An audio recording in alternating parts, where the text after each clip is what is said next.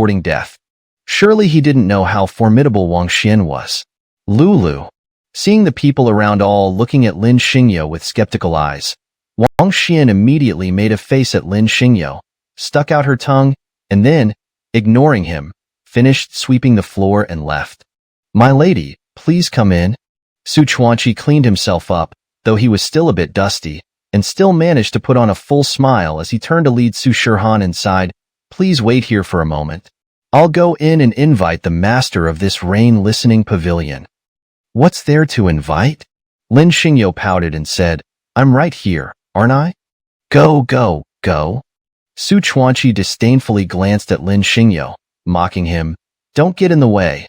Just you, a good-for-nothing. Think you're the master of the rain listening pavilion? Do you even know who the master of the rain listening pavilion is?" "Ah, you don't believe me." Lin Xingyo glanced at Su Chuanqi and said, "Then you can go in and take a look." "Hmph." Su Chuanqi snorted coldly, no longer paying attention to Lin Xingyo, instead brushing off the white powder on his body and walking towards the inner hall with the utmost respect. It was clear. Su Chuanqi had never taken Lin Xingyo's words to heart. Even after witnessing Wang Xian's behavior, he still didn't believe that Lin Xingyo was the person he was looking for. After all, he couldn't reconcile Lin Xingyo with the image of the invincible, immortal emperor, so he strode towards the inner hall of the rain listening pavilion. Meow. Bai Shiyu, who had been resting in the corner of the round table, suddenly opened her tiger-like eyes, glaring at Su Chuanqi with great displeasure. Su Chuanqi was suddenly met with this gaze, feeling as if his head was about to explode, a powerful aura directly pressing down on him. Clang, clang, clang. Su Chuanqi immediately lost his balance, his legs going weak as he staggered back a few steps, then plopped down on his bottom, all because of Bai Shiyu's single glance. He was completely terrified. Chapter 233, Disciple has something to say. Good heavens! Mother of, what kind of cat is this? Its aura is even more terrifying than the flame frenzy lion that belongs to the prince. Su Chuanqi sat on the ground, his eyes dull as he stared at Bai Shiyu, who was still resting in the corner of the round table. No wonder this is the residence of an immortal emperor. Even an ordinary cat has such a formidable presence. If I could form a connection with such a person, wouldn't I soar to great heights in the future? Shihan, you're here? At this moment, Chu Yun, who had been in the back hall, heard the commotion and came out. Seeing Su Shihan beside Lin Xingyo, she was momentarily stunned before exclaiming with great joy, "That's wonderful! Your master has been missing you like crazy these days." Hmph! Seeing Chu Yun come out and standing in the outer hall, Su Shihan immediately realized that this rain listening tower must indeed belong to her good-for-nothing master. But how could a good-for-nothing like him have managed to acquire this rain listening tower? Could it be that he's living off a woman's charity? Yes, it must be so. Su Shihan looked at the approaching Chu Yun and was certain of her guess. Chu Yun's demeanor and her goddess-like appearance made Su Shihan firmly believe that Chu Yun must be from a noble background. But why would she have taken a fancy to her good-for-nothing master? Could it be because of me? Su Shihan's expression changed, and she quickly realized.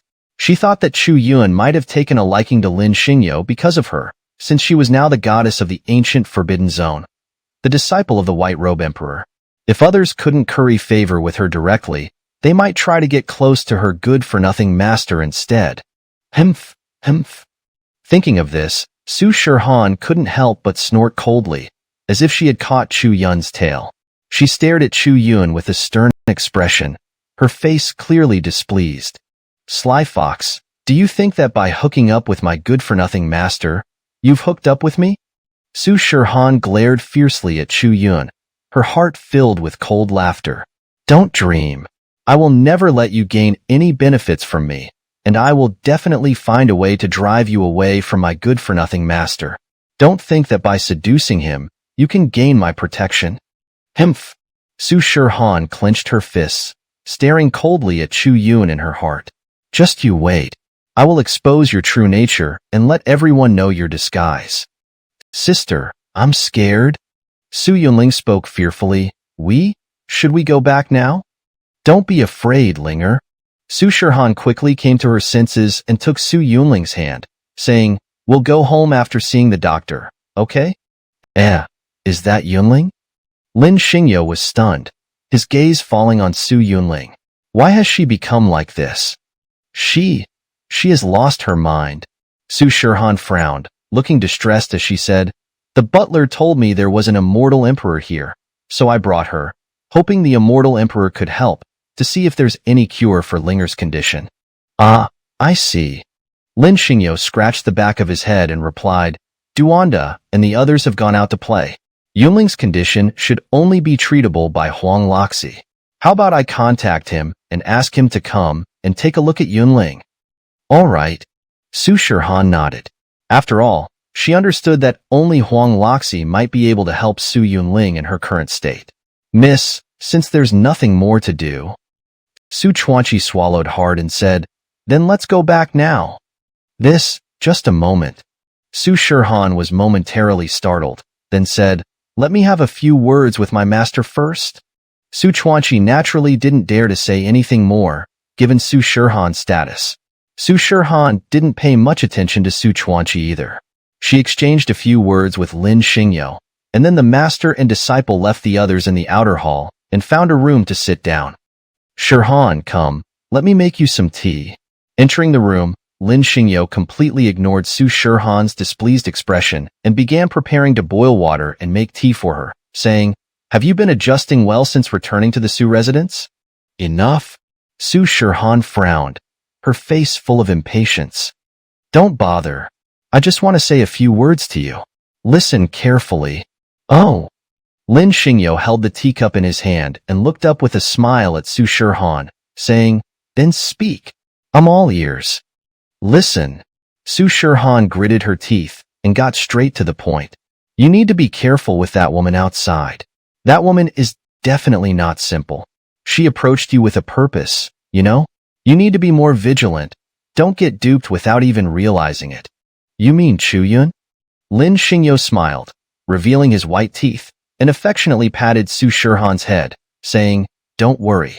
We're truly in love. True love. Su Shirhan sneered disdainfully. That woman has true love for you? Why don't you take a good look at yourself? What makes you think you're worthy of her? Look at her beauty, her demeanor. How could a good-for-nothing like you be worthy of her? I'm telling you, she approached you with a purpose. It's very likely because I am the disciple of the White Robe Emperor, the goddess of the ancient Forbidden Zone. That's why she approached you, you know? My silly disciple, do you really think your master is that bad? Lin Xingyo couldn't help but laugh, his eyes looking at Su Shirhan. Let me tell you, if your master were willing, I could have all the saintesses from the major sacred lands. Do you believe that? You. Su Shirhan's face turned black instantly. Looking at the laughing Lin Xingyo, she felt like she could squeeze ink out of him. How could this good-for-nothing have no self-awareness at all? Su Shirhan felt that she was being sincere with Lin Xingyo, telling him these things to prevent him from being deceived in the future. Why was he so unappreciative? Now he was laughing uncontrollably and even dared to boast about having all the saintesses from the major sacred lands. Who did he think he was? Did he really think that just because he was handsome, all women would fall for him? It was beyond her comprehension. She had to make him realize how dangerous his thoughts were, and that he couldn't continue like this, or it might end up harming himself. Don't be so overconfident. Suppressing the anger in her heart, Su Shirhan looked at Lin Xingyo and said, know your place. Understand what kind of status you have. Do you get it? Besides, do you even know what love is? Enough. Lin Xingyo laughed while raising his hand to pat Su Shirhan's head. I understand, my disciple. Don't worry about your master's affairs. You should focus on your own matters. You're not a child anymore. It's time you found a suitable partner. You. Su Shirhan stomped her foot in anger, turned around, and left, giving Lin Xingyo a cold, sharp back. Forget it. I've said what I needed to say. You take care of yourself. Su Shirhan was truly angry. She had kindly warned him, yet he didn't take a single word to heart. Instead, he turned the conversation back to her, Did he really think she, a formidable empress, needed his guidance from a mere nobody? A suitable partner? Su Shirhan sneered inwardly. What did she need with a partner for the rest of her life? Her heart was set on the path of cultivation, severing emotions, breaking desires, and pursuing the way of immortality. That was her path. Romantic entanglements were but fleeting clouds. Men would only slow her down, affecting the speed at which she drew her sword. She would never be ensnared by love. Wait a moment. Just as Su Shirhan was about to push the door open and leave, Lin Xingyo, who had finally caught up, hurried over. Shirhan, I have something for you. It might come in handy right now. The diagram of the ancient formation of the starry river of the primordial chaos? Su Shirhan was truly angry. She had been genuinely trying to warn him, yet he didn't take a single word to heart. Instead, he turned the conversation to her. Did he think that she, the peerless empress of emotionless, needed a good-for-nothing like him to meddle in her affairs? A suitable partner? Su Shirhan's heart was filled with cold laughter. What did she need a suitable partner for in her life? Her heart was set on the path of cultivation. She had cut off all emotions and desires. The path of cultivation and proving her immortality, that was her way. All the sentimental love affairs were but fleeting clouds. Men would only slow down her sword, so she would never fall into the trap of love. Wait a moment. Just as Su Shirhan was about to push the door and leave, Lin Xingyo, who had finally reacted, quickly came over and said, Shirhan, I have something for you. It might come in handy right now. The ancient formation diagram of the starry river of the primordial chaos? Su Shirhan took the diagram of the ancient formation of the starry river of the primordial chaos from Lin Xingyo and held it in her hand. Her eyes fixed on Lin Xingyo, she opened her mouth several times, seemingly wanting to say something, but in the end, she couldn't utter a single word. Shirhan, you've already broken through to the inscription realm, and it won't be long before you reach the array formation realm. Lin Xingyo smiled and gently patted Su Shirhan's head before affectionately saying, This diagram of the ancient formation of the starry river of the primordial chaos is a highly formidable killing array. If you can inscribe this array, you should become invincible in the array formation realm. Su Shirhan nodded and said to Lin Xingyo before walking away, Think carefully about what I just said. I won't say anything more. Just understand that everything I do is for your own good. After accepting the diagram of the ancient formation of the starry river of the primordial chaos, Su Shirhan turned around without looking back and pushed the door open. She walked out of the back hall, glared fiercely at Chu Yun, and without saying a word, left the rain-listening tower with Su Chuanqi and the others. Go, quickly report all of this to His Majesty. Chapter 234. The Emperor of Qin's Thoughts. What? The news of Su Shirhan and her party arriving at the Tingyu Tower quickly reached the Qin Imperial Palace, and upon learning of this, Emperor Wang Qi was instantly enraged. Of course, he understood Su Dingfang's intentions, sending Su Shirhan to the Tingyu Tower.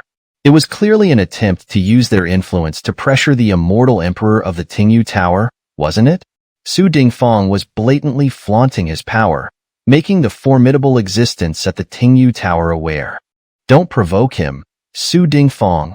He, Su Dingfang, has a remarkable daughter who is both the disciple of the White Robe Emperor and the divine maiden of the ancient Forbidden Land.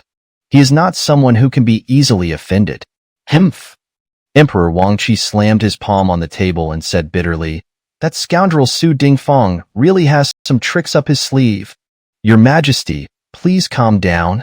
Yuan Tiankong stepped forward and said, Since that eminent figure hasn't expelled the seventh princess from the Tingyu Tower, it means that the eminent figure isn't afraid of Su Shirhan. It's very likely that their conversation didn't go well. Otherwise, why would Su Shirhan leave with such a grim expression? Yes. Upon hearing this, Emperor Wang Qi's mood brightened immediately. You're absolutely right. It's very possible that their conversation broke down. It must be that Su Shirhan tried to use her status to pressure the eminent figure, but the eminent figure didn't give Su Shirhan any face, which is why she left the Tingyu Tower in a huff. Exactly, Your Majesty. Yuan Tiankong became more and more convinced as he spoke. The situation must be like this. So Su Dingfang has ended up shooting himself in the foot this time. Humph, humph. Emperor Wang Qi snorted coldly and laughed. Su Dingfang. This man has always thought himself clever and always felt superior to others. His daughter must be just like him. She must have tried to use her status to pressure the eminent figure, forcing him to submit to them, without considering that an immortal emperor would never bow down to them so easily. This time, Su Dingfang has probably gotten himself into big trouble. After all, he has angered an immortal emperor. Perhaps we won't even need to lift a finger. The immortal emperor himself might just kill Su Dingfang. Your Majesty, that's right. Yuan Tiankong laughed loudly. Su Dingfang is definitely finished this time. Who knows how much he's suffering right now? The surrounding ministers couldn't help but laugh as well, as they all believed that Su Dingfang was finished and would soon be killed, given that he had offended an immortal emperor.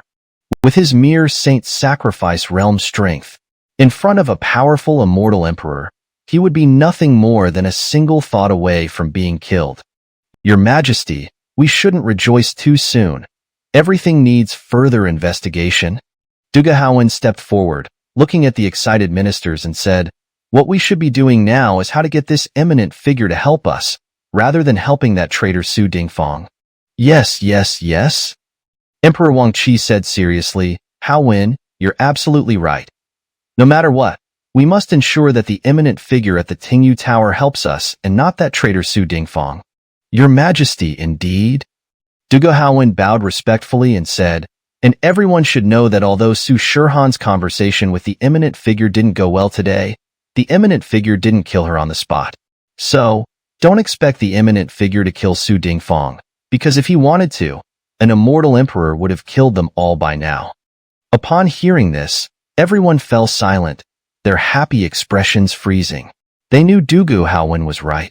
After all, an immortal emperor is the supreme existence in the immortal realm. With their dignity, they wouldn't waste too many words. If they were displeased, they would simply kill. They wouldn't let them leave, and then go kill them. Hao Wen, do you have any good ideas now? How can we get the help of that eminent figure? Emperor Wang Qi regained his composure and turned his gaze toward Dugahowen. Your Majesty. Dugahowen bowed and said, it all depends on the seventh princess. I understand. Emperor Wang Qi immediately caught on. Now that Wang Xian is by Lin Xingyu's side. To get Lin Xingyu to help the great Qin Empire, Wang Xian must bear his child as soon as possible. If that eminent figure could become his son-in-law, then he would have no choice but to help the great Qin Empire. However, Wang Xian is not like Wang Yan. It seems it will take some effort to get her to comply. Ah, what a headache. Emperor Wang Qi was truly troubled, now having to figure out how to get his precious daughter to climb into someone else's bed. Chapter 235. Arrival of the Divine Martial Hall. As the sky gradually darkened, the lights of Hanping City lit up, transforming the city into a sea of twinkling lights. The streets, now more crowded than during the day, bustled with activity as people moved in groups of 3 or 2, creating a lively atmosphere. In the Tingyu Tower, Lin Xingyu held by Sheer close, glancing sideways at Wang Xian, who was standing at the table painting. With a swift motion, he slapped her firm buttocks. Smack! The slap startled Wang Xian, who let out a yelp of pain. Frustrated, she grabbed the ink slab from the table and hurled it forcefully at Lin Xingyu's head. Smack! The ink slab missed Lin Xingyu and instead smacked Wang Xian in the face, splattering black ink all over her, turning her entire face pitch black. Chu Yuan, who was standing nearby, couldn't hold back her laughter, covering her mouth with her hand. Wang Xian's comical appearance was simply too amusing. Ah! Wang Xian, now completely infuriated, flailed her blackened hands and screeched, lunging at Lin Xingyu like a madwoman. She was ready to fight him to the end. This guy was too much. Not only did he make her do the laundry and cook every day, but now he even forced her to practice calligraphy and painting at night. If she didn't do well, she would get slapped. When had she, Wang Xian, ever suffered such indignity? Unable to hold back any longer, she charged at Lin Xingyu. Smack! Lin Xingyo wasn't about to indulge her tantrum. With a firm hand, he slapped her buttocks again, saying, "Calm down. If you keep making such a fuss, the next slap will land on your face." You dare. Wang Xian, hands on her hips and her face still smeared with ink, bared her teeth and growled, "If you hit me again, I'll bite you to death. Go on, go on." Lin Xingyo ignored the furious Wang Xian and instead looked at her sternly, scolding, "I just told you to paint carefully. Look at what you've drawn on the paper. Did you even listen to what I said? Can't you try to do better? Go wash your face and come back to paint. If you don't do it well, you're not allowed to sleep." "Wang Xian, that's enough." Chu Yun, still struggling to suppress her laughter at Wang Xian's blackened face, said, "Be a good girl and listen, or else your master might just lift you up into the sky." Hearing this, Wang Xian immediately shrank back, glancing fearfully at Lin Xingyo before darting off to the back hall like a flash of lightning. Being lifted into the sky, Wang Xian was genuinely terrified. For someone with a fear of heights, the mere thought was horrifying. So, at the mention of it, she bolted. "Great Priestess, this is the place?" As Wang Xian disappeared into the back hall, Bai Ruai entered the Tingyu Tower, leading an oddly dressed old woman who held a white bone staff and walked with a slight hunch. Lin Xingyo's expression grew serious as he sensed the formidable presence of the old woman. Her aura was so powerful that even he felt a pang of apprehension. So strong? Lin Xingyo realized that this old woman's cultivation was far beyond his own. If she were to attack, he wouldn't even be able to withstand a single move before being instantly defeated. Phew! Lin Xingyo exhaled deeply, then swept his hand to move the table aside. He approached the great priestess of the divine martial hall, who had just entered the Tingyu Tower. "Greetings, madam." Lin Xingyo bowed slightly, looking at the great priestess and asking, "May I ask what brings you here at this late hour?" The great priestess, upon seeing Lin Xingyo's respectful gesture, raised her head and opened her somewhat dim eyes, scrutinizing him. "Not bad. Your cultivation is a bit weak, but your temperament is commendable. No wonder the heavenly mandate chose you as the lord of our divine martial hall." "You are?" Lin Xingyo's heart sank upon hearing this, realizing that it must be related to the activation of the divine martial hall during his last sign-in. Now, the people of the divine martial hall had come looking for him. Whether this was a good or bad thing remained to be seen. For now, he decided to play it by ear. Lin Xingyo steeled himself, focusing his attention on the great priestess before him, but he refrained from speaking further. "Lord, do you intend for us to stand here and talk?" The great priestess looked up at Lin Xingyo and said, "I'm an old woman, and standing for too long might tire me. Perhaps we could discuss matters in the inner hall?" Chu Yun quickly. Lin Xingyo was momentarily taken aback, but quickly regained his composure. "We have honored guests. Prepare tea in the back hall." "Yes." Chu Yun responded and quickly bowed to Bai Ruai and the others before heading to the back hall. Lin Xingyo, seeing this, didn't waste any more words. He turned and led the way, and soon they all arrived in the inner hall. "Lord, I offer my greetings." As soon as Lin Xingyo led the great priestess and the others into the inner hall, they all knelt down. "Ah, please rise." Lin Xingyo was momentarily stunned but quickly recovered. He bent down and helped the great priestess to her feet, saying, "I believe you have much to discuss. Let's sit down and talk over some tea." "Yes, Lord."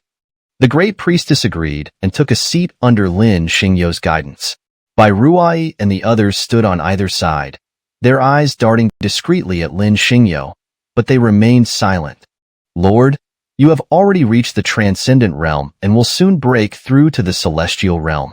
The great priestess looked at Lin Xingyo and said, "In addition to the 9 elements of wind, fire, thunder, and lightning, you now possess the 2 great paths of life and death. Once you comprehend the cycle of life and death, you will break through to the celestial realm and master the Tao of life and death. Your future is truly limitless." Lin Xingyo fell silent. Even Black Emperor couldn't fathom his current state. Yet this old woman could see through it with a single glance. She even pointed out the key to his breakthrough. Comprehending the Tao of life and death, Lin Xingyo understood. This old woman was no ordinary figure. She was extraordinary. Her cultivation was unfathomably deep. Even with his current strength, all he could see when looking at her was a veil of mist, with nothing else discernible. Alas, it's a pity. The great priestess sighed and said, "Your talent is indeed remarkable, but to become the lord of our divine martial hall, your current cultivation is far too low." Our divine martial hall was one of the most powerful forces during the primordial era, but it suffered a great calamity and has since declined. To this day, few even remember the existence of the divine martial hall. Lin Xingyo remained silent, though he could sense the disdain and dissatisfaction in the old woman's words. It seemed she was far from pleased with him as the chosen lord of the divine martial hall, even harboring a hint of contempt. "Lord, I must be blunt." The old woman spoke without hesitation. "If you wish to restore the former glory of the divine martial hall, you cannot afford to be complacent as you are now. You must strive to cultivate diligently and break through your current limitations as soon as possible." "Oh." Lin Xingyo shrugged indifferently and said, "Then I won't do it." "What?" The great priestess immediately stood up, her voice trembling with emotion. "Just now, you said, you won't do it? How can this be your decision? You are the chosen one of the heavenly mandate. How can you simply refuse the responsibility?" The great priestess was so moved that tears welled up in her eyes. The position of the Lord of the Divine Martial Hall was of utmost importance, a figure destined by the heavens, destined to become one of the most powerful beings in the world. How could this person be so indifferent? Did he not know how long they, the remnants of the Divine Martial Hall, had waited for this moment, for him to take up the mantle of leadership? "Ah, madam, please don't cry." Lin Xingyo, seeing the great priestess of the Divine Martial Hall tear up, felt a pang of guilt and spoke up, "Let's discuss things calmly. The truth is, even if I don't take my cultivation seriously, I can still break through quickly because, after all, I am destined by the heavenly mandate." "Nonsense." The great priestess looked sternly at Lin Xingyo and said, "There is no such thing in this world. To succeed, one must work hard. To break through quickly, one must diligently cultivate. Only then can one become a powerful practitioner." "All right, fine." Lin Xingyo pouted and said helplessly, "If you think so, then so be it." "Lord, you can't do this." The great priestess persisted. "You must face your problems and correct your attitude. You are no longer just an individual. You are the Lord of our divine martial hall, the one who will lead us to glory in the future." Lin Xingyo felt a headache coming on, almost wishing he could smash the system to bits. What kind of trouble had the system gotten him into now? Could he not just live a peaceful life as a carefree layabout? Lin Xingyo couldn't help but inwardly roar, of course, also venting his frustration at the system. Life was going so well, and then the system had to drag the divine martial hall into it. Now, a formidable old lady had come knocking at his door. She had arrived with a lecture. A full-blown ideological and political lesson. How could he live like this in the future? Damn it! Lin Xingyo became angrier the more he thought about it. Why become the lord of the divine martial hall in the first place? Life was so much better this way. System, get this old lady out of here. Lin Xingyo rolled his eyes and directly called out to the system, "If she stays here, I'll die right in front of you." The system remained silent. Not a single sound. No matter how much Lin Xingyo shouted, it completely ignored him. Frustrated, Lin Xingyo felt like tearing it apart. "Lord, to ensure you cultivate diligently." Seeing that Lin Xingyo remained silent, the great priestess addressed him directly. "From now on, the sisters Ruai and Ruashi will stay by your side. They will protect you and supervise your cultivation until you reach the immortal realm. Then, I will take you to the Undying Mountain to inherit the position of the Divine Martial Hall's Lord." Chapter 236, Found a Treasure. The next morning, the golden sunlight rose in the east. The streets outside Tingyu Tower were bustling with activity, with people coming and going in great numbers. Lin Xingyo started his day as usual, practicing his sword in the inner courtyard, and then strolling through the streets, picking up anything interesting he came across. The Grand Priest from the Martial God Temple had already left, leaving behind sisters Yun Ruai and Yun Ruashi. Lin Xingyo didn't stand on ceremony. As long as the Grand Priest wasn't around to nag him, he was fine. Regarding the two sisters, he didn't think too much about it. He simply assigned them to guard Tingyu Tower, greeting guests when they arrived and letting them rest in the tower when there was nothing to do. The sisters were quite obedient. Upon receiving Lin Xingyo's instructions, they didn't argue and immediately started managing the shop. "Boss, how much is this thing?" At a secluded alley near Tingyu Tower, Lin Xingyo, holding by sheer, crouched down and picked up an ancient-looking bronze scroll. After examining it and noticing some faint runes on it, he asked the vendor, "Sir, are you interested?" The vendor, Zhang Yi, raised a finger and said, "If you like it, would 100 low-grade spirit stones be acceptable?" Zhang Yi wasn't a regular vendor here. He only set up his stall once every few months. So, when he saw Lin Xingyo looking at his goods, he immediately quoted a sky-high price.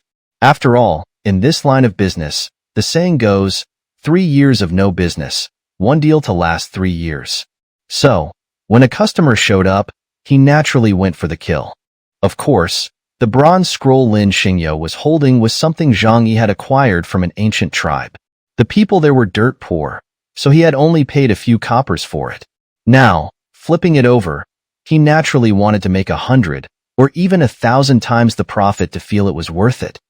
"Oh," Lin Xingyo responded, lifting the scroll and closely examining it. 100 low-grade spirit stones? Isn't that a bit too expensive?" "Sir, it's not expensive at all. Look at its quality. And those runes." Zhang Yi, seeing Lin Xingyo haggling, immediately put on a flattering smile. In this business, the rule was that as long as you haggled, there was a good chance you'd get scammed. So, Zhang Yi quickly added, "It's definitely an old piece. If the runes were any clearer, don't even think about 100 low-grade spirit stones. Even 10,000 wouldn't be enough to buy it from me." Zhang Yi was completely in character, his eyes fixed on Lin Xingyo as he continued, "Sir, you'd better take a good look at this. If you miss out on this, you'll regret it for the rest of your life." "Oh," Lin Xingyo couldn't help but chuckle faintly at this. "You seem to know your stuff. Tell me, what's the origin of this thing, and what do the runes say?" "Sir, are you testing me?" Zhang Yi raised an eyebrow, his eyes narrowing as he looked Lin Xingyo up and down. This is obviously a bronze scroll used for sending messages in a sect. Lin Xingyo smiled without speaking, because this bronze scroll wasn't for sending messages. It was a precious technique, a technique of transformation. However, the scroll was sealed, and if broken open forcibly, the technique inside would be destroyed along with the scroll. "Sir, don't just smile." Zhang Yi, seeing Lin Xingyo's silence, swallowed hard and continued with a fawning smile, 100 low-grade spirit stones is a fair price. If it were someone else, I'd ask for 1,000 right away." "Oh," Lin Xingyo said, weighing the scroll in his hand. "This is an old piece, but the runes are badly worn. At most, it's just scrap metal.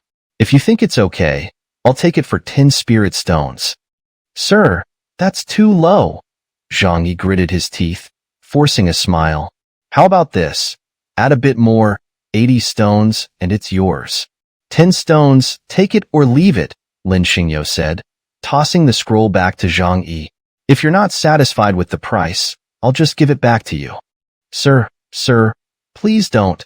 Zhang Yi's expression froze, then quickly changed to a pleading one. 50 stones, I'll wrap it up for you. How about that?" "Forget it," Lin Xingyo shrugged, brushing his hands off as he stood up. "I'll go look elsewhere." "Sir, you're too ruthless." Zhang Yi's face looked as though his mother had just died. With a heavy sigh, he picked up the scroll and began wrapping it up. All right, I'll take the deal. 10 spirit stones, and it's yours." "Hey, Zhang Yi, let me see that." Just as Zhang Yi finished wrapping the scroll and Lin Xingyo was about to take it, a voice suddenly rang out. Turning his head, Lin Xingyo saw a fat man holding a large string of prayer beads approaching. Fourth Master Song, what a surprise! Zhang Yi immediately put on a fawning smile. The item has already been sold to this gentleman. It wouldn't be proper to show it to you. But please, take a look at my other wares. Anything you fancy is my gift to you. Humph! Song Si's brow furrowed, his face instantly darkening. Everyone in this street knew who Fourth Master Song was, especially in this line of business. His word carried great weight. Whether it was Zhang Yi or even the prestigious shops like Xianbao Zhai or Lingbao Lu, none would dare cross him. Now, Zhang Yi had the audacity to refuse him over a mere bronze scroll. Song Si's expression was as dark as could be. Fourth Master Song, please don't be angry, Zhang Yi quickly added. I'm just following the rules of the trade. Zhang Yi, hand it over. Song Si's eyes narrowed, and he reached out, grabbing the bronze scroll from Zhang Yi's hand. What rules? I am the rule here. In Homping City, everything is up to me. If you don't understand the rules, then don't bother coming back to Homping City. Got it? After saying this, Song Si glared harshly at Zhang Yi, then took the scroll and turned to leave. You're such an ignorant fool. Don't let me see you again, or I'll beat you up every time I see you, understand? But in the next moment, Song Si's gaze froze. His eyes widened as he looked at Lin Xingyo, for his hand holding the scroll had been caught by Lin Xingyo. Humph! Song Si quickly recovered from his shock, glaring at Lin Xingyo. What kind of dog are you, daring to grab my hand? Do you want to die? Sir, please let go, Zhang Yi quickly urged Lin Xingyo. You mustn't act rashly. Fourth Master Song isn't someone to be trifled with in this area. Don't offend him over such a small matter. Listen, you dog. Song Si, hearing this, arrogantly looked down at Lin Xingyo. In Homping City, you'd better open your dog eyes and see who you can and can't offend. Especially me. You simply can't afford to offend me, understand? Is that so? Lin Xingyo sneered coldly. But today, I just want to offend you. What are you going to do about it? You dog, you're asking for death. Song Si arrogantly raised his head, disdainfully staring at Lin Xingyo. Do you know who I am in Homping City? I am the second brother of Su Chuanqi of the Su Mansion. We once swore brotherhood at the East Garden. So in Homping City, my elder brother Su Chuanqi has my back. Don't even mention you. A nobody with no status. Even officials have to give me some face, understand? Oh. Lin Xingyo's expression changed slightly, and after a moment of silence, he said, You sound quite impressive. I didn't expect someone like Su Chuanqi to be so formidable. That does surprise me a bit. Chapter 237. Looking down on people through dog eyes. Humph. What do you mean by that? Song Si snorted coldly, his arrogance even more pronounced as he declared, Do you look down on my elder brother? Let me tell you, even a gatekeeper of the Prime Minister holds the rank of a 7th grade official. My elder brother, Su Chuanqi, is a close confidant of the Prince of the South. If you offend me, you offend my elder brother, and by extension, the Prince of the South, understand? Sir, a wise man knows when to retreat. Mr. Song Si isn't lying. He has the Su family as his backing, which is not something we ordinary folk can afford to offend. So, just let him have that bronze scroll. Zhang Yi, seeing the situation escalate, quickly tried to appease Lin Xingyo. Or, if you don't mind, I have plenty of other items in my stall. I'd be happy to give you a few for free. Just don't compete with Mr. Song Si over this. No. Lin Xingyo responded firmly. Rules are rules. No one can break them. If business has no rules, how can anyone continue to operate? Ah, this matter. Zhang Yi opened his mouth, but couldn't find the words to continue. After all, there were indeed rules in this trade, and Lin Xingyo was right. If everyone ignored the rules, how could business continue? Song Si, aren't you going to let go? Do you want to break the ancestral rules? Lin Xingyo glared at Song Si. If so, I'll have to cripple your arm. You dare? Song Si was furious. What was his status? He was the renowned Mr. Song Si of Homping City, well respected in the antique trade. Now, this nobody dared to challenge him? He must be tired of living. Very well. Song Si sneered inwardly, looking up at Lin Xingyo with a twisted grin. It seems I've been too lenient. You have no idea the trouble you've caused. Mr. Song Si, please don't get angry. This shopkeeper doesn't know who you are. With your status, please don't lower yourself to his level. Zhang Yi, seeing Song Si's anger rise, quickly pulled Lin Xingyo aside and forced a smile. He's ignorant.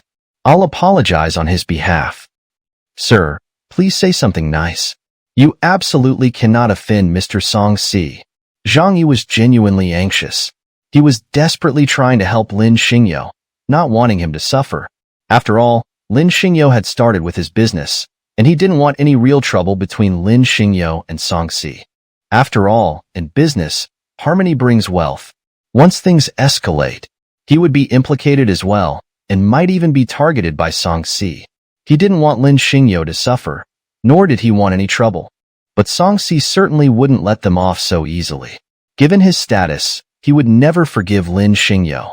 So, with a contemptuous glare, he stared down at Lin Xingyo, his tone incredibly arrogant. You dog. I'll give you one chance. Hand over the bronze scroll and kneel down to kowtow 3 times, calling me Mr. Song Si. If you do that, I'll let today's matter pass. Otherwise, I'll make sure you regret it. Is that so? Lin Xingyo's gaze turned cold as he stared at Song Si, his voice filled with killing intent. And if I refuse, are you going to beat me? Beat you? Song Si disdainfully glanced at Lin Xingyo, then raised his hand as if to slap him across the face. You think too simply. I'm not just going to beat you. I'm going to kill you. Wow. The surrounding onlookers, who had just realized what was happening, were all nearly scared out of their wits. Seeing Song Si raise his hand to slap Lin Xingyo, their hearts almost leapt out of their throats. Song Si was doomed. The crowd was certain of it. Song Si's recklessness was beyond belief.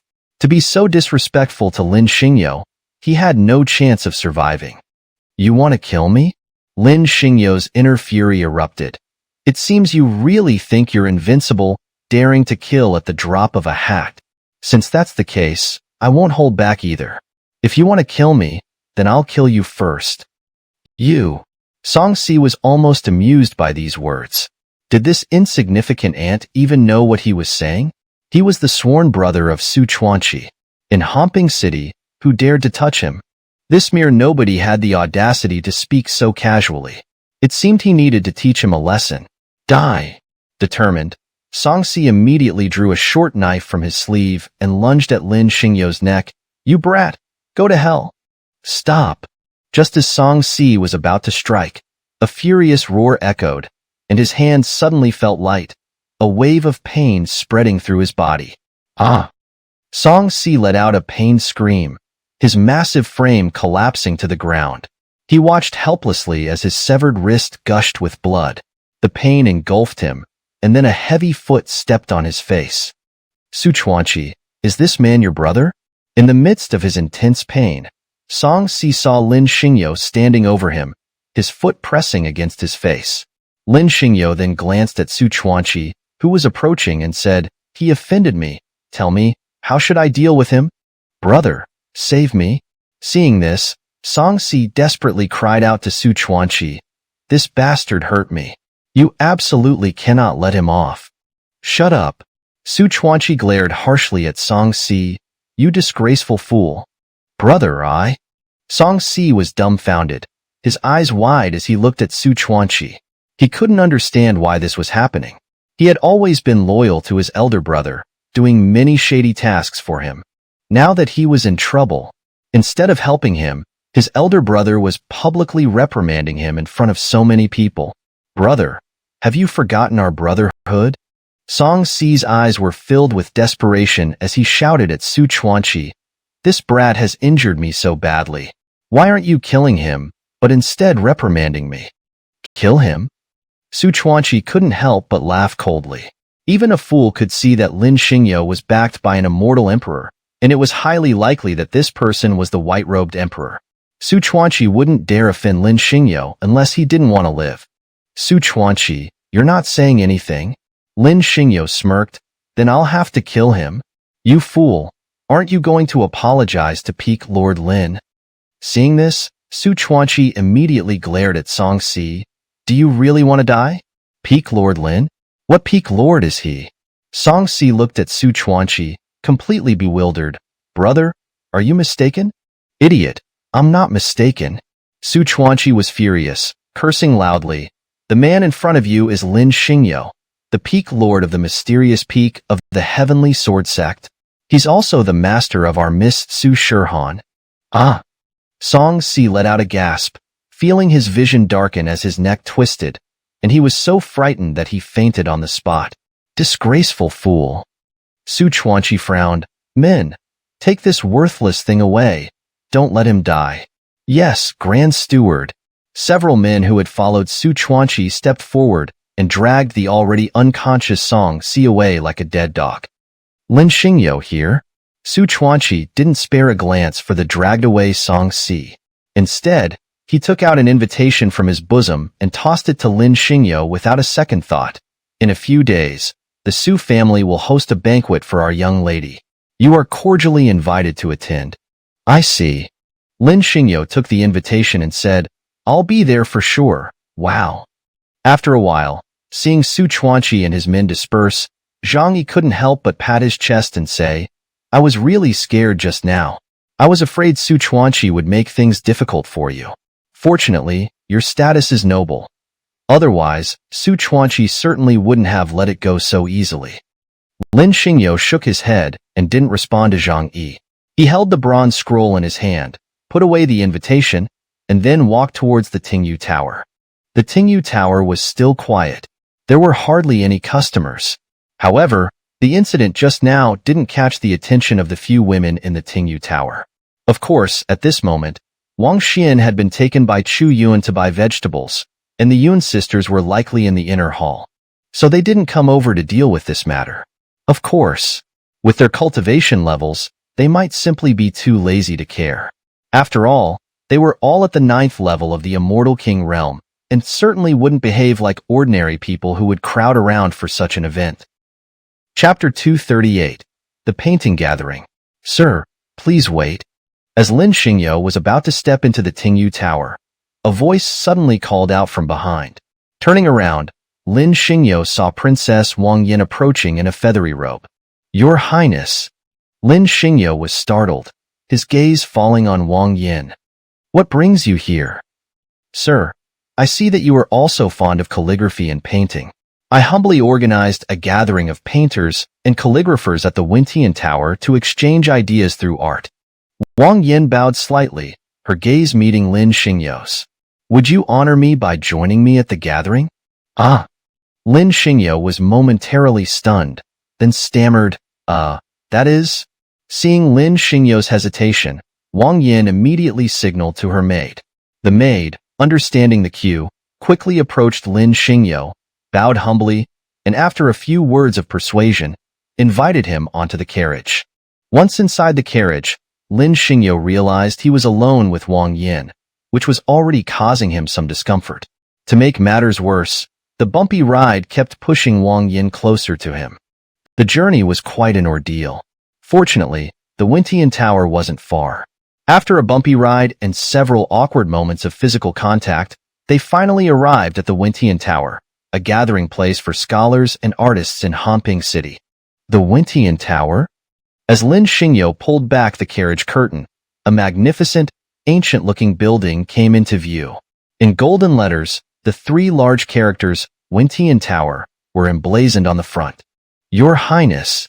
As Lin Xingyo stepped down from the carriage, Wang Yin also emerged from the carriage behind him. Immediately, everyone in front of the Wintian Tower knelt down, showing their utmost respect and adoration for Wang Yin. Rise. Wang Yin stepped forward and, before Lin Xingyo could react, took his hand. In that instant, the One-Run scholars kneeling on the ground all turned to Lin Xingyo with eyes full of jealousy and hostility. Yin Gongzi, what's going on here? Suja, finally snapping out of his shock, looked at Lin Xingyo and asked Yin Cheng beside him, who is this person that the princess favors so much? I don't know. Yin Cheng's head was about to explode. This scene was a huge shock to him, as he had been pursuing Wang Yin for years without even getting a chance to hold her hand. Yet here she was, voluntarily holding Lin Xingyo's hand. Not just Su Zhe and Yin Cheng, but all the surrounding scholars were dumbfounded, staring in disbelief at the scene. The eldest princess of the Qin Empire, the renowned Ice Beauty, was publicly holding hands with a man, and even worse, they had arrived together in the same carriage. The onlookers felt that this revealed far too much information, and it took them a long time to recover from their shock. What's going on? After a long while, everyone finally came to their senses. Watching Wang Yin holding Lin Xingyo's hand as they walked towards the Wentian Tower, they looked at each other in disbelief. The princess is acting like this. Could this man already be the imperial son-in-law? Hey, don't talk nonsense. Yin Cheng was startled and quickly said, if he were the imperial son-in-law, the emperor would have issued a clear decree. I think they're just ordinary friends. There's still a chance for us. We can't let this pretty boy win the princess's heart. Hearing this, everyone felt it made sense. This was their chance to perform, and during the upcoming painting and calligraphy gathering, they had to make Lin Xingyo lose face. Inside the Wentian Tower, Lin Xingyo and Wang Yin entered, where almost all of the Qin Empire's renowned painters and calligraphers had gathered. The atmosphere was lively. Your Highness. The painters and calligraphers in the Wentian Tower all knelt down to pay their respects to Wang Yin. Please rise. Wang Yin raised her hand and said, if everyone is here, let's begin our painting and calligraphy gathering now. Begin the session. Hearing Wang Yan's words, the steward of the Wentian Tower didn't dare to delay, immediately announcing the start of the gathering. The surrounding scholars and master painters all found their places, began grinding ink, and prepared their brushes and paper to start their artwork. This is interesting. Lin Xingyo was intrigued, as such a grand occasion wasn't something one could witness every day. He couldn't help but feel the urge to compete with them. Sir, would you like to create a piece? Seeing Lin Xingyo's eager expression, Wang Yin immediately asked, let me witness your talent. All right. Lin Xingyo hesitated for a moment, then said, I'll do one. Wang Yin smiled charmingly and led the way, with Lin Xingyo following behind. In front of them was a fine Nanmu table, already laid with paper, and the 4 treasures of the study were neatly arranged. Lin Xingyo didn't hesitate. He stepped forward, smoothed the paper with a wave of his hand, pondered for a moment, and then began painting with his brush. Beside him, Wang Yin immediately started grinding ink for him. The surrounding scholars, however, were all glaring with discontent. It was clear that they were all feeling quite uncomfortable. The eldest princess of the Qin Empire personally grinding ink for Lin Xingyo was an extraordinary honor. This honor belonged to Lin Xingyo, not to them. Why? Just because Lin Xingyo was good-looking? Were they not handsome enough? Not only were they dashing and handsome, but they were also from prestigious families. How could someone like Lin Xingyo, with no reputation, compare to them? Why couldn't the princess treat them as well? Lin Xingyo, however, paid them no mind and immersed himself completely in his painting. Only after finishing his piece did he look up and say, done. After finishing his painting, Lin Xingyo casually tossed the brush onto the table, clapped his hands, and straightened up to look ahead. Meanwhile, the surrounding scholars and master painters were still busy with their own works. Lin Xingyo had taken the lead, but Wang Yin frowned, because Lin Xingyo's painting, while somewhat spirited, was too rough. A divine dragon leaping out of the sea, with the surrounding scenery hastily sketched, looked chaotic at first glance. The entire painting felt unrestrained and natural, with no trace of the meticulous techniques of various schools. Wang Yin couldn't see any merit in it. However, Wang Yin didn't dwell on it, as whether Lin Xingyo's painting was good or not wasn't important. What mattered was that she could pique his interest, to make him fall for her, to successfully execute her beauty trap, to make him submit to her charms. So, although Wang Yin didn't like Lin Xingyo's painting, she still couldn't help but praise it a little. Then, Lin Xingyo walked to the window with Wang Yin, looking out at the view outside the Wentian Tower. Standing together, they naturally exchanged a few words, though nothing particularly significant. Chapter 239. Unfathomable Depth. Time flew by swiftly. In no time, the scholars and renowned calligraphers and painters gathered in the Winnie building had completed their works. Since this was the dancing brush and ink assembly, Princess Wang Yin had naturally invited several respected elders to evaluate the pieces. With the paintings and calligraphy finished, there was naturally a round of appraisal within the Winnie building. The crowd gathered around, eager to see how their works would be judged by the esteemed elders. Brother Yin, your ink bamboo painting has a simple yet refined composition. Although there are not many bamboo stalks, it conveys a lush, elegant, and towering impression, as if one were standing in a verdant bamboo forest. Marvelous, truly marvelous. Suja, holding a painting of lotus, rocks, and aquatic birds, walked over while admiring Yin Cheng's ink bamboo painting, praising it as if it were a divine stroke of inspiration. Brother Yin, your painting of lotus, rocks, and aquatic birds is also excellent.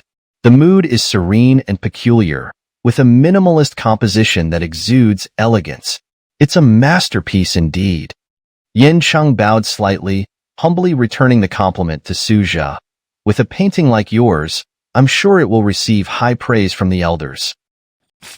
Lin Xingyo couldn't help but laugh at this scene. These scholars were indeed quite pretentious. Before even having their works evaluated by others, they were already complimenting each other, which struck Lin Xingyo, accustomed to modern perspectives, as both amusing and endearing. Sir, why are you laughing? Seeing Lin Xingyo laugh, Yin Cheng and the others immediately turned to him with displeased expressions. Did we say something wrong just now? No. It's not that, Lin Xingyo cleared his throat and replied. It's just that seeing you all compliment each other like this made me find it quite amusing, so I couldn't help but laugh. Rude, too rude. Yin Cheng immediately became very angry. We were merely appreciating each other's calligraphy and paintings. Where did you get the idea that we were complimenting each other? You are insulting us, do you understand? Suja was also furious. They were merely appreciating each other's works, not complimenting each other, and being referred to as such by Lin Xingyo was unacceptable. Suja felt that Lin Xingyo was belittling them to elevate himself, and their faces darkened with anger. They could not accept being called complimenting each other. Their gaze toward Lin Xingyo turned cold, finding him crude and unworthy of standing among them as a scholar. Sir, since you dare to mock us in public, what divine masterpiece have you created? Would you dare show us your work? After a moment, both Suja and Yin Cheng turned their attention to Lin Xingyo, and the surrounding crowd, eager to see Lin Xingyo's embarrassment, also looked over. That's all right. Lin Xingyo hesitated and then declined. It was just a casual sketch. I wouldn't dare show it to everyone. I'm ashamed, truly ashamed. What are you ashamed of? Yin Cheng narrowed his small eyes, his mockery unconcealed. Since this is the dancing brush and ink assembly, of course, you should present your work for everyone to evaluate. Do you think we would laugh at you? As the eldest son of the Yin Marquis household, Yin Cheng had always considered himself charming and distinguished, his status naturally placing him above others. Therefore, in any gathering in the Qin kingdom, he was regarded as a standout figure. But today, he felt his pride was wounded. Lin Xingyo, a mere nobody, not only had the favor of the princess, but now dared to mock him and Suja. Seeing an opportunity, Yin Cheng was eager to humiliate Lin Xingyo, as he had long been displeased with him. Humph. The crowd in the Winnie building, hearing this, all focused their attention on Lin Xingyo, their eyes filled with mockery and disdain, waiting for the spectacle. Lin Xingyo felt a bit uneasy, as his work had been done spontaneously. He had no idea whether it was good or bad, so he really didn't dare to show it. After all, these were all talented scholars of the Qin kingdom. Their calligraphy and painting skills were undoubtedly excellent, so Lin Xingyo was afraid of being ridiculed. Humph. Seeing this, Yin Cheng and the others naturally sensed Lin Xingyo's unease, and Suja, seeing an opportunity to humiliate him, couldn't help but say, Sir, bring it out for everyone to see. I promise I won't laugh at you. Yes. The surrounding crowd joined in, urging, "Bring it out for us to see." Princess Wang Yin, who had been seated high in the Wenyi building, saw the crowd stirring up trouble and felt extremely uncomfortable. After all, she had seen Lin Xingyo's painting of the dragon emerging from the sea. Although it had some spirit, it was crude and lacked any structure, being entirely spontaneous. If it were shown to everyone, it would undoubtedly be ridiculed. "Everyone, since Mr. Lin is unwilling, why are you forcing him?" Unable to remain silent, Princess Wang Yin spoke up. Having said that, Wang Yin felt a bit helpless. After all, in front of so many people, if Lin Xingyo were to be ridiculed, it would also tarnish her reputation. "Princess, that's not right of you. Since this gentleman was brought here by you to participate in the dancing brush and ink assembly, he must have some skill in this area. Otherwise, what qualifications does he have to be here?"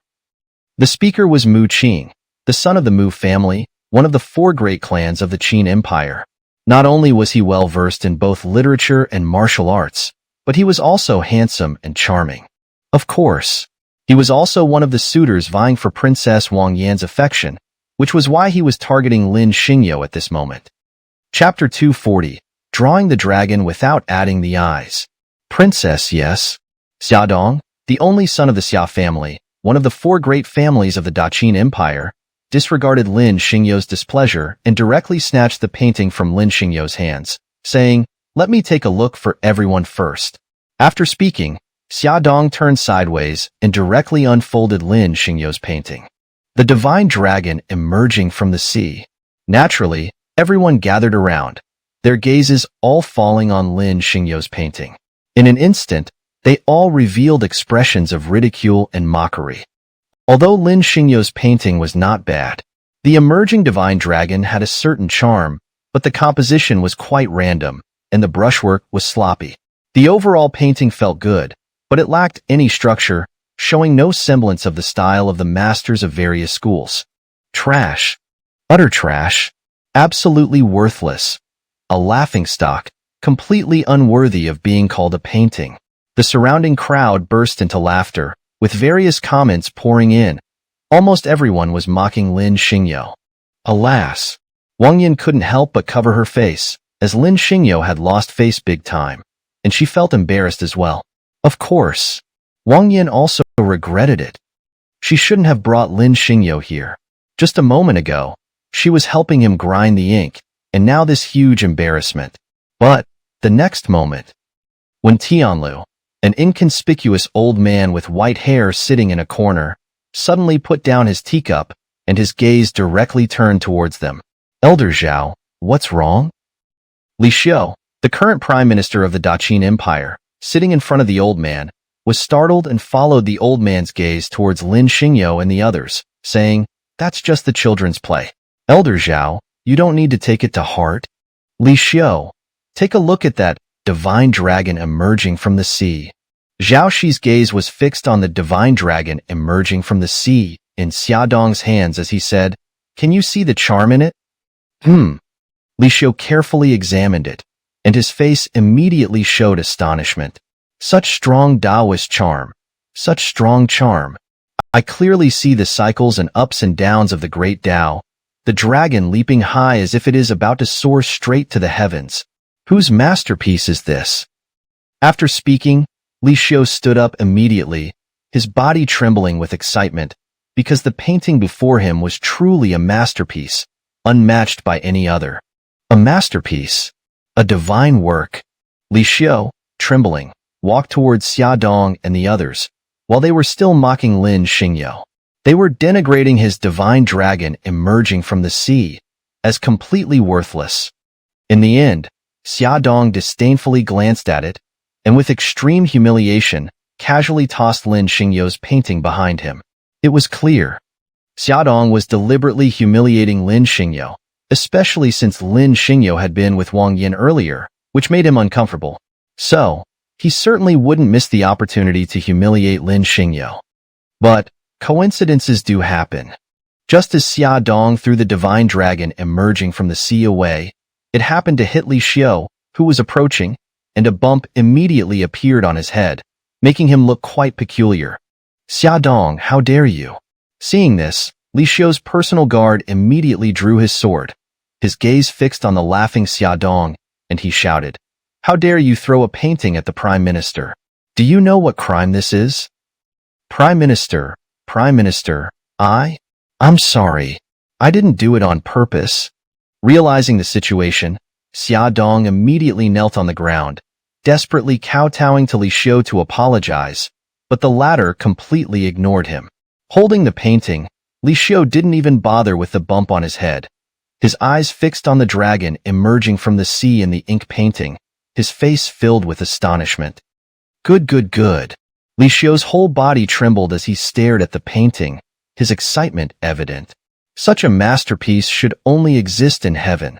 How rare to see it on earth. Everyone around looked at Li Xiu, all stunned, completely dumbfounded. The information revealed by Li Xiu's words was too much, leaving the onlookers completely unable to react. What's going on? After a while, Mu Feng finally reacted, his eyes fixed on Li Xiu, and he said, "Grandpa Xiu, did you make a mistake? This painting has no charm at all. It's completely mediocre. How could it deserve such high praise from you?" "Shut up." Li Xiu glared at Mu Feng with extreme dissatisfaction, then looked at Lin Xingyo's divine dragon emerging from the sea, with great excitement and reverence, saying, "You ignorant people, how could you understand a masterpiece? Even if you saw it, you wouldn't understand it. To comprehend this painting, your cultivation is still 100,000 years short." "Grandpa Xiu, are you mistaken?" Mu Feng raised an eyebrow, pouted disdainfully, and said, "Take a closer look. Look at the dragon in the painting. It doesn't even have eyes. It's a blind dragon, isn't it? How can such a painting be called a masterpiece? Grandpa Xiu, aren't you getting old and senile? Ignorant child, what do you know?" Hearing this, Li Xiu immediately became very angry and reprimanded. "If you add eyes to this dragon in the painting, it will fly out, understand?" "Ah!"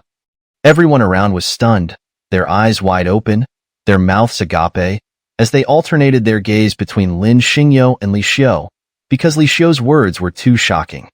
Adding eyes to the dragon and it will fly out. This is no longer just a painting. It has become a treasure, an artifact. Who exactly is this unknown person? Just a casual painting can reach such a height. They were mocking him earlier. Isn't that courting death?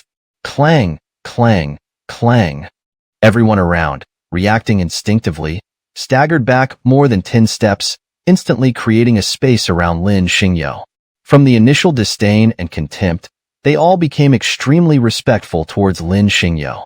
This is a divine being, able to paint a divine dragon, and with a mere touch of the eyes, it would fly to the heavens. For them, they could only look up to him, not worthy to stand beside Lin Xingyo. "Senior, this junior pays his respects." Seeing this, Zhao Shi and Li Xiu immediately walked up to Lin Xingyo with great respect. In front of everyone's astonished gaze, they knelt down before Lin Xingyo with utmost sincerity and respect. Everyone around was petrified, as this scene was too shocking. The head of the Zhao family, one of the 4 great families, the old general of the Daqin Empire, Zhao Shi, and the current prime minister, Li Xiu. They actually knelt down to Lin Xingyo in public and respectfully addressed him as senior. This scene shocked not only Mu Feng and the others, but even the usually composed Wang Yan. Zhao Shi and Li Xiu. They are equals of Su Dingfang, and in the Daqin Empire, apart from the current emperor, there is hardly anyone who can command such respect from them. Now, Lin Xingyo, with just a painting of a divine dragon emerging from the sea, has made these 2 great figures kneel before him. How could the onlookers not be shocked? Senior. Lin Xingyo couldn't help but feel a headache. To be honest, he hadn't fully processed the situation.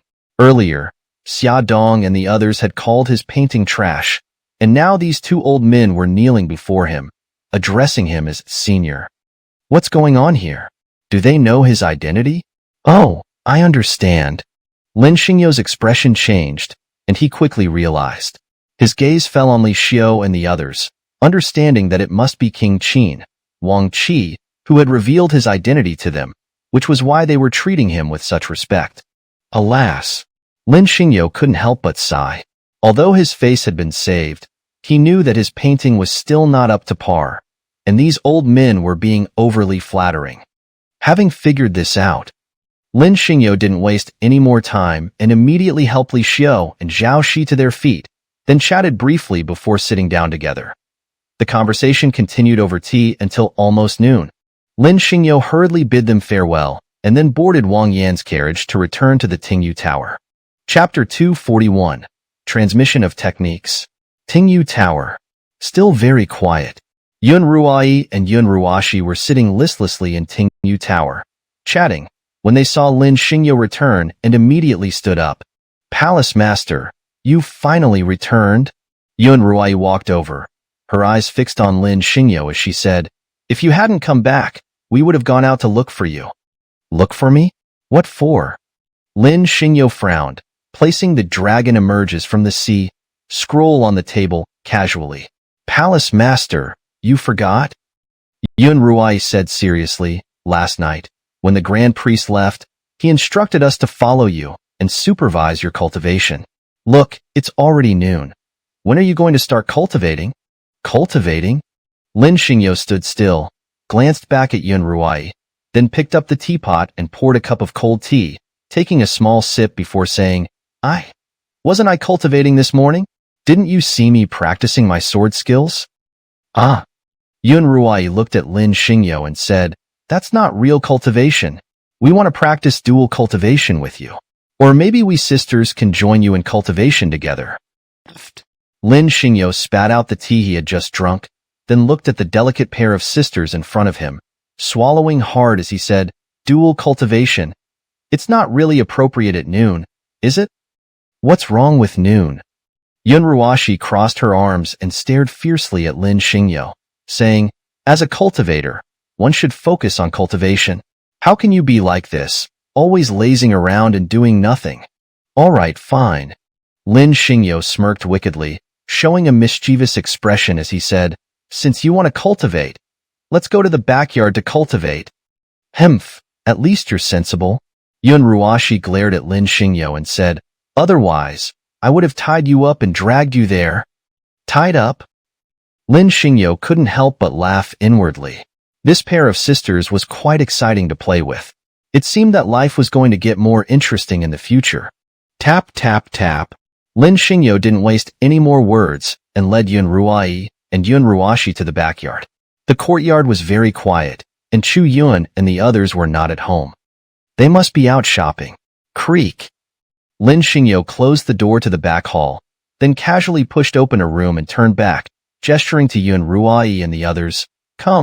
Come on in. Palace Master, what are we coming in for? Yun Ruai and Yun Ruashi both widened their eyes, looking at Lin Xingyo with confusion. Lin Xingyo pursed his lips and said with a mischievous smile, cultivating, of course. Palace Master, we don't need to go into the room to cultivate. It's better for the three of us to cultivate here. The space is bigger, Yun Ruai said, slightly bowing to Lin Xingyo. Oh, that's true. Lin Xingyo nodded in understanding, feeling that what Yun Ruai said made sense. Cultivating outside was indeed better than in a room. That way, they could also have more fun, right? Lin Xingyo calmed himself down, then immediately removed his outer robe and looked at Yun Ruai and the others, saying, what are you waiting for? Take off your clothes, ha. Take off our clothes? Yun Ruai stared at Lin Xingyo in confusion. Why do we need to take off our clothes? Without taking off our clothes, how can we cultivate? Lin Xingyo looked at Yun Ruai with a headache. Didn't they just say they wanted to practice dual cultivation together? If they didn't take off their clothes, what kind of cultivation was that? Besides, he couldn't be too rough, could he? Sister, this scoundrel has the wrong idea. Seeing the situation, Yun Ruashi, who had reacted, blushed furiously and pointed at Lin Xingyo, saying, He thinks of that kind of thing. Ah, scoundrel. Yun Ruai also reacted and immediately blushed, glaring fiercely at Lin Xingyo. You scoundrel! You villain! What's going on? Lin Xingyo was momentarily stunned, his expression a bit unnatural as he said, just now, it was you who said you wanted to practice dual cultivation. Now you're blaming me? What were you thinking? Yun Ruai blushed and stomped her foot in anger, saying, dual cultivation? It's a special technique where each person can transfer their spiritual energy into the other's body, allowing for rapid improvement in cultivation. It's a secret technique of the martial god palace. This kind of dual cultivation? Lin Xingyo covered his face, feeling a toothache. This misunderstanding was quite a mess. He thought he could enjoy a double experience. After all this time, it turned out to be 3 people cultivating together? Boring. Lin Xingyo put his clothes back on and waved his hand, saying, dual cultivation.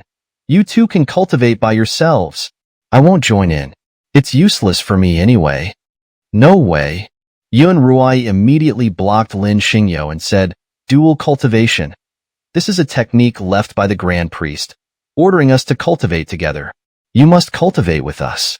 Otherwise, we'll tell the Grand Priest to come and supervise you. All right, give it here. Lin Xingyo pursed his lips and stretched out his hand toward Yun Ruai, saying, give me that dual cultivation technique to take a look. Here, take it. Yun Ruai handed over the Yin-Yang dual cultivation demon god technique, a divine grade technique given to her by the Grand Priest of the martial god palace. Her eyes looked at Lin Xingyo with a proud expression. The Yin-Yang dual cultivation demon god technique was one of the 3 supreme techniques of the martial god palace. If not for this opportunity to cultivate with Lin Xingyo, they would never have had the chance to even touch such a technique. They had already read it earlier. The Yin-Yang dual cultivation demon god technique was an extremely profound technique. Once they cultivated with Lin Xingyo, they believed that within 1,000 years, they could break through to the quasi-emperor realm, and Lin Xingyo should be able to break through to the celestial immortal realm within 10,000 years. Such a powerful technique. Yun Ruai was certain that after Lin Xingyo read it, he would be overjoyed and immediately start cultivating with them. But, the next moment, Yun Ruai's expression froze. Lin Xingyo glanced at the Yin-Yang dual cultivation demon god technique for a moment, then casually returned it to her, saying, what kind of trash technique is this? How dare you bring it to me? Hearing this, Yun Ruai was immediately infuriated. What kind of joke was this? The Yin-Yang dual cultivation demon god technique was one of the 3 supreme techniques of the martial god palace. Not only did Lin Xingyo look down on it, but he even called it trash. This was simply too infuriating. Sister, don't pay attention to him. Yun Ruashi glared angrily at Lin Xingyo and said, in my opinion, he's just lazy. Let's just force him to do it. Let's see if he dares not to listen to us. Little girl, do you think you can beat me?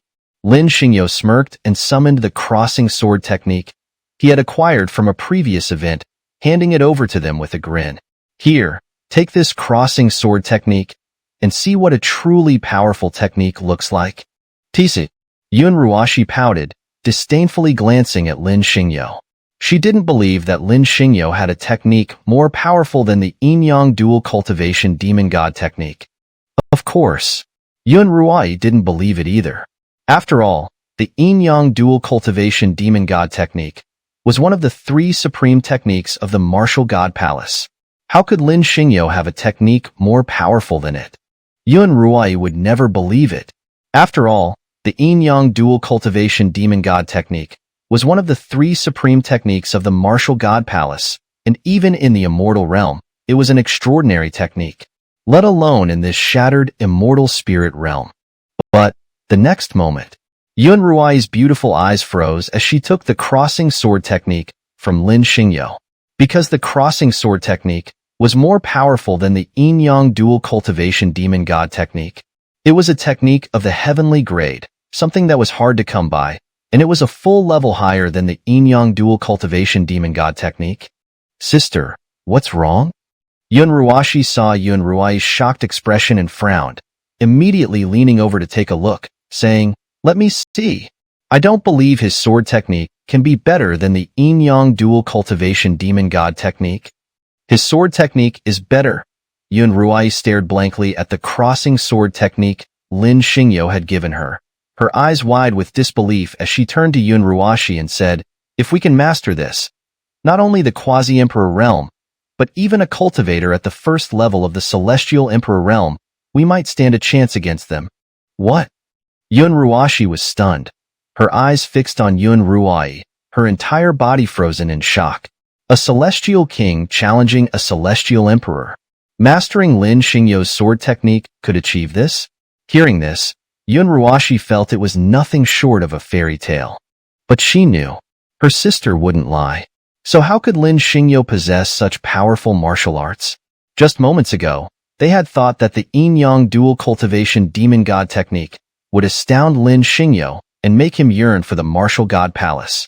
Instead, he casually handed them the crossing sword technique, completely reversing the situation and leaving them speechless. In an instant, Yun Ruashi felt as if an aura of mystery had enveloped Lin Xingyo, making the once lazy and carefree man completely unreadable. All right. Lin Xingyo smiled faintly, revealing his bright white teeth as he said, "Here, I have 2 wooden swords for you. Work hard and practice the sword technique as described in the manual." Chapter 242. All consumed. Night fell gradually. The sky was covered with dark clouds, and lightning streaked across the heavens, followed by thunderous roars that echoed through the skies. Suddenly, a group of people surrounded Tingyu Tower at breakneck speed, each armed with swords and sabers, carrying treasures, and sneaking into the tower by scaling walls and courtyards. Crack! A wide and long bolt of lightning tore through the sky, illuminating Lin Xingyo's room brightly. A red figure wearing a demonic mask stood eerily in front of Lin Xingyo's bed. Whoosh, whoosh, whoosh. I am a ghost. I've come to claim your life. The figure in red, wearing a demonic mask, bent down and blew a breath on Lin Xingyo's face, then deliberately uttered a terrifying, bone-chilling voice. Come with me. Let's go. Wang Xian, haven't you had enough?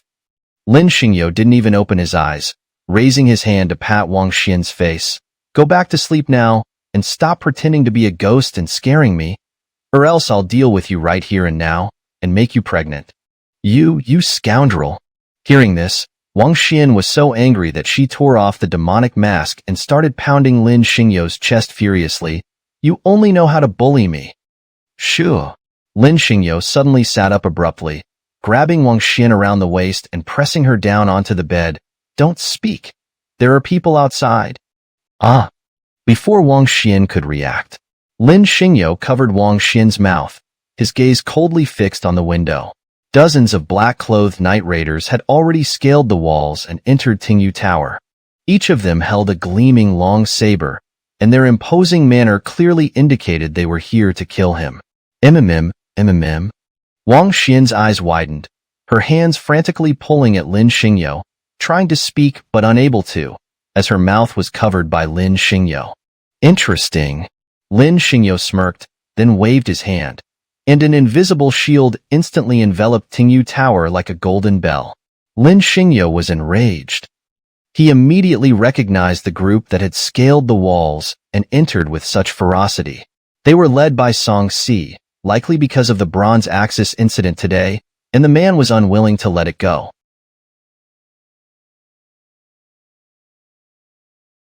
At night, he gathered a group of men to come here and kill him.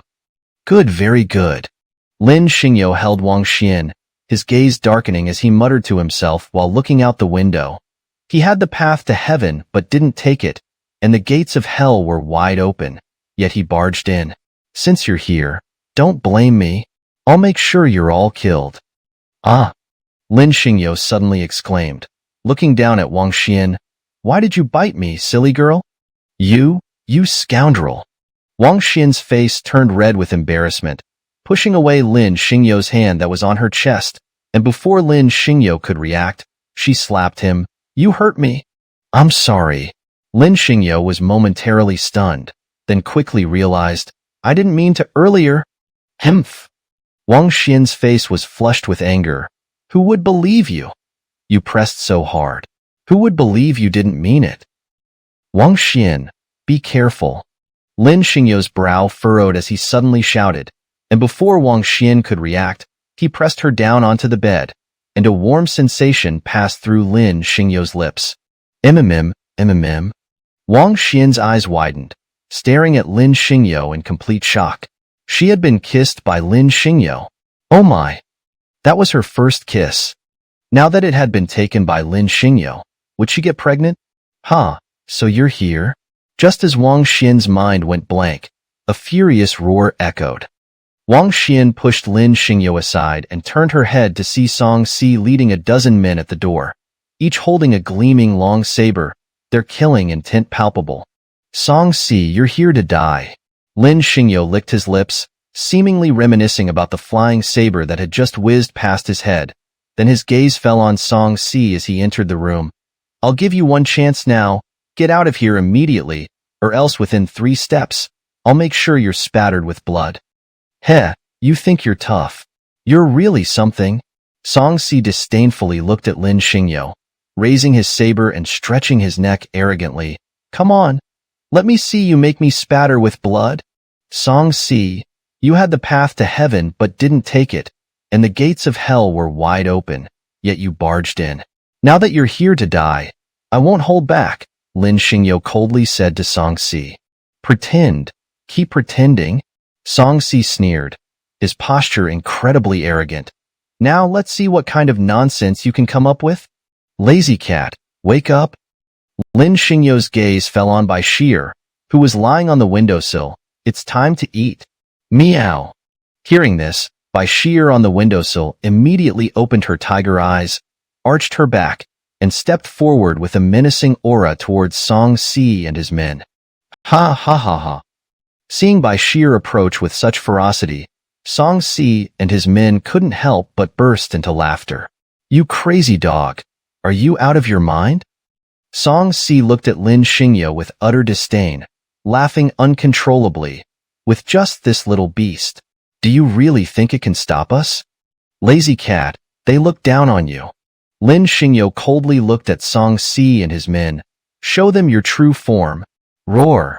Hearing this, Bashir immediately shook her body, and in an instant, a wave of light surged to the ground.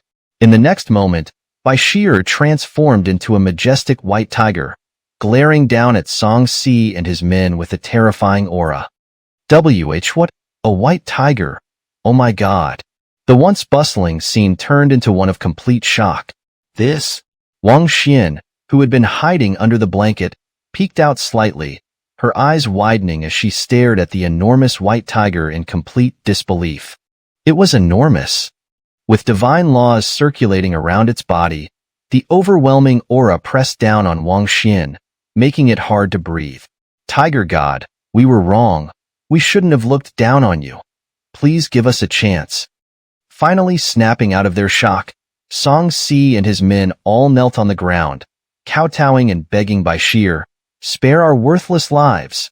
Song Si, stop wasting your breath. Lin Xingyo's gaze fell coldly on Song Si. Everything is your own doing. Just a moment ago, weren't you still shouting for me to kill you? Master, I was wrong. Song Si was scared out of his wits. I won't dare again. Please spare my worthless life. This time, I truly know I was wrong. It's too late. Lin Xingyo smirked. I won't let any of you off, all of you. Go to your deaths.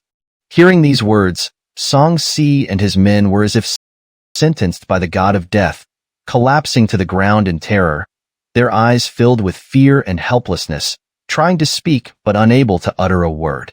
Lazy cat, eat them all. Chapter 243, Probing the Situation. Big brother, something's wrong? The next day, as Su Chuanqi had just seen off Su Dingfang and was about to turn back towards the Su residence, a man with a sinister appearance and a scar on his face approached and called out to Su Chuanqi, Song Si and the others have all disappeared. Old third, what's going on? Su Chuanqi immediately stopped in his tracks upon hearing this and turned his gaze towards the scarred man. Song Si, how could he be missing? Big brother, Song Si took a group of brothers to storm the Tingyu Tower last night, but after a whole night, not a single one has returned, the scarred man replied.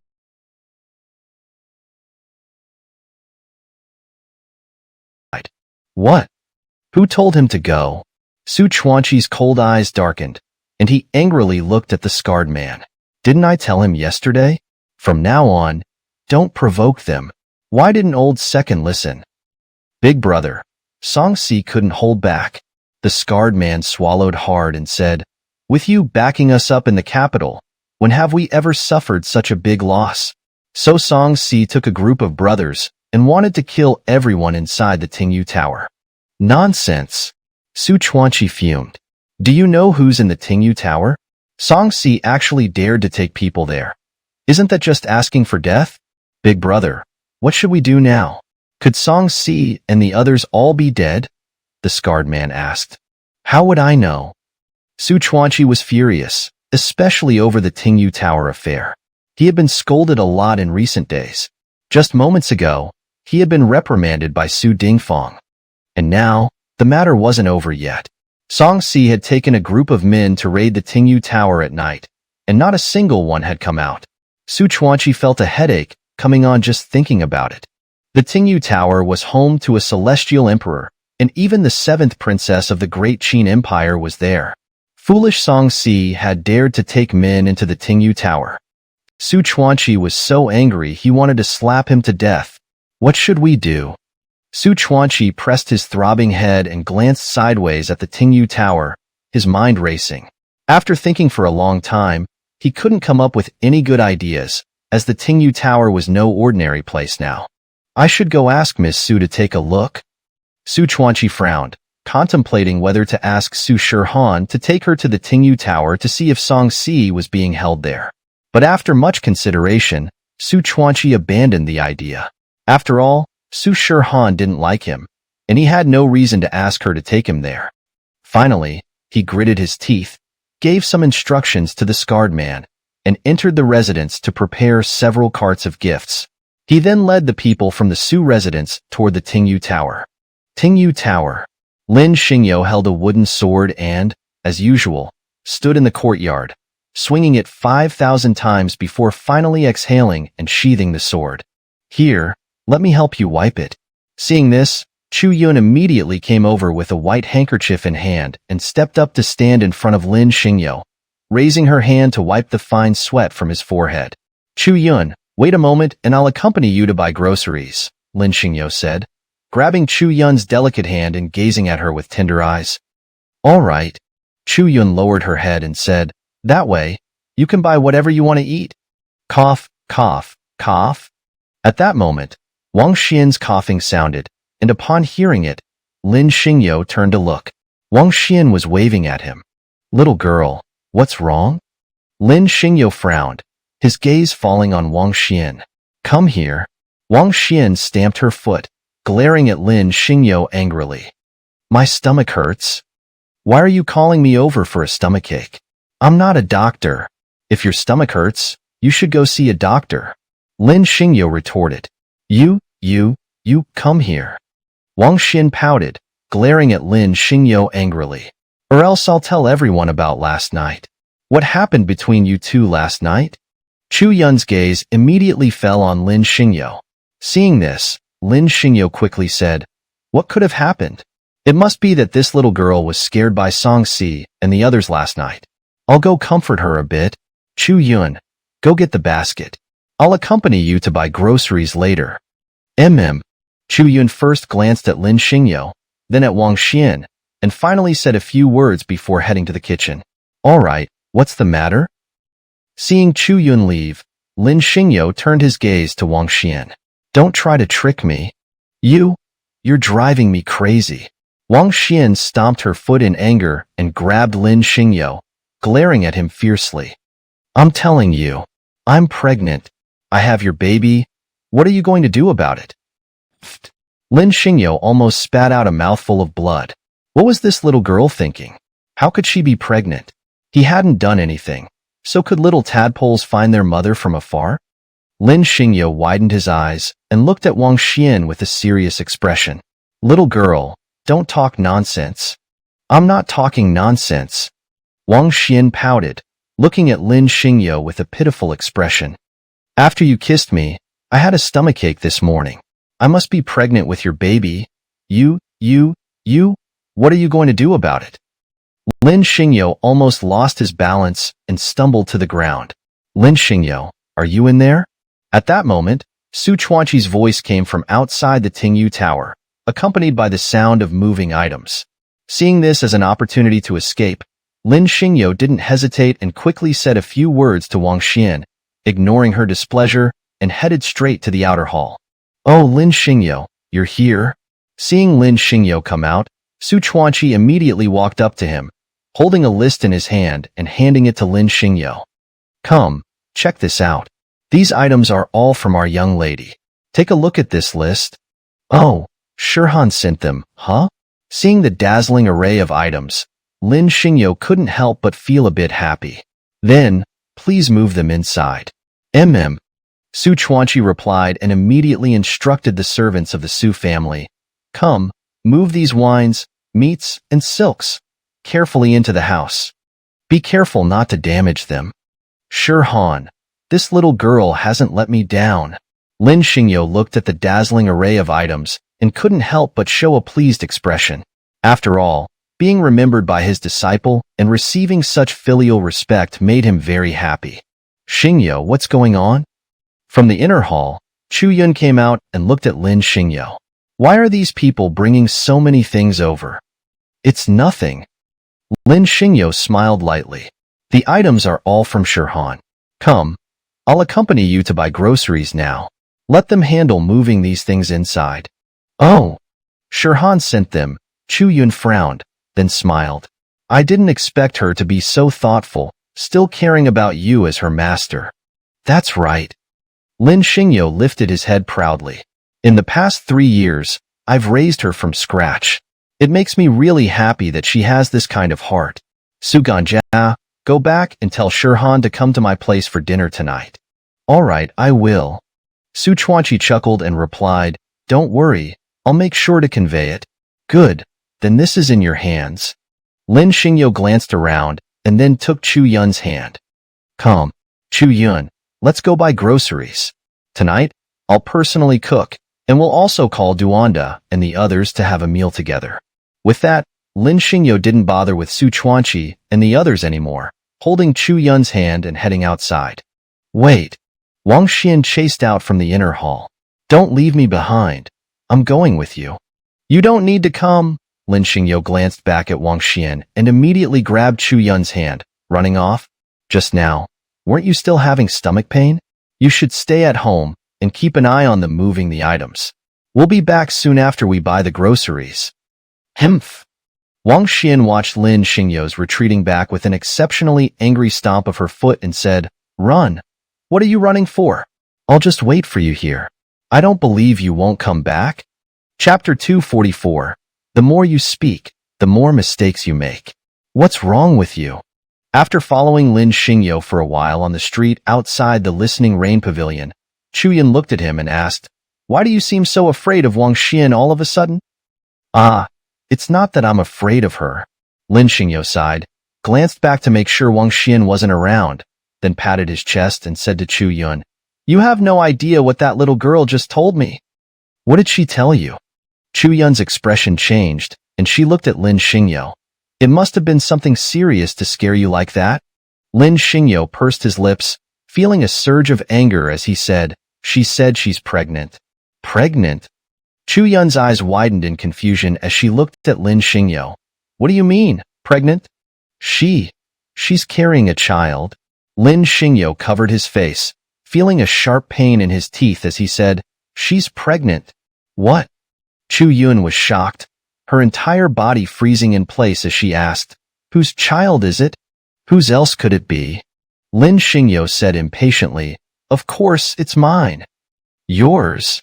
Chu Yun gazed at Lin Xingyo with weighty eyes, tears streaming down her cheeks.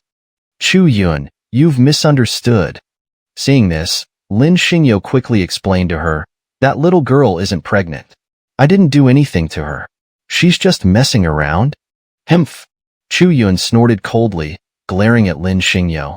Then what were you doing in the room with her last night? Nothing at all. Lin Xingyo looked at Chu Yun innocently, spread his hands, and explained with a twisted face. That little girl tried to scare me by pretending to be a ghost late at night, but then Song Si and the others burst in. You know the rest. Humph. Humph. Chu Yun snorted twice, her teary eyes like pear blossoms as she looked at Lin Xingyo and said, I don't believe you. Wang Xian is so beautiful. You wouldn't do nothing with her. So why would she say she's pregnant with your child? Lin Xingyo opened his mouth several times, wanting to say something but unable to utter a single word. You must have taken advantage of her. Chu Yun cried as she looked at Lin Xingyo. Otherwise, why would she use her innocence like this? Lin Xingyo was speechless. He almost wanted to slap himself. Why did he even bother explaining? Could he even explain it clearly? What now? Chu Yun wiped the tears from her face. You have nothing to say. Lin Xingyo was stunned.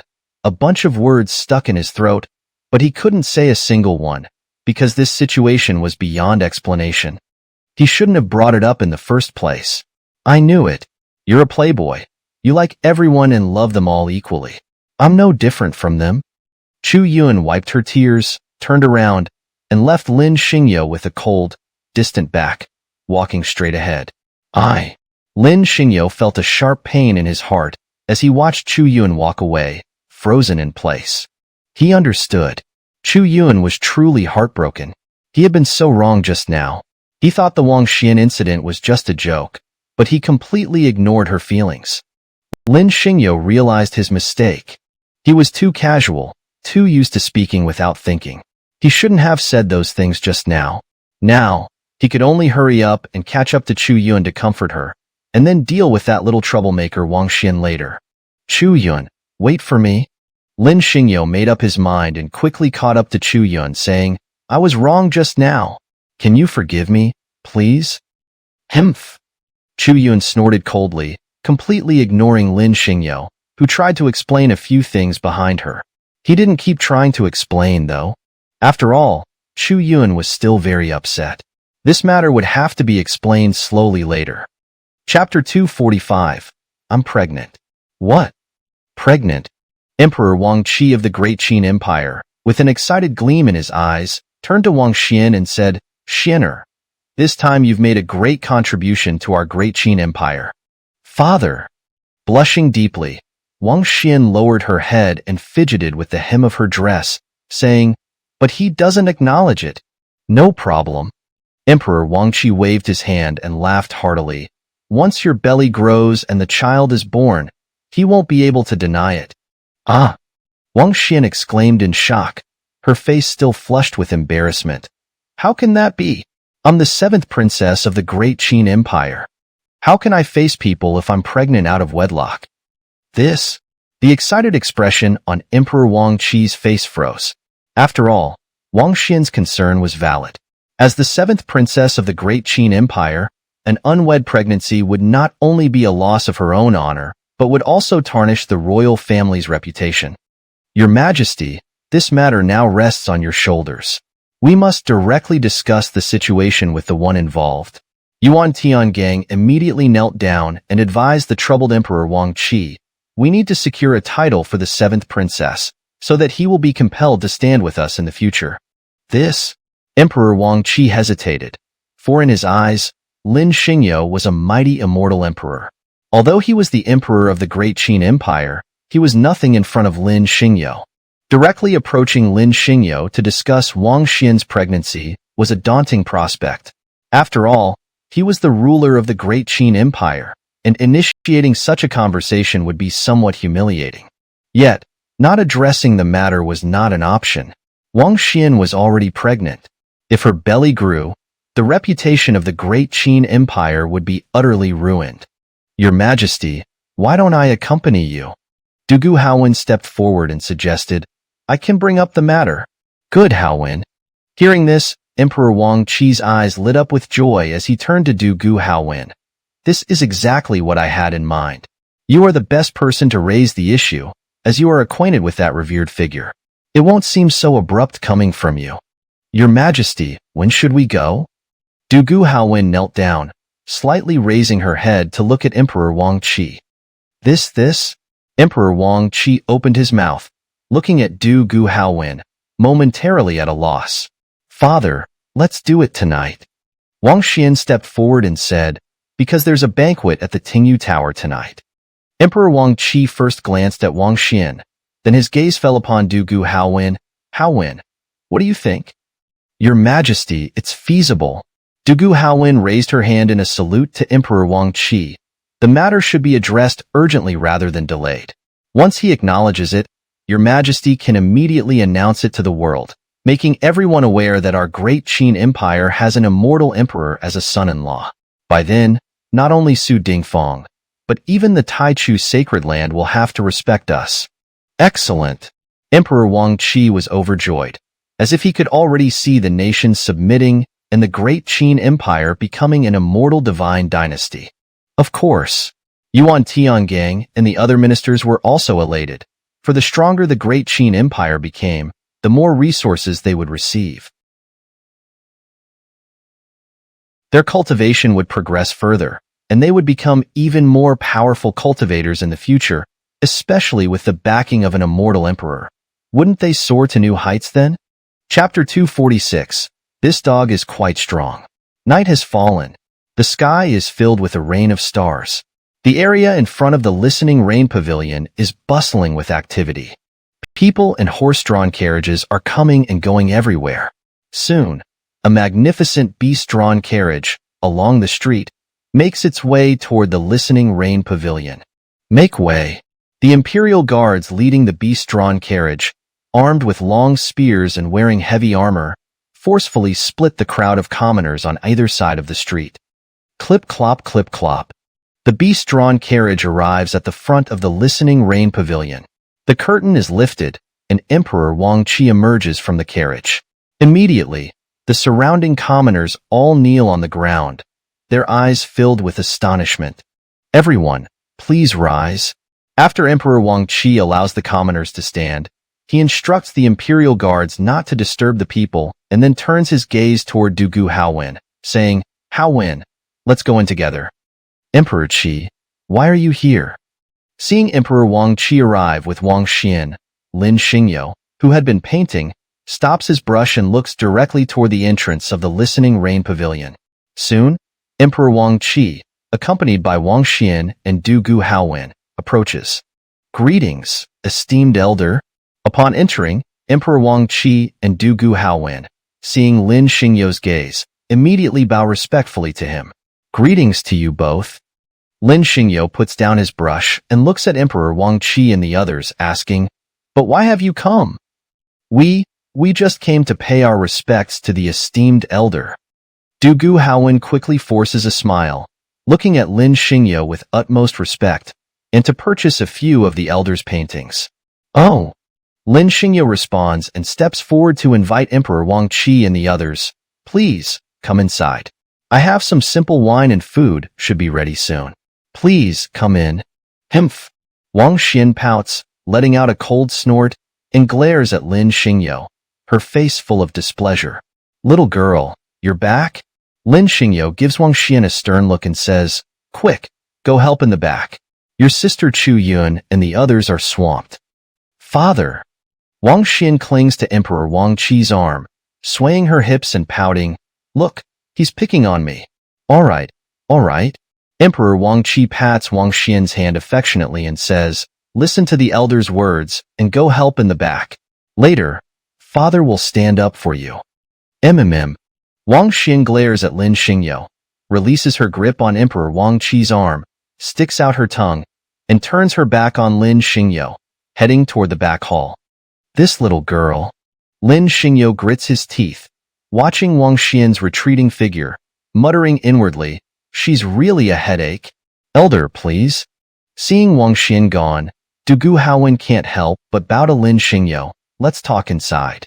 Come, please come in. Lin Xingyo says and leads the way, with Emperor Wang Qi and Dugu Haowen following closely behind.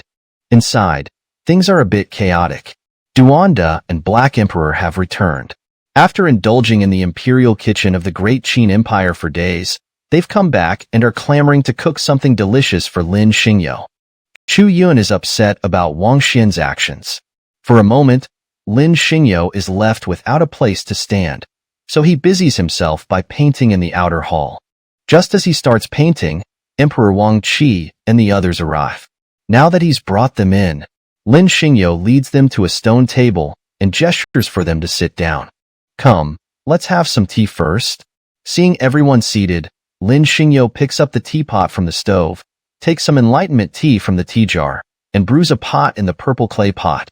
He then places the teapot back on the stove and pours a cup for each person, saying, "Please, have some tea." "Elder, you're too kind." Dugu Haowen quickly stands up, holding the teacup in her hands. To receive such hospitality, we truly feel unworthy. A guest is a blessing. Lin Xingyo smiles gently. To sit here together and share tea is a fortunate encounter. Yes, the elder is absolutely right. To be able to sit together like this is indeed a stroke of fortune, Dugu Haowen says with an obsequious smile. Come. Lin Xingyo grins, raising his teacup. Please, drink. Drink. Dugu Haowen and Emperor Wang Qi immediately raise their cups and take a sip. This is... After taking a sip, the expressions on Dugu Haowen and Emperor Wang Qi's faces freeze. They can't help but take a sharp intake of breath. The tea in their hands is enlightenment tea, and the water used to brew it is primordial true water.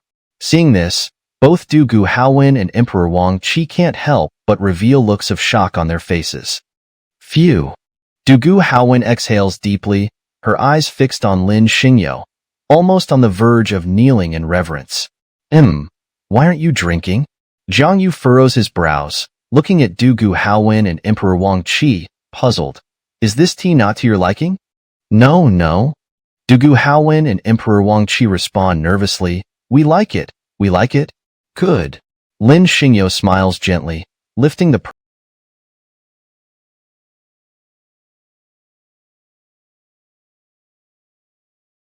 purple clay pot. If you like it, then please, have another cup. We have guests?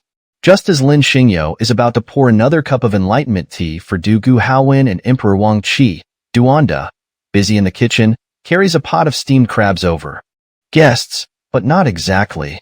Seeing Duanda with the dish, Lin Xingyo looks up at them and says, Besides, you've been gorging in their kitchen for so long. It's only fair to let them share in your feast. Indeed. Duanda pauses, then quickly catches on. With his cultivation, he immediately recognizes the identities of Dugu Haowen and Emperor Wang Qi. Come, eat. Black Emperor, standing on two legs, carries a dish in his hands and places it on the stone table, saying, Please, don't hold back, ha. Oh my. Dugu Haowen, however, is stunned as she looks at Black Emperor, her eyes filled with shock. What kind of dog is this? His cultivation is incredibly strong. Just a glance from him almost overwhelmed me with his divine might. Come. Lin Xingyo waves his hand, shielding Black Emperor's aura, and then picks up a crab, placing it in Su Shiyun's bowl, saying, Shiyun, have a crab. Chu Yun, you too everyone, dig in. Seeing this, Wang Xian pouts, glaring at Lin Xingyo, and throws her chopsticks onto the table. No crab for me. I'm not eating. Seeing this, Lin Xingyo, feeling a headache, quickly grabs a crab and places it in Wang Xian's bowl, saying, Here, little girl, have one too, but don't be greedy, only one, understand? Chapter 247, The Truth Revealed. Humph. Wang Xian let out a couple of cold snorts, grabbed a hairy crab, and started eating with a pout. Lin Xingyo, on the other hand, shook his head helplessly. Seeing that both Dugu Haowen and Wang Qi had eaten a few crabs, he immediately picked up two more and handed them to the duo, saying, Here, have one more each. Senior, that's enough. Dugu Haowen and Wang Qi quickly declined. We can't eat any more. Oh, don't be so polite. Lin Xingyo smiled gently and said, One more won't hurt. That's enough. Dugu Haowen and the others didn't dare to be greedy. After all, these weren't ordinary crabs. Each one had a cultivation level that wasn't any lower than theirs. So, they certainly didn't dare to eat more. Here, both of you. Lin Xingyo scooped out some turtle eggs from the king turtle's bowl and shared them between Dugu Haowen and Wang Qi, saying, Since you won't eat the crabs, then have some of these king turtle eggs instead. All right, we'll eat them. Unable to refuse Lin Xingyo's insistence, Du Gu Haowen and Wang Qi reluctantly ate the turtle eggs. Oh no, I feel like I'm going to explode. Suddenly, the expressions on Du Gu Haowen and Wang Qi's faces twisted, and they felt an overwhelming surge of essence and energy throughout their bodies. The spiritual energy in their dantians exploded. Boom, boom. Both Du Gu Haowen and Wang Qi trembled violently, especially Wang Qi, whose shackles that had remained unbroken for centuries suddenly shattered. His cultivation level immediately broke through to the Chu-Chi heavenly god realm, then surged into the Tong-Chi heavenly god realm. The momentum continued to rise rapidly. In an instant, he had reached the peak of the heavenly god realm. Come. Seeing this, Lin Xingyo quickly poured a cup of wine for each of them, saying, "Have a sip of my homemade wine, and you'll be fine." Gulp, gulp. Du Gu Haowen and Wang Qi quickly picked up the cups and drank the wine in one gulp. In an instant, they felt as if they had undergone some kind of purification. Their bodies were filled with surging essence and energy. Moreover, the flaws left behind from their rapid breakthroughs were all erased the moment the wine entered their stomachs, instantly making their cultivation complete and natural. Good heavens! Du Gu Haowen and Wang Qi held their wine cups, their eyes fixed on Lin Xingyo, completely stunned. What kind of wine did we just drink? Nectar of the gods? Otherwise, how could it have such an effect? How is it? Lin Xingyo looked at Du Gu Haowen and Wang Qi with concern, asking, "Are you both all right now?"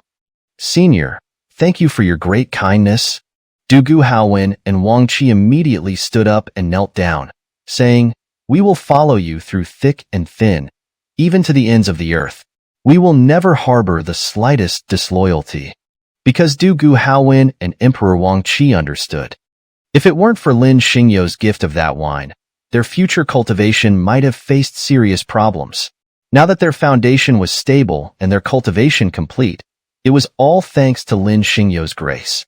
Overwhelmed with gratitude, they knelt down. No need for this, no need for this.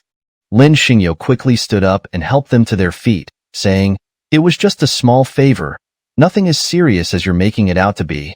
Come, get up, get up." Lin Xingyo helped Du Gu Haowen and Emperor Wang Qi sit down, then poured a cup of tea for each of them, saying, "Have a cup of tea, and everything will be fine." "Yes, senior." Du Gu Haowen and Wang Qi dared not disobey, immediately picking up the teacups and drinking them in one gulp. Ahem, ahem, ahem. Wang Xian coughed a few times, then pulled on Wang Qi's sleeve. "Father, what are you doing? You haven't even addressed my situation yet." "Ah." Emperor Wang Qi was stunned. His eyes flickered between Wang Xian and Lin Xingyo, but he couldn't find the words to say.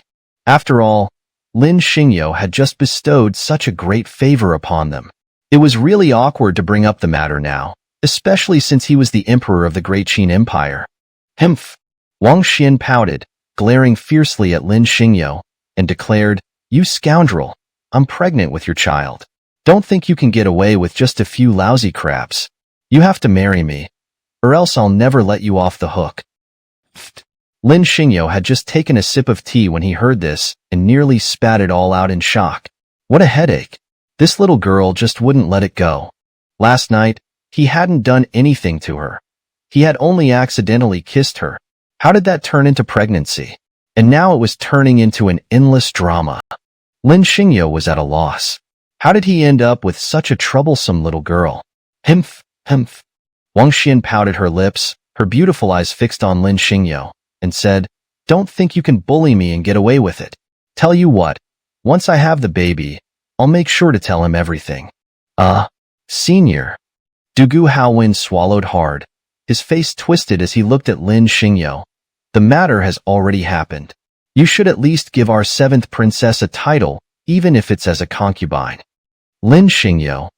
"Senior, you must give our Princess Xian a title. After all, she's carrying your child.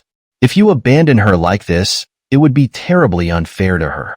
Emperor Wang Qi looked at Lin Xingyo. "What?" Su Shihan, who had been eating, suddenly widened her eyes and stared at Lin Xingyo in front of her, completely dumbfounded. What's going on? Su Shihan stared blankly at the scene, completely stunned. Is this Emperor Wang Qi forcing my useless master to get married? Why? He's just a good-for-nothing. Apart from having a decent appearance, he really has no special abilities. Why would the Emperor of the Great Qin Empire force a marriage with him? Oh, I get it. After a while, Su Shihan realized what was happening. Her eyes fixed on Lin Xingyo with certainty. This was all part of Emperor Wang Qi's imperial tactics. He was trying to tie Lin Xingyo to his side. Everything was aimed at dealing with her father, Su Dingfeng. But why force a marriage with Lin Xingyo?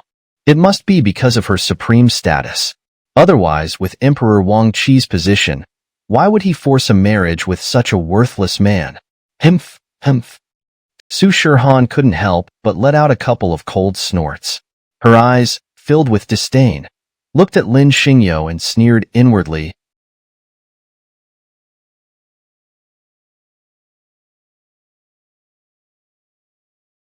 You useless man, you're really in luck. If it weren't for me, the Emperor of the Great Qin Empire would never have even glanced at you. Ahem. Lin Xingyo, coming back to his senses, couldn't help but cough violently. Didn't you get it wrong? Little girl, did you explain everything clearly?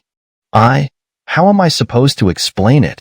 Wang Xian wiped her teary eyes in distress, her voice trembling with grievance. That incident, humph. How can I even begin to explain it? Lin Xingyo.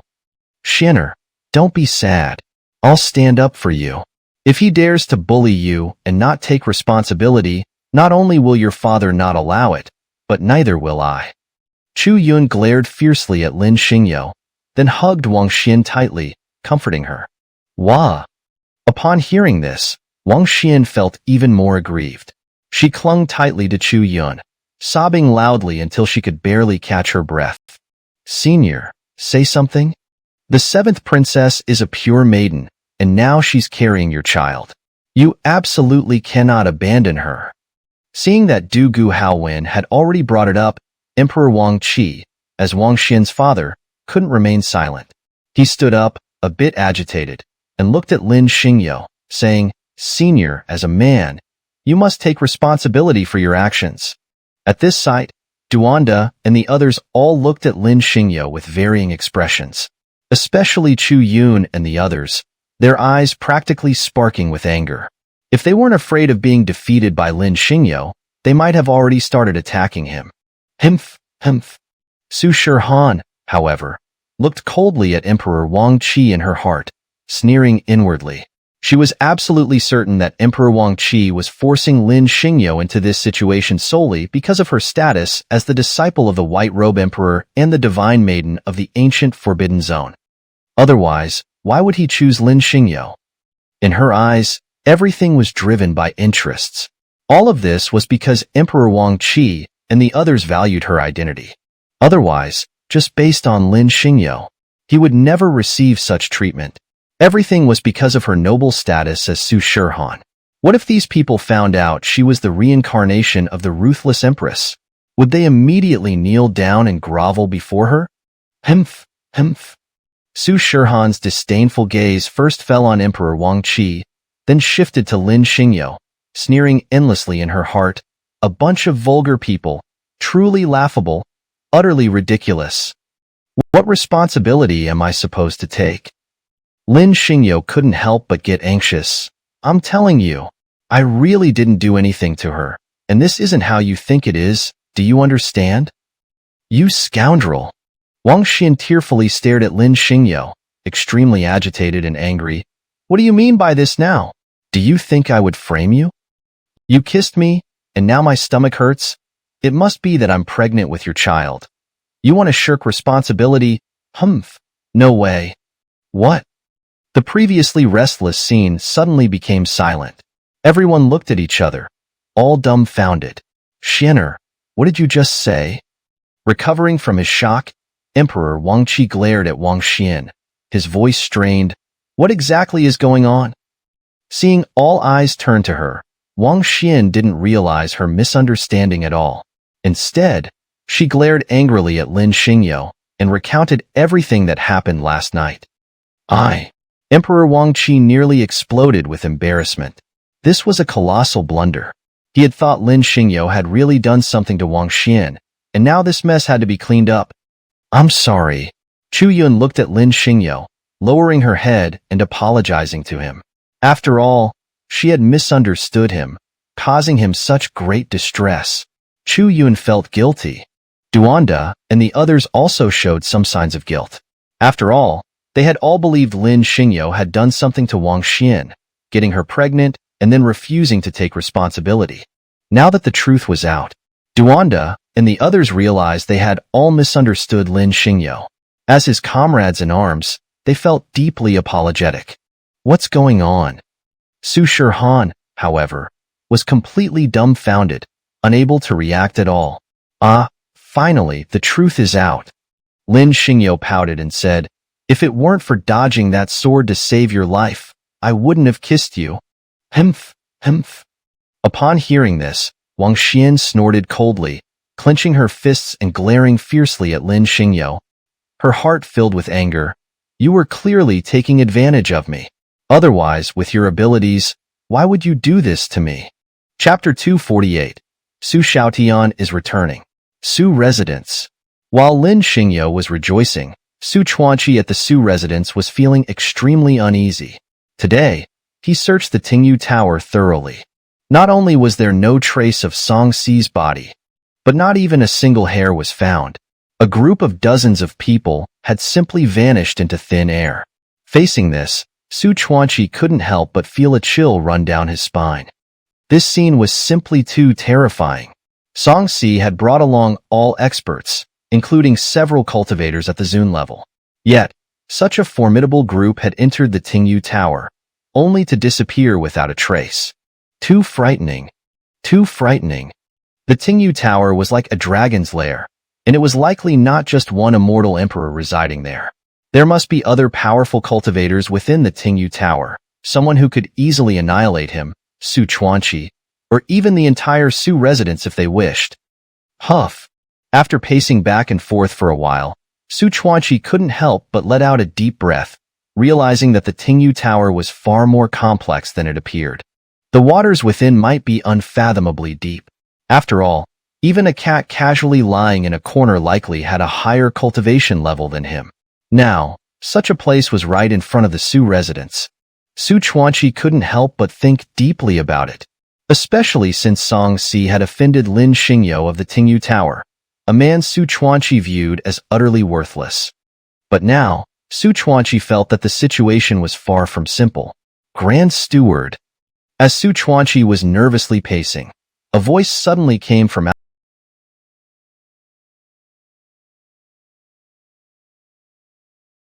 outside the door, calling, Your Lordship, the Duke requests your presence in the study. All right, I'm coming. Hearing this, Su Chuanqi immediately composed himself, threw on a robe, and walked along the flagstone path in the courtyard towards the Duke's study. Su residence study. Su Dingfang pulled a strikingly beautiful maid into his arms, ignoring her struggles, and began to caress her. Knock knock. After a while, a knock sounded at the study door, followed by Su Chuanqi's voice. My lord, you summoned me? Oh, Su Chuanqi. Upon hearing the voice outside, Su Dingfang calmly forced the maid under the desk, adjusted his pants, and gave the maid a stern look until she obediently took him into her mouth. Only then did he address Su Chuanqi outside the door. Come in. Creak. Su Chuanqi pushed the door open and entered, not noticing anything unusual. He immediately knelt down and greeted Su Dingfang. Your lordship, what is your command?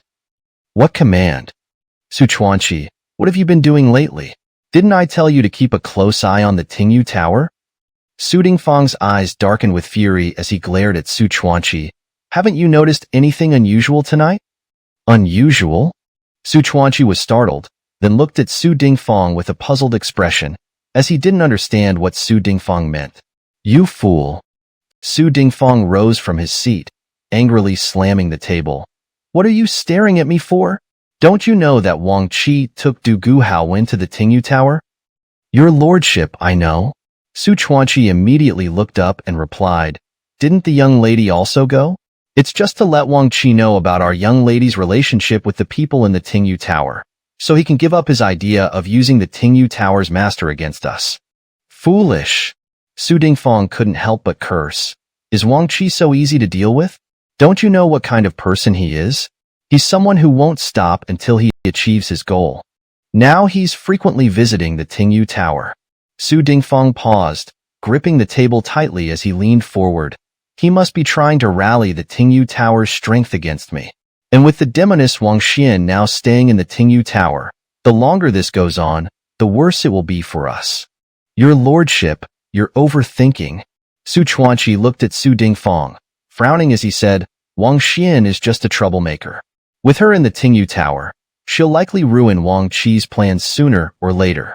After all, she's a demoness and wouldn't help the Qin Emperor Wang Qi succeed. What if she does?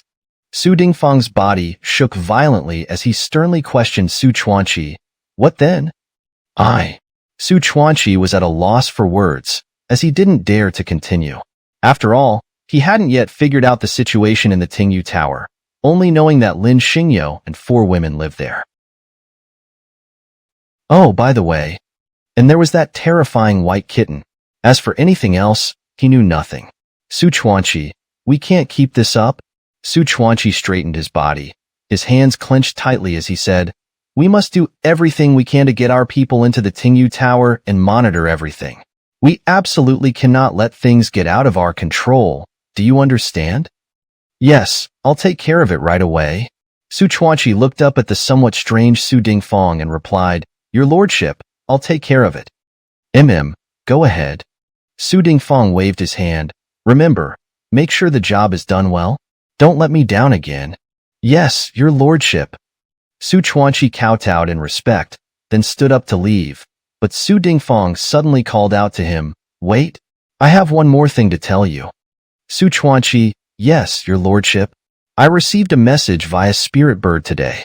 My son, Su Xiaotian, is returning. This time, his master, the sage Lingji, will accompany him, and not just his master. Even the head of Taichu Sengdi will be coming. Su Dingfang's gaze fell on Su Chuanqi as he continued, Make sure to arrange their accommodations in advance. Their whereabouts must not be known to anyone. Do you understand? Your lordship, rest assured. Su Chuanqi turned and replied, I will arrange this matter properly, ensuring no one gets even a whiff of their arrival. Su Dingfang shuddered, letting out a moan, then weakly waved his hand at Su Chuanqi. All right, go ahead. Yes, your lordship. Su Chuanqi looked at Su Dingfang in surprise, then turned and left. He dared not slack off in the slightest, as this was a trump card of the Su residence. Of course, the Su family had produced a genius. Originally, at 16, he was only at the peak of the moving blood realm. However, in less than a year, he experienced a meteoric rise, progressing from a moving blood realm cultivator to someone who had opened 10 caverns of power, a truly extraordinary accomplishment. By 17, he had reached the peak of the transformation spirit extreme realm. In less than half a year, he broke through to the inscription realm. Now, at just 18 years old, he had already reached the peak of the array formation realm, with 1 foot already in the Zun realm, and could become a Zun at any moment. This person was Su Xiaotian of the Su family. Ever since Su Shirhan's spiritual bones and bloodline were extracted and transferred to him, Su Xiaotian's cultivation had skyrocketed, reaching such heights by the age of 18, even surpassing pure-blooded divine beasts. Of course, Su Dingfang dared to prepare for rebellion now, not only because of Su Shirhan but mainly due to the trump card that was Su Xiaotian. Chapter 249. Painting. Smack. The next morning, Lin Xingyo frowned, looking at the painting Wang Xian had drawn on the paper. Unable to resist, he raised his hand and slapped her firm buttock. Lin Xingyo, following his unusually angry gaze, said to Wang Xian, Little girl, I told you to draw an eagle catching a chicken. What is this you've drawn? Is this a bird eating chicken? Look at the eagle you've drawn. Does it even resemble an eagle? And why does this chicken have 3 legs? Is it deformed? Humph. Wang Xian pouted, holding a brush in her hand, glaring at Lin Xingyo with obvious dissatisfaction. Mind your own business. I'll give it as many legs as I want. If you dare hit me again, I'll bite you to death. Smack.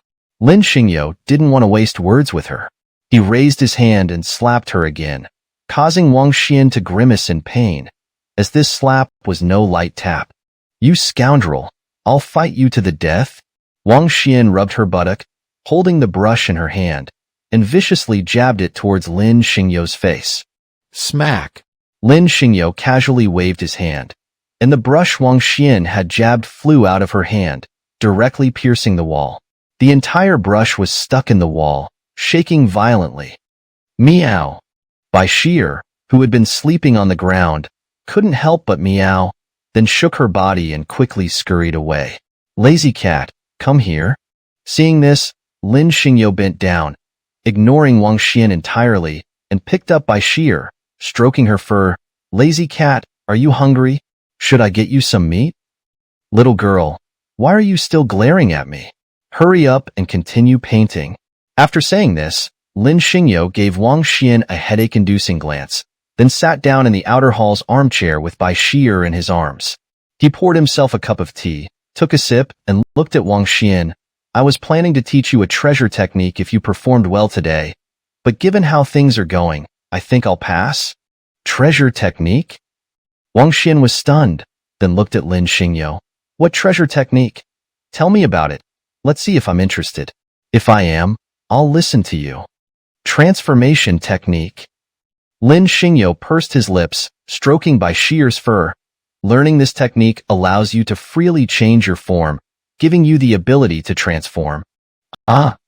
Hearing this, Wang Xian immediately pulled the brush from the wall and walked over to Lin Xingyo. Then I definitely want to learn. Come on, hurry up and teach me to paint. I'll listen to you. Forget it, tomorrow. Lin Xingyo waved his hand. It depends on your performance. If you make me comfortable, I'll teach you the transformation technique. Otherwise, forget about it. Humph. Wang Xian twirled the brush in her hand, pouting, looking very unhappy at Lin Xingyo. Can it be today? I want to learn. Too late. Lin Xingyo turned his head away, ignoring Wang Xian. Who told you not to listen to me earlier? If you want to learn, show me your performance tomorrow. Humph, humph. Seeing Lin Xingyo's attitude, Wang Xian immediately glared at him, muttering to herself, You're always picking on me. I'll definitely put some rhubarb in today's dish. I'll make you run to the bathroom. Senior, are you here? At this moment, Du Gu Haowen, at the entrance of the Tingyu building, was accompanied by his sword attendant, wearing a smile as bright as a chrysanthemum, and quickly walked in. I've come to disturb you again. No worries. Seeing Du Gu Haowen enter, Lin Xingyo immediately stood up with Bashir in his arms and smiled slightly. Is this visit to buy a few more paintings for me? This? Du Gu Haowen was momentarily stunned, then quickly apologized. I'm not here today to buy paintings from Senior. I mainly wanted to invite Senior to join me at the Xianbao Pavilion, as there's an auction tonight at the Xianbao Pavilion. I wanted to invite Senior to help me appraise some items. Interesting. Lin Xingyo, holding Bashir, said, Then let's go to the Xianbao Pavilion to see if there's anything rare. We can buy some back. Yes, Senior. Hearing this, Du Gu Haowen was naturally delighted. Because he could tell, Lin Xingyo seemed to like this arrangement, and he should invest more in pleasing him in this manner in the future. I'll go with you too. Seeing this, Wang Xian immediately threw down her brush, clapped her hands, and trotted over. I can also help you appraise things. You are not allowed to go. Lin Xingyo pressed down on Wang Xian's head. Stay here and paint the eagle catching the chicken properly. I'll test you tomorrow. If you don't paint well, you'll never learn the transformation technique. Humph. Wang Xian pouted, her face full of dissatisfaction. You're always picking on me. Senior, let's go. Seeing this, Du Gu Haowen quickly changed the subject, bowing and leading the way for Lin Xingyo. The Xianbao Pavilion is a bit far from your Tingyu building, but if we leave now, we can just make it in time for the auction tonight. Chapter 250. The Inscrutability of Human Hearts. the Immortal Treasure Pavilion, located in the southern part of Homping City. It was quite far from the Listening Rain Tower. One was in the north of the city, the other in the south, and the journey involved passing through over 100 alleyways. However, the Immortal Treasure Pavilion was no ordinary place. Its background was extremely deep. Its business spanned the entire immortal spirit realm, with its presence almost everywhere. The items sold at the Immortal Treasure Pavilion were varied. Of course, the main focus was on various rare cultivation materials, techniques, and precious arts. Thus, if you had the money, there was almost nothing you couldn't buy at the Immortal Treasure Pavilion. Naturally, the Immortal Spirit Realm wasn't just home to the Immortal Treasure Pavilion. There was also the Spirit Treasure Tower, which had business as vast as the Immortal Treasure Pavilion and an equally terrifying backing. However, the two had always been in fierce competition, almost to the point of mutual annihilation. Tap, tap, tap. Dugu Howin's bronze beast carriage traveled through the bustling streets until dusk before finally reaching the Immortal Treasure Pavilion. When they arrived, the entrance to the Immortal Treasure Pavilion was already packed with people, all here to attend the auction. Of course, a simple auction wouldn't attract so many people. The reason everyone was here was because auctions of this scale were held only once every 30 years by the Immortal Treasure Pavilion. Thus, many renowned cultivators had come in response to the news. To enter the auction hall of the Immortal Treasure Pavilion, not just anyone could enter. Usually, one had to present an invitation from the Immortal Treasure Pavilion to gain access. Without it, entry would not be permitted. Senior, please. Upon arriving at the Immortal Treasure Pavilion, Dugu Howin stood before the bronze beast carriage, respectfully addressing Lin Xingyo. We've arrived at the Immortal Treasure Pavilion. Oh! Lin Xingyo stepped down from the bronze beast carriage and couldn't help but look up at the three large characters on the pavilion's signboard, saying to Dugu Howin, "Let's go in and have a look." Senior, after you. Seeing this, Dugu Howin quickly spoke to Lin Xingyo, gesturing with a bow. Lin Xingyo didn't stand on ceremony and strode toward the Immortal Treasure Pavilion. The surrounding crowd completely ignored him, but their gazes fell upon Dugu Howin behind Lin Xingyo. Hey, look. Who is this? Isn't this our Heavenly Sword Palace's palace master, Dugu Howin?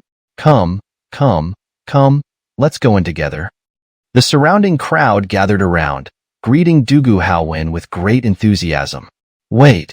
Lin Xingyo, however, paid no attention to Dugu Howin's situation and directly stepped toward the Immortal Treasure Pavilion.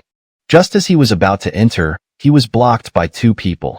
To enter the Immortal Treasure Pavilion, you must present an invitation. Without it, you are not allowed to enter. Invitation? Stopped, Lin Xingyo couldn't help but glance back at Dugu Howin. Dugu Howin, do you have an invitation? Yes. Seeing Lin Xingyo's question, Dugu Howin immediately reached into his robe. However, the next moment, his expression froze as the invitation in his robe was gone. What's going on? Dugu Howin's face immediately darkened. Inwardly, he muttered, I clearly put it in my robe just now. Brother Howin, what's wrong? Seeing Dugu Howin's unusual expression, the surrounding cultivators couldn't help but ask with concern. Did you forget to bring the invitation? Without it, you can't enter. Quickly check the carriage to see if it fell there. Right.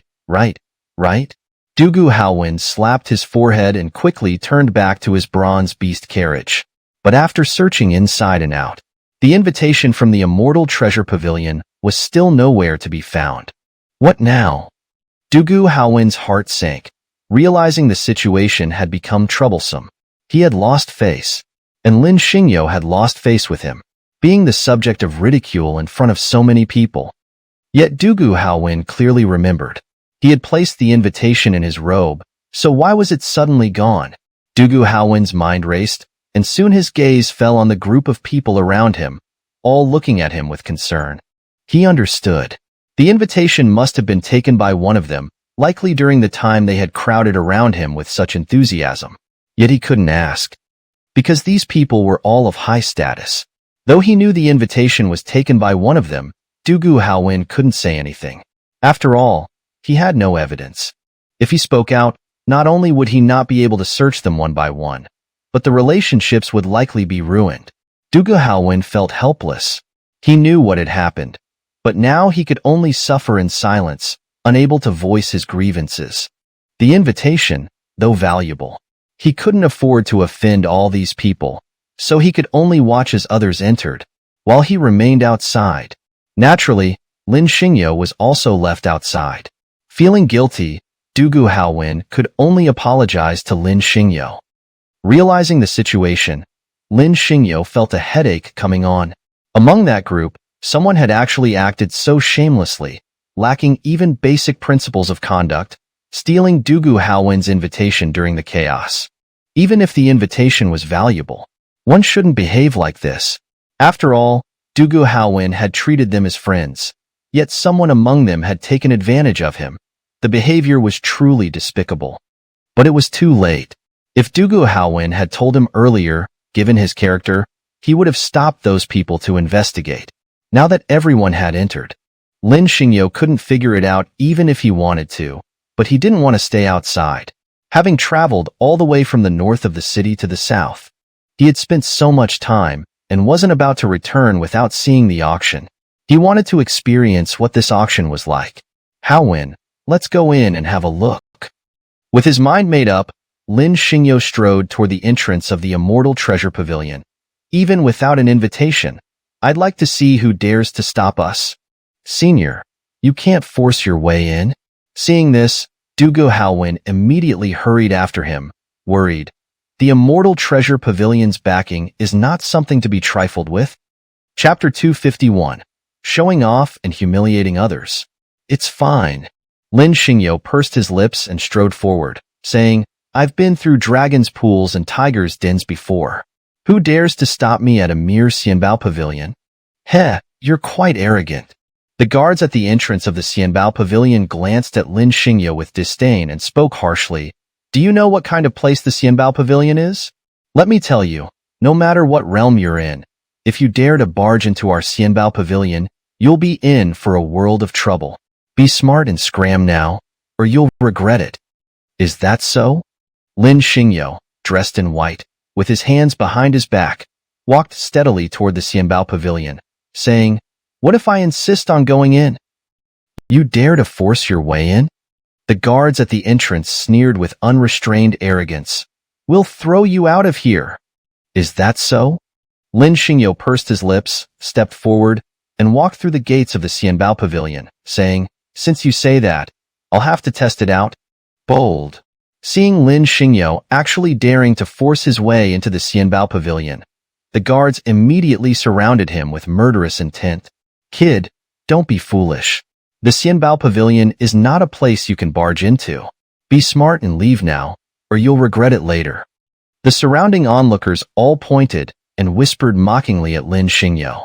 It was clear that everyone thought Lin Xingyo had gone mad to dare to barge into the Xianbao Pavilion. They obviously didn't know how powerful the Xianbao Pavilion's backing was. Senior, let's go, shall we? Seeing the situation, Dugu Halwin swallowed hard, her face filled with fear. The Xianbao Pavilion has extremely powerful backing. Even a supreme figure at the Immortal Emperor realm wouldn't dare to provoke them. There are rumors that the Xianbao Pavilion and the Lingbao Tower are connected to the Immortal Domain. Oh! Lin Xingyo's expression changed, and his cold eyes narrowed as he looked up and down at the Xianbao Pavilion. That makes it even more interesting. Kid, what do you mean by that? The guards at the entrance sneered mockingly at Lin Xingyo. Do you still plan to force your way into our Xianbao Pavilion? Wrong, Lin Xingyo said firmly. I'm not barging in. I'm taking over the Xianbao Pavilion. From now on, all the Xianbao Pavilions in the Immortal Realm will belong to me. Anyone who dares to object will be killed without mercy. You're insane. Hearing Lin Xingyo's words, the guards exploded in anger. How dare you speak such nonsense? Do you know what you're saying? Do you know the kind of trouble you're courting? You're a fool. Humph. Lin Xingyo snorted coldly. You don't believe me? Then I'll show you. Everything I say, I can do. Today, I'll spare your lives, and you'll see if I keep my word. Madman, madman, a complete madman. The noisy crowd all looked at Lin Xingyo with disdain. They thought Lin Xingyo must be insane to dare to say such things. What kind of existence was the Xianbao Pavilion? Its backing was connected to the immortal domain, and it was the wealthiest and most powerful organization in the immortal realm and even the entire Eastern Star domain. Now, Lin Xingyo dared to claim that he would take over the entire Xianbao Pavilion. Everyone around was shocked beyond words. Senior, can we discuss this later? Coming back to her senses, Du Gu Haowen immediately stepped forward, trembling all over. The Xianbao Pavilion is not an organization to be trifled with. Today's incident is all my fault. Please, let's go back now. Du Gu Haowen was terrified. Truly terrified. Seeing this situation, she was afraid Lin Xingyo would actually destroy the Xianbao Pavilion. If that happened, it would be a huge disaster. The Xianbao Pavilion had backing from the immortal domain. It was an open secret in the immortal realm, and no one dared to touch the Xianbao Pavilion because of its immense power. Everyone was afraid of stirring up this hornet's nest and losing their lives. Kid, did you hear that? The guards standing in front of the Xianbao Pavilion looked at Lin Xingyo with utmost disdain. We're giving you one last chance. Be smart and leave now, or don't blame us for being ruthless. Humph! Lin Xingyo snorted coldly and stepped forward without hesitation. He truly wanted to take over the Xianbao Pavilion. After all, even a fool could see that the Xianbao Pavilion was a place where the immortal domain exploited the wealth and resources of the immortal realm and the entire Eastern Star domain. So Lin Xingyo wasn't just talking. He truly had the intention to do so. After all, the wealth and cultivation resources of the Eastern Star domain couldn't be completely drained by the immortal domain. He had to cut off this invisible hand. So Lin Xingyo really wanted to seize the Xianbao Pavilion for himself. No matter what, he couldn't let the immortal domain continue like this. What's going on? As Lin Xingyo was making up his mind, Ma Dongshan, who had heard the commotion inside the Xianbao Pavilion, came out with a frown and a furious expression, asking, "Why is there noise here?" "Elder Ma, you're just in time." Seeing Ma Dongshan, the guards immediately sneered at Lin Xingyo and then respectfully flattered Ma Dongshan, who had come out of the Xianbao Pavilion. "This guy has been causing trouble here, and he even dared to claim that he would take over our Xianbao Pavilion. From now on, all the Xianbao Pavilions in the immortal realm and the Eastern Star domain will belong to him." "Oh!" Ma Dongshan raised an eyebrow and directly looked at Lin Xingyo. "It seems I've seen it all today." "Elder Ma, that's right." The guards sneered at Lin Xingyo, mocking, "He's too bold, too reckless. He doesn't take our Xianbao Pavilion seriously at all."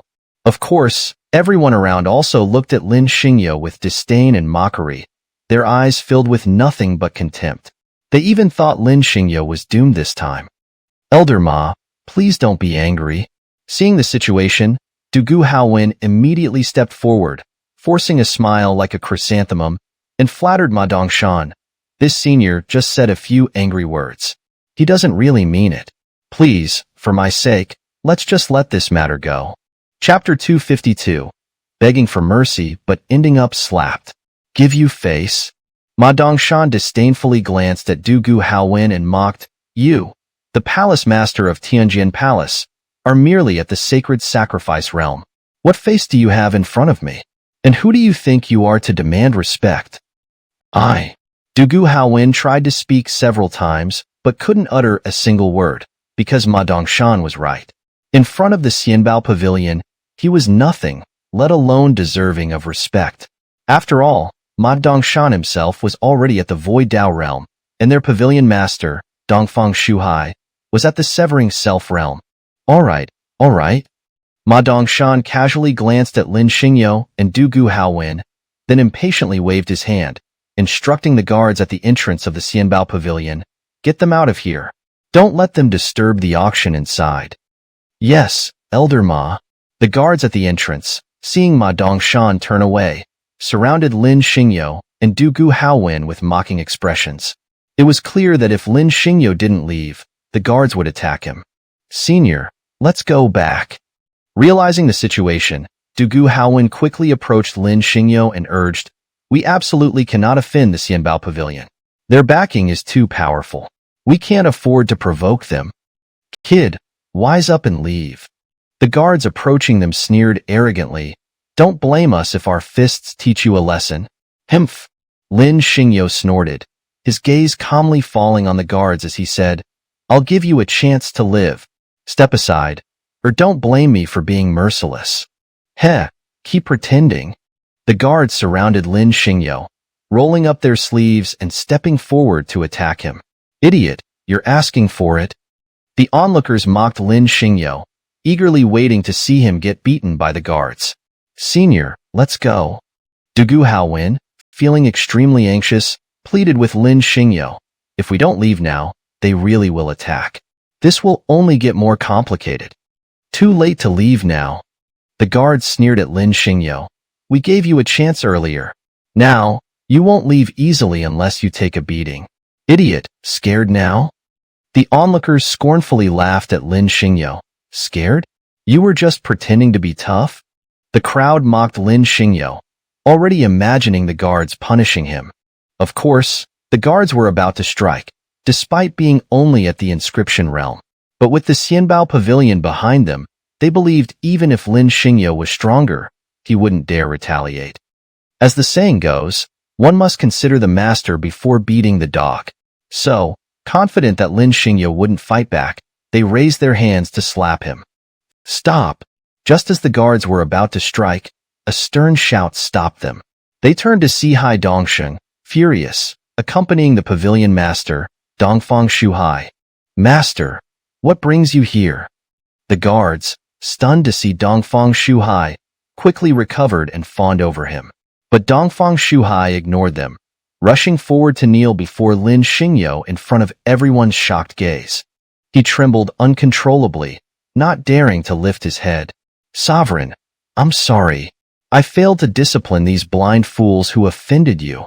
Dongfang Shuhai, kneeling, desperately kowtowed to Lin Xingyo. I am utterly guilty and deserve death. Huh. Lin Xingyo lowered his hand, exhaling deeply. Just moments ago, he had truly considered killing them. If Dongfang Shuhai hadn't arrived in time, the guards would have already been spattered with blood. What's going on? Master, are you mistaken? The bewildered guards, looking at Dongfang Shuhai in disbelief, said, This guy? How is he a sovereign? He's just a pretentious fool. Don't be fooled by him. Shut up. Dongfang Shuhai, trembling with anger, roared, You blind fools, do you know who you're facing? He is the invincible white-clad sovereign. How dare you disrespect him? Do you want to die?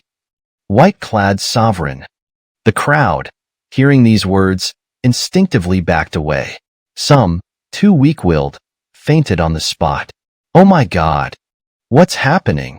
This is the legendary figure who conquered the ancient Forbidden Land, slaughtered the five-clan city, and wreaked havoc in the primordial Forbidden Zone, the white-clad sovereign. Oh my God! The crowd, one by one, stared at Lin Xingyo with wide eyes and gaping mouths. No wonder he spoke so boldly. With his power, he can certainly back up his words. After all, he is invincible. White-clad sovereign, we're sorry.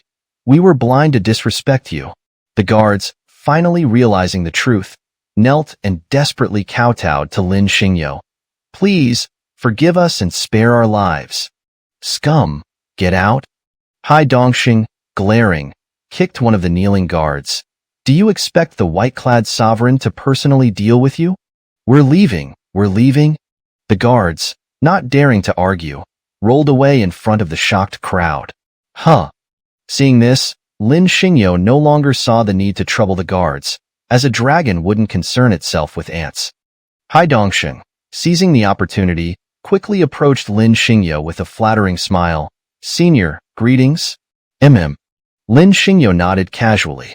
He recognized Hai Dongsheng, as he had traveled on their ship to the East Sea Forbidden Zone. He even remembered the dangers they faced at sea and the scene where the three Buddhist monks tried to take Su Shirhan as their disciple.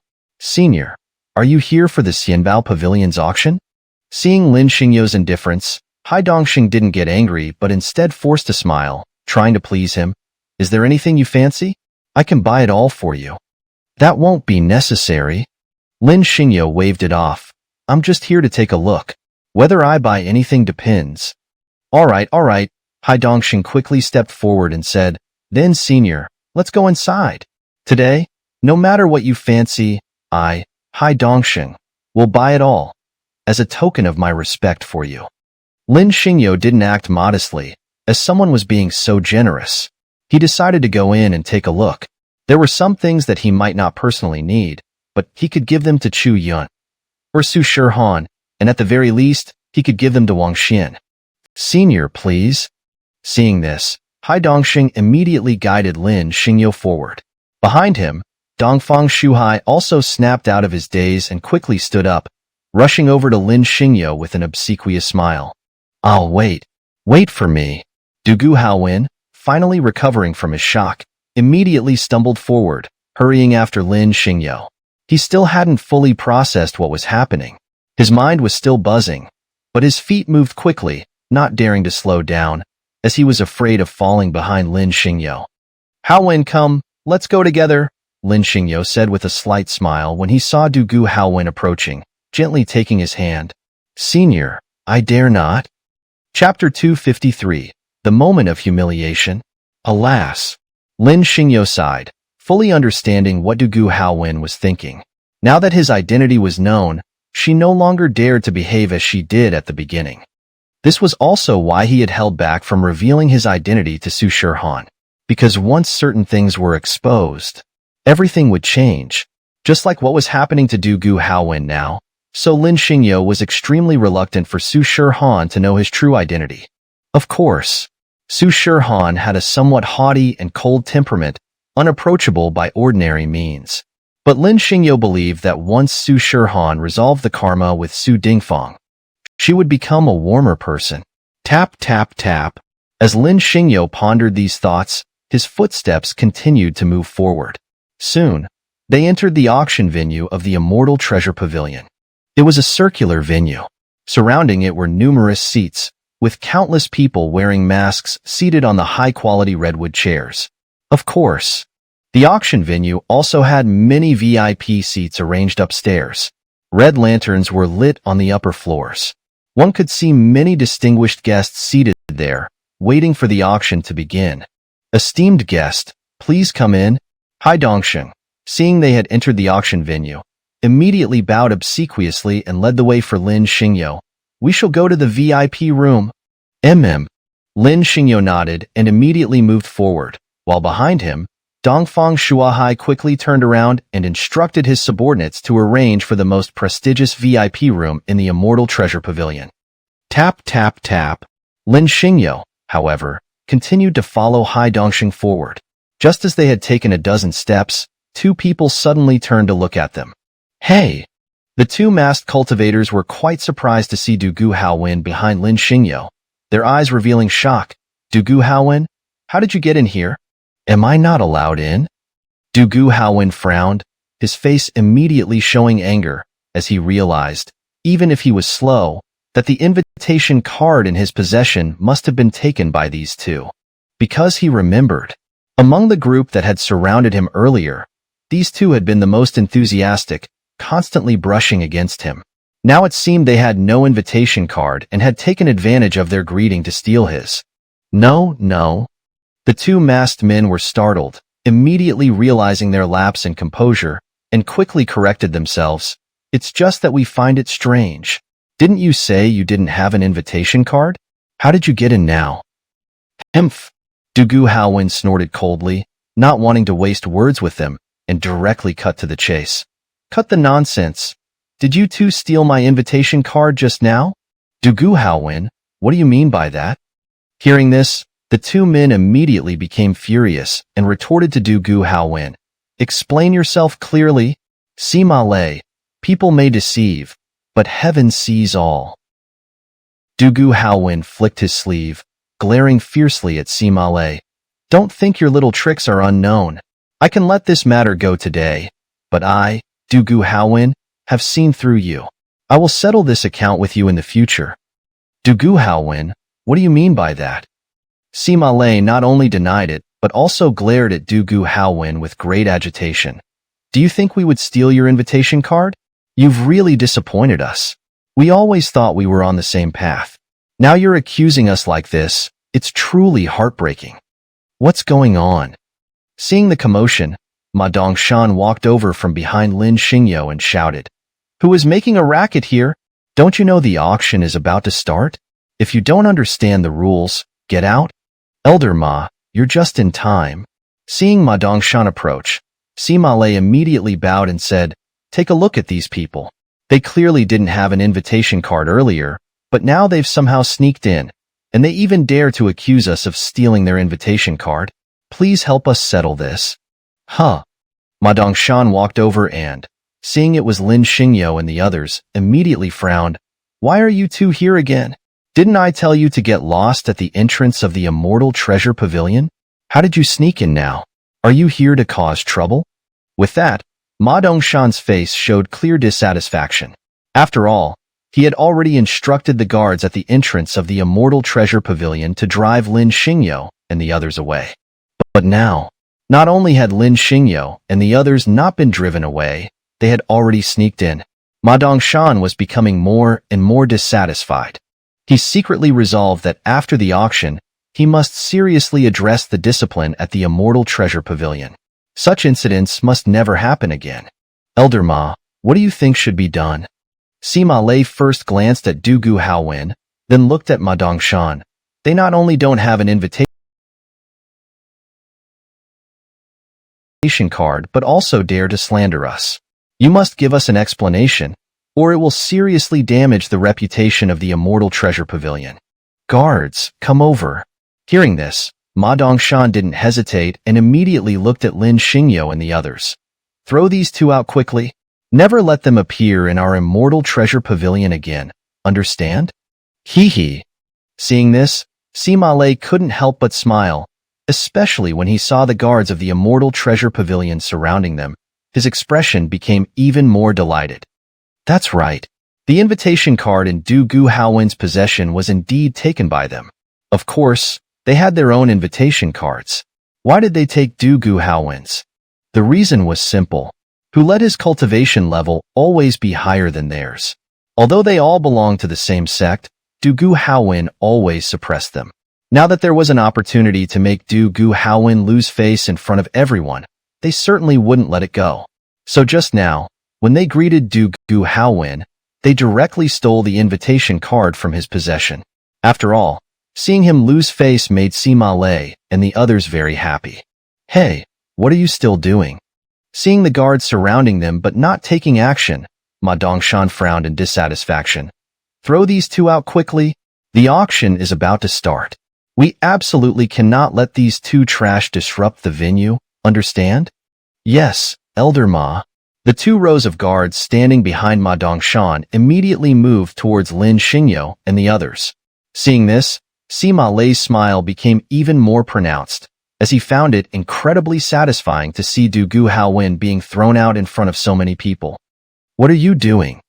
Just as the guards commanded by Ma Dongshan were about to approach Lin Xingyo, Dongfang Shuahai, who had finished arranging the VIP room, rushed over almost in a rage, kicking each of the approaching guards. "Who allowed you to be so rude?" "Master, why are you here?" Ma Dongshan was startled, then quickly realized, "Please don't be angry. I just wanted to throw these troublemakers out." Before Ma Dongshan's words had even finished, he felt a cold, piercing gaze fall upon him. "Shut up." Dongfang Shuahai directly glared at Ma Dongshan. "You can leave. Never appear in the Immortal Treasure Pavilion again. With your dog eyes, you're not qualified to stay in the Immortal Treasure Pavilion. Get out." "Ah." Ma Dongshan was completely dumbfounded, unable to react from the shock for a long time. The words from Dongfang Shuahai were too harsh. He had no idea. He had no clue what mistake he had made to provoke such a furious reaction from Dongfang Shuahai. "Master, what's the situation?" After a while, Ma Dongshan, having regained his senses, looked at Dongfang Shuahai with great agitation and questioned him. "What exactly did I do wrong just now? Why are you treating me like this?" "Why?" Dongfang Shuahai glared at Ma Dongshan with great displeasure. "I'm giving you a chance to live right now. If it weren't for the fact that you've served well over the years, I would have already struck you dead for your disrespect towards this senior just now. He, the pavilion master. Ma Dongshan was stunned and then asked, "What did you just say? Who is he?" Himph. Dongfang Shuahai disdainfully glanced at Ma Dongshan. "You're not worthy to know." Ma Dongshan. Hai Dongsheng, who had been coldly observing the situation, completely ignored Ma Dongshan.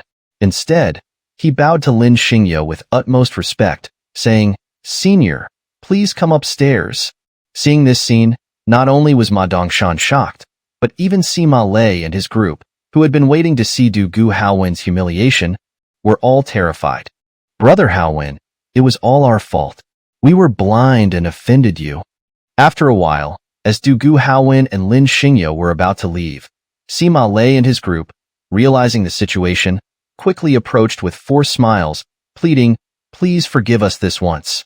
Sima Lei and his group clearly understood by now the way Dongfang Shuahai and others treated Lin Xingyo with such respect. Lin Xingyo's identity must be extraordinary.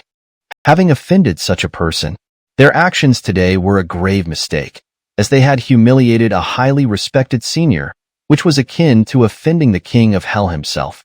If they couldn't obtain forgiveness now, as long as this senior held a grudge, their future would be bleak. We're doomed. We're doomed. Sima Lei and his group were on the verge of mental collapse, all kneeling on the ground and desperately kowtowing to Lin Xingyo, begging for forgiveness. The latter merely glanced at Dongfang Shuahai, who then had them thrown out immediately. Seeing all this, Lin Xingyo naturally didn't say anything more. If these people weren't human, based on their actions, he would have already killed them with his methods.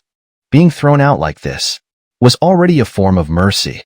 So Lin Xingyo simply ignored them, following Hai Dongxing as they walked directly to the VIP room under the watchful eyes of countless people. Chapter 254, Thunder God Armor. "Senior, please take a look." As soon as Lin Xingyo settled into the VIP room of the Celestial Treasure Pavilion, Dongfang Shuahai immediately handed him a list of auction items with great respect. "Everything on this list is what will be auctioned tonight.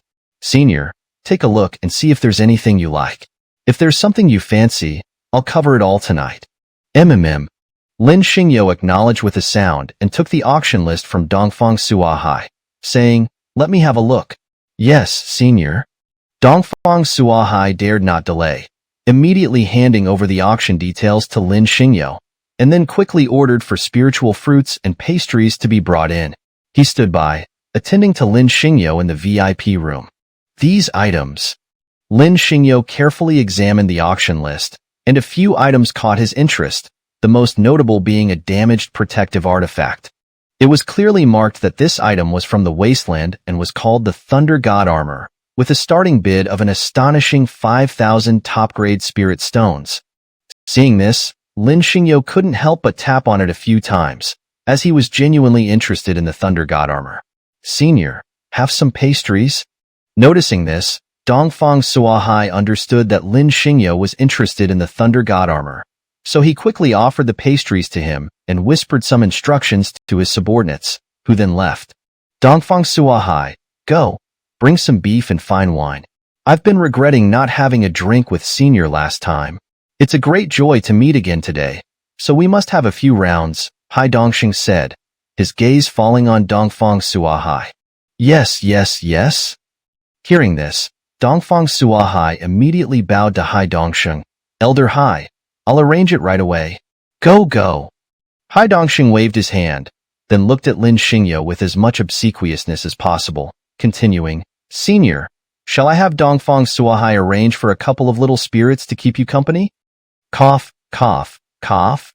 Lin Xingyo had just picked up a pastry and was about to put it in his mouth when he heard Hai Dongxing's words, causing him to cough violently. Hai Dongxing was indeed a straightforward and bold man. He knew what men liked at first glance, although Lin Xingyo liked women, but he didn't dare to entertain the idea of little spirits. After all, he still had some reservations. He couldn't bring himself to like fox women or snake spirits, for humans and spirits were different paths, no matter how beautiful the spirits were. Lin Xingyo didn't dare to get involved. "Senior, look, The auction is about to begin. Seeing this, Du Haowen naturally saw through Lin Xingyo's thoughts, so she seized the opportunity to speak to him. Oh, it's starting. Lin Xingyo was momentarily startled, then turned his gaze to the auction stage, where a seductive spirit clad in black feathers, with a curvaceous figure and long, ivory-white legs, stood, her exposed and voluptuous chest facing everyone. Ladies and gentlemen, the auction begins now. The Thunder God armor, obtained from the wasteland, will be the first item up for auction. The spirit on the auction stage stepped forward a few paces, then displayed the first item. The Thunder God armor was the first to be auctioned. Naturally, it attracted everyone's attention. However, almost everyone knew that the primordial sacred land was determined to acquire it. So before the auction even began, most gazes lingered on the Thunder God armor for a moment before turning to the VIP room of the primordial sacred land. Humph. In the VIP room of the primordial sacred land, Su Xiaotian casually glanced around, then sat up straight with an air of arrogance, his eyes filled with pride. It was clear he was very proud, almost to the point of being disdainful of everyone. After all, he was now the divine son of the primordial sacred land, and his cultivation had long since reached the peak of the formation stage, so naturally, he was arrogant and unyielding. Ladies and gentlemen, the Thunder God armor is now up for auction. The spirit on the auction stage didn't waste much time, directly announcing to everyone, the starting price is 5,000 top-grade spirit stones. Auction begins. 5,000 top-grade spirit stones. As soon as the spirit's words fell, Chen Jiyun, an inner sect elder of the primordial sacred land standing behind Su Xiaotian, couldn't help but step forward and glance around the auction hall. He immediately made the first bid. Su Xiaotian didn't speak. Instead, he casually pulled the sexy fox spirit in front of him into his arms, crossing his legs, his eyes casually scanning the auction hall as he leisurely caressed the fox spirit. The primordial sacred land is truly generous, opening with 5,000 top-grade spirit stones, as if it's just a casual remark. Everyone around was filled with admiration and envy as they looked at Su Xiaotian, clearly showing their reverence for him. Senior, the wine is here. At this moment, the door to Lin Xingyo's room was pushed open, and outside, Dongfang Suahai led a group of sexy spirits, their snow-white legs striding in, carrying exquisite wine and meat. Oh! Lin Xingyo was slightly startled, then said to Dongfang Suahai, let's start with the wine first. Lingxi, come and pour wine for senior. Hearing Lin Xingyo's instructions, Dongfang Suahai dared not delay, immediately instructing a fiery, stunning fox spirit, come and serve senior. Chapter 255, Confrontation. Cough, cough, cough. Seeing this, Lin Xingyo hurriedly waved his hand and said, no need for service. Just put the wine and meat down and let them all leave. Yes, senior. Dongfang Suahai was momentarily stunned, then quickly instructed the group of little fairies who had just entered, quick, you all come over and place the wine and meat here. Yes, pavilion master. The group of little fairies quickly placed the wine and meat down, then slightly bowed to Lin Xingyo before exiting the room. However, the female fox spirit named Lingxi couldn't help but sneak a glance back at Lin Xingyo. In her enchanting, mesmerizing eyes, a complex emotion quickly surfaced. She was no mere hostess. She was the deputy pavilion master of the Celestial Treasure Pavilion. Her cultivation had long since reached the Void Realm, and as a fox spirit, she had almost an innate ability to charm all living beings. No man had ever laid eyes on her without being utterly captivated. Yet, Lin Xingyo hadn't even glanced at her once. Seeing this, Lingxi felt an inexplicable anger in her heart, and she also became somewhat intrigued by Lin Xingyo. Come, Elder Hai, have a drink? Lin Xingyo, on the other hand, didn't pay attention to Lingxi. Instead, he reached out to pick up his wine cup and signaled to Du Haowen to bid for the Thunder God's armor, saying, Haowen, help me call out. I'm willing to offer 5,001 top-grade spirit stones. Yes, senior. Upon hearing this, Du Haowen immediately stepped out, lifted the pearl curtain of the VIP room, and scanned the auction hall with his eyes, announcing, "We are bidding 5,001 top-grade spirit stones." Huh. The previously noisy hall instantly fell silent, and one by one, everyone turned their gazes toward Dugu Haowen standing in front of the VIP room. Their faces were filled with shock. Who didn't know Dugu Haowen standing in the auction hall? But his bold move now, it was undoubtedly making everyone hold their breath for him. After all, he was merely the palace master of the Heavenly Sword Palace. His cultivation was only at the Saint Sacrifice realm, yet he dared to publicly oppose the Supreme Origin Holy Land. Wasn't this courting death? After all, any inner sect elder of the Supreme Origin Sengdi could easily annihilate his entire Heavenly Sword Palace. 独孤浩文瘪了瘪嘴，面对这些叫喊责问毫不搭理。开玩笑，现在他身后站着的可是白衣帝尊，荒古禁地那样不朽的存在都能平推。区区太初圣地独孤浩文当然不会放在眼里。独孤浩文觉得，要是太初圣地他们不识相，大不了到时候林星佑将他们斩灭了就是。可是拍卖会现场的一群人却不知道独孤浩文的底牌，只觉得独孤浩文绝对是疯了，所以一些人忍不住就向独孤浩文叫嚣：独孤浩文，别给脸不要脸，看不清自己是个什么东西，识相的赶紧将刚才自己说的话收回去，否则你肯定走不出这仙宝斋，不识死活的东西。四下的一众人全都看白痴一样朝独孤浩文望过来了，一个个都觉得独孤浩文敢和太初圣地叫板绝对是找死。毕竟谁都知道，仙宝斋这次拍卖的这件雷神战甲早就被太初圣地内定，而且太初圣地也早就放出了话，表明了他们想得到这件雷神战甲的决心。在这个当口，独孤浩文竟然敢喊价，而且只比太初圣地的价格多一块极品灵石。现在就是傻子也知道独孤浩文这是故意和太初圣地过不去。啪！苏啸天突然坐直了起来，将小狐妖抱坐在他腿上，然后戏谑的一笑，隔空打一道响指，眸光直接淡淡的就落下了陈之韵。后者立马挺了挺胸，傲然的开口道：6000块极品灵石，6001块极品灵石。陈之韵这边话声刚落，站在贵宾楼前的独孤浩文几乎是不给任何人反应，直接就加价了。6001块极品灵石。四下的一众人短暂的寂静之后，瞬间掀起了一片哗然，随后有一个算一个，几乎所有人都张开嘴巴，瞪圆着眼睛，望着站在贵宾楼前的独孤浩文，呆若木鸡。我操！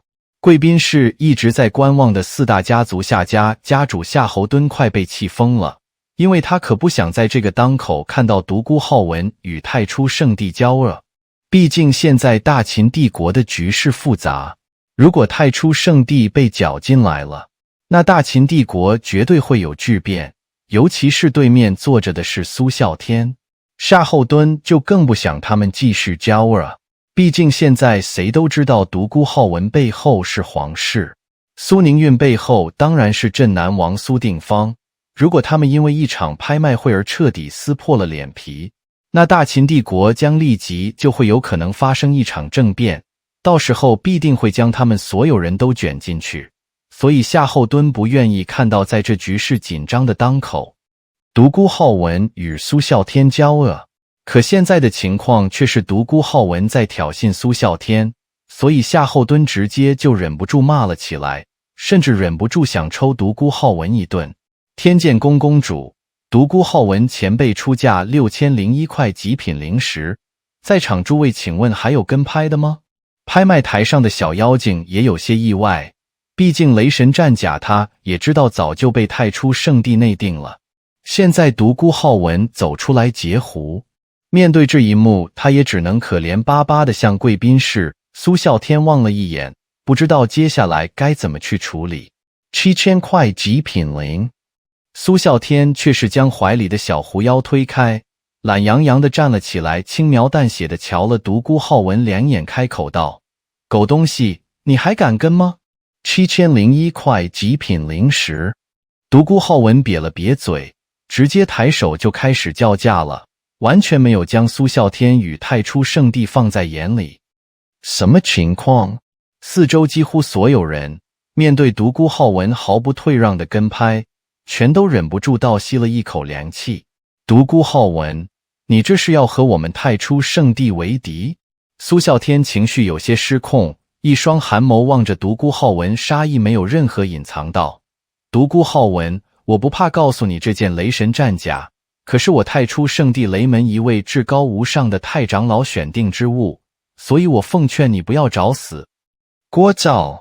独孤浩文不屑地瘪了瘪嘴，不等苏啸天将话说完道：太初圣地很了不起吗？7001块极品灵石，你要是不想加价，那这件雷神战甲就归我了。苏啸天、陈长运、夏后横，几乎全场所有人都望着独孤浩文呆住了。刚刚独孤浩文这话也太嚣张了，太初圣地很了不起吗？面对这句话，简直是犹如定海神针，瞬间震惊全场。Dugu Haowen, what's wrong with you? Why are you shouting out prices at such a moment? Some people in the auction hall couldn't help but shout angrily at Dugu Haowen, their eyes filled with disdain and contempt. Don't you want to live anymore? Dugu Haowen simply pouted, ignoring all the shouting and questioning directed at him. What a joke. The figure standing behind him now was the white-robed emperor, capable of flattening even the ancient forbidden lands. The mere supreme origin Sungdi was nothing to Dugu Haowen. Upon closer examination, it appears that the original text is a mix of Chinese and English, which is not ideal for a seamless translation. Here's the revised translation that accurately conveys the meaning and reads naturally in English. The supreme origin Sungdi was nothing to Dugu Haowen. However, to ensure clarity and context, it might be better to rephrase it as: the supreme origin Sungdi meant nothing to Dugu Haowen. This version maintains the original meaning while ensuring the sentence flows naturally in English. He felt that if the supreme origin Sungdi didn't know their place, then it would be no big deal for Lin Xingyo to wipe them out. However, the crowd in the auction hall didn't know Dugu Haowen's true backing, and they only thought he had gone mad, so some couldn't help but shout at him in outrage. Dugu Haowen, don't be ungrateful. Can't you see what you're worth? Be smart and take back what you just said, or you won't leave this celestial treasure pavilion alive. You're courting death. Everyone around looked at Dugu Haowen as if he were a fool, all believing that his defiance against the supreme origin sect was nothing short of suicidal. After all, everyone knew the Thunder God's armor being auctioned this time had already been preempted by the Supreme Origin Sacred Ground, and the Supreme Origin Sungdi had already made it clear that they were determined to acquire this Thunder God armor. They were determined to obtain this Thunder God's armor. At this juncture, Dugu Haowen dared to bid, and he only raised the price by 1 top-grade spirit stone compared to the Supreme Origin Sanctuary's offer. Even a fool could tell that Dugu Haowen was deliberately challenging the Supreme Origin Sanctuary. Snap! Su Xiaotian suddenly straightened up, placed the little fox spirit on his lap, then with a playful smile, snapped his fingers in the air, his gaze landing directly on Chen Jiyun, who immediately puffed up his chest and declared proudly, 6,000 top-grade spirit stones. 6,001 top-grade spirit stones. Before anyone could react, Dugu Haowen, standing in front of the VIP pavilion, immediately raised the bid. 6,001 top-grade spirit stones. The surrounding crowd, after a brief moment of silence, instantly erupted into an uproar, and one by one, everyone gaped in astonishment at Dugu Haowen standing in front of the VIP pavilion. Holy crap! In the VIP room, Xiahou Dun, the head of the Xiahou family, was nearly driven to madness, as he did not wish to see Dugu Haowen provoking the Supreme Origin Sungdi at this critical juncture. After all, the situation in the Great Qin Empire was complex. If the Supreme Origin Sungdi were to get involved, the Great Qin Empire would undoubtedly face a huge upheaval, especially since the one sitting opposite was Su Xiaotian. Xiahou Dun even more so didn't want them to continue their conflict. After all, everyone knew that Dugu Haowen was backed by the royal family. Su Ningyun, on the other hand, was backed by the Duke of the South, Su Dingfang. If they tore apart over an auction, the Great Qin Empire would immediately face the possibility of a coup, and everyone would be dragged into it. So Xiahou Dun didn't want to see Dugu Haowen and Su Xiaotian at odds at this tense moment. But the current situation was that Dugu Haowen was provoking Su Xiaotian, so Xiahou Dun couldn't help but curse out loud, even feeling the urge to give Dugu Haowen a beating. The Palace Master of the Heavenly Sword Palace, Senior Dugu Haowen, is offering 6,001 top-grade spirit stones. Is there any further bidding from the esteemed guests? The fairy on the auction stage was also a bit surprised, as she knew the Thunder God's armor had already been preempted by the Supreme Origin Sacred Ground. Now that Dugu Haowen had stepped in to outbid them, faced with this situation, she could only pitifully glance at Su Xiaotian in the VIP room, unsure of how to proceed. 7,000 top-grade spirit stones? Su Xiaotian, however, pushed the little fox spirit off his lap, lazily stood up, and casually glanced at Dugu Haowen before saying, "You dog, do you dare to follow?" 7,001 top-grade spirit stones. Dugu Haowen simply pouted, raised his hand, and started bidding again, completely disregarding Su Xiaotian and the Supreme Origin Holy Land. What's going on? Almost everyone around, facing Dugu Haowen's unyielding bidding, couldn't help but take a deep breath in shock. Dugu Haowen, are you declaring war on the Supreme Origin Holy Land? Su Xiaotian's emotions appeared to spiral out of control. His cold gaze locked onto Dugu Haowen, his killing intent undisguised. Dugu Haowen, let me make this clear. This Thunder God's armor has been selected by a Supreme Elder of our Supreme Origin Sect's Thunder Gate. I advise you not to court death. Clamor. Dugu Haowen scoffed with disdain, interrupting Su Xiaotian mid-sentence. Is the Supreme Origin Holy Land really that impressive? 7,001 top-grade spirit stones. If you don't want to increase the bid, then this Thunder God's armor is mine. Su Xiaotian. Chen Changyun. Xiahou Dun. Almost everyone in the hall was stunned as they looked at Dugu Haowen. Just now, Dugu Haowen's words were too arrogant. Is the Supreme Origin Sungdi that great? Those words were like a thunderbolt, instantly shocking the entire hall. Chapter 256, Digging a Grave for Yourself? Dugu Haowen, do you know what you're saying? Su Xiaotian clenched his fists tightly, his eyes blazing with murderous intent as he stared at Dugu Haowen. You, a mere ant, dare to speak such arrogant words. Don't you know what kind of disaster you're inviting upon yourself? The surrounding crowd was stunned. Dugu Haowen, do you know what you're saying? Su Xiaotian clenched his fists, his eyes filled with murderous intent as he glared at Dugu Haowen. You insignificant ant, how dare you speak such arrogant words? Don't you know what kind of calamity this will bring upon yourself? The surrounding crowd was stunned. Dugu Haowen, a mere nobody, dared to publicly declare, is the Supreme Origin Sungdi really that impressive? The onlookers were left in utter shock. What a joke. Is the Supreme Origin Sungdi really that impressive? Of course it is. Otherwise, why would it be called a Sungdi? The Supreme Origin Sungdi is practically invincible among the human race in the Chiwe continent. Everyone knows that the Supreme Origin Sungdi not only has 5 immortal emperors, but also a nearly invincible eternal being. Although rumors have persisted for years that this eternal being has passed away, it remains unconfirmed. So, not even a place like the ancient Forbidden Zone would dare to provoke the Supreme Origin Sungdi lightly. Yet, Dugu Haowen had the audacity to say such things in front of so many people. This is madness. Dugu Haowen, are you insane? Xiahou Dan, who had finally regained his composure in the VIP room, glared at Dugu Haowen with bloodshot eyes. Otherwise, how could you possibly say something like that? Humph. Dugu Haowen glanced around, pouting dismissively. So what? I said it. You're digging your own grave. Xiahou Dan's chest heaved violently with anger. You reckless fool. Humph, is that so? Dugu Haowen smirked, unable to suppress a cold snort. Lin Xingyo had instructed him to say that. With Lin Xingyo backing him up, Dugu Haowen, who already harbored resentment toward the Supreme Origin Sung Di and Su Xiaotian, felt no fear in confronting them. Humph, humph. Even Chen Changyuan, not just Su Xiaotian, felt a surge of anger. After all, the Supreme Origin Sung Di had announced its intention to acquire the Thunder God's armor long ago.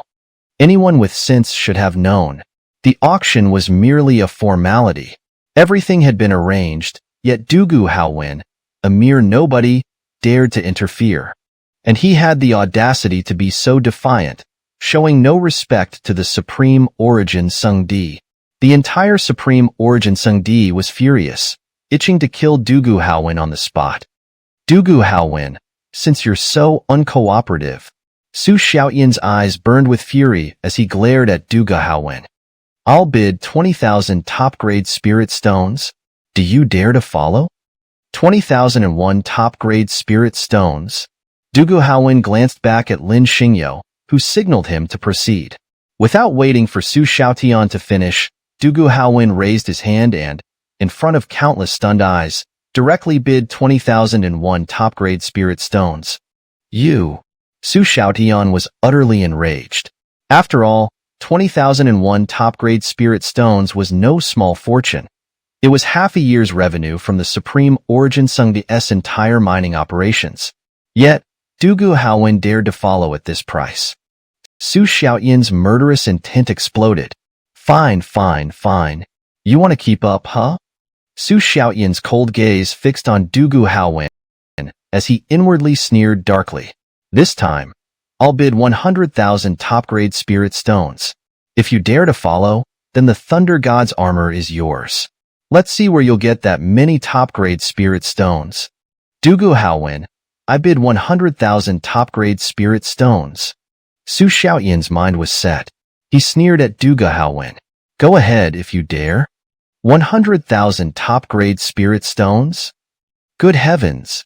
Mother of mercy! The crowd erupted in astonishment. No wonder it's the Supreme Origin Sung Di.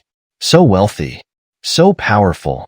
They actually bid 100,000 top-grade spirit stones. Dugu Haowen bid. Go ahead and bid. Su Xiaotian's gaze toward Dugu Haowen was filled with mockery. Of course, he wasn't afraid that Dugu Haowen would win the Thunder God's armor. He had already made up his mind.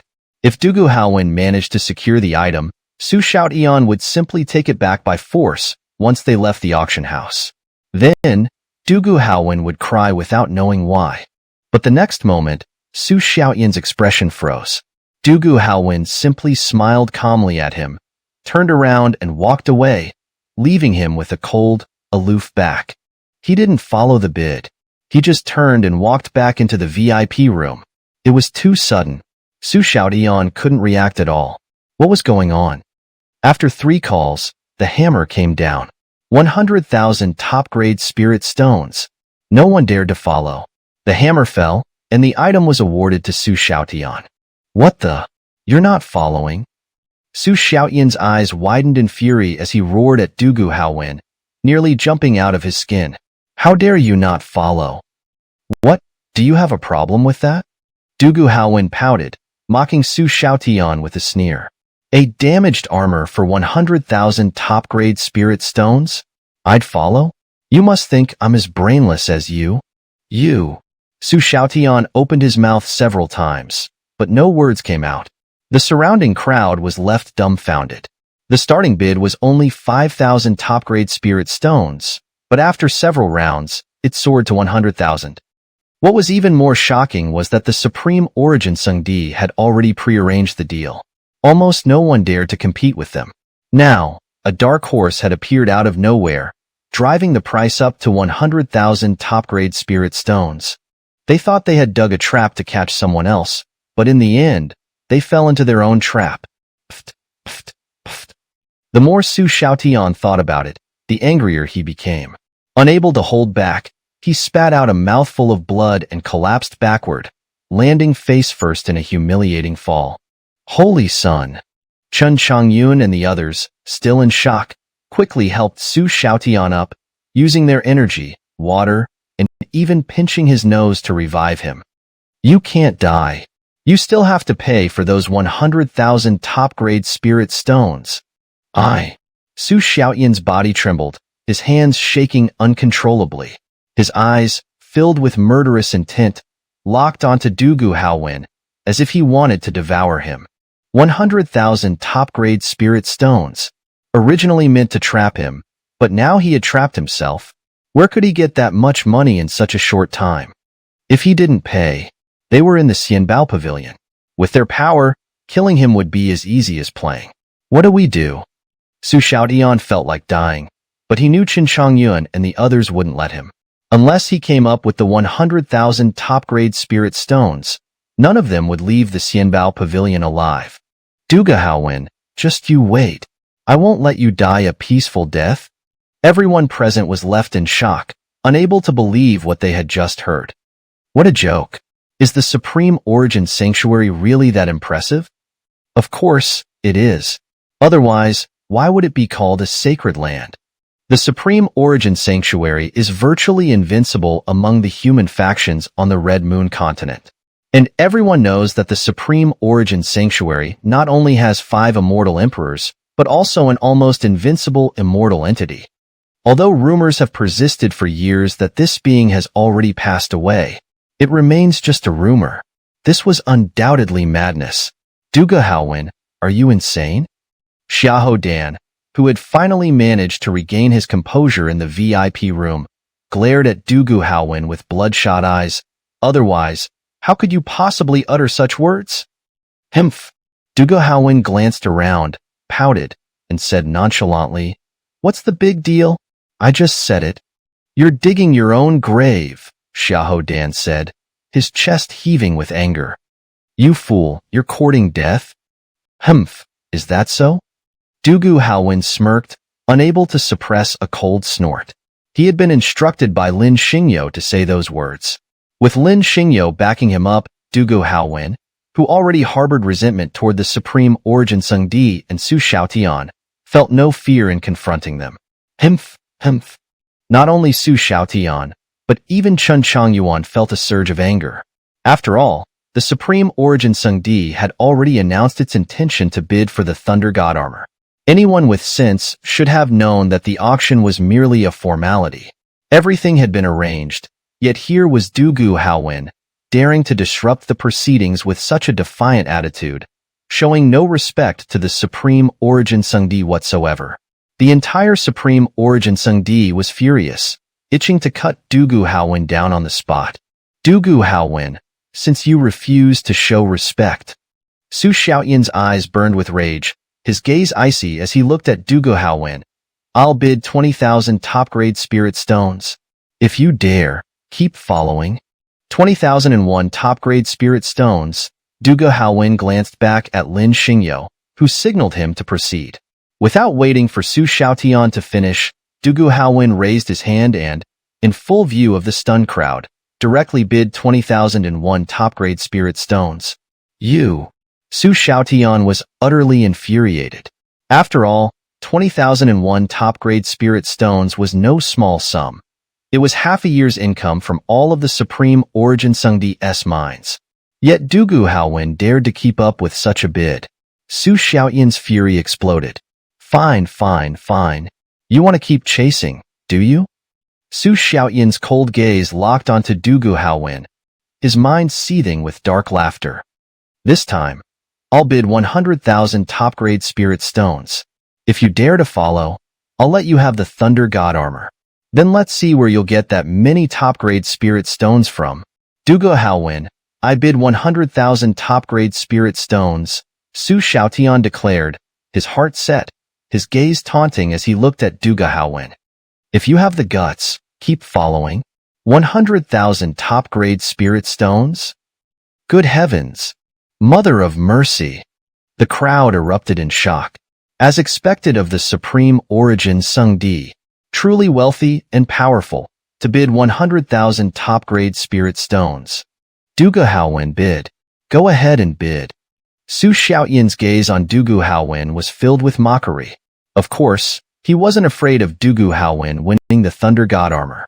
He had already decided that if Dugu Haowen were to successfully bid for it, he would immediately rob him of it the moment they stepped outside. Then he'd see how Dugu Haowen would cry. But in the next moment, Su Xiaoyan's expression froze.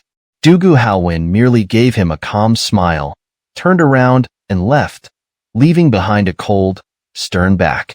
He didn't follow up with a bid. He simply walked back to the VIP room. It was too sudden. Su Xiaoyan was completely caught off guard.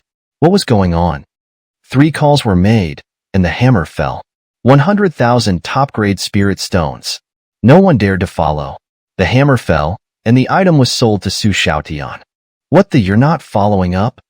Su Xiaoyan's eyes widened in fury as he glared at Dugu Haowen, erupting in a thunderous roar. How could you not follow up? What? Do you have a problem with that? Dugu Haowen pouted, taunting Su Xiaoyan with a sneer. A damaged armor for 100,000 top-grade spirit stones? I'd be stupid to follow. Unlike you, who must have had his head smashed in by a door. You.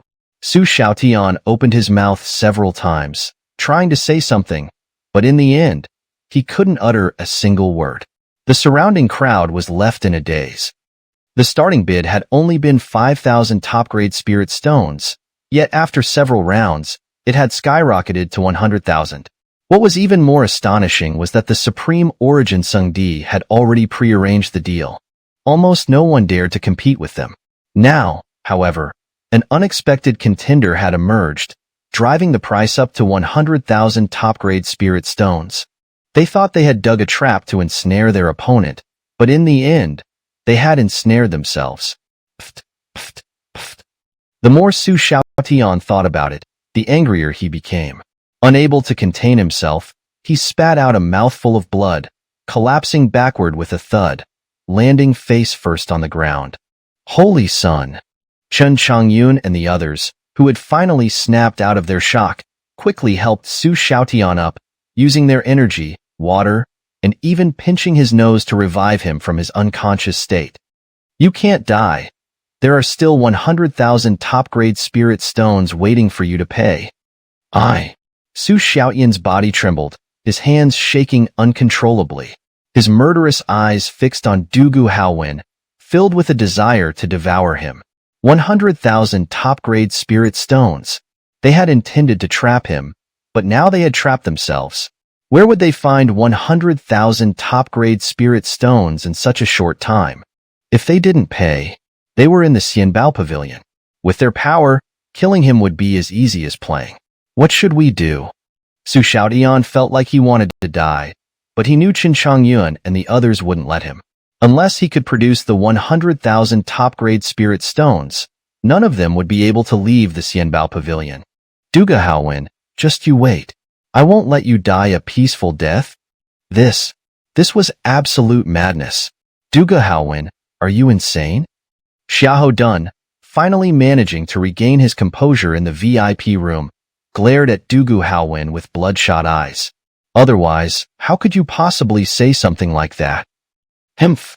Dugu Haowen glanced around, his mouth curling in disdain. So what? I said it. You're digging your own grave. Xiahou Dun's chest heaved violently with anger. You reckless fool. Humph! Is that so? Dugu Haowen smirked, unable to suppress a cold snort. The words he had just spoken were actually what Lin Xingyo had instructed him to say. With Lin Xingyo backing him up, Dugu Haowen, who was already displeased with the Supreme Origin Sanctuary and Su Xiaoyan, felt no fear in confronting them, especially since Lin Xingyo was backing him up. Humph, humph. Even Chen Changyuan, not just Su Xiaoyan, felt a surge of anger. After all, the Supreme Origin Sanctuary had announced its intention to acquire the Thunder God's battle armor long ago. Anyone with any sense should have known. The auction was merely a formality. Everything had been arranged, yet now, Dugu Haowen, a mere nobody, dared to disrupt the proceedings. And with such an arrogant attitude, he didn't even spare the Supreme Origin Sungdi any face. The entire Supreme Origin faction was incensed, their fury boiling over, and they wished they could slay Dugu Haowen immediately. Dugu Haowen, since you're so uncooperative, Su Xiaoyan's anger surged, his cold gaze fixed on Dugu Haowen. Then I'll bid 20,000 top-grade spirit stones. If you have the guts, keep up. 20,001 top-grade spirit stones. Dugu Haowen glanced back at Lin Xingyo, who signaled with a wave of his hand. Without waiting for Su Xiaotian to finish speaking, Dugu Haowen raised his hand and, in front of countless shocked gazes, directly shouted out the bid of 20,001 top-grade spirit stones. You!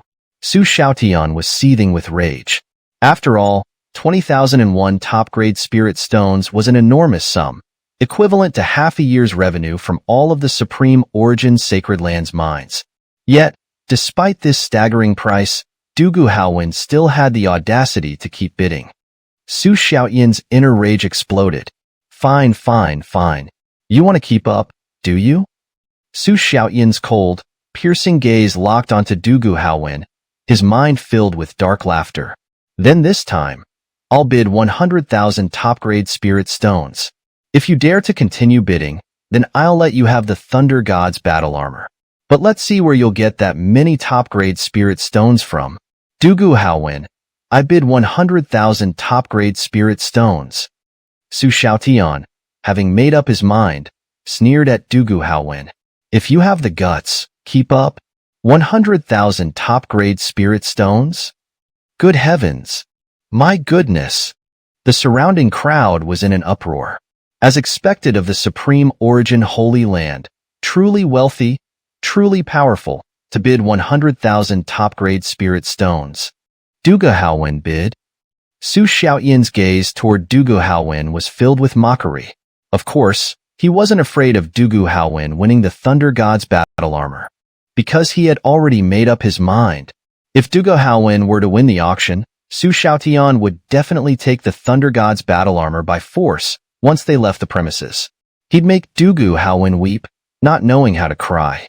But, the next moment, Su Xiaotian's expression froze. Dugu Haowen simply smiled at him calmly, turned around, and left, leaving behind a cold, stern back. He didn't continue bidding. He just turned around and walked back to the VIP room. It was too sudden. Su Xiaotian couldn't react in time. What was happening? 3 hammer strikes later, the auction was finalized. 100,000 top-grade spirit stones. No one dared to bid further.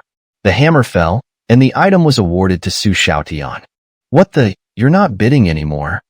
Su Xiaotian's eyes widened in fury as he roared at Dugu Haowen, his voice filled with rage. How dare you not bid anymore? What? Do you have a problem with that? Dugu Haowen smirked, his tone dripping with mockery as he taunted Su Xiaotian. A damaged armor for 100,000 top-grade spirit stones? I'd be crazy to keep bidding. You must have your head squeezed by a door. You. Su Xiaotian opened his mouth several times, wanting to say something, but in the end, he couldn't utter a single word. The surrounding crowd was left in a daze. The starting bid had been only 5,000 top-grade spirit stones, yet after several rounds, it had skyrocketed to 100,000. What was even more shocking was that the Supreme Origin Sungdi had already internally decided to acquire the item. Dugu Haowen, do you know what you're saying? Su Xiaotian couldn't help but clench his fists, his eyes brimming with murderous intent as he glared at Dugu Haowen and said, You insignificant ant, how dare you speak such arrogant words? Don't you know the consequences this will bring upon yourself? The surrounding crowd was stunned. Dugu Haowen, a mere nobody, dared to publicly ask if the Supreme Origin Sungdi was really that impressive. Everyone present was left in utter shock. What a joke. Is the Supreme Origin Sungdi really that impressive? Of course, the Supreme Origin Sungdi is impressive. Otherwise, why would it be called a Sungdi?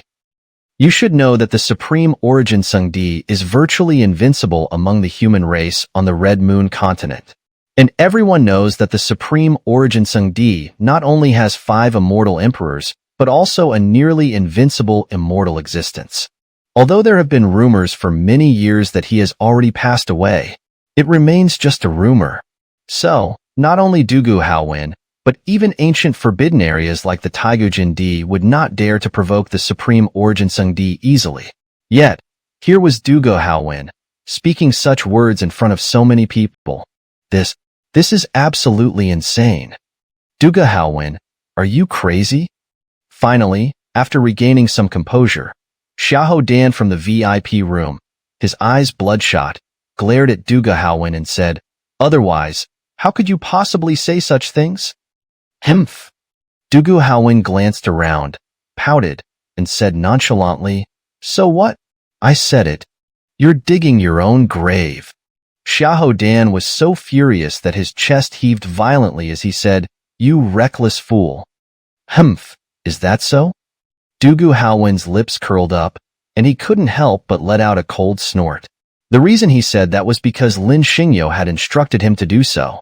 Now that Lin Xingyo was backing him up, Dugu Haowin, who was already displeased with the Supreme Origin Sung Di and Su Xiaotian, naturally had no fear in confronting them. Humph, humph. Not only Su Xiaotian, but even Chen Changyuan was starting to feel some anger. After all, the Supreme Origin Sung Di had already announced its intention to acquire the Thunder God's battle armor. Anyone with sense should have known. The auction was just a formality. Everything had been arranged, yet Dugu Haowin, a mere nobody, dared to interfere. And his attitude was so defiant. He didn't give the Supreme Origin Sung Di any face at all. Seeing this, almost everyone from the Supreme Origin Sung Di was furious, wanting nothing more than to kill Dugu Haowin on the spot. Dugu Haowin, since you don't know your place? Su Xiaotian was seething with anger, his cold gaze fixed on Dugu Haowin as he said, "Then I'll bid 20,000 top-grade spirit stones. Do you dare to keep up?" 20,001 top-grade spirit stones? Dugu Haowin glanced back at Lin Xingyo, who signaled him to continue. Without waiting for Su Xiaotian to finish speaking, he raised his hand and, under the astonished gazes of countless people, directly bid 20,001 top-grade spirit stones. You! Su Xiaotian was already furious. After all, 20,001 top-grade spirit stones were no small fortune. That was half a year's income from all of the Supreme Origin Sung Di's mines. Yet, at this price, Dugu Haowin still dared to bid. Su Xiaotian's murderous intent exploded. All right, you want to keep up, huh? Su Xiaotian's cold gaze fixed on Dugu Haowin, his mind filled with sinister thoughts as he said, "This time, I'll bid 100,000 top-grade spirit stones. If you dare to bid again, then I'll let you have the Thunder God's battle armor. Let's see where you'll get that many top-grade spirit stones from." Dugu Haowin, I bid 100,000 top-grade spirit stones. Su Xiaotian, having made up his mind, looked at Dugu Haowin with a mocking expression and said, "Do you dare to keep up? 100,000 top-grade spirit stones? Oh my God! My goodness!" The surrounding crowd was in an uproar.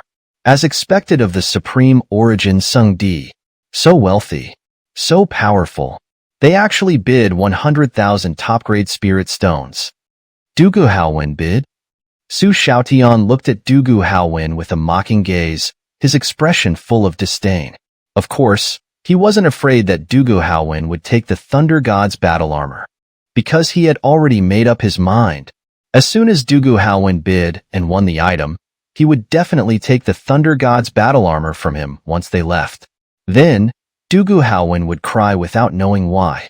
But, the next moment, Su Xiaotian's expression froze. Dugu Haowin simply smiled at him calmly, turned around and left, giving him a cold, stern back. He didn't bid again. He just turned around and walked back to the VIP room. It was too sudden. Su Xiaotian couldn't react at all. What was going on? After 3 calls, the hammer fell. 100,000 top-grade spirit stones. No one dared to bid. It was finalized and given to Su Xiaotian. What the? You're not bidding? Su Xiaotian's eyes widened in fury as he shouted at Dugu Haowin. How could you not bid? Do you have a problem with that? Dugu Haowin pouted and looked at Su Xiaotian with mockery, saying sarcastically, "A damaged armor for 100,000 top-grade spirit stones? I wouldn't bid even if you paid me. You must have your head squeezed by a door." You. Su Xiaotian opened his mouth several times, wanting to say something, but in the end, he couldn't utter a single word. The surrounding crowd was completely dumbfounded. The starting price was only 5,000 top-grade spirit stones, but after several rounds of bidding, it reached 100,000 top-grade spirit stones. What was even more shocking was that the Supreme Origin Sung Di had already internally decided to acquire it. Almost no one dared to compete with them. Now, a dark horse appeared out of nowhere, driving the price up to 100,000 top-grade spirit stones. Originally, they thought they had dug a trap to catch someone else, but in the end, they ended up digging their own grave. Pft, pft, pft. The more Su Xiaotian thought about it, the angrier he became. Unable to contain himself, he spat out a mouthful of blood and fell straight backward, landing face first on the ground. Holy sun! After recovering from their shock, Qin Changyun and the others immediately helped Su Xiaotian up, using their internal energy, water, and even pinching his nose to revive him from his unconscious state. You can't die. We still need you to pay for the 100,000 top-grade spirit stones. Su Xiaotian's body was weak, his hands trembling. His eyes, filled with murderous intent, glared at Dugu Haowen, as if he wanted to devour him. 100,000 top-grade spirit stones. Originally, he wanted to trap Dugu Haowen, but now he had trapped himself. Moreover, where could he get 100,000 top-grade spirit stones in such a short time? If he didn't pay, they were in the Xianbao Pavilion now. With their power, they could easily kill him. What should we do? Su Xiaotian felt like he wanted to die, but he knew Qin Changyun and the others wouldn't let him. Unless he could produce the 100,000 top-grade spirit stones, none of them would be able to leave the Xianbao Pavilion. Dugu Haowen, just you wait. I won't let you die a peaceful death. No one dared to compete with them. And now, a dark horse had emerged, driving the price up to 100,000 top-grade spirit stones. They had thought they were digging a pit to trap their opponent, but in the end, they had dug their own grave. Pft, pft, pft. The more Su Xiaotian thought about it, the angrier he became. Unable to hold back, he spat out a mouthful of blood, collapsing backward with a thud, landing face first in a humiliating sprawl. Holy sun! Qin Changyun and the others, having snapped out of their shock, quickly rushed to support Su Xiaotian, using their energy, water, and even pinching his acupoints to revive him from his unconscious state. You can't die. There are still 100,000 top-grade spirit stones waiting for you to pay. Su Xiaotian's body trembled weakly, his hands shaking uncontrollably. His eyes, filled with murderous intent, locked onto Dugu Haowen, his hatred so intense that he wished he could devour him. 100,000 top-grade spirit stones. They had intended to trap Dugu Haowen, but now they had trapped themselves. And where would they find 100,000 top-grade spirit stones in such a short time? If they didn't pay, they were currently in the Immortal Treasure Pavilion. With their power, dealing with them would be as easy as playing a game. What do we do? Su Xiaotian felt like he wanted to die, but he knew that Qin Changyun and the others wouldn't let him. Unless he could come up with 100,000 top-grade spirit stones, none of them would be able to leave the Immortal Treasure Pavilion. Dugu Haowen, just you wait. I will make sure you suffer a fate worse than death. Chapter 257. Run, Divine Sun. The Celestial Treasure Pavilion. The auction has ended. Of course, the bidding between Dugu Haowen and Su Xiaotian instantly became the topic of discussion for everyone.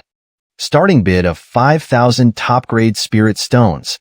After several rounds of bidding, in the end, it was sold for 100,000 top-grade spirit stones. Su Xiaotian was so furious that he spat blood and fainted on the spot. In the end, it almost cost him everything he had to complete the transaction. He managed to survive and leave the Celestial Treasure Pavilion. Damn it! On the way back from the Celestial Treasure Pavilion to the Su Mansion, sitting inside the Elong treasure carriage, Su Xiaotian held the damaged Thunder God battle armor in his hands, his eyes bloodshot as he roared, Dugu Haowen, if I don't avenge this, I swear I'm not a man. Divine Sun, please don't get angry.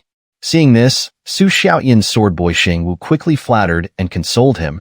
Now that you've helped Elder Lei get this armor, once we return to the sect, Elder Lei will definitely reward you greatly. To hell with your reward. At this, Su Xiaotian was so angry that he kicked Xing Wu directly, because no reward could make up for the damage to his wounded heart. After all, he had just pawned all the treasures, spiritual medicines, and divine fruits that the primordial sacred land had given him over the years to the celestial treasure pavilion in exchange for this damaged armor. The thought of it made him feel a sharp pain in his heart. That was his entire fortune. Many of those things were obtained at the risk of his life, and now, because of Du Gu Haowen, he had nothing left. The hatred in his heart. He really wanted to tear Du Gu Haowen to pieces. Elder Chen, have you spotted Du Gu Haowen and the others leaving?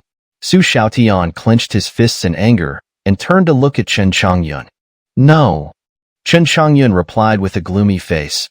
We've always had people watching the celestial treasure pavilion. Du Gu Haowen and the others haven't come out yet. As soon as they show themselves, our people will immediately take their lives. Du Gu Haowen, make sure to leave him alive. Su Xiaotian's eyes were bloodshot as he said excitedly, because I must personally flay him alive and let him know the miserable fate that awaits those who offend me. Divine Son, rest assured. Chen Changyun bowed and replied, I will definitely capture that scoundrel and let you vent your anger today. Good.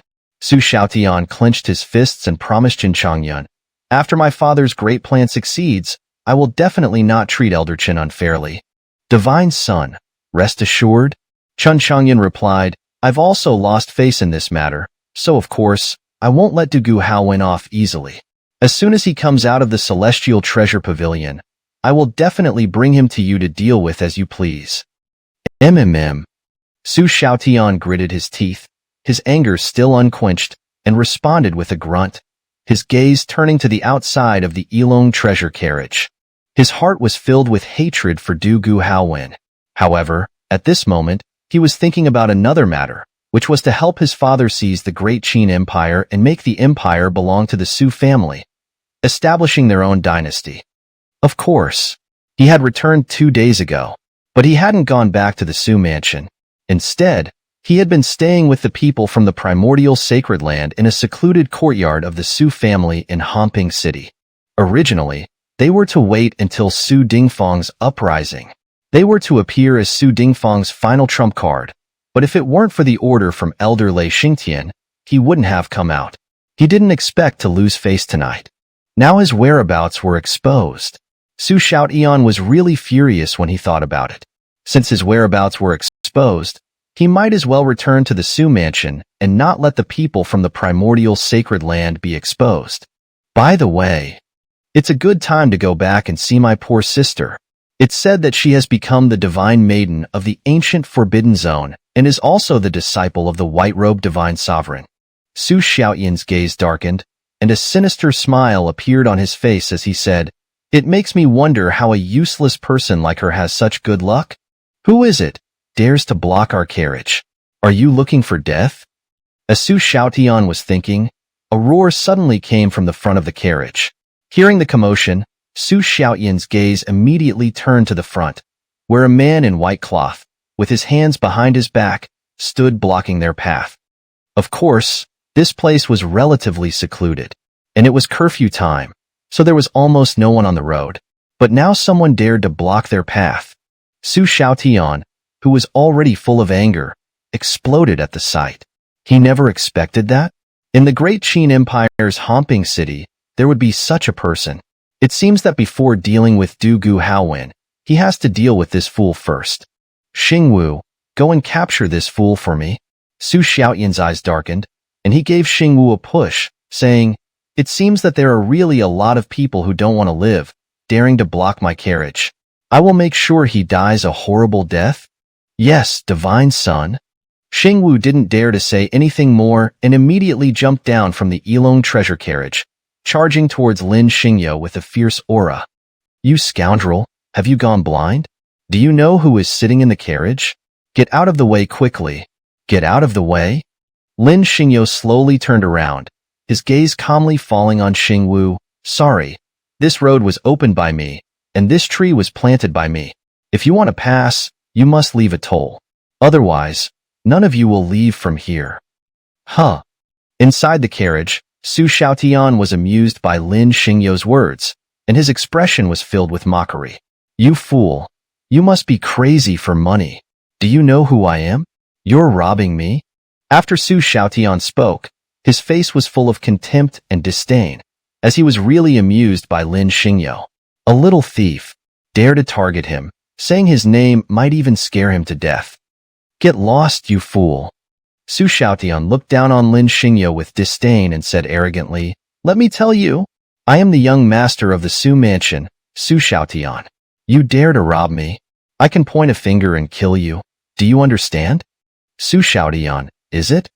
Lin Xingyo, wearing a bronze mask and a long white robe, strode directly towards Su Xiaotian, saying, Sorry, I'm robbing you. I heard you bid 100,000 top-grade spirit stones for the Thunder God battle armor. I really like that armor, so I've been waiting here for you. Huh. Su Xiaotian was stunned for a moment, and after realizing it, he was furious. Even if he were stupid, he could tell. Lin Xingyo was here for him, and he wanted to take the Thunder God battle armor from him. Faced with this, Su Xiaotian's already furious heart exploded. You're looking for death? Su Xiaotian suddenly stood up, his aura exploding, and a series of killing arrays rising behind him, his eyes filled with murderous intent, almost forming two beams of blood light. He, Su Xiaotian, had never been so repeatedly provoked like today, especially with such a brazen act of defiance coming straight to his doorstep. Kill! Su Xiaotian waved his hand and roared at the group of cultivators guarding him. Cut him into pieces with your blades. Yes, divine son. The surrounding cultivators were shocked, then all drew their weapons and charged towards Lin Xingyo with a murderous aura. Hee. Su Xiaotian's gaze darkened as he watched the cultivators around him shoot towards Lin Xingyo, and a cold smile appeared on the corner of his mouth. Because he believed that the guardians his father had given him would definitely kill this fool, Lin Xingyo. But, the next moment, Su Xiaotian's cold smile on his face suddenly stopped, and he stared wide-eyed at the group of people flying up, instantly petrified. What's going on? Su Xiaotian opened his mouth in a daze, his eyes wide with shock. Why are they all flying? No good, divine son. Run? Chen Changyan's expression froze for a moment, then he quickly realized, this person in front of us is a master. Chapter 258. All knocked out. Wanna leave. Seeing Su Xiaotian and Chen Changyun trying to escape after regaining their senses, Lin Xingyo casually waved his hand, and a burst of rule power instantly enveloped them. In the next moment, he forcibly pressed them to the ground and said, All of you, stay down. Senior, we are unaware of how we have offended you. Please, for the sake of the Tai Chu Holy Land, grant us mercy this once. Chen Changyun gritted his teeth, his eyes filled with fear as he pleaded with Lin Xingyo. Is the Tai Chu Sung Di very powerful? Lin Xingyo smirked, his gaze cold as it rested on Chen Changyun. Why should I spare you just because of the Tai Chu Sung Di? Chen Changyun stared at Lin Xingyo in shock.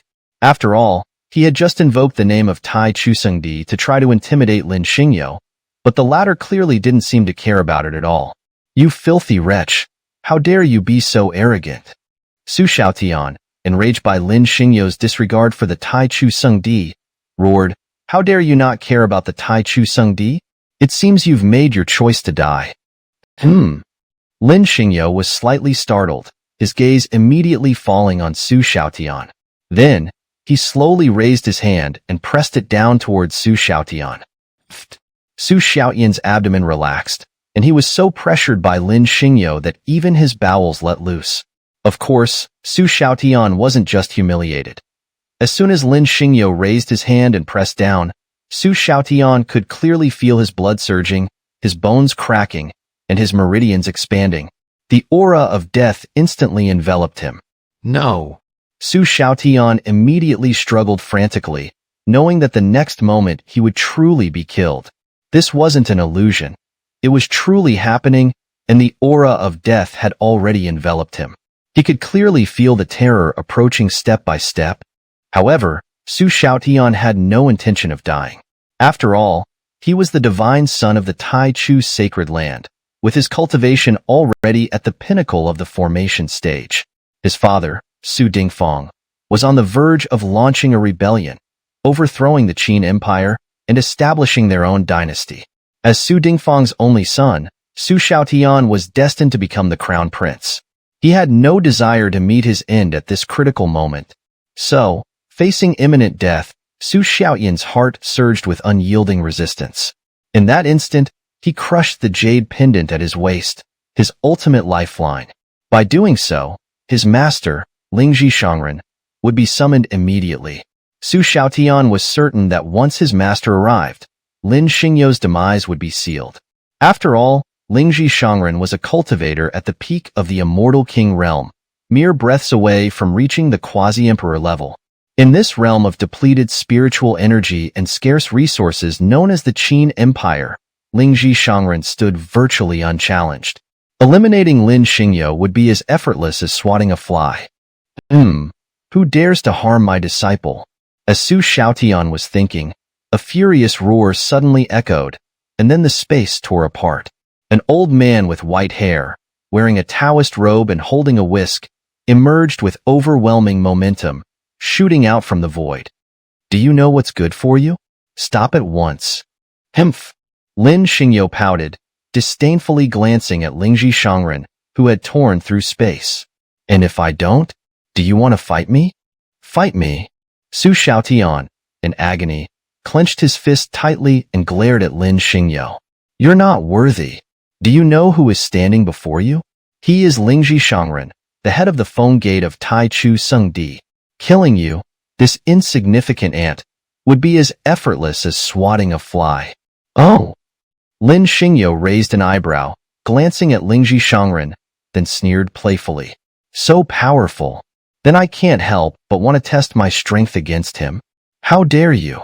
Lingji Shangren's aura exploded, and divine radiance rose from behind him. He swung his whisk and looked at Lin Xingyo with an air of arrogance. How dare a mere ant like you be so arrogant in front of me? It seems you don't know my methods. Methods? Lin Xingyo sneered coldly. A mere immortal king dares to show off his methods in front of me. Do you know that I don't even need methods to kill you? A single killing intent is enough to wipe you out. You filthy wretch, you sure know how to act. Su Xiaotian shouted disdainfully at Lin Xingyo. Killing an immortal king with just a killing intent. Who do you think you are? Are you the White Robe Emperor? Noisy. Lin Xingyo glared coldly at Su Xiaotian, and his palms suddenly pressed down. Crush. Snap. Su Xiaotian didn't even have time to react. In that instant, one of his legs, under Lin Xingyo's pressure, exploded in front of countless shocked gazes. Ah! After a moment, Su Xiaotian, reacting to the pain, couldn't help but let out a painful howl. Stop! Lingji Shangren, his killing intent covering the sky, sternly shouted at Lin Xingyo. I command you to stop at once. Otherwise, I will make you pay 10 times the pain he is suffering. Oh, is that so? Lin Xingyo pouted, sneering coldly. Then come at me. I want to see what gives a mere immortal king the confidence to speak such words in front of me. You're seeking death. Lingji Shangren was completely enraged, his killing intent exploding. His eyes, filled with murderous intent, glared at Lin Xingyo, as if wanting to tear him apart alive. Ha ha ha ha. Although in pain, Su Xiaotian couldn't help but laugh maniacally. He was absolutely certain that once Lingji Shangren made a move, Lin Xingyo would be doomed. Of course, the injuries he suffered could also be healed by Lingji Shangren's means. Therefore, he couldn't help but grin maniacally, waiting to see Lingji Shangren kill Lin Xingyo. Get down! But in the next moment, in Su Xiaotian's utterly shocked gaze, as Lingji Shangren's earth-shattering attack was about to hit Lin Xingyo, an astonishing scene unfolded in the blink of an eye. The previously earth-shattering Lingji Shangren was suddenly grabbed by Lin Xingyo by the hair and brutally slammed to the ground. Smack! Lingji Shangren's face hit the ground first, creating a deep crater in the earth. Su Xiaotian's maniacally grinning face instantly froze. His eyes widened in shock as he stared at Lin Xingyo, his mouth agape. What's happening? Chun Chongyun, finally snapping out of his shock, gaped at the scene with eyes that seemed frozen in disbelief. After what felt like an eternity, he stammered, the leader of the Phone Gate of Tai Chu Sung Di, a pinnacle immortal king, was just so brutally slammed to the ground like that? This is simply unbelievable. Well, how about it? Lin Xingyo pouted, his gaze falling indifferently on Lingji Shangren, who was now being stepped on by him. Do you believe me now? Senior, we were wrong. Chun Chongyun, recovering from his shock, immediately began to kowtow and beg for mercy. It was our blind arrogance that offended you. Please, for the sake of our ignorance, spare us this time. Humph! Lin Xingyo snorted coldly, forcefully taking the Thunder God armor from Su Xiaoyan's hand and glaring at Chun Chongyun. I can spare your lives this time, but next time, I can't guarantee. Thank you, Senior, for your mercy. Chun Chongyun dared not argue and immediately kowtowed to thank Lin Xingyo. Humph! Lin Xingyo waved his sleeve and snorted coldly, turning his back on Chun Chongyun and leaving them with a cold, imposing figure. Ah! Seeing Lin Xingyo walking away, Lingji Shangren, barely recovering from his shock, immediately roared with all his might, You filthy wretch, I don't care who you are, but the humiliation you just inflicted on me, I will definitely make you pay for it. Master, don't worry, Su Xiaotian said with an extremely sinister expression as he watched Lin Xingyo walking farther away. I just left a soul imprint on the Thunder God armor. Once the Empress and the others arrive, we will surely exact our revenge for today. Humph! Lingji Shangren's eyes were bloodshot, his emotions running high as he roared furiously. When the time comes, I will definitely tear him apart with 10,000 cuts. Chapter 259. Intervening. Time flies. A night has passed. Lin Xingyo got up as usual early, practiced his sword in the small courtyard, and then washed his face. He went out. The streets were bustling. People were everywhere, coming and going. Of course, there were many vendors, especially unscrupulous merchants selling fake antiques and treasures, who seemed to have increased compared to yesterday. Lin Xingyo naturally noticed this, so he took an interest in observing them, but after a while, he didn't see anything particularly rare.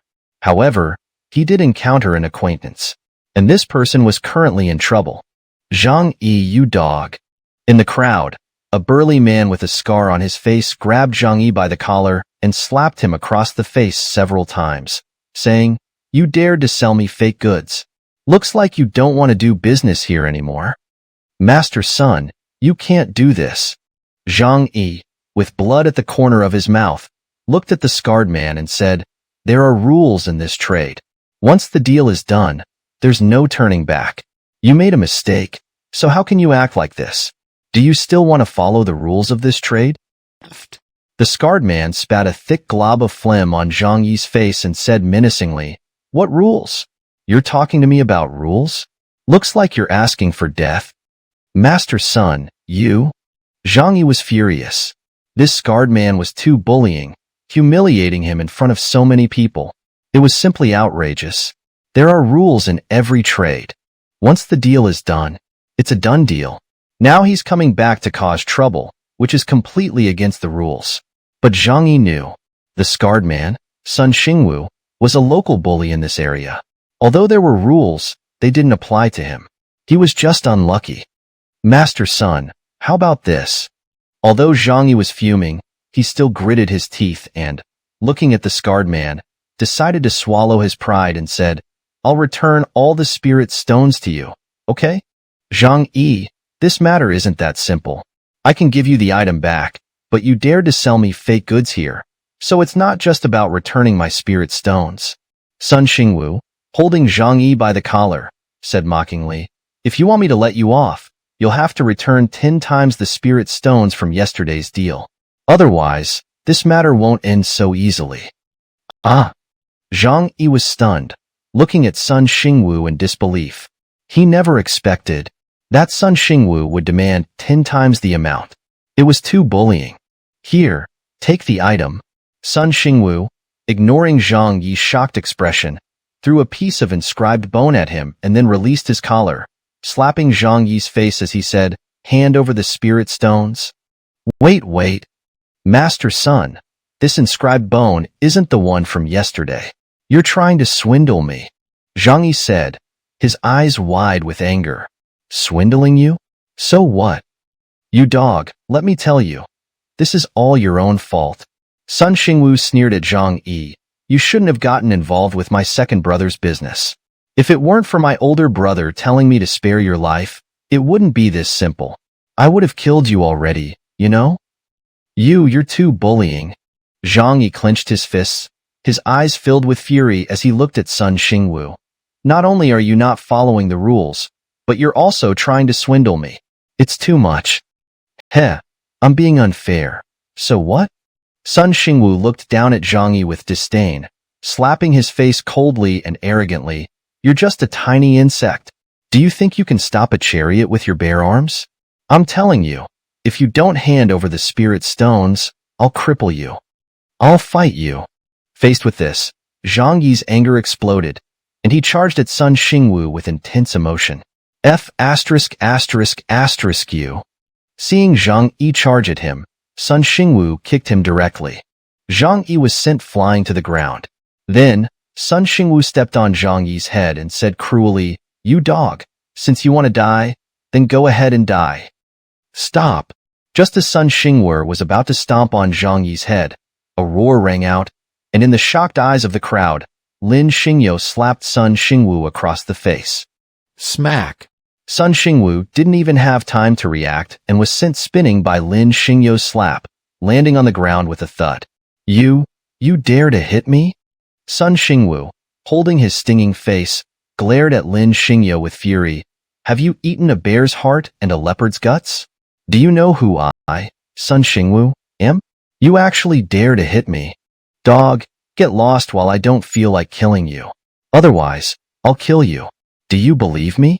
Lin Xingyo glared coldly at Sun Xingwu and then turned his back to help Zhang Yi up. I'll kill you.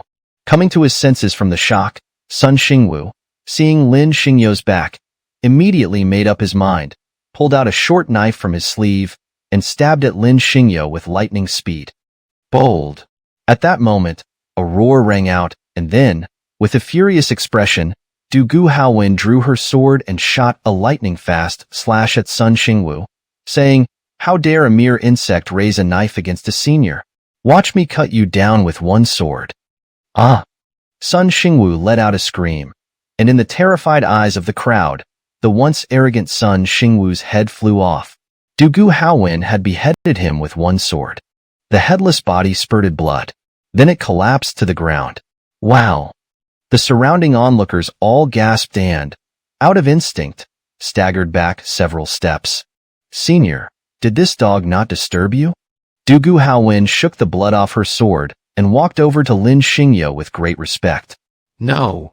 Lin Xingyo replied and quickly helped the trembling Zhang Yi, saying, "Don't be afraid. From now on, I'll protect you, and no one will dare to treat you like this again." Zhang Yi tried to say something a few times, but he couldn't get a word out. For Lin Xingyo and the others, killing someone was nothing. But for him, Zhang Yi, it was a big deal, as he was just an ordinary merchant. He couldn't handle such situations like Lin Xingyo and the others. All right. Lin Xingyo patted Zhang Yi's shoulder and said, "Come, let's go to my place to rest for a while. Don't worry about this. I'll handle it." After saying that, Lin Xingyo didn't care whether Zhang Yi agreed or not and dragged him toward the Tingyu Tower. As for Sun Xingwu's death, Lin Xingyo wasn't worried, as he believed Du Gu Haowen could handle it. Clop, clop, clop. Lin Xingyo, pulling the uneasy Zhang Yi, took a few turns and walked through several streets before returning to the Tingyu Tower. Chapter 260, The Arrogant Visit. The Tingyu Tower was quiet. There was no one in the outer hall, although Yun Ruai and the others had been guarding here a couple of days ago. But ever since Lin Xingyo taught them the Zhongheng sword technique, it became rare to see them. They were completely immersed in the Zhongheng sword technique, either practicing in the inner hall or disappearing altogether. No one knew where they had gone. "Sit anywhere you like, Zhang Yi," Lin Xingyo brought Zhang Yi to the Tingyu Tower and then smiled at him, saying, "I'll go get some fruit for you to eat." Before Zhang Yi could respond, Lin Xingyo left him behind and went straight into the inner hall. After a while, he came out with some fruits and pastries, placing them on the table and saying to Zhang Yi, "Here, Zhang Yi, have some food to calm your nerves." "Thank you, brother." Zhang Yi had regained some composure and immediately clasped his hands in gratitude to Lin Xingyo. Then, they started chatting.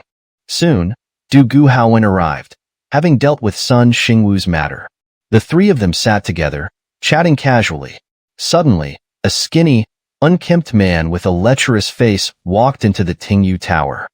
He was in Donghai, a retainer of Li Jun, the son of Li Xiu, the prime minister of the Great Qin Empire. Almost everyone in Hanping City knew him, as he was a notorious local bully feared by all, specializing in doing evil deeds for Li Jun and harassing decent women. Tingyu Tower? This place is not bad. And Donghai walked into the Tingyu Tower, surveying the surroundings before finally directing his gaze at Lin Xingyo and the others, asking, "Who is the owner of the Tingyu Tower?" "Greetings, esteemed guest." Lin Xingyo was momentarily startled, then quickly clasped his hands and said to Donghai, "I am the owner of the Tingyu Tower. How may I assist you, esteemed guest?" "Oh, so you're the owner." And Donghai casually glanced at Lin Xingyo and said, "I've heard you have many fine paintings here. I've come today specifically to find a good piece to present to our young master for his father's birthday." "Oh, I see." Seeing this situation, Lin Xingyo immediately stepped forward and introduced a painting of a golden dragon delivering blessings hanging on the wall, saying, "Please, esteemed guest, take a look at this golden dragon delivering blessings painting. How about this one?" No. And Donghai shook his head, displaying his dissatisfaction. "The craftsmanship is too rough. It lacks the depth of artistic conception." "Oh." Lin Xingyo furrowed his brows and pointed to a nearby painting of orchids and bamboo, asking, "Then, how about this orchid and bamboo painting?" No. And Donghai frowned, his eyes showing disdain. "This orchid and bamboo painting lacks spirit, and the bamboo is drawn in a sloppy manner with poor composition. It's quite bad." "Ah, is that so?" Lin Xingyo pursed his lips, his expression slightly unnatural as he said, "Then, please take a look yourself. If you find a painting you like, I can sell it to you at a discount." "Owner, I won't beat around the bush. Our young master heard you have a divine dragon emerging from the sea painting that's quite good. I wonder if you would be willing to part with it." And Donghai suddenly directed his gaze at Lin Xingyo, adding, "Of course, the price can be negotiated." Lin Xingyo's eyes darkened as he carefully examined Donghai, for the divine dragon emerging from the sea painting had already been burned. "Owner, what's the matter?" And Donghai looked at Lin Xingyo and asked, "Are you unwilling to part with it?" "Well, it's not that." Lin Xingyo swallowed, looking at Donghai and said, "It's just that the painting has already been burned." "What?" Upon hearing this, Donghai's expression immediately turned sour. "Burned? How could you burn it? That was a masterpiece. I tell you, our master was deeply moved when he saw it last time. These days, he's been so preoccupied with that painting that he's barely eating or drinking. How could you have burned it?" Lin Xingyo frowned, looking at Donghai and asked, "May I ask who your master is?" "You're not qualified to know." Donghai disdainfully glanced at Lin Xingyo. "Just his identity alone would probably scare you to death." "Oh, is that so?" Lin Xingyo pursed his lips and replied, "Then, go back and tell your master I'm sorry. The painting has been burned. If he likes my work, he can come and choose one himself, and I'll give him a discount." "Humph." Donghai disdainfully glanced at Lin Xingyo and mocked, "With the likes of your paintings, except for that divine dragon emerging from the sea, I doubt any would catch our master's eye." "What big words." Hearing this, Du Guhaowen couldn't help but slam the table and stand up, saying, "Do you, a mere insect, even understand the master's paintings? If you don't understand, then don't spout nonsense here, got it?" Who are you?" Seeing Du Guhaowen's agitated state, Donghai disdainfully looked at him and said, "How dare you be rude to me? Do you know whose retainer I am? I don't care whose retainer you are. Dugu Haowen's cold eyes darkened, his killing intent evident as he looked at Ndong Hai and said, "If you dare disrespect the master again, I'll kill you without mercy." Heh, you must be blind. Ndong Hai tilted his eyes, his posture arrogant as he looked at Dugu Haowen. "Let me tell you, I'm a retainer of the Prime Minister's household. Dare to be rude to me, and I can make you disappear from the great Qin Empire in a heartbeat. Believe me?" "Oh, you're a retainer of Li Xiu?" Dugu Haowen sneered coldly. "You scared me. I thought you had some big shot behind you. Turns out it's just the likes of Li Xiu. Now, let me tell you, don't even mention a dog like you. Even Li Xiu himself wouldn't dare speak to me like this, understand? Heh, do you have to boast to die? My master is the Prime Minister of the court, and also a powerful cultivator." And Dong Hai looked at Dugu Haowen proudly and said, "In the great Qin Empire, who wouldn't give a little face to our master? Now you dare disrespect my master. Do you know what kind of crime that is?" "Humph." Dugu Haowen snorted coldly and remained silent, for he never expected that a virtuous man like Li Xiu would have such an arrogant retainer. "Scared now, huh?" Seeing Dugu Haowen's silence, and Dong Hai immediately raised his eyebrows arrogantly and said, "Now I'll give you a chance. Kowtow 3 times to me, and I'll let this matter go. Otherwise, I'll make sure you regret it. Go to hell." Dugu Haowen directly charged forward, not giving Ndong Hai any time to react, and kicked him with a powerful blow. "Get lost, or I'll slap you to death." Smack. Ndong Hai didn't react at all and was kicked out of the Tingyu Tower by Dugu Haowen, landing face first on the ground with a humiliating dog-style fall. You, how dare you kick me? Just you wait."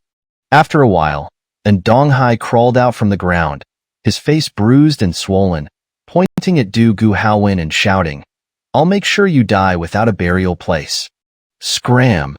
Dugu Haowen disdainfully glared at Ndong Hai, completely ignoring him, while the latter got up, glared viciously at Dugu Haowen, and then staggered away, pushing through the crowd. He was going to call for reinforcements. He was a big shot by Li Jun's side, and even in the homes of royalty and nobility, he had never been treated with such disrespect. Now that Dugu Haowen dared to be so rude to him, he absolutely couldn't swallow this insult.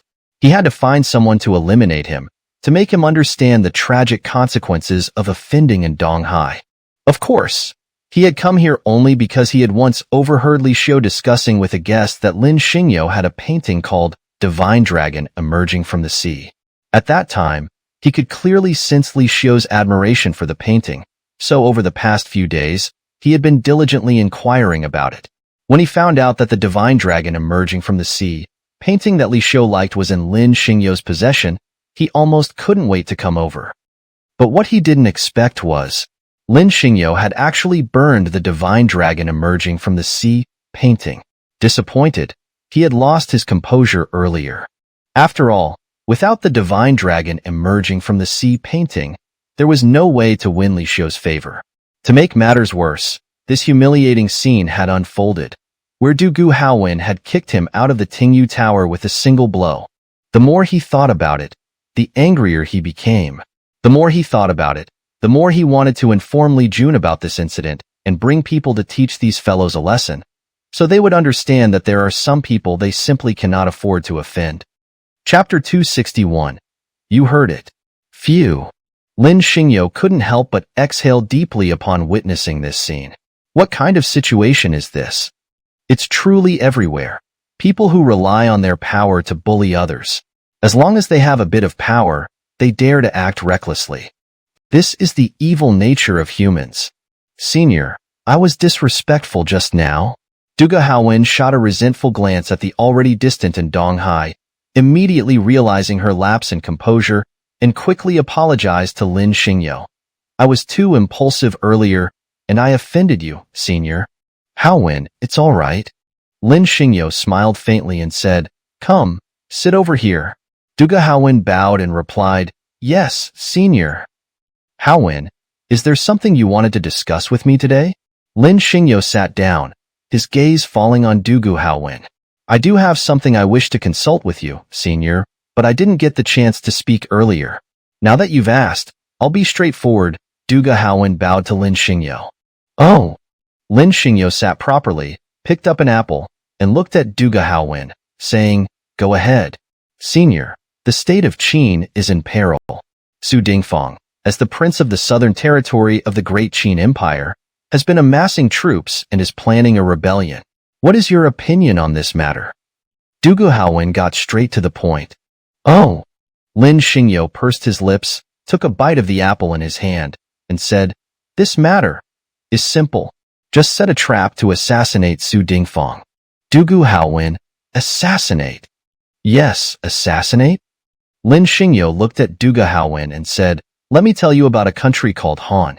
In this country, there was a man named Han Xian, who held a very noble position and was skilled in leading armies. But for some reason, he later wanted to lead a rebellion, and in the end, a woman named Lu Ji lured him into the palace and had him executed. But Duga Haowen looked at Lin Xingyo, opened her mouth and said, But would this work on Su Dingfang? Of course it would. Lin Xingyo smiled faintly, revealing his white teeth, and said, The Su family is entirely supported by Su Dingfang alone. He has only one son, Su Xiaotian, who is a good-for-nothing. If you can devise a plan to assassinate him, the entire Su family will fall apart. Senior, I understand. Duga Haowen bowed slightly to Lin Xingyo and refrained from discussing this matter further. Come, let's not talk about this anymore. Lin Xingyo said to Dugu Haowen, Come, have some tea. Yes, have some tea. Zhang Yi, who had just recovered from his shock, spoke in a flustered manner. About what you just discussed. I didn't hear anything. No, you heard it. Lin Xingyo smiled calmly at Zhang Yi and said, From now on, you'll stay here at the Tingyu Tower and help me manage the business. Otherwise, Haowen won't spare your life. Ah! Zhang Yi was stunned, several times opening his mouth to say something, but no words came out. All right. Lin Xingyo smiled faintly, patted Zhang Yi on the shoulder, and said, There's no need to be so nervous. I was just joking with you. I know you're a man of principles, so you certainly won't spread this matter around. Aye. Zhang Yi swallowed hard, looked at Lin Xingyo and Duga Haowen with fear, and said, From now on, I'll stay here at the Tingyu Tower. I absolutely won't take half a step outside. Zhang Yi wasn't a fool. Now that he had heard something he shouldn't have. Although Lin Xingyo had reassured him, he didn't dare to leave, because this wasn't an ordinary matter. Lin Xingyo might let him go, but would Dugu Haowen spare him? So, without hesitation, he made it clear, knowing this was his best chance to stay alive. That's good. Chapter 262, Courting Death.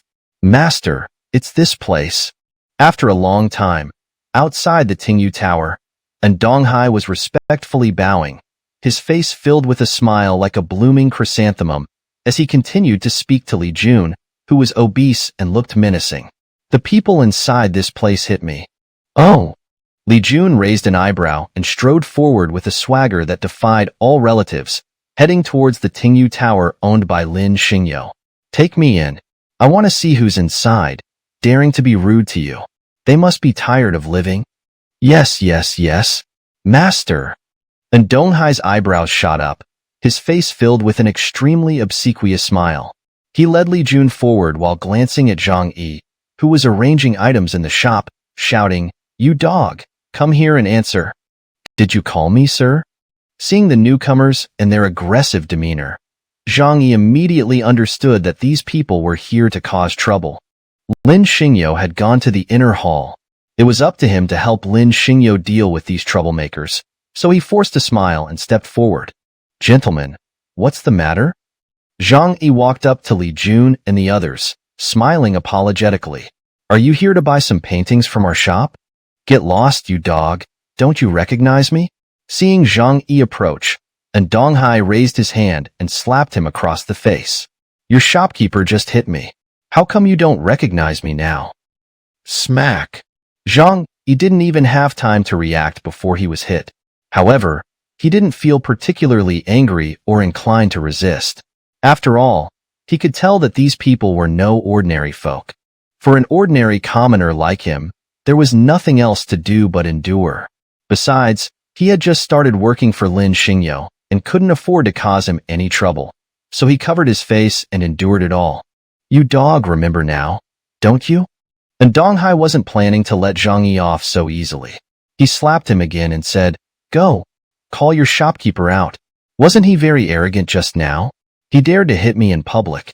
Go, call him out to face his death." "Sir, there must be some misunderstanding between you and our shopkeeper. So, could we just let this matter go today?" Zhang Yi, covering his stinging face, swallowed his pride and said to Donghai, "We're willing to compensate you for the grievances you've suffered here." Compensation? Li Jun disdainfully glanced at Zhang Yi, then mocked him with utter contempt. "Do you think you can afford to compensate us?" "Sir, please calm down." Zhang Yi begged Li Jun, trying to appease him. "What happened earlier was just a moment of impulsiveness from our shopkeeper. Please, show mercy and let him off this time." "Humph." Li Jun glanced at Zhang Yi, his tone arrogant. "Let him off? Do you think we're easy to deal with? This matter will only end with blood." "Sir, it's easier to make enemies than to resolve conflicts. Could you please spare our shopkeeper's life?" Seeing the situation, Zhang Yi forced himself to stay calm, swallowing hard and flattered Li Jun. "Besides, take a look around my shop. Is there anything you like? Today, I'll give it all to you." "Shut up. You dog, do you know who I am?" "I'm the eldest son of the Prime Minister's mansion, Li Jun. The current Prime Minister, Li Xiu, is my father." "You dog, hurry up and call your shopkeeper out." Li Jun disdainfully glanced at Zhang Yi, then raised his hand and slapped him hard twice. "Otherwise, I'll smash this Tingyu tower to pieces." Zhang Yi opened his mouth, his eyes staring at Li Jun, almost unable to react for a moment.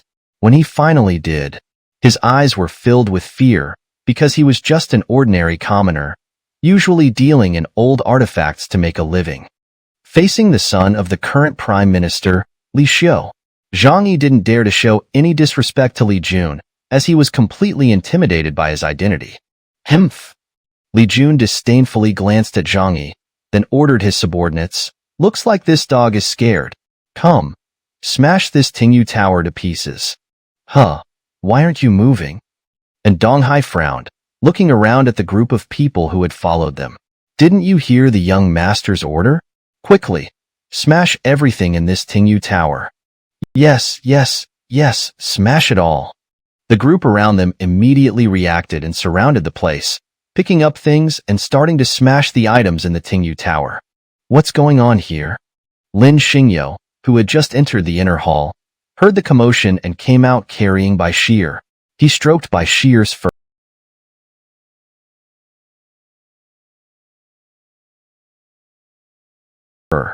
and his eyes, filled with killing intent, looked at the people smashing things in the Tingyu tower, asking, "Why are you smashing things in my place?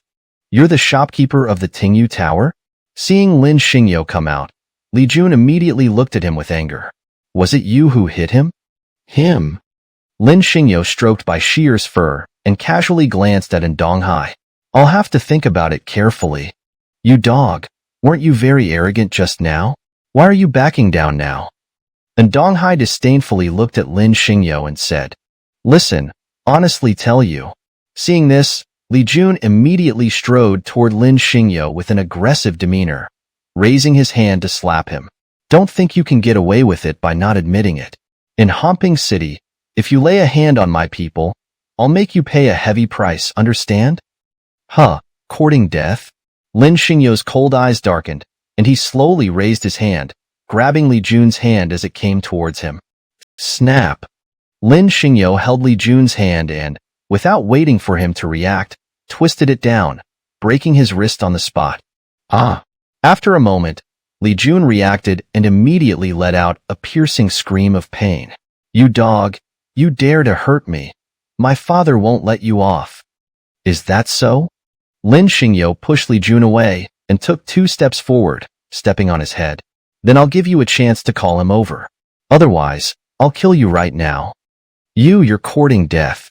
Li Jun, pinned to the ground by Lin Xingyo, immediately screamed at him in fury. When my father comes, he'll have you torn apart and make sure you die a horrible death. Oh, is that so? Lin Xingyo pursed his lips, teasingly looking at the screaming Li Jun, completely unconcerned. Then have your men go and call him. I'll give you half a stick of incense time. If he's not here within that time, I'll kill you on the spot. You dog, just wait. And Donghai mustered his courage and shouted at Lin Xingyo. I'm going to call our prime minister to come and deal with you. Get lost. Lin Xingyo glared at Li Jun, then looked at Donghai and said, you have half a stick of incense time. If you're not back by then, you can prepare to collect his corpse. Damn. And Donghai disdainfully glared at Lin Xingyo, inwardly sneering at him. What kind of person is this? How dare he say such big words? If I tell the prime minister all this, he'll have him torn apart. Humph, humph. And Donghai made up his mind and immediately left with a few men. He was going to call Li Xiu, to have Li Xiu bring people to deal with Lin Xingyo. Meanwhile, Lin Xingyo stomped on Li Jun a few more times, ignoring his screams, and looked at Zhang Yi, instructing, Zhang Yi, go light an incense stick. Once half the stick is burned, kill this dog and feed him to the dogs. Ah! Zhang Yi was stunned for a moment, momentarily unable to react. When he finally did, he looked at Lin Xingyo in disbelief. Master, isn't this a bit too much? After a while, Zhang Yi finally managed to gather his wits. He swallowed hard, his face twisted with fear as he looked at Lin Xingyo, stammering, after all, his father is the current prime minister. If we kill him, and his father pursues the matter, we might end up in a world of trouble. Chapter 263, Go to Hell. Zhang Yi, it's fine. Lin Xingyo casually glanced at Li Jun and said with a smirk, I'm not afraid of his father, and I wouldn't be afraid even if the Qin King himself were here. Qingzi, you're being awfully arrogant. Li Jun, seeing this, immediately cried out in pain. But just wait until my father arrives. I hope you'll still be as arrogant then, or else you're just a coward and a weakling. Shut up. Lin Xingyo glared at Li Jun with disgust and snapped. Just looking at you makes me sick. If you dare say another word, I'll cut you down right now. You dare. Li Jun didn't stop, instead. He continued to taunt Lin Xingyo. You dare touch me again? Just wait until my father arrives. I'll make you pay 1,000 times over. Oh, is that so? Lin Xingyo looked at Li Jun and said, It seems you think that as long as your father is around, no one in this world would dare to harm you. Of course. Li Jun sneered coldly, his attitude incredibly arrogant. In this Qin Empire, as long as my father is here, no one would dare to hurt me, not even the current emperor. Oh. Lin Xingyo smirked and looked at Li Jun. It seems your father is indeed quite remarkable. Humph. Li Jun looked at Lin Xingyo with disdain and laughed arrogantly. Or else what do you think? Let me tell you, today you've offended me, and you're definitely not going to have a good end. Because playing with someone like you is as easy as picking something up off the ground, you know? Oh. Lin Xingyo's eyes darkened, and his cold gaze fell upon Li Jun. It seems you've done such things quite often in the past. Or else what do you think? Li Jun glanced at Lin Xingyo and said, Let me tell you, just the other day, I dealt with one. You know what? That guy actually dared to have designs on me. So I had the authorities throw him into prison. Then his sister came to beg me. I immediately had her gang raped. And do you know what happened to them in the end? Li Jun became more and more excited as he laughed maniacally. That guy hanged himself. His sister, who I had raped, jumped off a cliff. Now, if you don't want the same fate, I advise you to kneel down right now, kowtow to me, and beg for mercy. Or else you'll end up just like them. Very good indeed. Lin Xingyo's killing intent surged, and his cold gaze fell upon Li Jun. It seems you're truly a villain beyond redemption. Of course. Li Jun looked at Lin Xingyo and laughed wildly. In this homping city, who doesn't know I'm a villain? But who can do anything about it? I'm the son of Prime Minister Li Xiu. Even the current emperor can't do anything about it, because my father is the prime minister, holding the power to protect me. You dog, I command you to kneel down and apologize right now, or else I won't let you have a good end. Is that so? Lin Xingyo's killing intent surged as he looked at Li Jun. Seeing your arrogant face, I find it more and more disgusting. Forget it. I can't stand to look at you for even a second longer. I'll send you on your way right now. Huh. Li Jun's expression froze, and his eyes stared at Lin Xingyo in shock. He couldn't understand. What was wrong with this person? Didn't he understand after all that had been said? He wasn't an ordinary person. Even if he was a villain beyond redemption, no one in this world would dare to disrespect him, let alone kill him. But why was this person so stubborn? Was his brain broken? Had he not heard what was just said? His father was the prime minister. With his status, who in this world would dare to act so boldly? Didn't he know the consequences of such an act? Killing him. That would be like tearing apart the sky of the Qin Empire. Not only his father, but the entire Li family would never let him off. Humph. Li Jun looked at Lin Xingyo and laughed maniacally, because he didn't believe Lin Xingyo really dared to touch him. But, the next moment, Lin Xingyo acted. In one swift move, he severed Li Jun's right arm, then his left arm, followed by his right leg and left leg. In an instant, Lin Xingyo had cut off all 4 limbs. Li Jun was overwhelmed by the pain. His face contorted in a terrifying expression. The excruciating pain had engulfed his entire body, with every nerve twitching in agony. What shocked him was that he couldn't faint. His consciousness was crystal clear amidst the pain. He could feel every nerve trembling, the sensation of blood flowing out of his body. His life was being stripped away bit by bit. Death. He truly felt it. It was like the night sweeping in, yet he had no way to struggle or escape. It was so clear, so vivid. No, I can't die. I absolutely can't die. Li Jun struggled desperately because he didn't want to die. He wanted to live. He was the son of Prime Minister Li Shou. Both his identity and status were extremely noble, and he enjoyed the finest things in the world. Therefore, he didn't want to die. Father, save me. Li Jun began to scream desperately, because at this moment, he realized that if his father didn't come to save him, he would surely die. Fellow Taoist, please stop. Just as Li Jun was screaming in despair, a loud shout suddenly echoed from outside the Tingyu Tower, and then Li Shou quickly walked in from outside. He's here. Lin Xingyo smirked, then stepped on Li Jun's head and said, "Prepare to collect his corpse." Fellow Taoist, wait. Li Shou walked over and pleaded with Lin Xingyo, "Please, just for the sake of our brief acquaintance, spare my son's life." Li Shou, you've raised him all these years. Do you know what he's done? Lin Xingyo's cold gaze fell upon Li Shou. I know. Li Shou opened his mouth, trembling as he knelt down. But he's my only son. If he dies, my Li family will have no heir. Li Shou. Lin Xingyo waved his hand and glared at Li Shou. Is this the reason you've been indulging him all this time? If you can't discipline him, then let me do it for you. Li Shou opened his mouth, but no words came out, because over the years, he had always felt guilty. After all, Li Jun had become like this because of his excessive indulgence. If he hadn't spoiled him so much, Li Jun wouldn't have turned out like this. But it was all too late to realize this now. There was no turning back. Li Jun wouldn't listen to him, and would only act recklessly outside.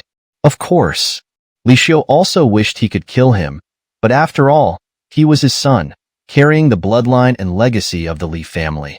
If he killed him, the Li family's bloodline would be severed. The family's legacy would be lost. For these reasons, Li Shou was in great pain and had been suffering.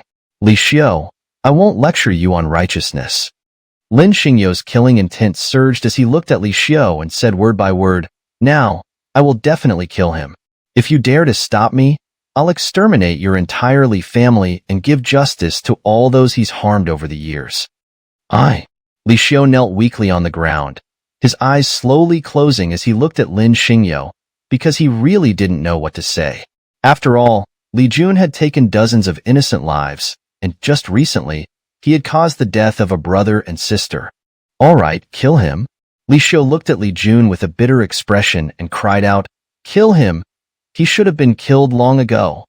"Father!" Li Jun. seeing this, completely panicked. No, no. You can't let him kill me like this. I'm the only bloodline of the Li family. If I die, the Li family will be finished. Alas, go on your way. Li Xiu knelt on the ground, tears streaming down his face as he cried, every year on this day, I will burn some paper money for you. People like you should have long gone to hell. And I, too, deserve to go to hell.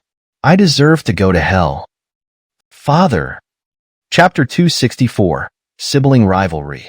Linger, come drink your medicine. At the Listening Rain Pavilion, after Lin Xingyo killed Li Jun. In the Su residence, Su Shihan was holding a bowl of medicine in her hands, stirring it with a spoon. She looked at Su Yunling tenderly and said, Come, take a sip. Drink medicine? Su Yunling, crouching on the ground, looked at Su Shihan with a foolish expression. She opened her mouth and bit onto the spoon that Su Shihan offered. Linger, take another sip. Seeing that Su Yunling had swallowed the medicine, Su Shihan immediately withdrew the spoon and stirred the contents of the bowl. Then, she puckered her red lips and gently blew on the spoon, before handing it to Su Yunling once more. Gulp! Su Yunling slightly opened her red lips, her eyes gazing at Su Shihan with a dazed expression, and she obediently swallowed the medicine. Good girl, Linger. Su Shihan bit her lip, reached out, and stroked Su Yunling's head, saying, As long as you listen to me, sister will definitely cure you. Then, I'll take you away from here, and no one will ever bully you again, okay? Humph. Just as Su Shihan was smiling at Su Yunling, a cold shout rang out, and Su Xiaotian walked in from outside the door. Su Shihan, look at you, acting so self-important. Who do you think you are? Su Xiaotian entered from outside the door, disdainfully looking at Su Shihan and mocking her. Su Yunling, do you really think you can just take her away? Su Xiaotian? Su Shihan's cold eyes narrowed, her icy gaze falling on Su Xiaotian as she asked, When did you get back? What's it to you? Su Xiaotian replied disdainfully, looking at Su Shihan. Humph. Su Shihan snorted coldly and said to Su Xiaotian, It's good that you're back. Saves me the trouble of having to go to the Taichu sacred land to kill you. Su Shihan, what do you mean by that? Explain yourself? Explain? Is that necessary? 3 years ago, the things you did to me. Do you think I've forgotten?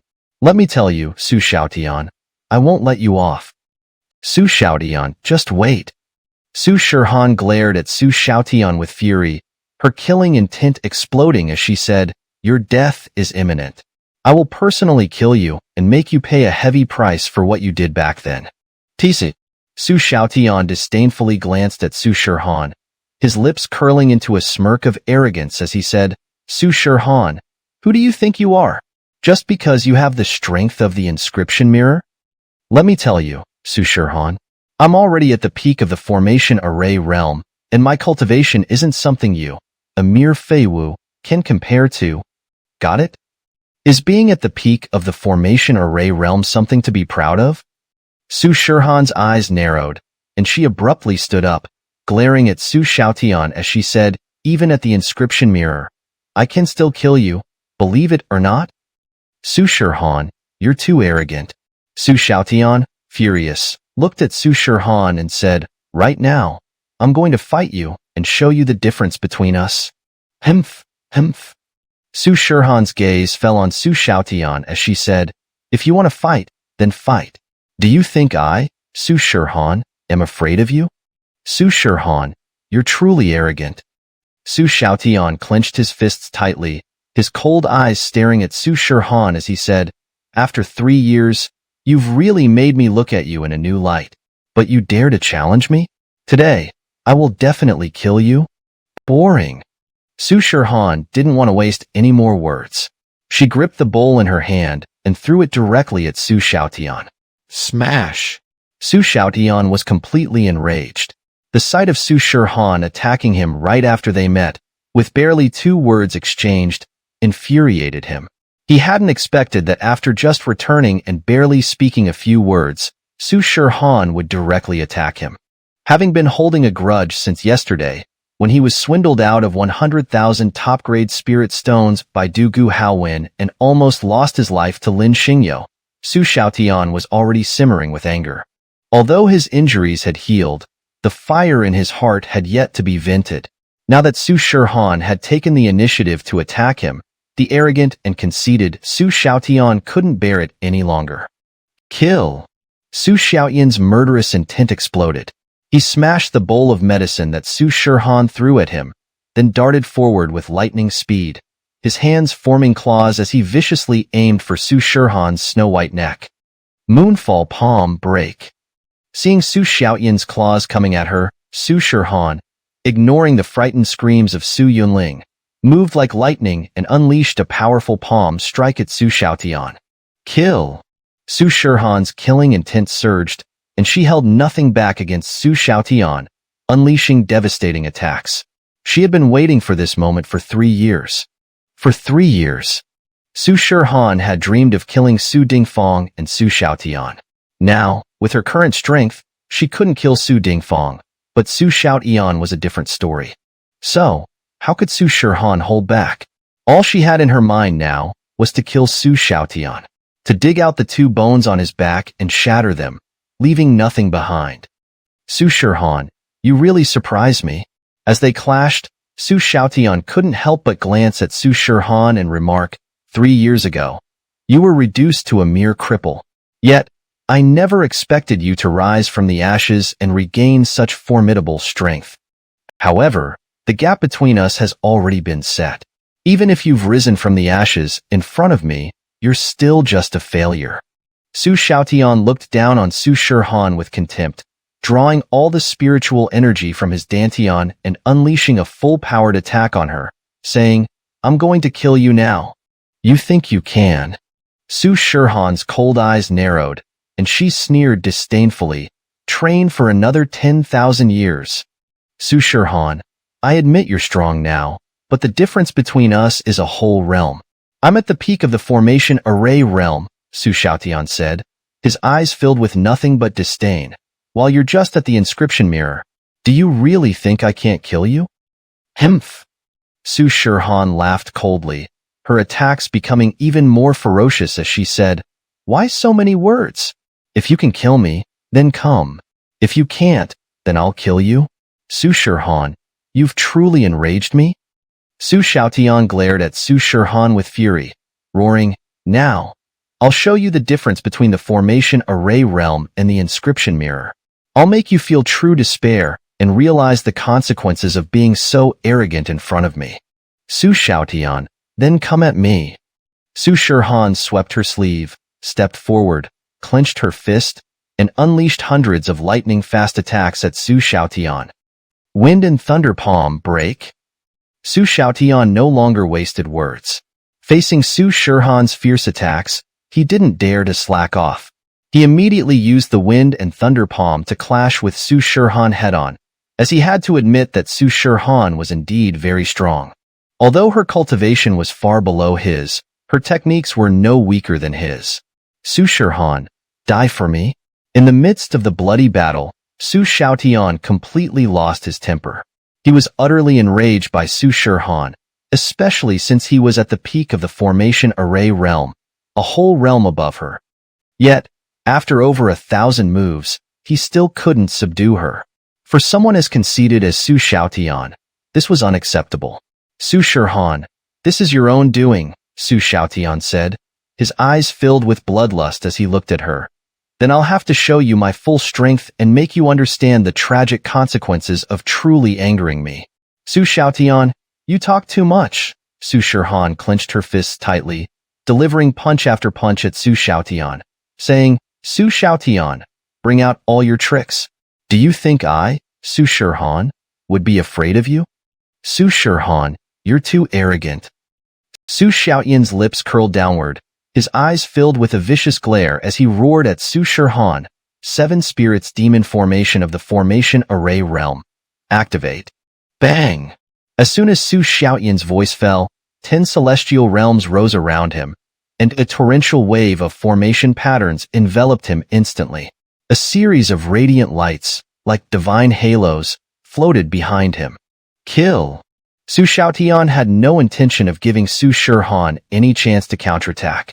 With his arms spread wide, he charged at her like a bolt of lightning. It was clear. Su Xiaotian had murderous intent. He truly wanted to kill Su Shihan. At this moment, everyone in the Su residence couldn't help but turn their gaze toward them. This is bad. Su Chuanqi's expression froze instantly, as the scene before him was truly disastrous. Regardless of whether Su Shihan or Su Xiaotian was injured, it would be detrimental to the current Su family. Su Xiaoshan, hurry to the patrol battalion and inform the prince. Ask him to rush back immediately to stop this sibling blood feud.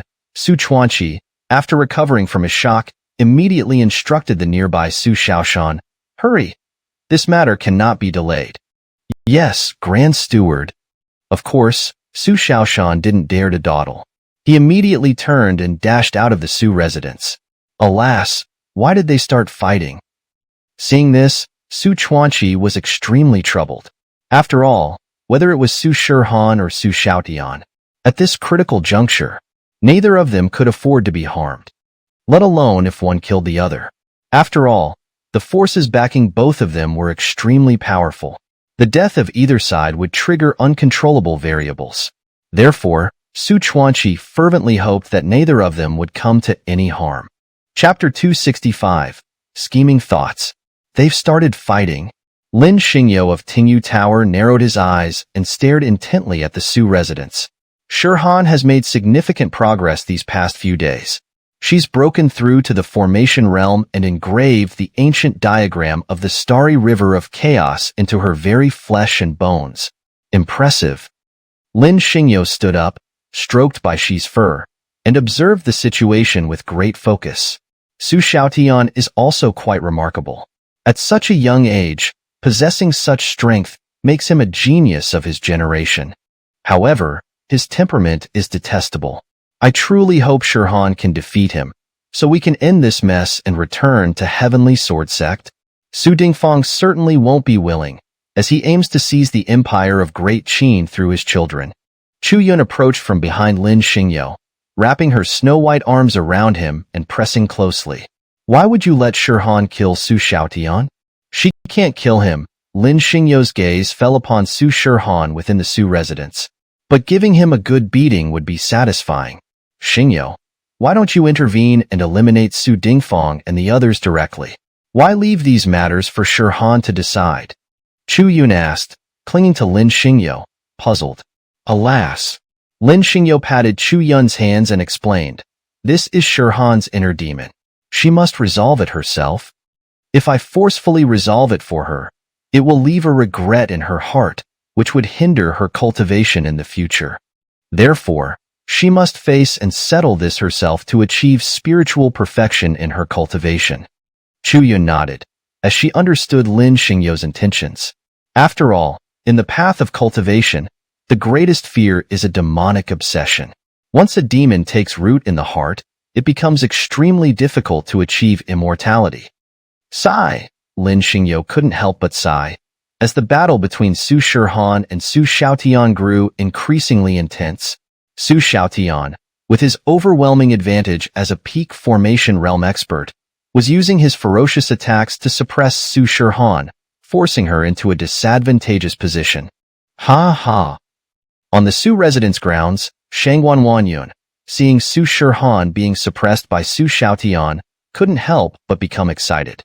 Bitch, prepare to die. Didn't you act arrogantly a few days ago? I'd like to see how you can continue to act arrogantly now, daring to be disrespectful to me. My son has returned and won't let you off. With that, Shangwan Wanyun became even more elated, as Su Xiaotian completely suppressed Su Shihan. Thinking of the grievances she had endured these days, grievances she had never experienced before, seeing her son dominating Su Shihan in battle, the resentment in her heart instantly dissipated, and she felt a sense of relief. Su Shihan, you're nothing but a worthless trash. Even though you've joined the sect of the White-Robed Emperor and become the divine maiden of the ancient Forbidden Zone, you're still a nothing in my eyes. During the intense battle at the Su residence, Su Xiaotian, seeing Su Shihan completely suppressed, couldn't help but smirk arrogantly. Now, I'll give you a chance. If you kneel down and beg for mercy, I might spare your life. Otherwise, today will be your end. Is that so? Facing Su Xiaoyan's violent attacks, Su Shihan instantly sidestepped and charged toward him. It seems you think you're truly invincible. Su Xiaotian, let me show you my real strength. Su Shihan, don't overestimate yourself. With your mere inscription realm strength, do you think you can turn the tide? Su Xiaotian sneered disdainfully at Su Shihan. Accept your fate. Even if you have exceptional talent, you can't defeat me. After all, I'm not just a little stronger than you. What should we do? Su Chuanqi stomped his feet in frustration, as he understood that Su Shihan was in trouble. Su Xiaotian had completely suppressed her. The next step was unimaginable.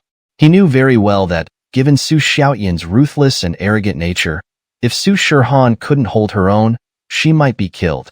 After all, there were several deities from the primordial sacred land within the Su residence, so Su Xiaotian wouldn't hesitate to act without regard for Su Dingfang. What should we do? Su Chuanqi felt on the verge of exploding, as this was no small matter. If Su Shihan were killed, it would inevitably affect the entire situation. Only Su Dingfang could stop this, but could he arrive in time? Well done, well done. The deities from the primordial sacred land, including Lingji, were overjoyed, as Su Xiaoyan's dominance over Su Shihan delighted them. After all, everyone knew that Su Shihan was the disciple of the white-robed emperor and the divine maiden of the ancient Forbidden Zone. Su Xiaoyan's ability to suppress her in battle was a matter of great pride for them. After all, Su Xiaotian was Lingji's disciple, and he was even younger than Su Shihan. Having such a record not only brought honor to Lingji's face, but also to the primordial sacred land. In the future, whenever this was mentioned, it would bring glory to both Lingji and the primordial sacred land, as the divine son of the primordial sacred land had defeated the disciple of the ancient Forbidden Zone and the white-robed emperor. Stop! At that moment, a furious roar echoed, and a figure shot forth like lightning, hurtling toward the scene. Su Dingfang, how did he arrive so quickly? Lingji of the primordial sacred land was momentarily stunned, then quickly stepped forward to block Su Dingfang. Su Dingfang, what are you doing? This is a battle between the younger generation. There's no need for you to interfere. Stay back and watch. Otherwise, don't blame me for being impolite. Yes, yes, yes. Lingji immortal. Su Dingfang didn't dare to argue, as Lingji was a mighty immortal king and the sect leader of the primordial sacred land. Even if he wanted to stop Su Xiaotian and Su Shihan from fighting, he didn't dare to defy Lingji. Xiaotian, you mustn't harm your sister. Since this is a friendly match, you must stop at the right moment. You absolutely mustn't, out of momentary anger, hurt your sister and ruin the entire Su family's grand plan, understand? Although Su Dingfang couldn't intervene directly, he still couldn't help but remind Su Xiaotian from the sidelines. Of course, Lingji, hearing this, also couldn't help but advise Su Xiaotian, as defeating Su Shihan would bring him honor. However, if Su Xiaotian truly killed Su Shihan, it would be a colossal disaster. Therefore, Lingji also felt compelled to caution Su Xiaotian. Chapter 266, All-Out Attack. Humph! Su Xiaotian was undeterred. He was now fully enraged, and with his peak-level Yezhan realm strength, he had firmly suppressed Su Shihan. In such a situation, Su Xiaotian not only wanted to defeat Su Shihan but was now bent on killing her, especially after Su Dingfang and the others' warnings. This only intensified his determination to kill Su Shihan, as he did not want the people of Taichu's sacred land to learn about his act of extracting bones and transferring blood. Of course, Su Xiaotian also did not want Su Shihan to live, as he had always been ashamed of her low status, especially since he carried Su Shihan's filthy blood. Therefore, he had long wanted to kill her. If it weren't for Lin Xingyo rescuing Su Shihan back then, she would have been reduced to a pile of cuckoo long ago. Heaven is Qian, earth is Kuan. The 8 trigrams divide the 5 elements. Reverse the Qian and Kuan to break the heavens and earth. Let the wind and thunder rise, the primordial chaos palm. Destroy the heavens and shatter the firmament. 5 elements primordial chaos palm. Rise. The more Su Xiaotian thought about it, the more furious he became, completely disregarding Su Dingfang and the others' warnings. He locked down the surroundings and unleashed the 5 elements primordial chaos palm, intending to strike and completely kill Su Shihan in one blow. He's gone mad, completely mad. Su Dingfang and Lingji Shangren were stunned, as they had never expected Su Xiaotian to disregard their warnings and unleash the 5 elements primordial chaos palm, a move capable of annihilating Su Shihan. This is a huge disaster. Su Chuanqi, witnessing this scene, tried to speak several times but couldn't utter a word, knowing it was too late. The 5 elements primordial chaos palm was Su Xiaotian's killing move. Once unleashed, it would undoubtedly kill the already weakened Su Shihan. After all, the 5 elements primordial chaos palm was a divine technique of the Taichu sacred land. Even Su Dingfang, at the sacred offering realm, might be injured if he dared to use it. It's all over. Everything is over. Su Chuanqi's eyes were wide with shock as he stared at the giant palm wreathed in thunder descending from the sky, crushing towards Su Shihan. He muttered, "A perfectly good game of chess has been ruined by Su Xiaotian's recklessness." Su Chuanqi's head was about to explode, as he knew it was too late. The current situation meant Su Shihan was doomed to die. If Su Shihan died, Su Xiaotian would not survive. Su Dingfang would not survive. No one in the entire Su family would survive, because everyone knew Su Shihan was the disciple of the white-clad emperor. Who was the white-clad emperor? He was an invincible killing god. With Su Shihan dying here, given his nature, how could he let the people of the Su family off the hook? The Taichu Sengdi might even be obliterated. After all, he had destroyed the renowned ancient forbidden zone for a woman. Now, for his disciple, how could he possibly let the Taichu Sengdi off the hook? You fool, stop. You wretch, stop. Su Chuanqi understood this, as did Su Dingfang and Ling Jisongrun upon regaining their composure. Therefore, both of them acted almost simultaneously. They absolutely could not allow Su Xiaotian to kill Su Shihan. The consequences were simply too terrifying, so they both acted without hesitation. Get down.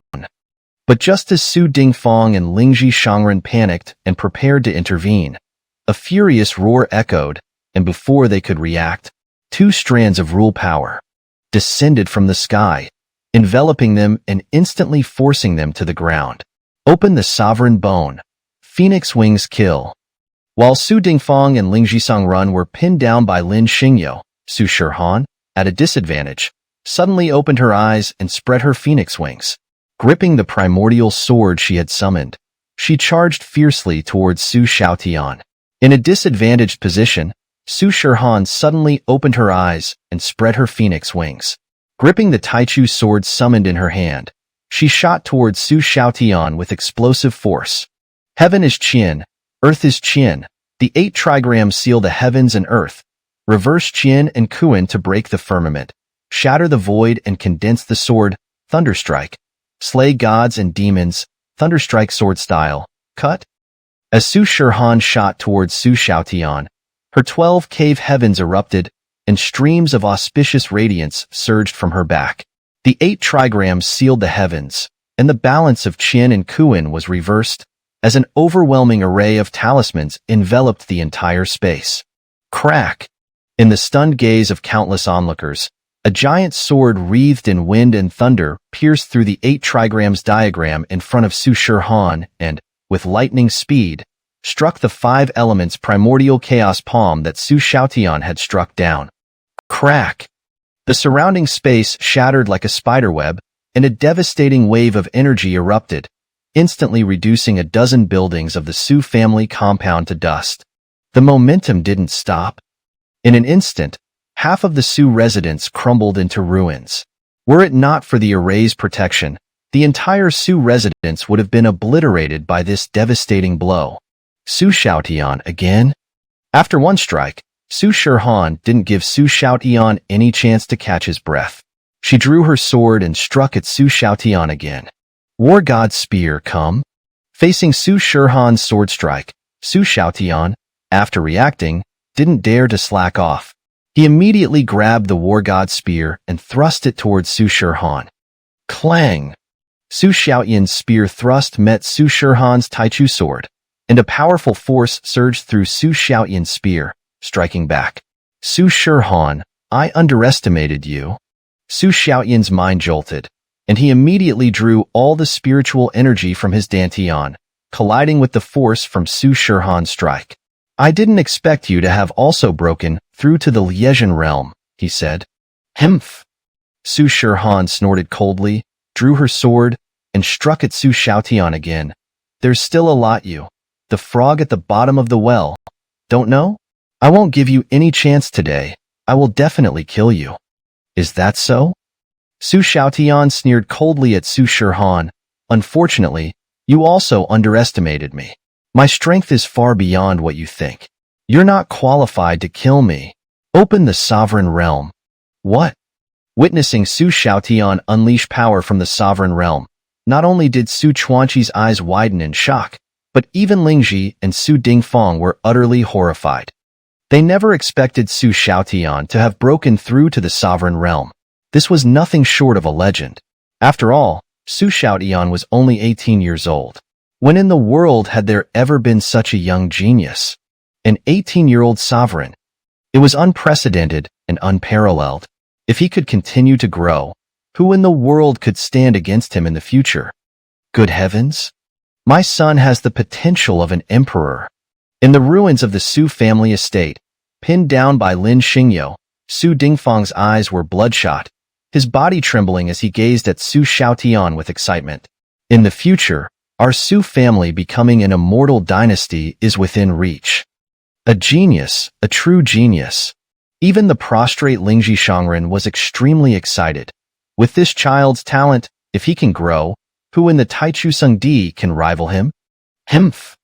Lin Xingyo, however, snorted coldly, disdainfully mocking. Originally, he was just an ant. If it weren't for stealing my disciple's spiritual bones and blood, how could this worthless wretch achieve what he has now? Who is speaking? Pinned to the ground, Su Dingfang and Lingji Sangren were startled, their bodies freezing as a chill ran through them. They looked around anxiously, hearing the voice but unable to see its source. In an instant, a terrifying name surfaced in their minds, enveloping them with dread. The white-clad emperor. Realizing this, both Su Dingfang and Lingji were overcome with a chilling fear. They were absolutely certain that the one speaking was the white-clad emperor, and the one pinning them down was also him. What should we do? In contrast to the frightened Lingji Shangren, Su Dingfang felt his head was about to burst, as he could clearly detect the anger in the white-clad emperor's tone. For the incident 3 years ago, the white-clad emperor knew everything. If he were to act against them now, the entire Su family would be wiped out in an instant. Su Dingfang, there's no need to panic. While Su Dingfang was in a state of panic, a voice from Lin Xingyo echoed in the void, saying, I don't want to kill you now. Besides, this matter concerns my disciple, Su Shihan. Your life is entirely in her hands. You, a dog, are not worthy of my attention. Phew. Upon hearing this, Su Dingfang couldn't help but breathe a sigh of relief. After all, he was a sacred offering realm expert. If Lin Xingyo didn't act, Su Shihan, who was present, wouldn't be able to kill him. Su Dingfang was absolutely certain of this. Of course, he also believed that as Su Shihan's father, as long as he pretended to make amends and treated her well now, Su Shihan wouldn't kill him. After all, she had been staying in the Su family for quite some time. If she wanted to kill him, she would have done so already. Therefore, upon hearing Lin Xingyo's words, Su Dingfang immediately relaxed. Lingji Shangren, you don't need to worry either. Just as Lingji Shangren was about to speak, a voice resonated directly in his mind. If your disciple can kill my disciple, I won't interfere. But if you dare to harm a single hair on my disciple, I will destroy the Taichu sacred land. Shihan, kill him. Use all your strength. If you can kill Su Xiaotian, I will help you kill Su Dingfang. A voice from Lin Xingyo also reached Su Shihan, causing the Taichu sword in her hand to tremble violently. Su Xiaotian, die. Hearing Lin Xingyo's words, the pent-up resentment in Su Shihan's heart exploded. The Taichu sword in her hand began to attack Su Xiaotian with wild ferocity. Su Shihan, you're nothing but a useless Fei Wu, worthless trash, yet you dare to boast in front of me. Seeing Su Shihan charging at him, Su Xiaotian couldn't help but laugh arrogantly. Let me show you what it means to be a frog at the bottom of a well, and to try to teach your grandmother to suck eggs. Die. Boring. Su Shihan didn't want to waste words with him. Although she had just broken through to the Liesian realm, she faced Su Xiaotian without any fear. After all, she was the reincarnation of the emotionless empress. Although she didn't have the strength of the sovereign realm, she possessed extraordinary means that allowed her to transcend her level and fight. Thus, Su Shihan gripped the Taichu sword tightly and charged at Su Xiaotian. Die! Seeing Su Shihan attack, Su Xiaotian no longer hesitated. He unleashed his spear with great force, and in an instant, the two clashed. Chapter 267. Mutual Destruction. Report. A royal guard of the Great Qin Empire, clad in armor and bearing a long sword, charged into the palace from outside the gates. His voice boomed, "The battle at the Su residence has concluded." Emperor Wang Qi, upon hearing the report, could not help but rise from his seat, his concern evident as he asked, "What is the outcome of the battle?" The royal guard knelt before Wang Qi, reporting with a raised hand, "Mutual destruction." Mutual destruction? Wang Qi's brow furrowed. Disappointment instantly etched across his face. This was not the result he had hoped for. Whether it was Su Shitan or Su Xiaotian, the demise of either would have been advantageous to him. But now, it was mutual destruction. This was far from the best outcome for him. "All right, you may leave," Emperor Wang Qi said, his disappointment clear, yet his gaze shifted towards Yuan Tiangang.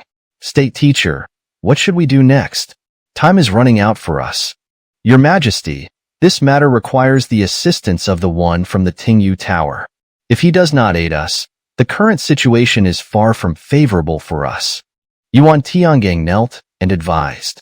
Alas, Wang Qi frowned, looking out at the assembly of ministers in the grand hall. Nothing is ever simple. What reason can we provide to persuade him to act? And what recompense can we offer him? Upon hearing this, the ministers around him opened their mouths, yet none could utter a word. For they all understood. Lin Xingyo was no ordinary man. He was the White Robe Emperor. Convincing such a figure to lend his aid was no easy feat. Not only was he of noble status, but given his relationship with Su Shitan, whose side he would take was uncertain. Thus, the ministers looked at each other, all at a loss for words. "Your Majesty, I did inquire about this matter with that senior." Du Guhawen stepped forward and bowed. "Oh!" Hearing this, Wang Qi's expression changed, his excitement evident as he looked at Du Guhawen. "Then tell me, Haowen, what did the senior say?" "The senior's intention is that we can ambush Su Dingfang," Du Guhawen replied. "Ambush?" Emperor Wang Qi's eyes narrowed as he stared at Du Guhawen. Did the senior really say that? "Your Majesty, indeed?" Du Guhawen responded, "The senior told me a story from the Han Kingdom. It was about a man named Han Xian who plotted a rebellion but was deceived by a woman named Empress Lu and ambushed in the palace." "Oh!" Emperor Wang Qi looked at Du Guhawen, his excitement palpable. "I understand. The senior is advising us to ambush Su Dingfang, which is why he shared this story. It seems we must devise a way to eliminate Su Dingfang." Emperor Wang Qi furrowed his brow, pacing back and forth as he muttered, "But how to act?" "Your Majesty, I have an idea." Yuan Tiangang stepped forward and spoke. "Recently, the purple star has shifted eastward, a sign of Your Majesty's rising power. Why not take this opportunity to hold a sacrificial ceremony to the heavens?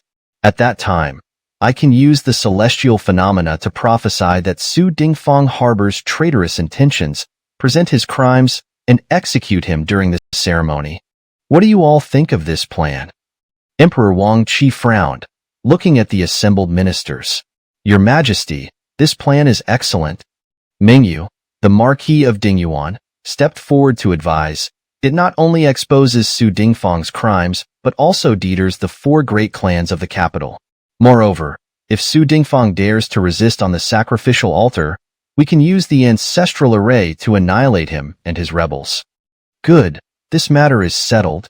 Emperor Wang Qi frowned and declared, but when is the best time to execute this traitor, Su Dingfang?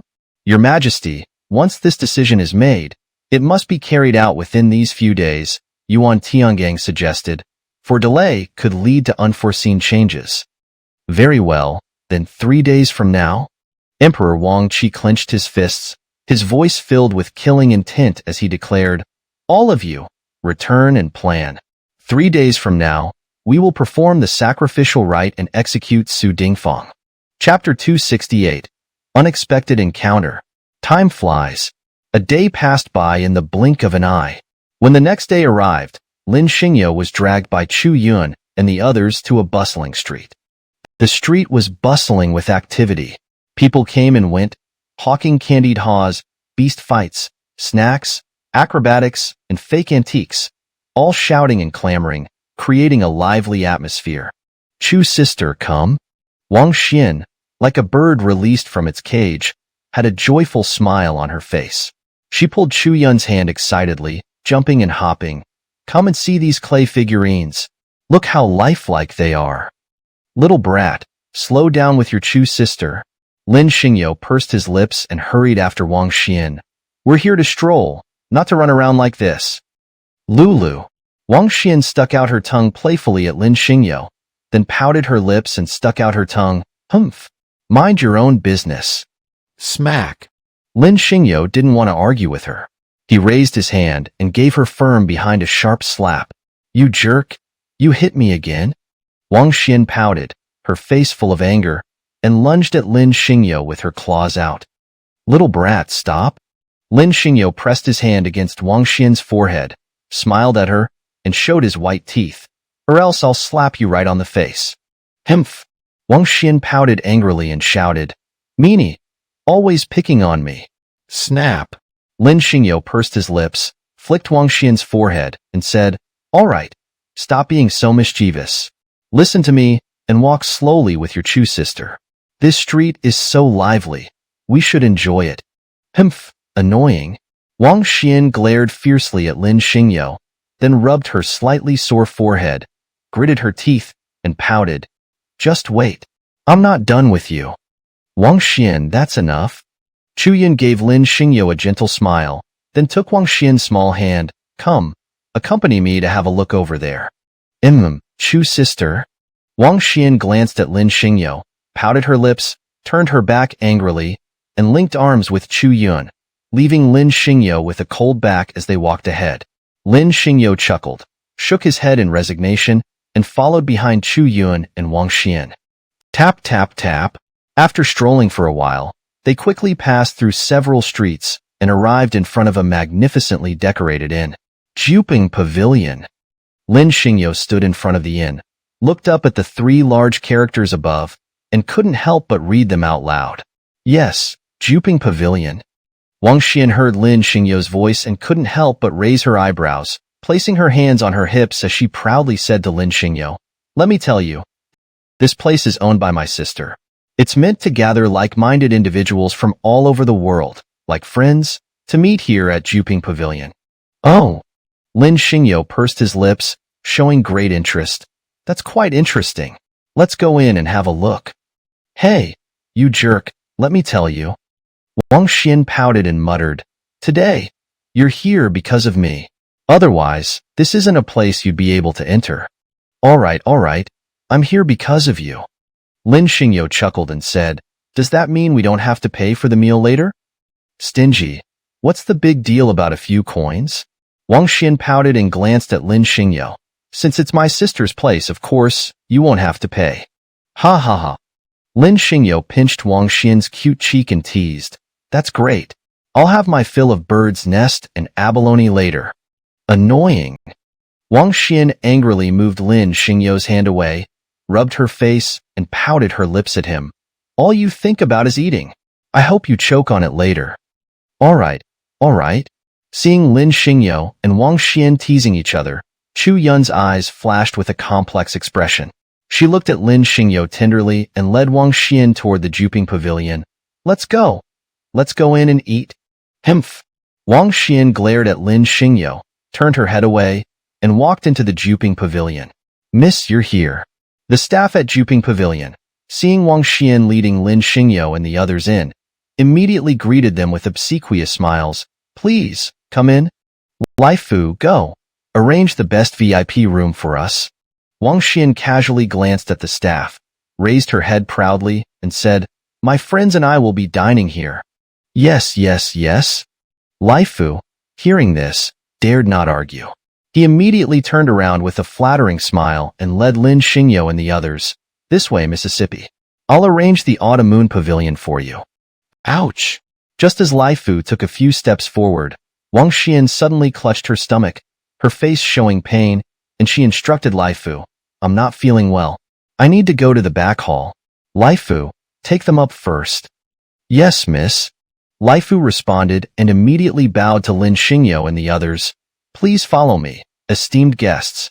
Wang Xian, are you all right? Chu Yun looked at Wang Xian with concern. Chu sister, I'm fine. Wang Xian twisted her face, clutched her stomach, and looked at Chu Yun with a pained expression. I just have a bit of a stomachache. I'll take care of it soon. You go up first. I'll be there in a moment. All right then. Chu Yun patted Wang Xian's head. We'll wait for you upstairs. Wang Xian responded, and before Chu Yun could say more, she turned around, clutched her stomach, and ran toward the back hall at high speed. Esteemed guests, please follow me. Seeing this, Laifu immediately bowed again to Lin Xingyo and the others, and naturally, they followed him. Soon, they climbed the stairs. The Juping Pavilion was quite crowded. People were coming and going, up and down.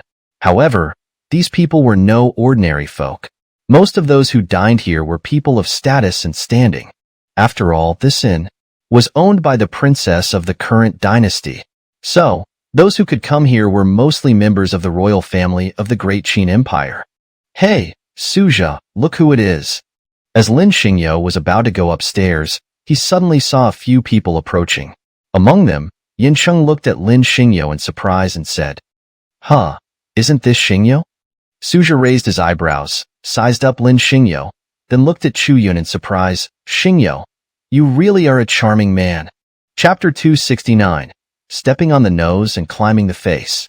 Brother Suja, you see? Yin Cheng immediately chimed in. Such an exquisite beauty truly makes us envious. Lin Xingyo pursed his lips, completely uninterested in engaging with these people, and turned to leave with Laifu. Hey, Brother Xingyo, what do you mean by this? Are you looking down on us? Yin Cheng and the others, however, had no intention of letting Lin Xingyo off the hook. They all stepped forward, blocking his path and indirectly taunting him. Is it because you have a beauty by your side that you now look down on us, your old friends? Brother Xingyo, you can't do this.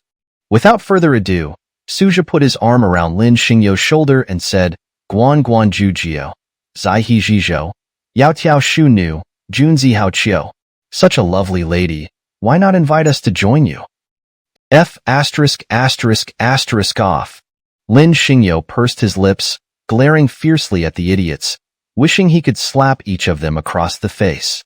However, Suja and the others showed no awareness of Lin Xingyo's displeasure, instead being unusually enthusiastic as they ushered him forward. To an outsider, it would almost seem as if they were good friends. Creak.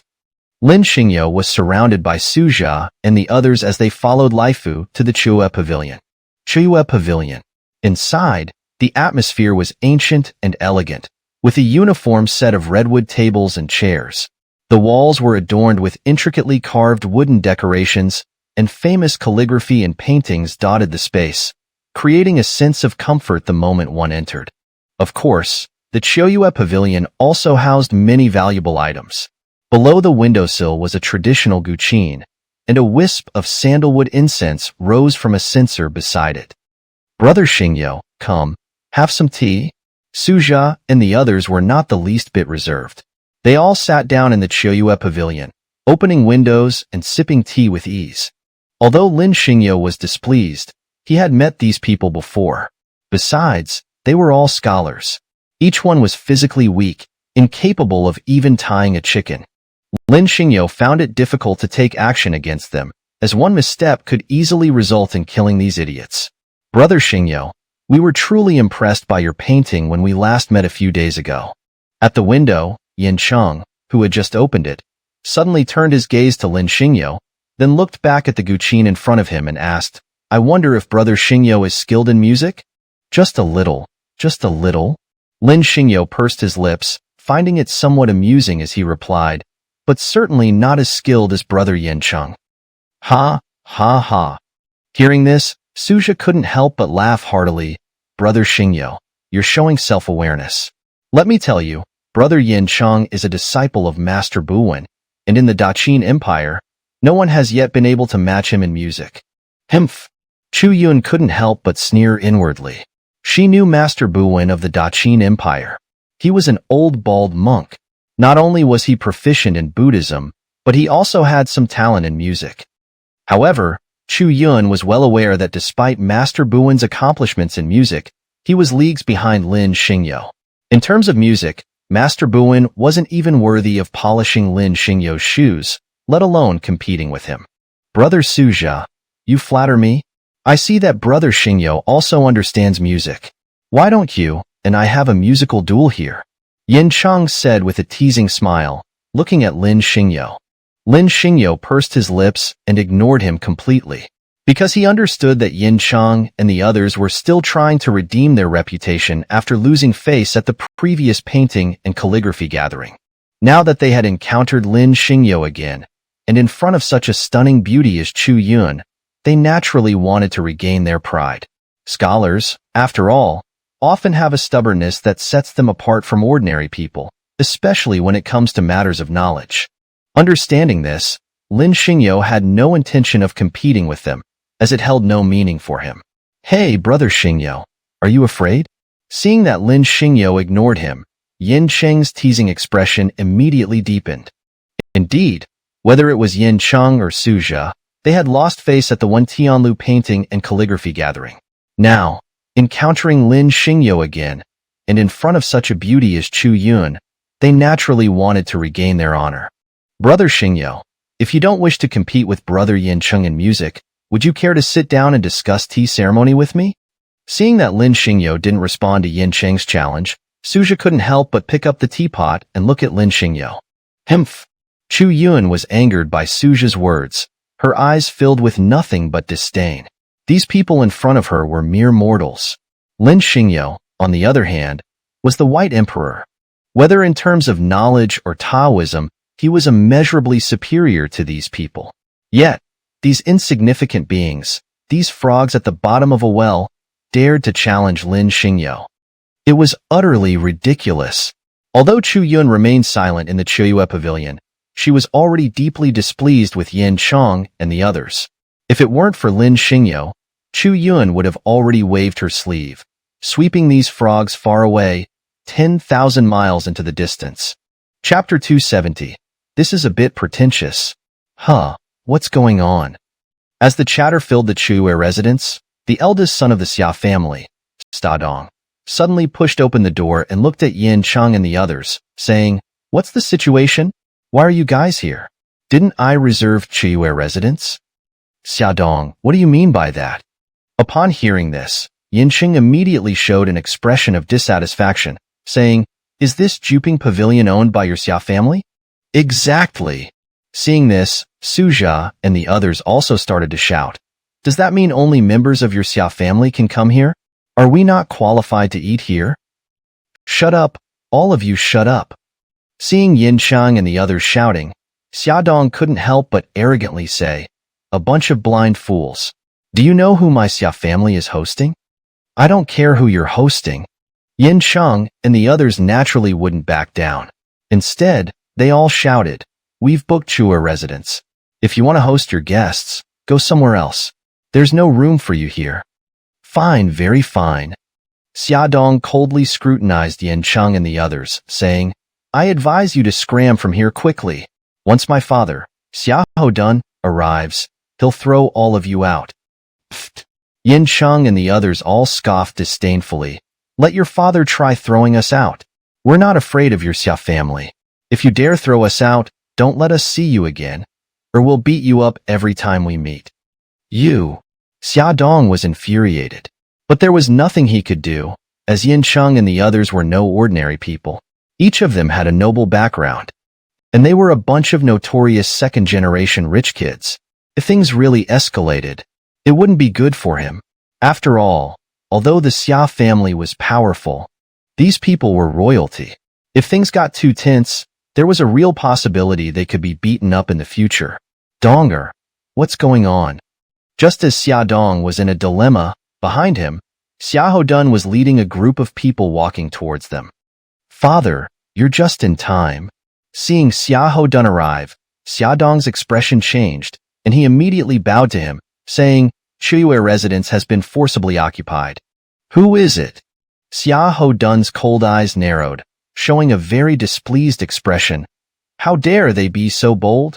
Didn't you tell them this place was reserved by our Xia family? Father, I did say that, Xiaodong immediately replied, but they not only refused to leave, but also said they'd beat me up every time they see me. Xiaodun's expression twisted, and for a moment, he was completely caught off guard. After realizing what was happening, he was furious.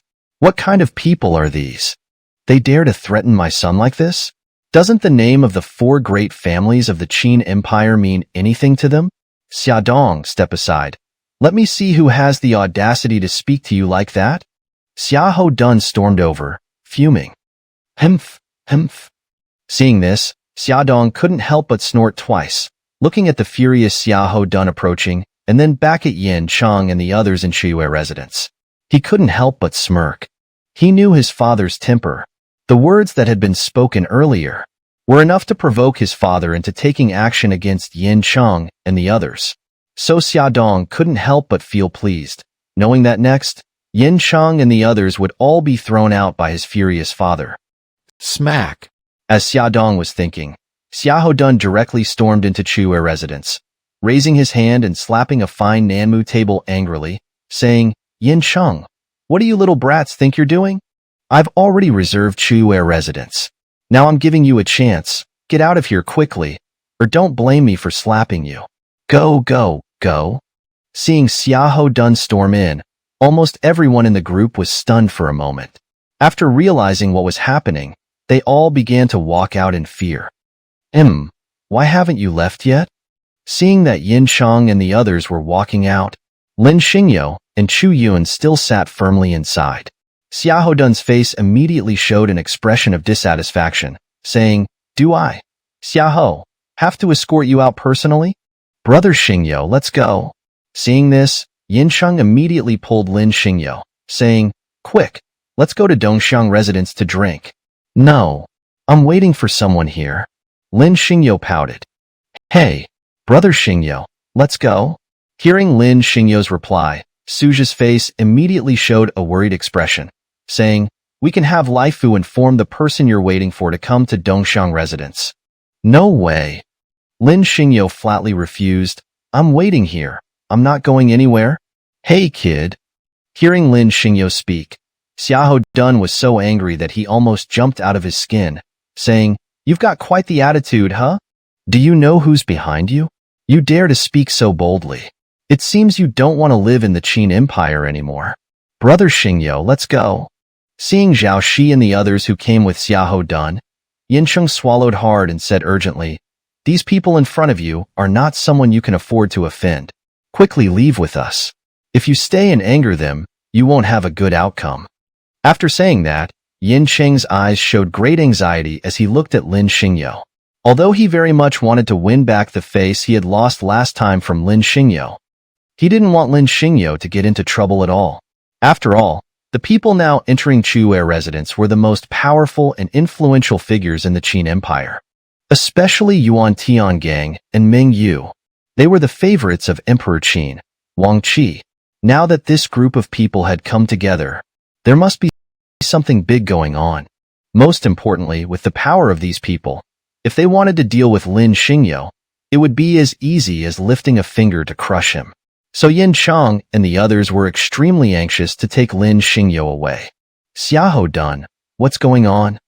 Mingyu, gazing at Lin Xingyo's back, expressed his dissatisfaction to Xiahou Dun. Why is there still someone refusing to leave? Can't you handle this? The matter we are discussing is of utmost importance to the nation and the fate of the Qin Empire. Meng Ho, don't be angry. Seeing Meng Yu's anger, Xiahou Dun immediately smiled and said to him, I'll make these little brats leave right away. If they dare not leave, I'll kill them without mercy. Then hurry up. Meng Yu pouted, casting an annoyed glance at Lin Xingyo and the others, and said to Xiahou Dun, the Emperor's instructions are of utmost importance and cannot be delayed. You understand that, don't you? Yes, Meng Ho. Although Xiahou Dun was unhappy with Meng Yu in his heart, his attitude was extremely respectful. After all, Meng Yu was a favorite of Emperor Qin, Wang Qi, and had the status of royalty, so even if Xiahou Dun was unhappy in his heart, he didn't dare to show the slightest bit of dissent in his words. However, his attitude towards Yanchang and Lin Xingyo was completely different, showing an extremely arrogant stance, saying, Yanchang, why haven't you left yet? Do you want me to escort you out? No. Seeing Xiahou Dun's anger and the pressure from Meng Yu and the others, Yanchang and the others all began to walk out in fear, saying, We're leaving now. Why haven't you left yet? Xiahou Dun saw that Lin Xingyo still hadn't moved and couldn't help but draw the long sword at his waist, looking at Lin Xingyo and saying, Chapter 271, Almost Died. Quiet. Lin Xingyo pursed his lips, picked up the small teapot from the stove, and poured water into the cup, saying, Didn't I already tell you just now? I'm waiting for someone here. No matter what business you have, please find another place. This place has already been reserved by us. Huh. Xiahou Dun's expression stiffened, and his face became as ugly as it could possibly get. Young friend, please move aside. This place now belongs to us. If you don't leave... The group behind Yuan Tiangang, including Xiahou Dun, all stared at Lin Xingyo and said, Don't blame us for being impolite if you don't leave. Brother Xingyo, come with us quickly. Seeing this, Yin Chang and the others couldn't help but all speak up. These people in front of you are not someone you can afford to provoke. Humph. Lin Xingyo, however, gave a cold laugh, completely disregarding Xiahou Dun and his group. Bold. Seeing this scene, Xiahou Dun was completely infuriated. Who was he, Xiahou Dun? He was the great general of the great Qin Empire, having fought countless battles, commanding heavy troops, and his cultivation had reached the level of saint sacrifice. In the entire great Qin Empire, he had never been so blatantly disrespected as he was today. Now, this unknown person dared to completely ignore him. Seeing this, Xiahou Dun became angrier the more he thought about it, and he couldn't help but raise his sword and slash fiercely at the back of Lin Xingyo's head. Stop! Just as countless people watched Xiahou Dun slash at Lin Xingyo, a sudden angry shout rang out, and then Wang Yin appeared, leading Wang Xian as they quickly approached. Princess! The surrounding crowd was shocked, and one by one, they all knelt down. Clang! Xiahou Dun, however, trembled and glared at Lin Xingyo, only to see his sword shatter directly. An invisible wall. It had blocked the sword strike he aimed at Lin Xingyo and instantly shattered his precious sword. Clang! Almost at the moment Xiahou Dun's eyes were about to burst, a powerful backlash force swept toward him. Unable to resist, he was flipped over and crashed through the wall of the Qiuyue house. Damn! Climbing out of the rubble, Xiahou Dun wiped the blood from the corner of his mouth and, like a thunderbolt, launched a fierce attack at Lin Xingyo's back, shouting, How dare you hurt me? I'm going to fight you to the death. Xiahou Dun, do you want to die? Seeing this, Wang Yin immediately shouted, How dare you attack the white-robe Emperor Sage? Are you tired of living? What? Xiahou Dun's body stiffened, and he lost his balance, crashing to the ground. His bloodshot eyes stared at Lin Xingyo's back, and in an instant, he felt like his head was about to explode. White-robe Emperor Sage? Oh my god. What did I just do? I actually dared to draw my sword against the invincible white-robe Emperor Sage. Oh my god. Was I courting death just now? I dared to try to kill the white-robe Emperor Sage? After a while, Xiahou Dun finally snapped out of his shock, trembling with fear as he desperately kowtowed to Lin Xingyo. I'm sorry. I was blind just now, daring to be disrespectful to the elder. I truly deserve to die. Enough. Lin Xingyo pursed his lips, picked up the teacup on the table, took a small sip, and said, Don't talk about deserving to die. If I had wanted to kill you, you would have already been dead. Thank you, elder, for your mercy. Xiahou Dun was shocked and then desperately kowtowed. I will never dare again. No need to thank me. Lin Xingyo held the teacup and said, Just now, you were already a dead man. It was thanks to the princess speaking up in time. Otherwise, with that strike of yours, even if I didn't kill you, my protective divine law would have already killed you. Xiahou Dun opened his mouth but couldn't say a word, because he understood that Lin Xingyo wasn't exaggerating. Yin Cheng and the others, however, were all stunned, their mouths wide open and their eyes round as they stared at Lin Xingyo, completely unable to snap out of their shock. Too shocking. Too terrifying. Too horrifying. The person they had intended to use to regain face was actually the white-robe Emperor Sage, whom they had mocked for his poor painting skills last time. Oh my God! How ignorant and foolish I was to think I could compete with the peerless white-robe Emperor Sage. It's like showing off one's skills at the master's door. It's laughable. Chapter 272. I didn't do that. Senior, we have offended you. After a while, Yuan Tiangang and the others finally managed to regain their composure. One by one, they knelt down and kowtowed to Lin Xingyo, saying, We truly deserve to die. All right. Lin Xingyo pursed his lips and waved his hand at them, saying, Stop kneeling. Our people have arrived. You can all go and attend to your business. Yes, senior. Yuan Tiangang and the others dared not utter a word. They all stood up and, glancing at Lin Xingyo's back, quickly left, almost running. Especially Xiahou Dun. He practically sprinted, as he was utterly terrified. In that instant, he had felt the approach of death. If it weren't for Princess Wang Yan's timely appearance, Xiahou Dun knew he would have been a dead man by now. Yin Cheng, why haven't you left yet? Seeing that Xiahou Dun and the others had already left, Wang Xin frowned as she noticed Yin Cheng and his group still standing there, unable to regain their composure. She said, Do you want me to punish you again? Upon hearing this, Yin Cheng and the others snapped out of their shock and immediately looked at Wang Xin with fear, saying, No, we'll leave right away. Humph. Wang Xin crossed her arms over her petite waist, pouted her lips, and glared at Yin Cheng and the others angrily, saying, Then why aren't you rolling away? Rolling. We're rolling now. Compared to Lin Xingyo, they feared Wang Xin even more, as she had left them with childhood trauma. Especially Xia Dong. His fear of Wang Xin had reached its peak, as the young masters and second-generation heirs of the four great families in the capital were the most afraid of her, because they had all been tricked and tormented by her. Especially Su Xiaotian and Li Jun. They were terrified of Wang Xin. Xia Dong could never forget the scenes of Wang Xin tormenting them. Even now, he remembered one time when she had locked them in a large iron cage and released several flame lions to hunt them down. That time, they had almost died. If it weren't for Emperor Qin Wang Qi's appearance. Xia Dong, what are you still thinking about? Hurry up and get lost.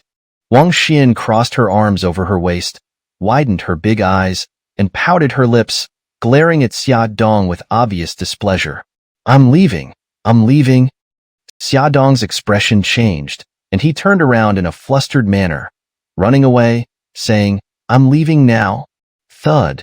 Before Xia Dong had taken a few steps, his legs gave way, and he fell face first onto the ground with a loud thud.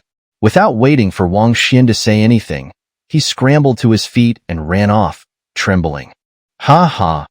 Seeing this, Wang Xin covered her mouth and couldn't help but burst into laughter. Xinner, stop playing around. Wang Yin frowned and pulled Wang Xin's arm, saying, There's a senior here. Pay attention to your manners. Sister, what manners?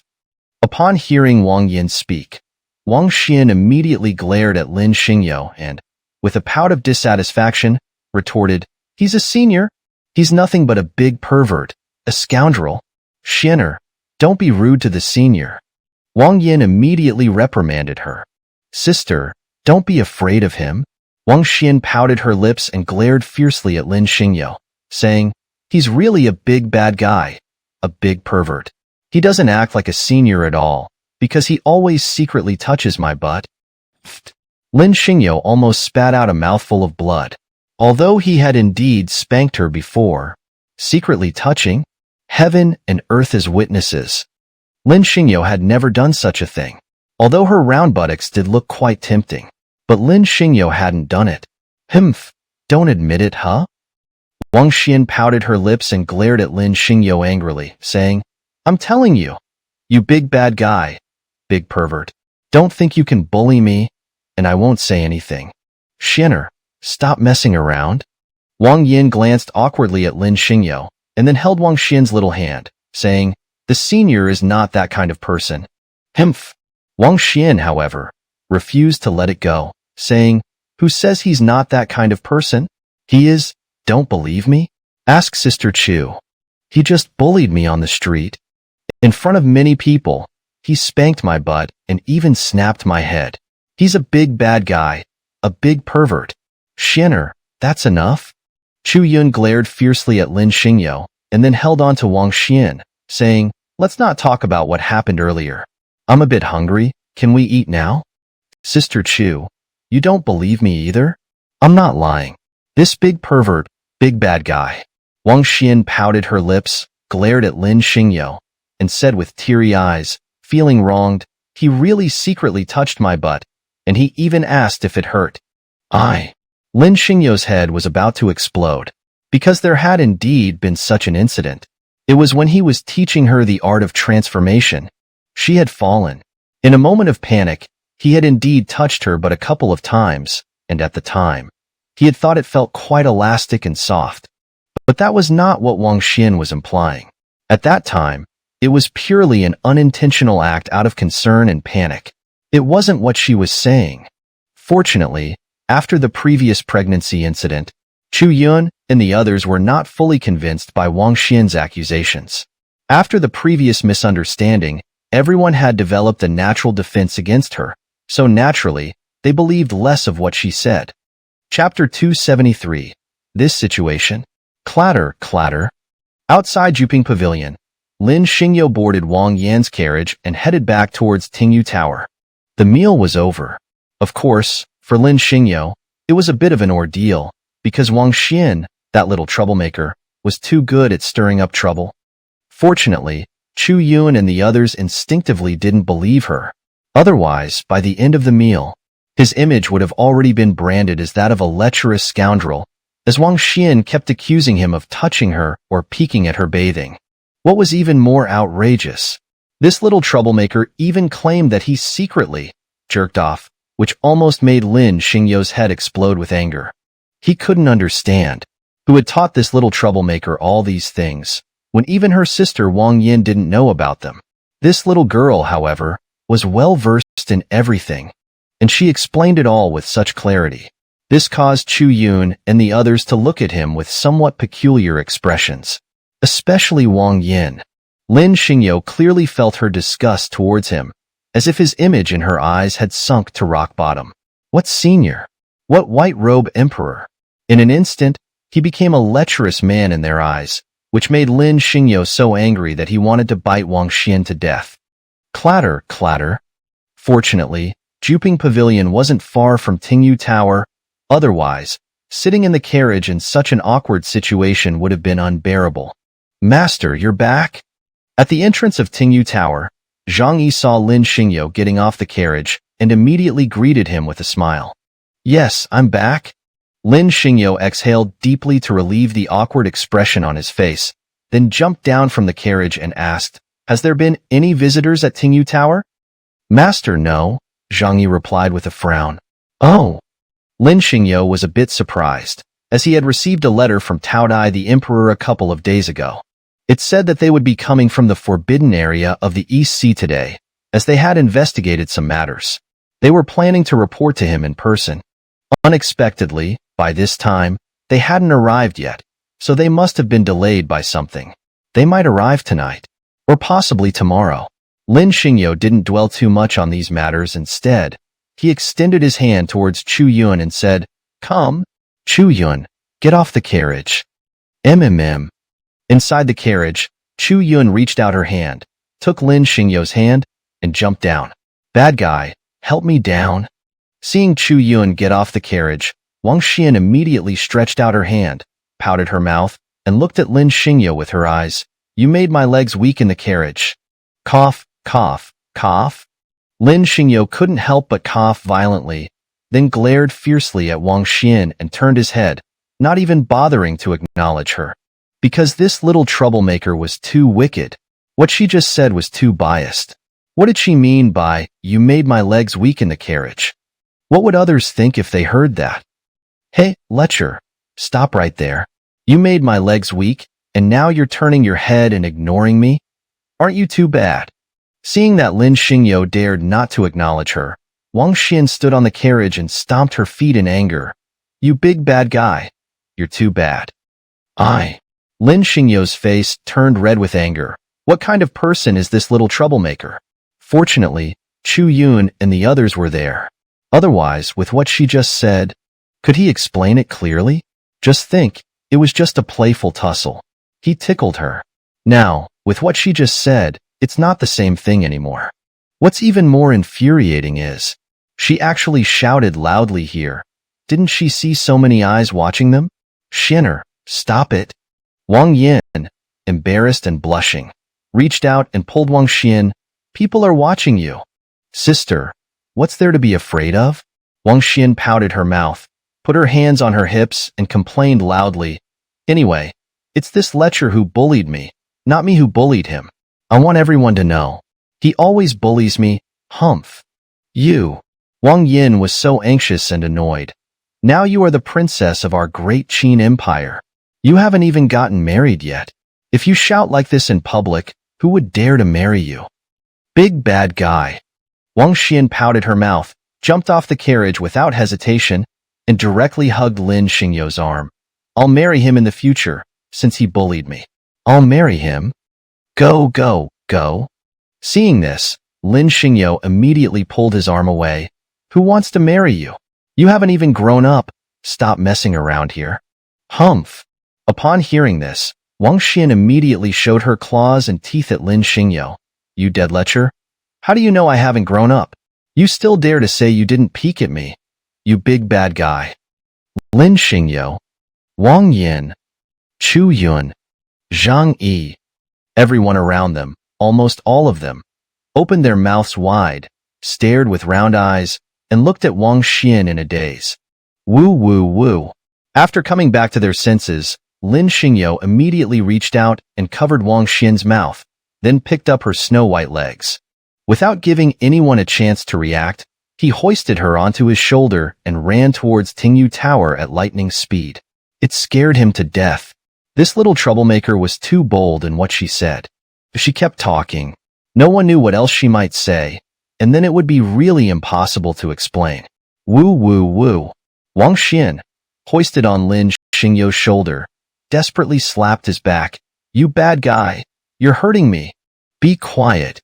Lin Xingyo entered Tingyu Tower, threw Wang Xian onto a stool, and then shouted at her, "Or else I'll make you fly." Woo woo woo.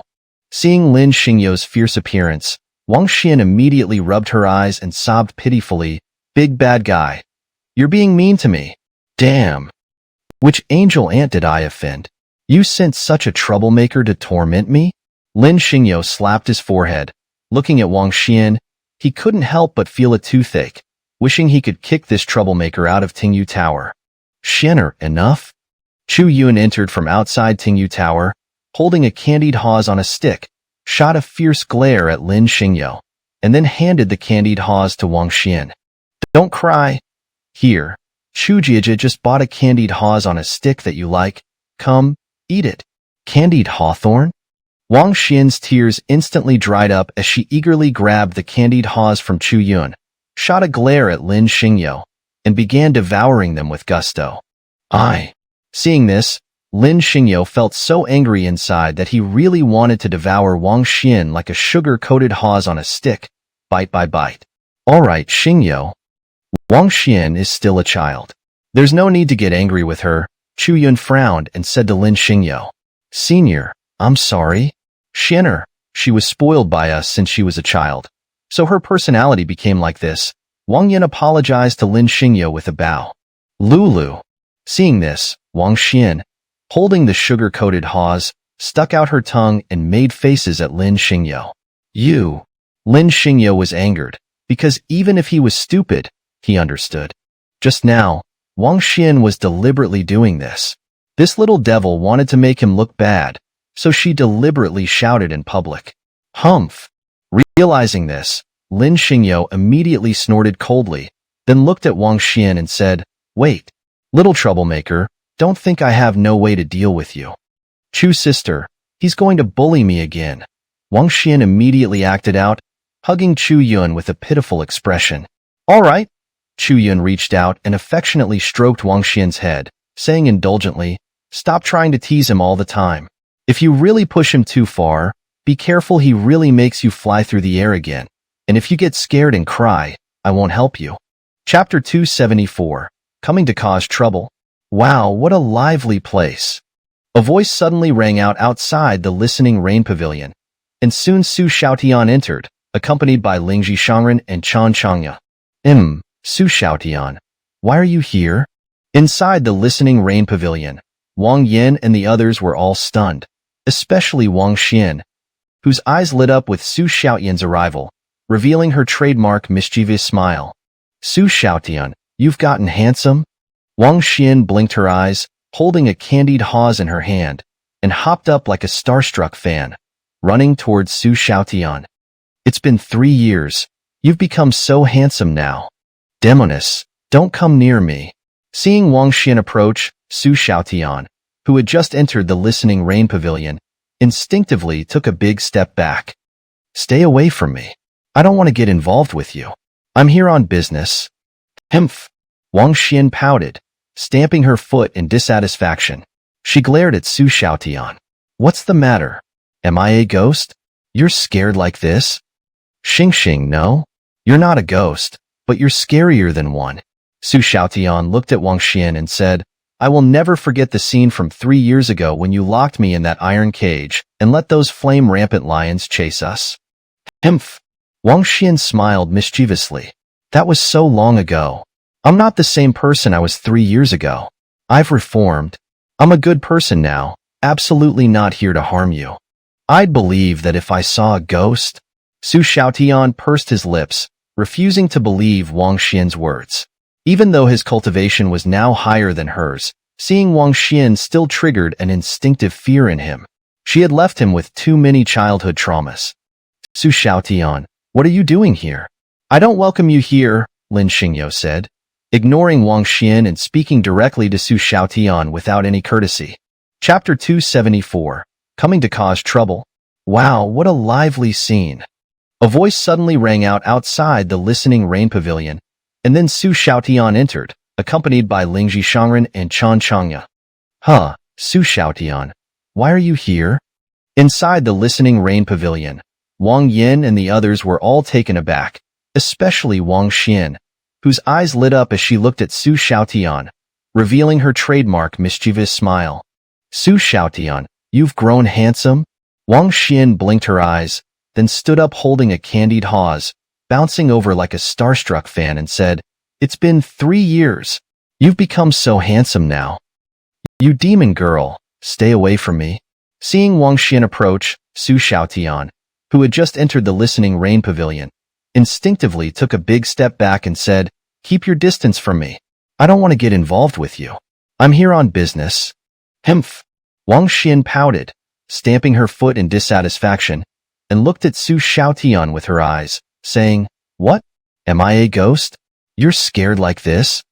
You're not a ghost, but you're scarier than a ghost. Su Xiaotian looked at Wang Xian and said, I will never forget the scene from 3 years ago when you locked me in that iron cage and let those flame lion beasts chase us. Humph. Wang Xian smiled mischievously and said, That was so long ago. I'm not the same as I was 3 years ago. I've reformed. I'm a good person now. I definitely won't harm you. I'd believe that when pigs fly.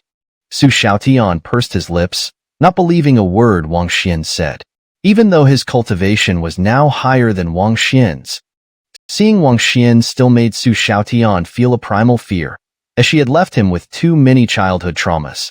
Su Xiaotian, what are you doing here? You're not welcome here, Lin Xingyo said without hesitation, ignoring Wang Xian and speaking directly to Su Xiaotian. Trash, what does it have to do with you? What gives you the right to talk to me? When Su Xiaotian saw Lin Xingyo speaking to him, his face immediately turned arrogant as he said, We're here to pay our respects to the white-clad emperor.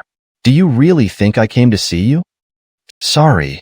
Lin Xingyo pursed his lips, looking at Su Xiaotian with a mocking expression and said, The white-clad emperor. That's me. Wah. White-clad emperor. You? A Fei Wu who can't even cultivate. What kind of white-clad emperor are you? Su Xiaotian was stunned, then furious. You piece of trash. Do you have to lie until you die? Su Xiaotian, I'm not lying. I'm telling the truth, and if you don't believe me, there's nothing I can do about it. But I really don't welcome you here. Lin Xingyo waved his hand impatiently, looking at Su Xiaotian with disgust and said, Get out of here now. Su Xiaotian's expression twisted, and for a moment, he didn't react. When he did, he was furious. Who was he?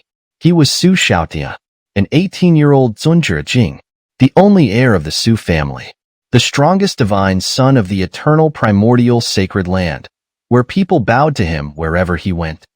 Now, this Fei Wu Lin Xingyo dared to tell him to get out.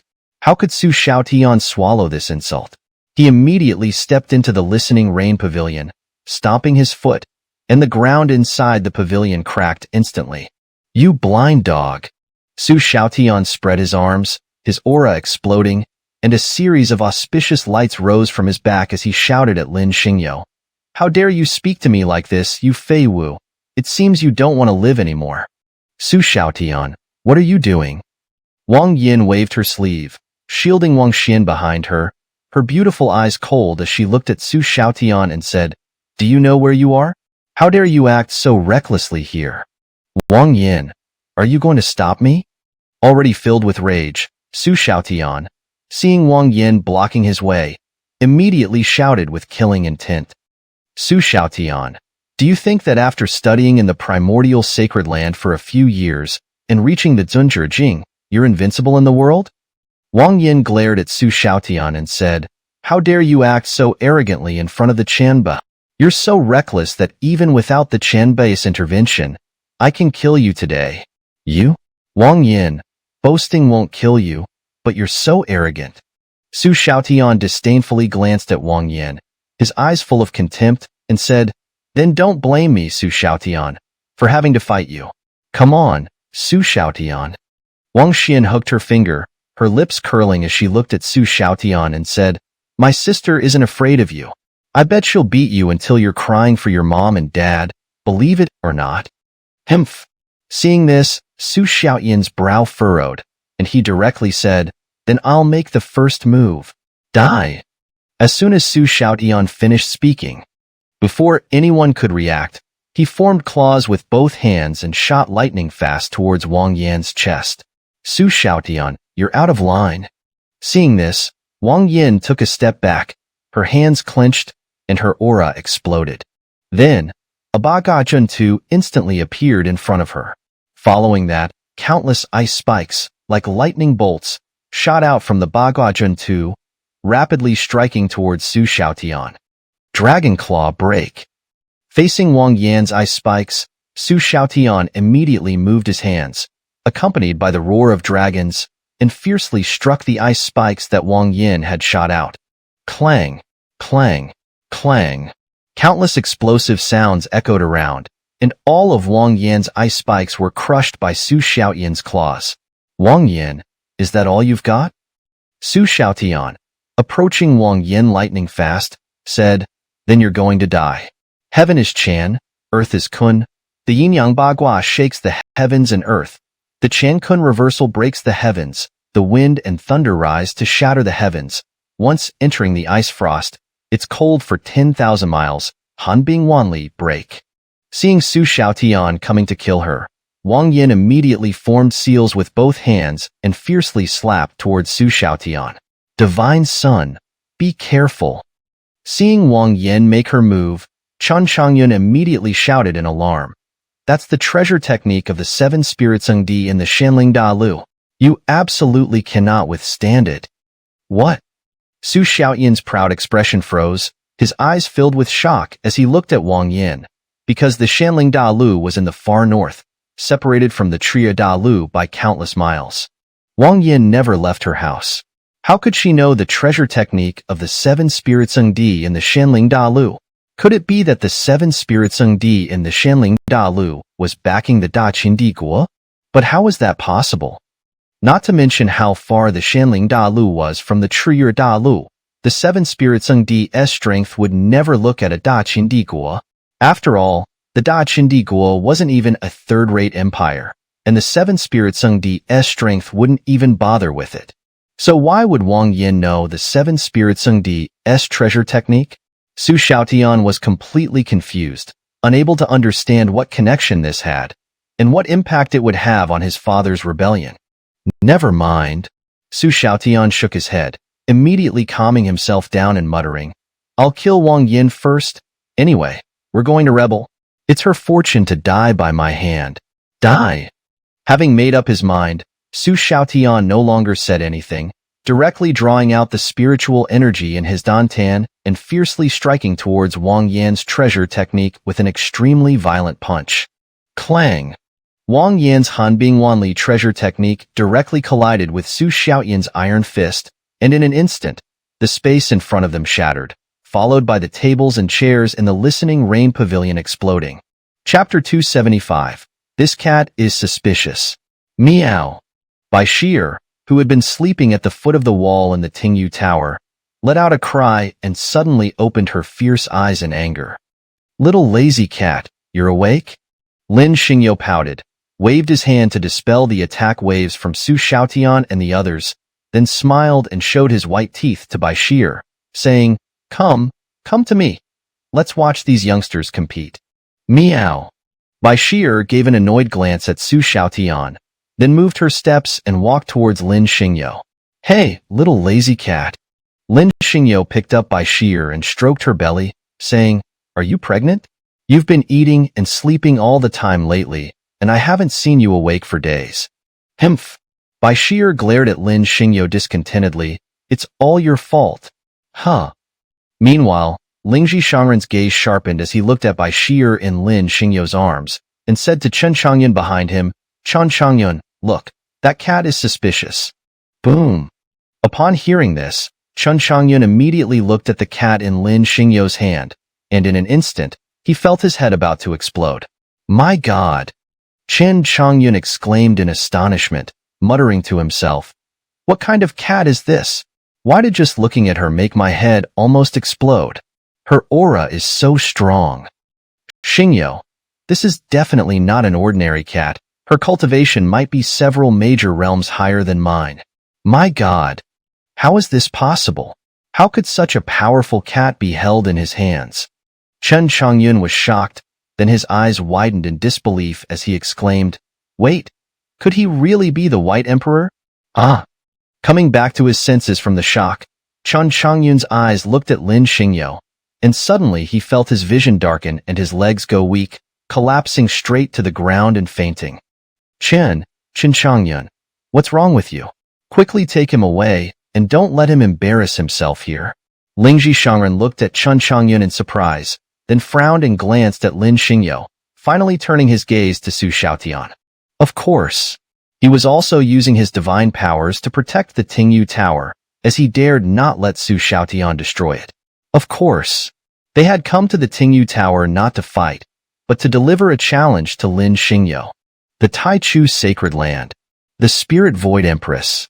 Not long ago, her father, an outer sect elder of the Taichu Sacred Land, Shi Wentian, was killed, and a manifestation of the Spirit Void Empress was also slain in front of the Tingyu Tower. This was no small matter for the Taichu Sacred Land. To regain face. This time, they came here partly to help Su Xiaotian and partly to deliver a challenge to Lin Xingyu at the Tingyu Tower. A duel on March 3rd at the Taichu Sacred Land. Sister, you're amazing.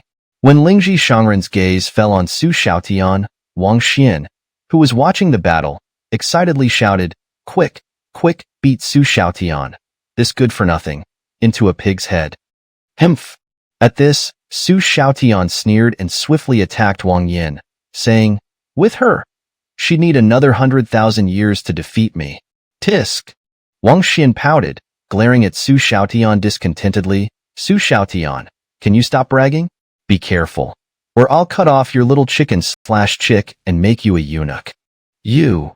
Su Xiaotian felt a tightening in his nether regions and almost lost his composure, nearly getting hit by Wang Yan's palm.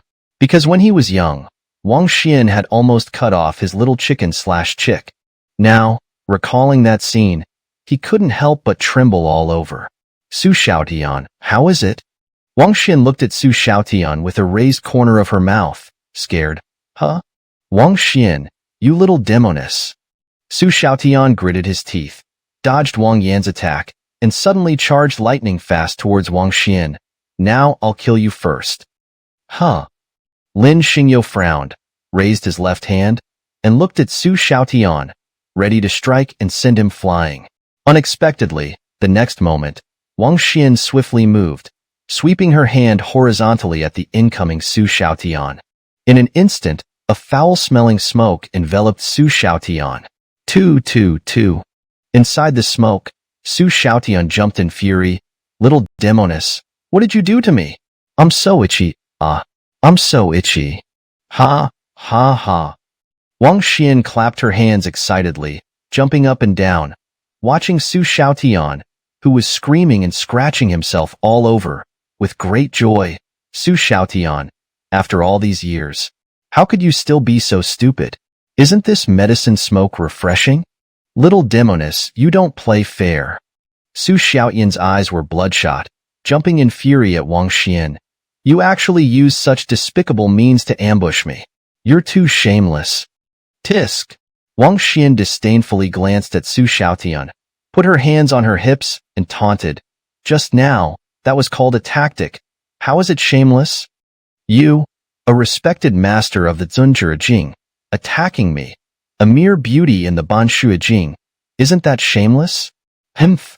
Wang Xian pouted, dissatisfied, and continued. "If it weren't for my Chu sister and the others, your attack would have killed me. You were going to kill me, so why should I play fair with you? Has your brain been squeezed by a door? Idiot." Wang Xian disdainfully glared at Su Xiaotian, then looked at him with disgust. "Su Xiaotian, if you want to fight me, go back and practice for another 100,000 years. You." Su Xiaotian was furious, but after opening his mouth for a long time, he couldn't utter a complete sentence, as he was completely enraged by Wang Xian. "Senior, just now we were impolite?" Seeing this, Lingji Shangren quickly stepped forward to stop Su Xiaotian and bowed to Lin Xingyu, saying, "I deeply apologize for our rudeness. However, this matter will not end here, and I will definitely seek justice from you in the future." No. Lin Xingyu stroked by Shier's fur and looked at Lingji Shangren with a playful smile. "Now I can give you a chance. You can seek justice from me now. No need to wait." Cough. Lingji Shangren cleverly coughed a few times, then took out a challenge letter from his robe and handed it to Lin Xingyu with pride. "Senior, this is the challenge letter from our Taichu Sacred Land. On March 3rd, please come to our Taichu Sacred Land to fulfill the appointment. Our old patriarch of the Taichu Sacred Land will settle all karmic ties with you." March 3rd. Lin Xingyu held the challenge letter from the Taichu Sacred Land in his hand and looked at Lingji Shangren. "Interesting? All right, I will definitely come, and I will surely fight at your Taichu Sacred Land." Chapter 276. Not so easy to leave. Goodbye. Lingji Shangren gave Lin Xingyu a thorough once-over, his gaze lingering on Bai Shi'er for a moment before he cupped his hands in salute to Lin Xingyu and turned to leave with Su Xiaotian and the others. "Wait." Lin Xingyu, holding Bai Shi'er, turned his gaze to Lingji Shangren and said, "You're just going to leave like this?" Huh? Su Xiaotian, already unbearably itchy, glared viciously at Lin Xingyo and snapped, "You dog, what do you mean by that? You think you can block our way?" "Shut up." Lingji Shangren smacked Su Xiaotian on the head and scolded. "Who allowed you to be disrespectful to a senior? Quickly, apologize to the senior, or I'll beat you to death." "Master, you've got it all wrong. This guy isn't any kind of senior. I'm telling you, he's a genuine good-for-nothing. His meridians completely shattered, incapable of cultivation," Su Xiaotian retorted, regaining his senses and speaking with great agitation. "Oh." Lingji Shangren was taken aback and couldn't help but take another look at Lin Xingyo, his face showing a puzzled expression, because at first glance, Lin Xingyo appeared, indeed, very ordinary. There was no detectable fluctuation of spiritual energy, making him seem like an ordinary person. However, by sheer in Lin Xingyo's arms was radiating divine laws and Taoist principles, her overwhelming aura making even Lingji Shangren feel a pang of fear. No, he's definitely not an ordinary person. Coming to his senses from the shock, Lingji Shangren, his eyes bloodshot, looked at Lin Xingyo with absolute certainty and said, "If he were an ordinary person, how could he possibly keep a quasi-emperor as a pet in his arms?" "Master, stop looking." Su Xiaotian disdainfully glanced at Lin Xingyo and then, with as much contempt as possible, said to Lingji Shangren, "You don't know his identity right now. If I were to tell you in detail, you'd know I'm not lying." "Oh."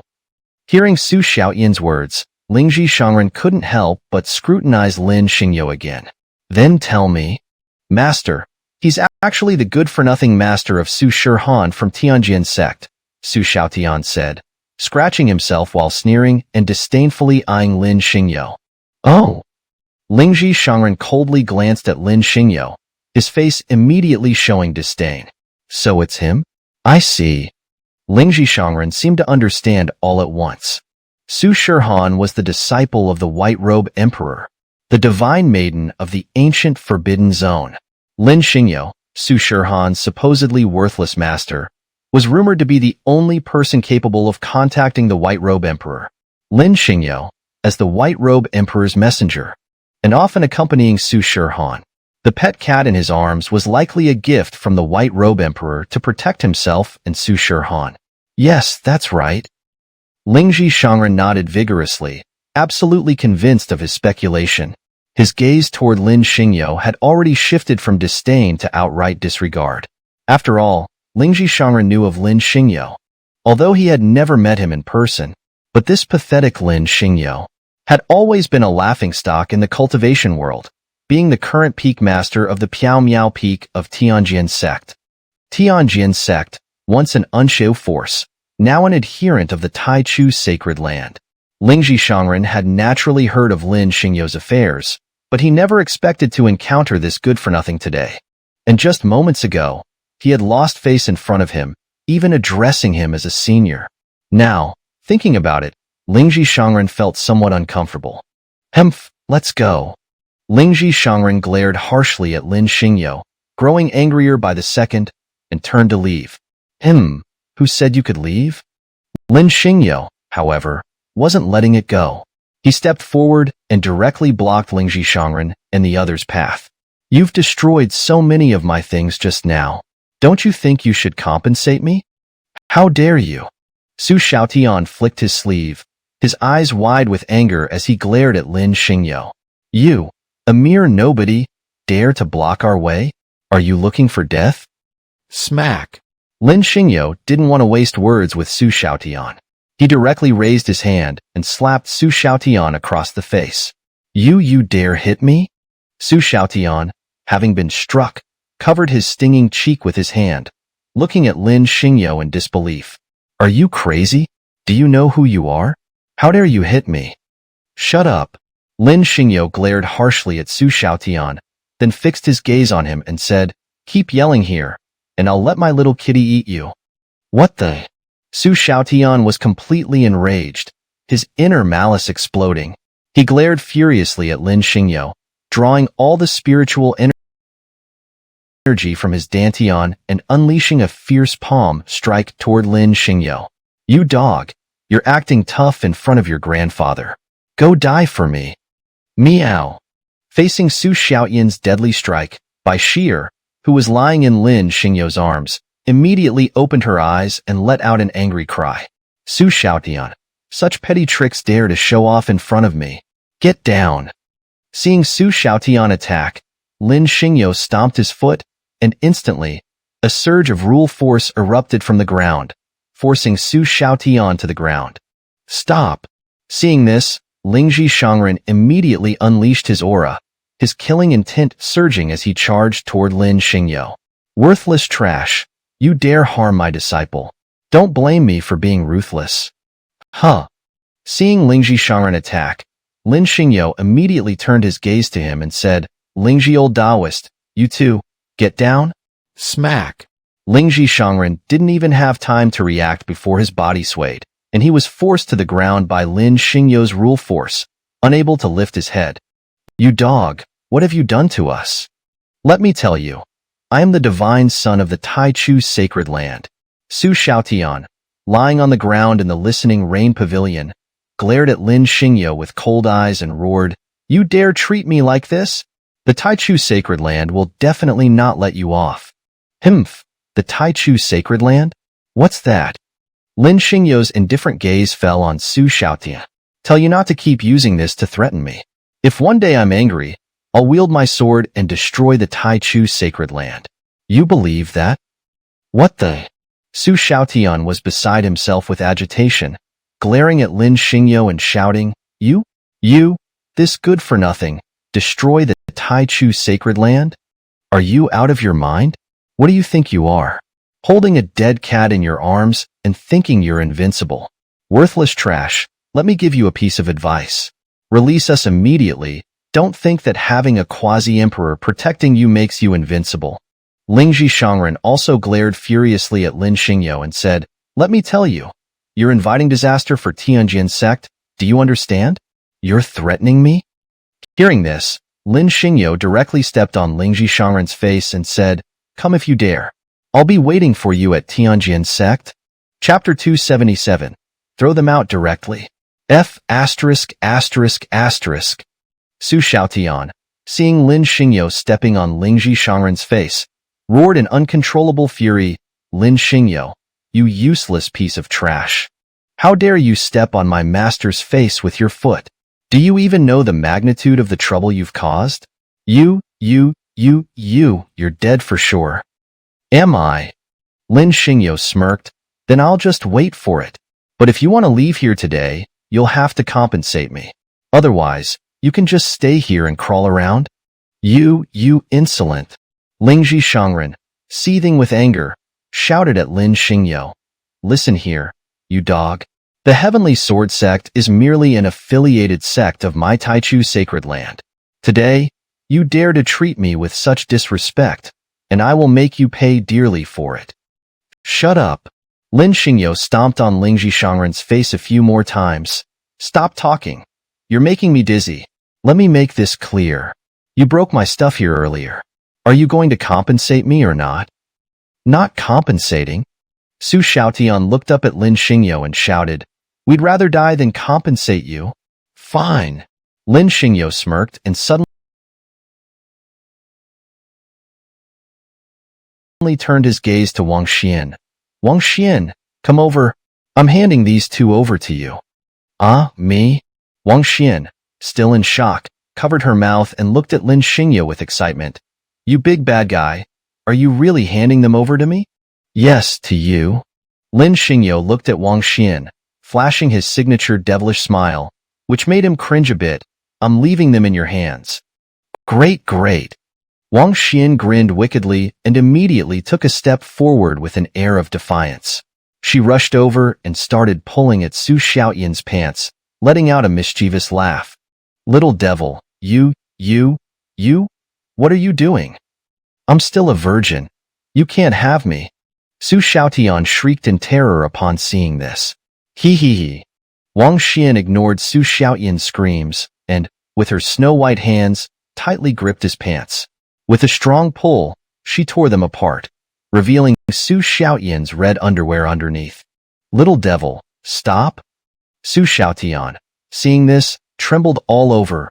I'd rather die than let you have your way. Xin'er, stop messing around. Seeing this, Wang Yin quickly called out to Wang Xian. There are so many people watching right now. You can't do anything that would tarnish the royal family's reputation. Hee hee hee. Wang Xian continued to laugh wickedly while desperately tugging at Su Xiaotian's pants. Sister, what are you afraid of? Look at how handsome he is. This physique. These 8-pack abs. I'm drooling just looking at him. This? Wang Yin was completely dumbfounded, at a loss for words for a moment. What the hell? Lin Xingyo opened his mouth wide, his eyes bulging as he watched Wang Xian frantically tearing at Su Xiaotian's pants. He was completely stunned. He was so confused by her actions that he couldn't figure out what she was trying to do. Was she really that impatient? This little girl was way too bold, trying to force herself on Su Xiaotian right in front of everyone. Lin Xingyo was almost driven to the point of spitting blood in frustration. Big bad guy, come over here. Help me hold him down, or I can't do anything. Lin Xingyo's head was about to explode. What was going on now? Big bad guy, come on. Wang Xian looked at Su Xiaotian with a mischievous smile. Help me hold him down, or how am I going to cut off his little thing? Look at how handsome he is. Wouldn't it be great to keep him around as my little eunuch? Lin Xingyo, Su Xiaotian, Lingji Shangren, Chu Yun and the others were all staring at Wang Xian in shock. After all that, it turned out Wang Xian was planning to castrate Su Xiaotian. They thought she was going to do something else. Phew. Lin Xingyo, finally realizing what was going on, let out a long breath. No. Don't castrate me.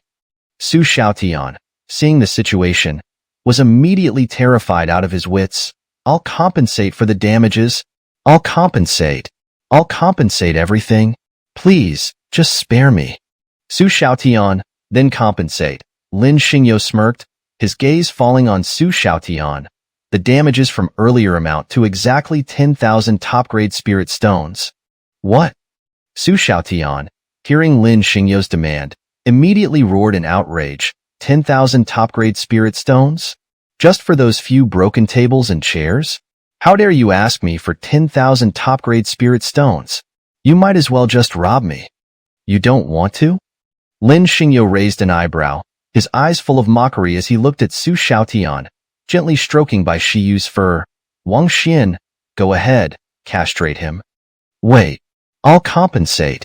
Su Xiaotian was pale with fear as he looked at Lin Xingyo. No. Don't castrate me. I'll compensate. Good. Lin Xingyo smiled, showing his white teeth as he looked at Su Xiaotian, then hand over the 10,000 top-grade spirit stones. I don't have them on me right now. Can I have someone fetch them from the Su residence? Su Xiaotian asked Lin Xingyo. No need. Lin Xingyo smirked, looking at Su Xiaotian and the others with amusement. Come on, Wang Xian, strip them of their spatial pouches, their treasures, and their clothes. All these things can be left behind as compensation, which should be enough. Got it. Wang Xian flashed her signature devilish smile and, stepping on Su Xiaotian under the shocked gazes of many, quickly stripped him of everything he had.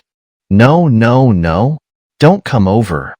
Lingji Shangren, seeing Wang Xian approach, shrieked in terror, his face ashen. I can give you everything I have, but you absolutely cannot strip me naked. Hee.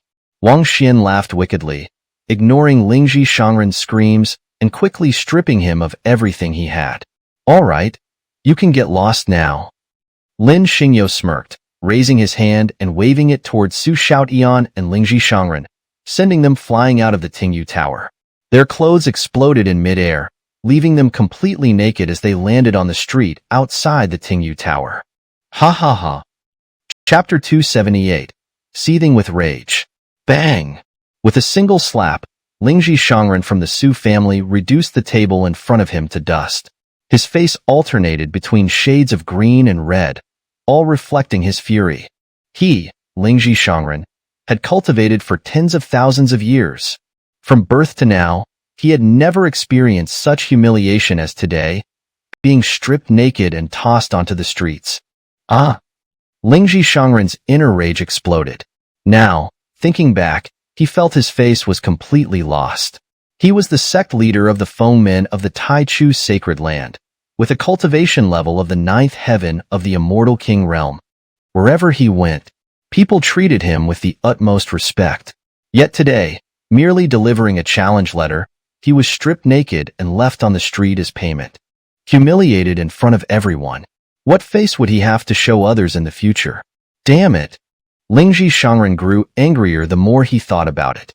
He understood that he would never be able to hold his head high again, as this incident would undoubtedly become a laughingstock for others. It would follow him for the rest of his life. Those who knew him would surely bring it up in the future, a permanent stain on his reputation. Lingji Immortal Lord, please calm down.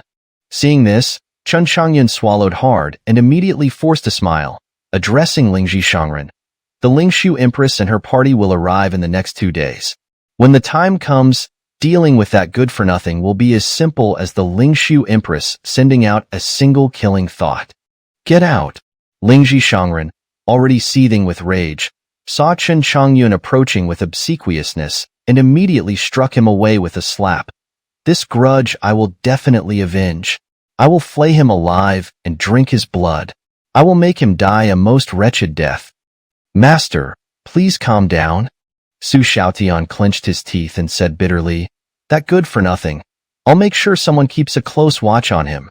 Once he's separated from that cat, taking him down will be as easy as child's play. Shut up. Lingji Shangren roared at Su Xiaotian. If it weren't for you, I, a respected immortal lord, would not have been so humiliated. Su Xiaotian opened his mouth, looking at the furious Lingji Shangren, wanting to say something but unable to utter a word. He knew that anything he said now would be useless, as Lingji Shangren was in a rage. Say too much, and risk angering him further. In return, he would surely punish himself. So, Su Xiaotian opened his mouth, but ultimately said nothing. Lin Xingyo, you good for nothing? Just you wait. I will not rest until I have avenged this humiliation. Su Xiaotian clenched his fists tightly, his hatred for Lin Xingyo reaching its peak. Young master, are you in there? At that moment, Su Chuanqi's voice came from outside the room. Instantly, the enraged Su Xiaotian snapped at Su Chuanqi. What are you shouting for? What do you want at this late hour? Young master, the master sent me to tell you. Su Chuanqi swallowed hard, then glanced at the door. He wants you to come with me to the study. There's a major matter to discuss. I understand. Su Xiaotian replied with a dark face. Wait outside. I'll be out soon. Yes, young master. Su Chuanqi, of course, dared not say more, as the Su family's affairs had already caused a stir in Hanping City. Almost everyone was talking about them, especially Lingji Shangren, as the sect leader of the Taichu sacred land, being stripped naked and thrown onto the street, had now become a laughingstock throughout the entire cultivation world. Chapter 279. Help me with a task. Master, my father needs to see me. Su Xiaotian bowed to Lingji Shangren and said, I need to step out for a moment. Get out, get out. Lingji Shangren waved his hand, dismissing Su Xiaotian without hesitation. Right now, he didn't just hate Lin Xingyo. He was also extremely displeased with Su Xiaotian. If it weren't for the fact that Su Xiaotian was his disciple and had decent talent, Lingji Shangren would have already struck him dead with a single palm. Today's events had been utterly humiliating. Yes, master. Su Xiaotian was well aware of the situation and knew better than to push his luck.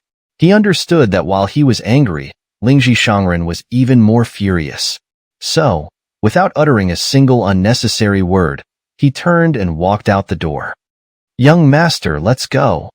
Outside, Su Chuanqi, seeing Su Xiaotian emerge, immediately plastered a smile on his face. What's the hurry? Don't I know how to walk? Su Xiaotian shot a displeased glance at Su Chuanqi. Yes, yes, yes. Su Chuanqi dared not argue.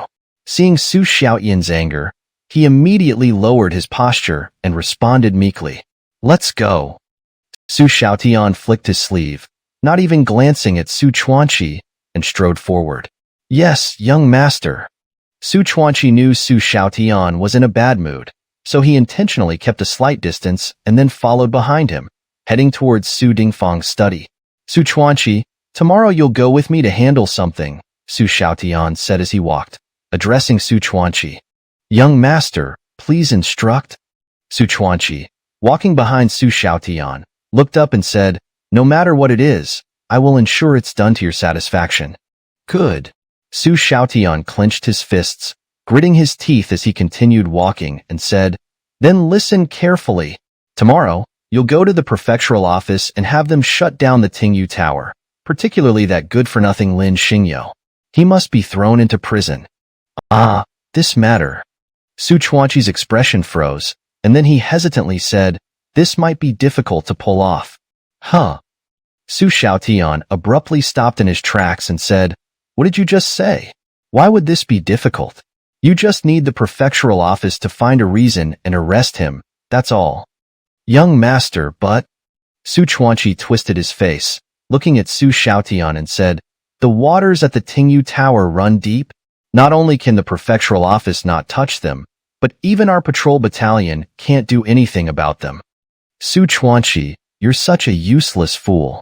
Su Xiaotian turned back, glaring at Su Chuanqi with extreme dissatisfaction and said, do you think I don't know the situation at the Tingyu Tower? Didn't you already place some of our people in the Tingyu Tower? Can't you have the prefectural office arrest that good-for-nothing when Wang Xian and the others are absent? This? Su Chuanqi frowned, his face showing signs of distress.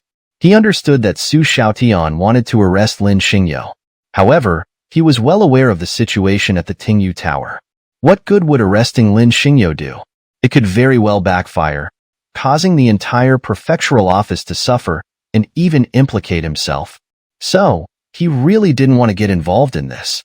Su Chuanqi, what do you mean by this? Are you defying my orders? Su Xiaotian, seeing Su Chuanqi's expression, immediately became furious. No, young master, I don't mean that. It's just, what's the point of arresting that worthless man? Su Chuanqi swallowed hard. His face contorted in distress as he looked at Su Xiaotian and said, besides, he's still the teacher of the young lady. If she finds out, things could get very complicated. Humph. Su Chuanqi, I can see now where your loyalty lies. My mother mentioned to me a couple of days ago that you've been following Su Xiwan's every move. I didn't believe her at the time, but now I understand. Su Chuanqi, let me tell you, don't get the wrong idea. In the Su household, it's me who's in charge. Even if she's a woman with status and background, can she protect you?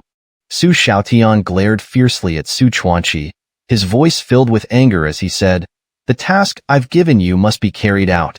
If you dare slack off even a little, don't blame me for being merciless, understand? Yes. I'll handle it tomorrow without fail. Su Chuanqi, seeing Su Xiaotian's fury, knew this decision was incredibly foolish, but he had no choice. After all, Su Xiaotian was his master, and he was merely a servant. Su Chuanqi listened carefully. Su Xiaotian turned back and glared harshly at Su Chuanqi, saying, when the prefectural office carries out this task, make sure they pay attention and absolutely do not let that useless man take that cat with him. Once he's arrested, have them hand him over to me, understood? Young master, I understand. Su Chuanqi, following behind Su Xiaotian, couldn't help but wipe the sweat from his forehead as he replied. Su Chuanqi, handle this matter well? Su Xiaotian turned back and promised, I won't mistreat you. I'll reward you with a celestial spirit pill, which will help you break through to the master realm. Young master, rest assured. Hearing this, Su Chuanqi's face immediately lit up with a fawning smile as he said, I'll definitely handle this to your satisfaction. Humph. Su Xiaotian grunted and turned to continue walking, while Su Chuanqi behind him was ecstatic. A celestial spirit pill. This was exactly what he needed most right now, as he was just a step away from reaching the Zunjie Jing. If he could obtain a celestial spirit pill, he was certain he could break through to the realm of a Zunjie. So, in his heart, he silently vowed to ensure that Su Xiaotian's task was successfully completed. Chapter 280, conspiracy at night. Tap, tap, tap. Su Xiaotian continued to walk forward, and Su Chuanqi, following behind him, naturally did not dare to lag. They passed through one courtyard after another. Hey, did you hear? Just as Su Xiaotian and Su Chuanqi passed through a courtyard, they suddenly saw a few maids ahead, carrying fruits and snacks while whispering to each other. Everyone outside is talking about how our young master was stripped naked and thrown onto the street. Yes, I've heard. The group of maids continued to walk while giggling. But who would have thought that our young master is so handsome and has such a great figure? Yet that part of him is so small and short and quite delicate. Now the whole city of Homping knows about it. Shut up. Upon hearing this, Su Xiaotian immediately raised his hand and unleashed a sword chi at the maids who were caught off guard. How dare you gossip about me behind my back? You all deserve to die. Young master. The maids turned around, but before they could finish speaking, they were instantly killed by Su Xiaotian with a single move. Blood and brain matter splattered all over the ground. Young master, you?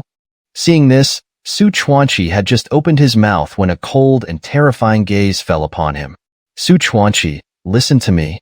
Su Xiaotian coldly stared at Su Chuanqi and said, I don't want to hear anyone gossiping about me behind my back anymore. Do you understand? Young master, I understand. Su Chuanqi looked helpless. After all, the news had already spread, and not even Su Dingfang could do anything about it now. Who asked you to be so short and small? Now that everyone has seen it, you still don't want people to talk about it. How can this be so easily resolved? Humph! Su Xiaotian coldly snorted and walked past the corpses of the maids. Su Chuanqi could only hurry to catch up, and soon they arrived at the Su family's study. The Su family's study. The atmosphere was heavy, with many people inside, all of them powerful figures of the court. A night gathering at the Su residence. Of course, it was to plot a rebellion and seize the throne of the great Qin Empire. Su Xiao, you're here?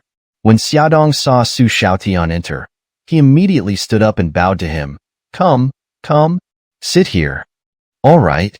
Seeing Su Xiaotian enter, Su Dingfang picked up his teacup, took a small sip, and said, Now that everyone is here, let's discuss how to overthrow the rule of Emperor Qin Huangqi and establish our Su family's dynasty.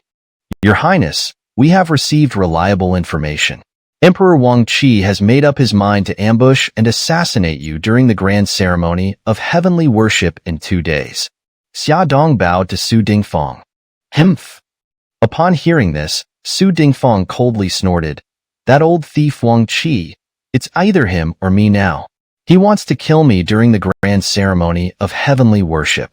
Very well. Su Dingfang became more and more agitated as he spoke. At that time, I'll turn the tables on him and overthrow him from the throne, killing this unjust ruler. Your Highness, Huangqi wants to move against you, huh? Mengyu, the Marquis of Dingyuan, stood up, extremely excited. It saves us the trouble of making the first move and leaving a bad impression.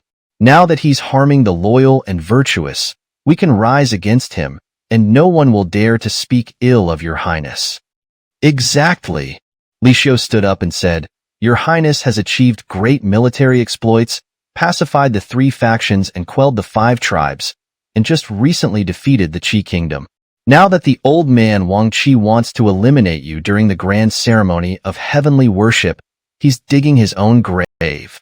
Gentlemen, you're absolutely right. Su Dingfang's face showed an exceptionally excited smile. Now is our golden opportunity. This time, we absolutely cannot give Huangqi any chance. We must force him to abdicate in favor of me. Your Highness, what do you plan to do? We are all willing to support you to the death. Mengyu and the others stood up and said, Very well. Su Dingfang stood up excitedly. With your support, overthrowing the Qin Kingdom will be a matter of course. Your Highness, everything is ready. We just need the right opportunity. If your Highness can resolve the matter with the Tingyu Tower, then Huangqi will be absolutely unable to escape. Li Xiu spoke to Su Dingfang. Your Highness, that's right. Mengyu gritted his teeth and stepped forward to speak to Su Dingfang. The key to everything now lies with the Tingyu Tower. As long as your Highness can control the Tingyu Tower, then the revenge for my daughter's death at the hands of Wang Qi can be avenged. Everyone, rest assured. Su Dingfeng's cold and sharp gaze swept over the crowd as he spoke sinisterly. The Tingyu Tower is completely under my control. As long as my daughter Su Shihan is in my hands, the people of the Tingyu Tower won't dare to disobey me. Gentlemen, have no fear. Su Chuanqi proudly looked at everyone in the study and said, Our Highness has already planted the bone-eating poison in the young lady. If the people of the Tingyu Tower dare to defy Our Highness only needs to activate the bone-eating poison, and our young lady's life will be devoured by the poison. Therefore, the people of the Tingyu Tower will all be under the control of Our Highness. Excellent! Mengyu and the others all exclaimed excitedly. Then we can rest assured. As long as we can control the people of the Tingyu Tower, our rebellion will be foolproof. Chapter 281. Selling Paintings. Time flies. As swift as a shuttle. Another day has passed, and the sun rises in the sky once again. What a bright, sunny day. Lin Xingyo gets up, stretches, and takes a wooden sword in hand. He stands in the courtyard, just as he does every day, and begins to swing the sword 5,000 times in quick succession. After finishing his practice, he plants the wooden sword in the ground, washes his face in the kitchen, and then moves to the main hall to start painting. His daily routine is well structured. System, I've finished painting. What is the next task? Lin Xingyo asks, placing his brush on the table and straightening up to massage his temples. Ding. Task. Guard the shop. Sell the painting you just completed for 3,000 top-grade spirit stones.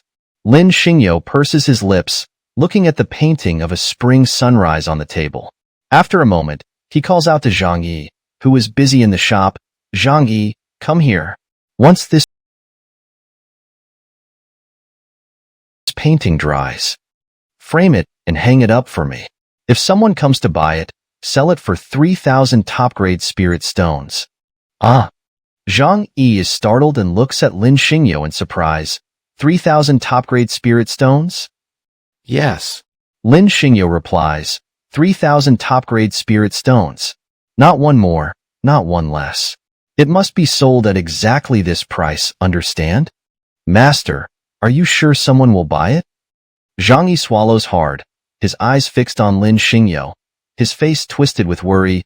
Usually, your paintings sell for whatever price we can get. We can barely sell them as it is. Asking for 3,000 top-grade spirit stones for this painting, I'm afraid it will be very hard to sell. Don't worry about it.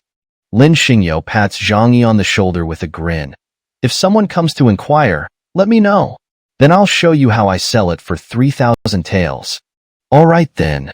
Zhang Yi shakes his head helplessly, glancing at Lin Xingyo. Once the painting dries, I'll frame it for you. Good. You go ahead and get busy, Lin Xingyo responds, waving his hand. I'm going to feed the cat. That lazy cat must be hungry. Meow. Bai Shiyu hears this and, seeing Lin Xingyo approach, immediately opens her eyes, stands up, shakes herself, and meows at him. Lazy cat, awake now? Seeing Bai Shiyu awake, Lin Xingyo immediately picks her up and places her in his lap. He then summons a bowl of sliced raw fish and hands a piece to Bai Shiyu. Here, I have some fish slices for you to eat first. Meow meow. Bai Shiyu lets out a delighted meow and opens her small mouth to take the raw fish slice Lin Xingyo offers. Lazy cat, eat slowly. Lin Xingyo smiles, gently stroking Bai Shiyu's fur. Don't let the fish bones get stuck in your throat. Bai Shiyu doesn't pay attention to Lin Xingyo, instead showing an expression of extreme enjoyment. This raw fish is so delicious. It melts in the mouth. So much spiritual energy. Bai Shiyu stretches her body, feeling the moment she swallows the fish slice. The once impenetrable boundary barrier begins to loosen. She can clearly feel her ancestral blood becoming more refined. Meow meow meow. Bai Shiyu can't help but tremble with excitement, for she understands this is an unparalleled opportunity. Since following Lin Xingyo, she hasn't had to engage in battles or struggle for cultivation resources. Almost every day, she eats and sleeps, and then sleeps and eats. Her cultivation has skyrocketed. Being his pet is too enjoyable. Now, she's already at the 3rd level of the quasi-emperor realm. Next, she will definitely break through to the immortal emperor realm and may even ascend to immortality. Cat life. Tiger life has been too blissful. As long as she stays with Lin Xingyo, she will surely evolve into a powerful existence like an ancestor. Lazy cat, have another piece? Lin Xingyo smiles, stroking Bai Shiyu's head, then picks up another fish slice and tosses it into her mouth. You look so satisfied. I guess this raw fish suits your taste, huh? Meow. Bai Shiyu meows once, not wasting any words, and swallows the fish slice directly. So this is the Listening Rain Pavilion? While Lin Xingyo is feeding the cat, a fat man in luxurious robes, holding a string of prayer beads, steps inside. He looks around, examining the place. Where is everyone? How can you not greet a guest? What kind of shop is this? Master, greetings. Hearing the commotion, Zhang Yi, holding a framed painting, quickly steps out, bowing and smiling at the fat man. I was just framing a painting in the back. What can I get for you? Get out of the way. The fat man disdainfully glances at Zhang Yi, his lips curling in arrogance. Can't you tell? I came to the Listening Rain Pavilion to buy a painting. What else would I be here for? Master, are you here to buy a painting? Zhang Yi bows and smiles, fawning over the fat man. Then take a look. Our Listening Rain Pavilion has many paintings. If you find one you like, our shopkeeper says we'll sell it for a price. Oh. Hearing this, the fat man ignores Zhang Yi and starts inspecting the paintings on the walls. Then I'll take a good look. Master, please. Zhang Yi, holding Lin Xingyo's painting, follows the fat man, occasionally introducing the artworks on the walls. Lazy cat, have some more? Seeing this, Lin Xingyo also looks over at the fat man, examining him carefully. After a while, Lin Xingyo frowns, as he can tell that the fat man doesn't understand art and doesn't seem to be here to buy a painting. He keeps picking and choosing, chatting with Zhang Yi about unrelated topics, but Lin Xingyo doesn't say anything. After all, a guest is a guest. There's no reason to chase him out, so Lin Xingyo glances at him a few times and then stops paying attention. Of course, the Listening Rain Pavilion isn't just about paintings now. Zhang Yi has also placed some fake antiques, treasure bones, and secret techniques for sale. His idea is that selling only paintings is too monotonous, so he's added some items to the shop. After all, a shop should have the atmosphere of business. Lin Xingyo doesn't object to this. Chapter 282, Plot Twist. Tingyu Tower. Now that it was under Zhang Yi's management, Lin Xingyo had entrusted everything to him. Sir, how is it? Zhang Yi had been accompanying the large man for a while and couldn't help but force a smile, resembling a blooming chrysanthemum, as he asked, Have you found any calligraphy or paintings that catch your eye? The large man pursed his lips, revealing a disappointed expression. There's nothing here that meets my standards. Your Tingyu Tower doesn't seem to have anything worth looking at. Sir, you are a discerning man. Your taste is extraordinary. Upon hearing this, Zhang Yi immediately smiled shrewdly. He understood that the man in front of him was a fat fish, someone he could definitely swindle heavily. Therefore, Zhang Yi quickly raised the painting in his hand and presented it to the large man, saying, Why don't you take a look at this painting of mine? The large man was momentarily stunned and quickly turned his gaze toward Zhang Yi. Let me see it. Take a look, this is the Spring Dawn painting, a rare masterpiece by the White Robe Emperor. Zhang Yi deliberately acted mysteriously, raising 4 fingers to the large man. If you like it, I can let it go for this price. How much? The large man swallowed hard, gazing eagerly at Zhang Yi. Sir, if you're willing, we can make the deal for 4,000 top-grade spirit stones, Zhang Yi said while intentionally hiding the painting behind his hand. What? 4,000 top-grade spirit stones? The large man's expression changed dramatically as he looked at Zhang Yi. Let me take another look. Of course. Zhang Yi's lips curled upward, and his heart couldn't help but race with excitement, for he knew the fat fish had taken the bait. As the saying goes, Selling is all about getting the customer in the door.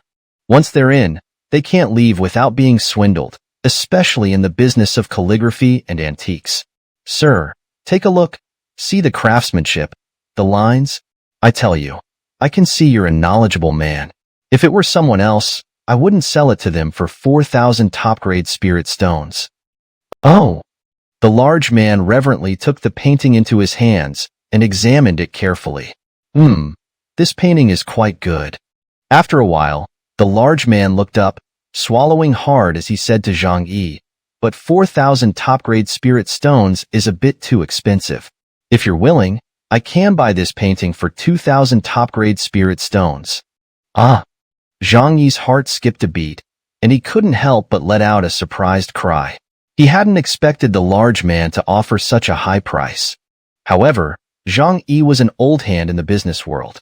After the initial shock, he quickly regained his composure, adopting the demeanor of a shrewd businessman. With a forced smile, he said to the large man, "Sir, this is a masterpiece by the White Robe Emperor. Let's meet halfway. 3,500 top-grade spirit stones. How about it?" 3,500 top-grade spirit stones is too expensive. The large man carefully examined the painting once more and said, "I can only offer 2,500, not a single stone more." "Sir, don't be like that." Zhang Yi had no intention of backing down. Instead, he became even more enthusiastic, saying to the large man, "How about this? 3,000 top-grade spirit stones, and we'll close the deal." With that, Zhang Yi's eyes gleamed with cunning as he looked at the large man. After all, Zhang Yi was well-versed in the antique trade. He feared only one thing: customers who didn't ask about the price. Customers who asked about the price but didn't haggle. Now, with both price inquiries and bargaining, Zhang Yi was almost certain that he could close the deal with this fat fish. All right. The large man examined the painting over and over, finally gritting his teeth and tossing a spatial pouch to Zhang Yi. 3,000 it is. I agree to the deal. Great, sir. Please take good care of the painting. Zhang Yi took the spatial pouch and immediately smiled, saying to the large man, "Now that the transaction is complete, according to our rules, once you step out of this door, I won't accept any returns for the item in your hands." I understand the rules. The large man held the painting, suddenly curling his lips in a mocking smile.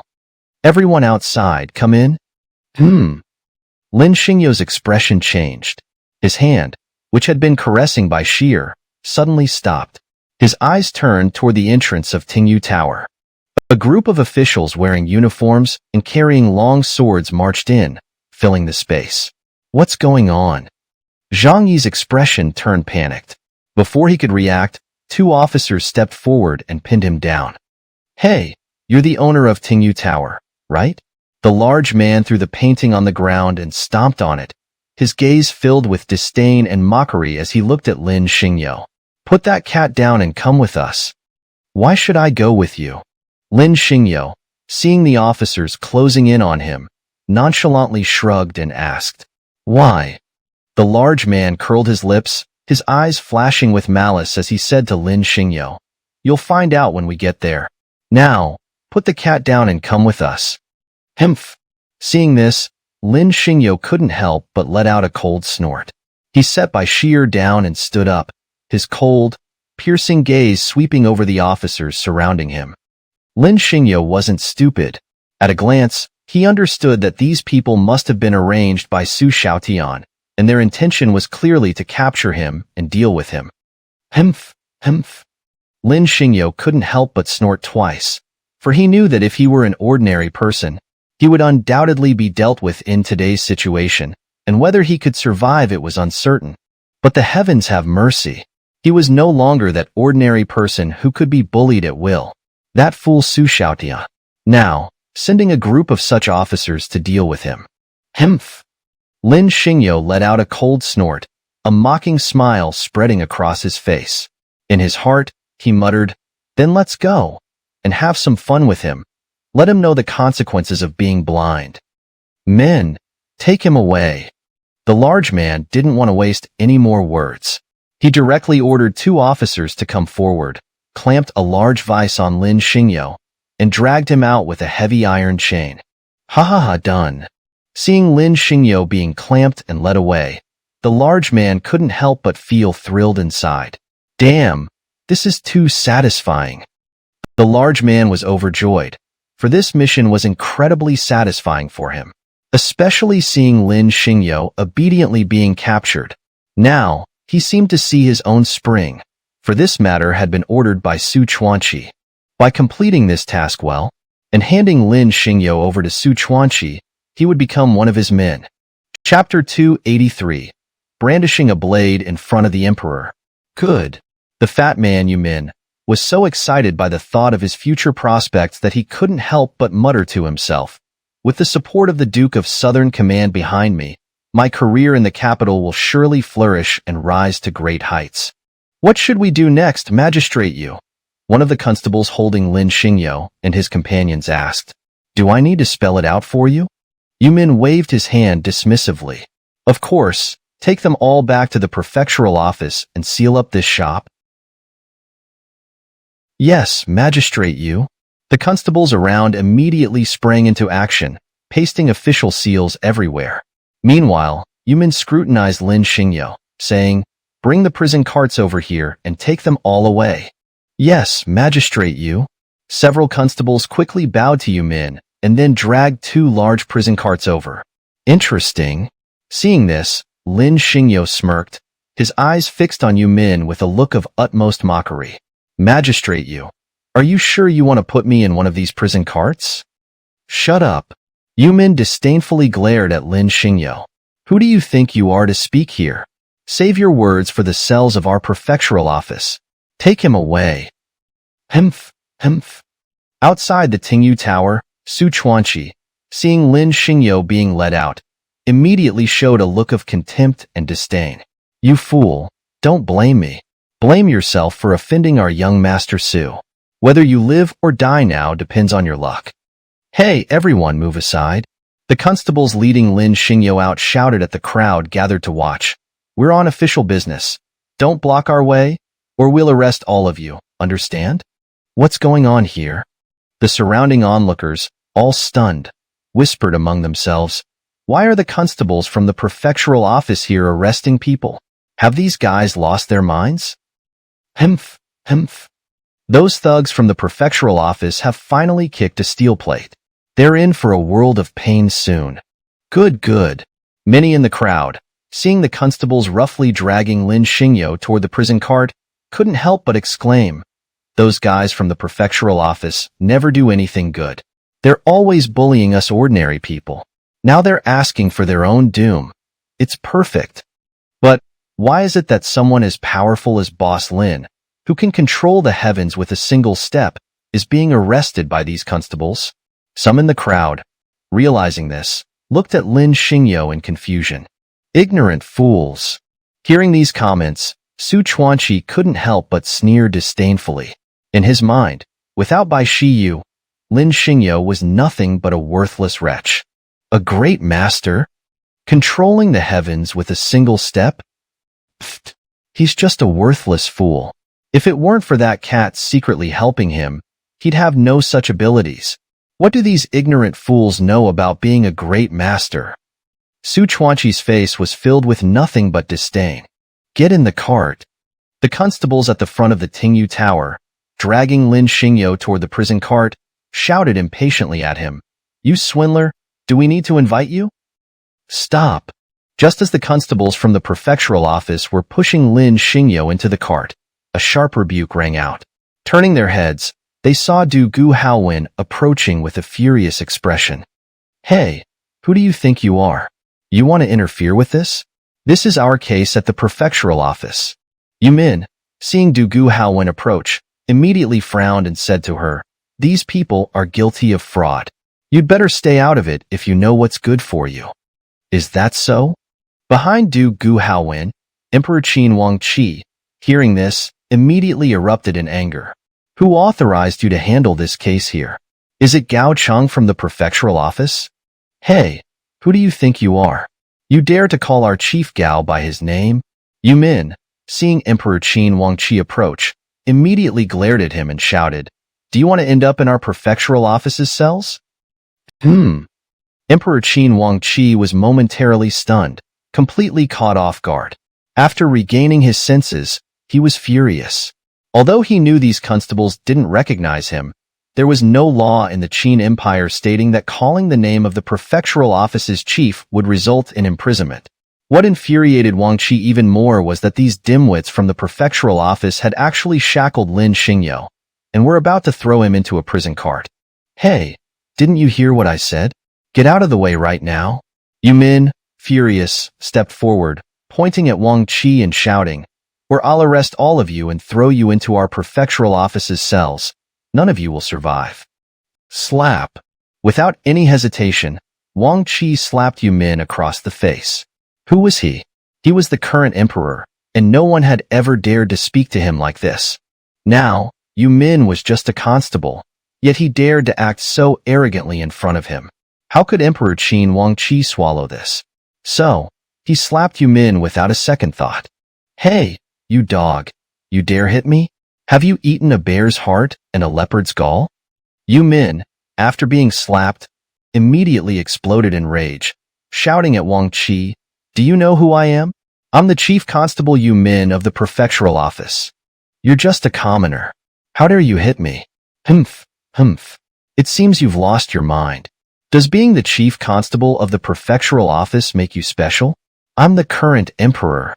Emperor Qin Huangqi glared sternly at Yu Min. You dog, what did you say? You dare impersonate the current emperor?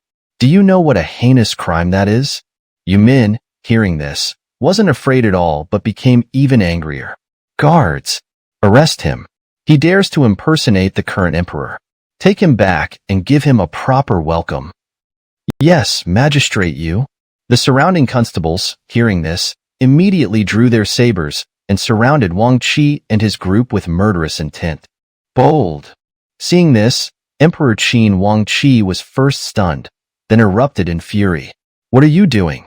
Do you intend to rebel against your superiors?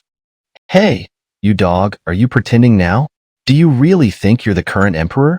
Look at your plain clothes, just a commoner, yet you dare impersonate the current emperor."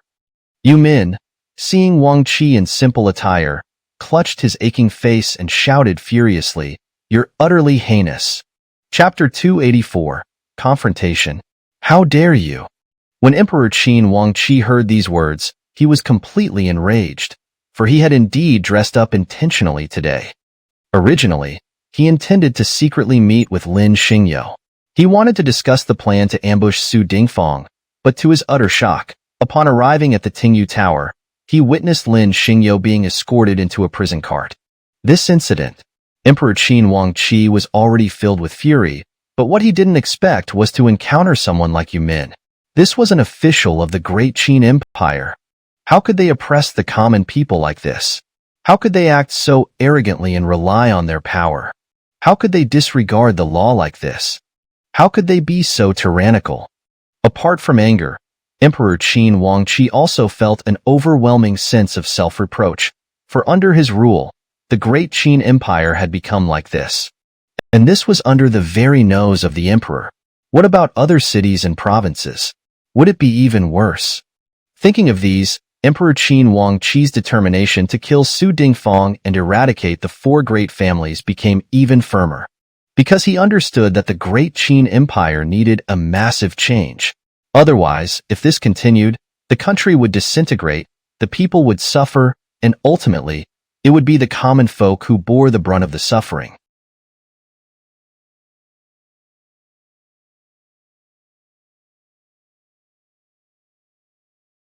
Kill. As the thought of killing took root in Emperor Qin Huangqi's mind, the furious Yu Min, who was already seething with anger, drew the saber at his waist and swung it down towards Wang Qi. "Stop!" At that moment, a furious shout rang out, and everyone turned to see Gao Cheng, who was so frightened that he fell to the ground, shouting, "Do not be rude. Your Excellency, why are you here?" Yu Min, who was about to strike Wang Qi, immediately gripped his saber tightly and strode towards Gao Cheng. "Get lost." Gao Cheng, kneeling on the ground, scrambled forward with all his might, completely ignoring Yu Min, and quickly crawled towards Wang Qi, saying, "Who allowed you to be disrespectful to the current emperor? You are truly guilty of a capital offense." Him? Just him? The current emperor, a commoner? Yu Min was stunned, looking at Wang Qi in disbelief, unable to process the situation. "Your Excellency, are you mistaken?" "Shut up," Gao Qing immediately bellowed. "If I could mistake the current emperor, do you think I would still be alive now?" "Gao Cheng, you finally arrived?" Wang Qi turned around, glaring at Gao Cheng, who was kneeling on the ground. "I was waiting for you here." "Your Majesty, I am guilty of a capital offense." Gao Cheng was so terrified that he kept kowtowing to Wang Qi. "I am guilty of a capital offense. Your Majesty, he really is the emperor."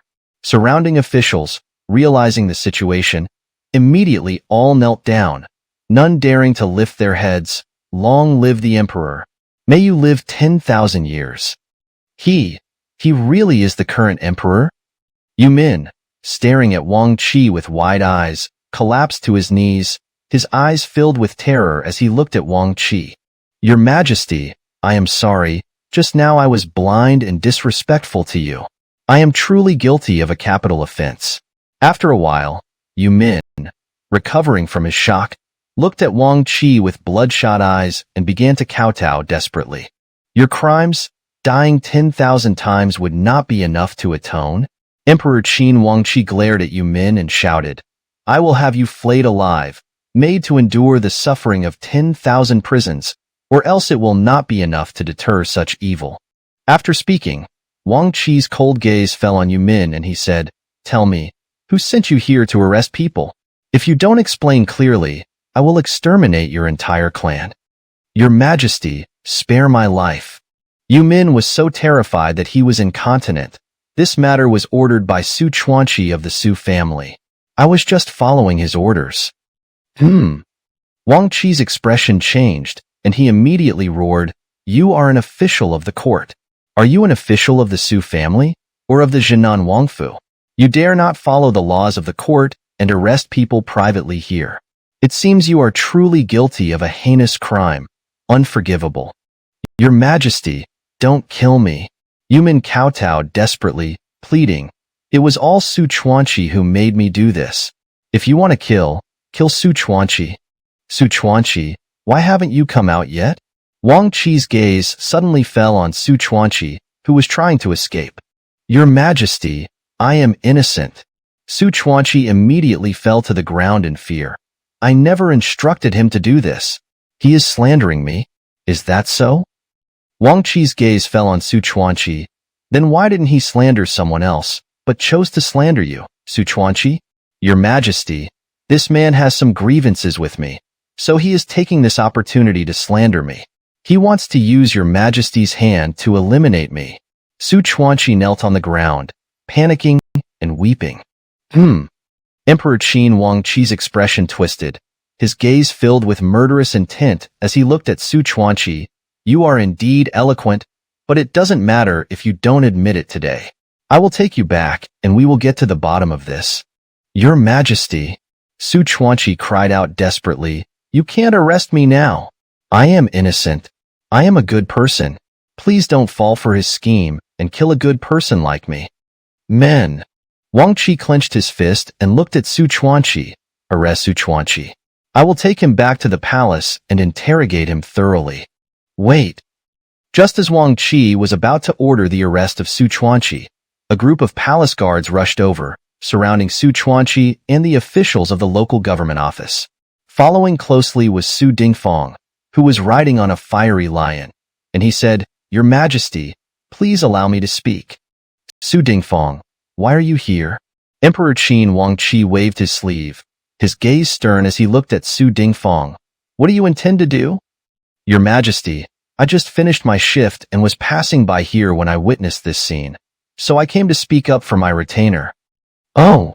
Emperor Qin Wang Qi clenched his teeth, taking a small step to the side, his cold and sharp gaze fixed on Su Dingfang. "Now, what do you want to say?" "Your Majesty, the words of this treacherous villain cannot be trusted."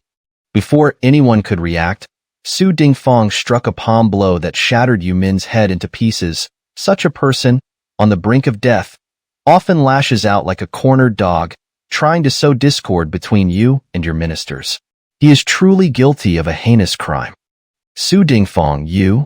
Seeing this, Wang Qi was on the verge of erupting, almost attacking Su Dingfang. But he ultimately restrained himself. After all, he was the ruler of the nation, and the Su family's residence was too close. So Wang Qi had no choice but to grit his teeth and swallow his anger. Your Majesty, I did this with the best of intentions. You must understand my loyalty to you. Su Dingfang wiped the blood off his hands, looked at Wang Qi, and bowed. From now on, I will kill anyone like this I see, ensuring they do not live to harm the relationship between you and your ministers. Humph! Emperor Qin Wang Qi, seething with anger, waved his sleeve, his gaze on Su Dingfang almost unable to suppress the urge to strike him. Master Lin, you have suffered. Completely disregarding the furious Wang Qi, Su Dingfang's gaze fell on Lin Xingyo. What happened just now is a disgrace to the Great Qin Empire. I apologize on behalf of the Great Qin Empire. Rest assured, after this incident, we will definitely reform the administration and ensure such things do not happen again. Men. As he spoke, Su Dingfang called out to the surrounding soldiers, Quick! Remove Master Lin's shackles. Su Dingfang, this matter is not so simple, is it? Lin Xingyo's gaze darkened as he looked at Su Dingfang. You shackled me like this. If you don't give me an explanation, it won't be so easy to remove them. Shirhan, come over. Su Dingfang turned to look at Su Shirhan. Quickly remove your master's shackles. These ignorant fools don't even know who your master is, daring to shackle him. Rest assured, I will definitely give you an explanation for this matter. Su Shirhan gritted her teeth and stood behind Su Dingfang, glancing at Lin Xingyo before finally stepping forward. Clang! Without waiting for Lin Xingyo to react, Su Shirhan raised her hand and slashed with her sword, cutting through Lin Xingyo's shackles. Useless fool, I've already warned you not to get involved in the affairs between Emperor Qin Wang Qi and Su Dingfang. Why didn't you listen?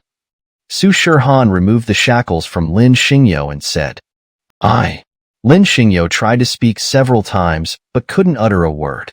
Listen up, useless fool. Su Shirhan glared harshly at Lin Xingyo, then turned away with a cold, disappointed expression, leaving him with a stern warning. Stay away from Emperor Qin Wang Qi in the future, and don't get close to Su Dingfang.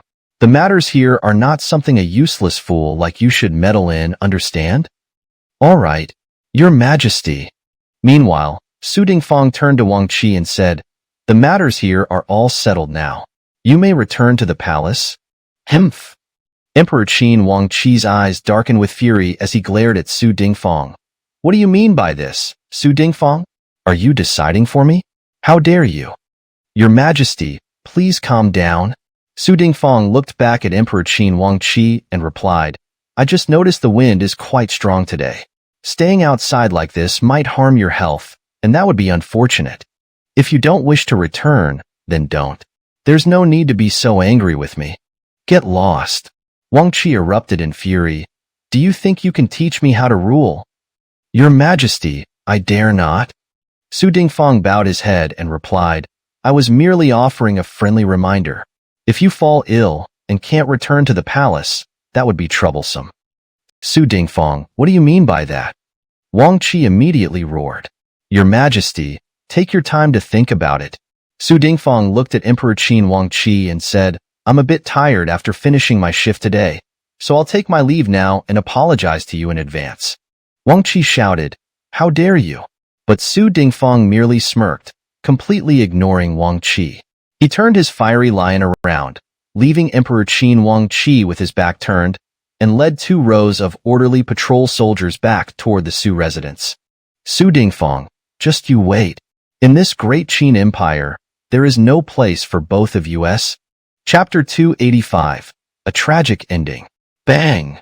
Upon returning home, Su Dingfang of the Su family smashed the Namu table in front of him into pieces with a single slap. His cold, piercing gaze then fell upon Su Xiaotian as he demanded, Who told you to do this? Are you insane? Father, you can't blame me for this. It was that good-for-nothing Lin who forced me into this, Su Xiaotian replied. Shut up. Su Dingfang abruptly stood up, strode forward, and kicked Su Xiaotian, shouting, You rebellious son. Do you know the consequences of your actions? Do you even understand what we're doing? Your actions today have utterly disappointed me. Your Highness, please calm down. Su Chuanqi swallowed hard, his face contorted with anxiety as he addressed Su Dingfang. We didn't expect things to turn out this way. After all, at the Tingyu Tower, there was only that good-for-nothing. We never anticipated such an accident. You shut up too. Su Dingfang suddenly turned to glare at Su Chuanqi. Su Xiaotian, you're acting recklessly, and you're following him in his madness. What on earth have you been thinking lately? Your previous actions were never like this.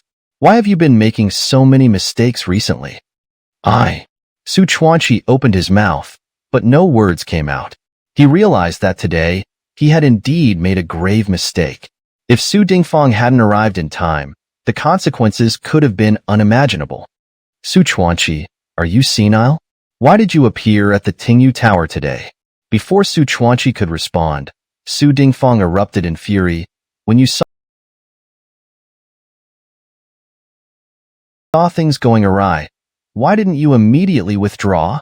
Do you have any idea how much of an impact it would have on my plans if you were captured and taken to the palace today? I'm sorry. Your Highness, I was wrong. I deserve to die. Su Chuanqi immediately began to kowtow in desperation, fully aware of the severity of the situation, especially since Su Dingfang's coup was imminent. If he were captured and taken to the palace, Su Dingfang's side would undoubtedly be thrown into chaos. After all, he knew all the details of the rebellion and who was involved. If he were captured, the entire Homping city would erupt, and Su Dingfang's men would stop at nothing to eliminate him before he reached the palace. Of course, if they failed to kill him, Su Dingfang and his followers might be forced to advance their plans prematurely, disrupting the entire strategy. What was once a foolproof plan could be ruined by his actions. Your Highness, this time I truly understand my mistake. I will never dare to do such a thing again. Su Chuanqi desperately kowtowed, coming to his senses. Su Chuanqi, you know my rules. Su Dingfang clenched his fist and turned to look at Su Chuanqi. Incidents like today, I can no longer keep you around. Rest assured, after your death, I will take care of your family. Your Highness, you can't kill me. I have always been loyal to you. You can't kill me over this. Upon hearing this, Su Chuanqi was so terrified that he began to weep and plead. Besides, it was the young master who ordered me to do this. I was just following his instructions.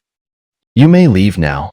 Su Dingfang exhaled deeply, drew a dagger from his waist, and without even looking back, tossed it to Su Chuanqi. I no longer need someone like you in my service. You have broken my rules. I cannot tolerate you. Father. Seeing this, Su Xiaotian immediately opened his mouth, wanting to plead for Su Chuanqi. But, in the next moment, Su Dingfang turned and slapped Su Xiaotian across the face. Shut up. All of this is your fault. If not for you, Su Chuanqi wouldn't have to die. In the future, when you act, think carefully before you do anything, understand? Father, Su Xiaotian clutched his stinging cheek, several times opening his mouth to say something, but no words came out. Meanwhile, Su Chuanqi was stunned. He understood that there was no way out for him. With things having come to this point, Su Dingfang would not spare his life. It was laughable that he had worked tirelessly for the Su family his entire life, only to meet such an end in his old age. Su Chuanqi gritted his teeth. He understood. If he didn't die now, those outside wouldn't be able to rest easy. Therefore, he had to die. This was his fate. In the end, Su Chuanqi gazed sadly at Su Dingfang's back, picked up the sharp dagger from the ground, and resolutely plunged it into his own chest. Your Highness, I'm leaving. Su Chuanqi looked at Su Dingfang, blood spilling from his mouth as he slowly collapsed to the ground. I can no longer serve by your side. Chapter 286, Driven to Madness by Anger. I am utterly enraged. Returning from the palace of the great Qin Empire, Wang Qi roared with extreme agitation. I swear I will not rest until I have killed Su Dingfang in this lifetime. Your Majesty, please calm down. Dugu Haowen stepped forward and said, now is not the time to act on impulse. We have already set our plan in motion to ambush Su Dingfang. Everything must proceed according to the plan. Bang! Upon hearing this, Emperor Wang Qi slammed his hand fiercely on the table, saying, I can't endure even one more day. You saw how he treated me earlier. He didn't even regard me with the slightest respect. Your Majesty, even if you are filled with boundless rage, you must endure it. Du Guhaowen said. Humph. Wang Qi let out a cold snort and his gaze suddenly fell upon Du Guhaowen. How is the preparation for the ambush on Su Dingfang going? We have secretly moved the dragon and tiger guards from outside the city to the vicinity of the altar of heaven, under the command of Marquis Mingyu and General Xiahou Dun. We have also arranged for the shadow guards in the patrol battalion.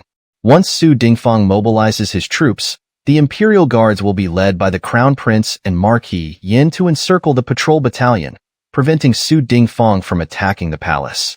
Good. Wang Qi's sharp gaze fixed on Du Guhaowen. I trust you with this matter. After today, I will personally kill Su Dingfang at the grand ceremony of heaven worship. Your Majesty, I always feel uneasy about this, as if we may have overlooked something. I feel that there might be unpredictable variables in this matter, Du Guhaowen said, frowning as he looked at Wang Qi. Haowen, there's no need to worry. Wang Qi stepped forward toward Du Guhaowen, patted his shoulder, and said, the White Robe Emperor has promised to attend the grand ceremony tomorrow. With the support of such a senior figure, even if there are variables, can they possibly pose a challenge to someone of his caliber? Your Majesty, but... Du Guhaowen opened his mouth but hesitated, as he didn't know how to express his concerns, which stemmed from Lin Xingyo. He felt that Lin Xingyo was too kind to Su Shihan, and if Su Shihan decided to help Su Dingfang, Lin Xingyo's stance would be uncertain. Haowen, why are you so gloomy and anxious? Wang Qi furrowed his brows and looked at Du Guhaowen. Didn't I just tell you? With the White Robe Emperor supporting us, Su Dingfang is definitely doomed this time. Your Majesty, have you noticed that the senior seems to be particularly fond of Su Shihan, almost unable to resist her? Almost anything Su Shihan asks for, the White Robe Emperor will fulfill. Oh! Upon hearing this, Wang Qi immediately looked at Du Guhaowen. What do you mean? Your Majesty, have you paid attention to today's events? Du Guhaowen swallowed and said, What events? Wang Qi asked. Your Majesty, the seniors suffered such great humiliation today, when Su Dingfang wanted to remove the senior's shackles. Du Guhaowen clenched his fists and continued, The senior directly refused, and at that moment, I even sensed a trace of killing intent from him. I thought the senior would strike and kill Su Dingfang. But as soon as Su Shihan appeared, the situation changed, and the matter ended without resolution. Your Majesty, the senior is an invincible war god. If it were usual, with his temperament, the Su family would have been flattened by him long ago for the humiliation he suffered today. Du Guhaowen gritted his teeth, looking bitterly at Wang Qi with a twisted face. But today, he endured everything because of Su Shihan.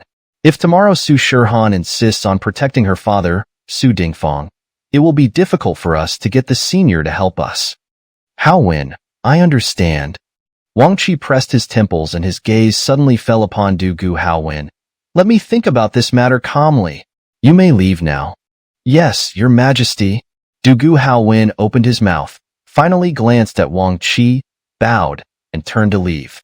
Your Majesty, Miss Su is here. Chapter 287. Watching the tigers battle from the mountain. Dong dong dong. The thunderous sound of war drums echoed through Homping City the next day. The 50,000 Tiger Guard soldiers, clad in gleaming armor and wielding shining weapons, gathered orderly under the call of the war drums, converging towards the command platform. Father, the army has begun to assemble. When shall we set off? Stadong, standing on the command platform, immediately asked Xiahou Dun as the soldiers gathered. What's the hurry? Xiahou Dun glanced at Xia Dong, his right hand resting on the sword at his waist. He straightened his back and looked down at the 50,000 Tiger Guard soldiers assembling below the platform. The time hasn't come yet. Let the soldiers sit on the ground and wait for my command. Father, what do you mean by this? Xia Dong's expression tightened as he looked at Xiahou Dun, puzzled. We are about to raise an army to work with Prince Su on a great cause. If we don't respond actively now, and Prince Su blames us later, what should we do? Foolish child, calm yourself. Xiahou Dun raised his head, a cold smile curling his lips. The situation is unclear now. We cannot act rashly. Everything depends on the outcome at the altar of heaven. Only then can we act accordingly. Otherwise, it would be detrimental to our Xia family. Father, what do you mean? Xia Dong looked at Xiahou Dun. We should support whoever gains the upper hand. That's right. Xiahou Dun nodded with satisfaction and patted Xia Dong on the shoulder. You truly are my son. You understand immediately. Father, isn't this not right? Upon hearing this, Xia Dong immediately spoke to Xiahou Dun. You swore blood oaths with Prince Su to overthrow King Wang Qi. Now, doing this would go against our original vow, wouldn't it? Shut up. Xiahou Dun's brow furrowed, and he looked at Xia Dong with clear dissatisfaction. I just praised you, and now you're being stubborn again. Father, but you made a vow. Xia Dong replied anxiously. You swore to help Prince Su overthrow King Wang Qi's tyranny, or else you would be struck by lightning and die. Have you forgotten your vow? Vows. Sometimes they're worth nothing. Xiahou Dun sneered. We hold the army now.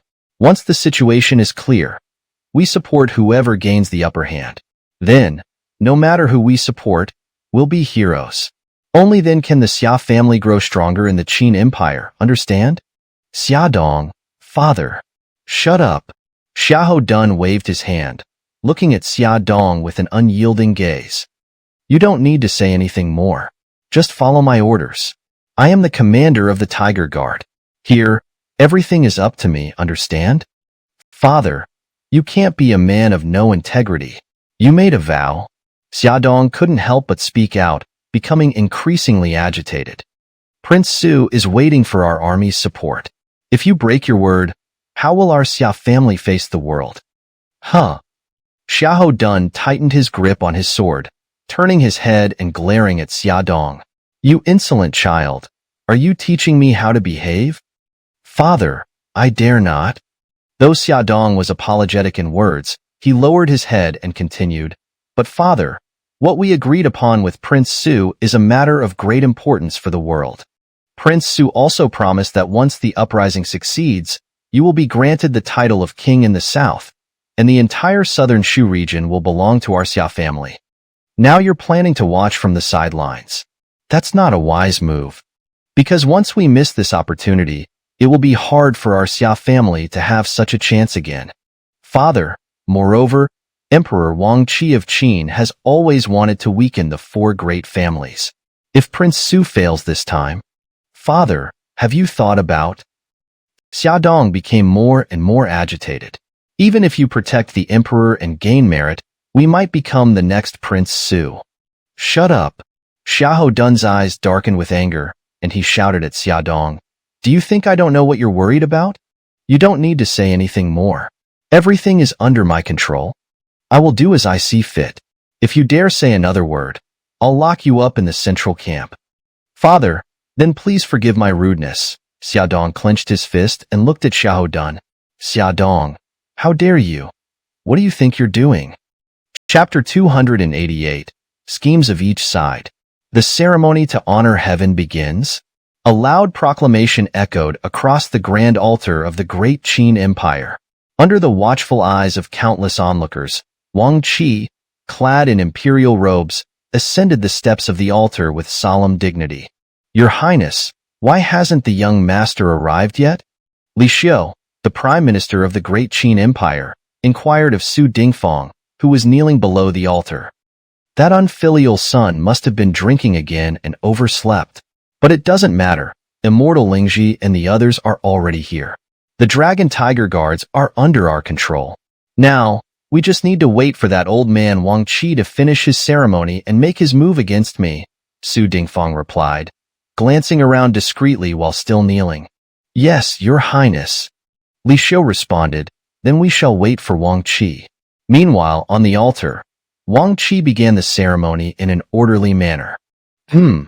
Behind Su Dingfang, Su Shihan, noticing Lin Xingyo in the crowd, furrowed her brows and muttered, Why is my useless master here?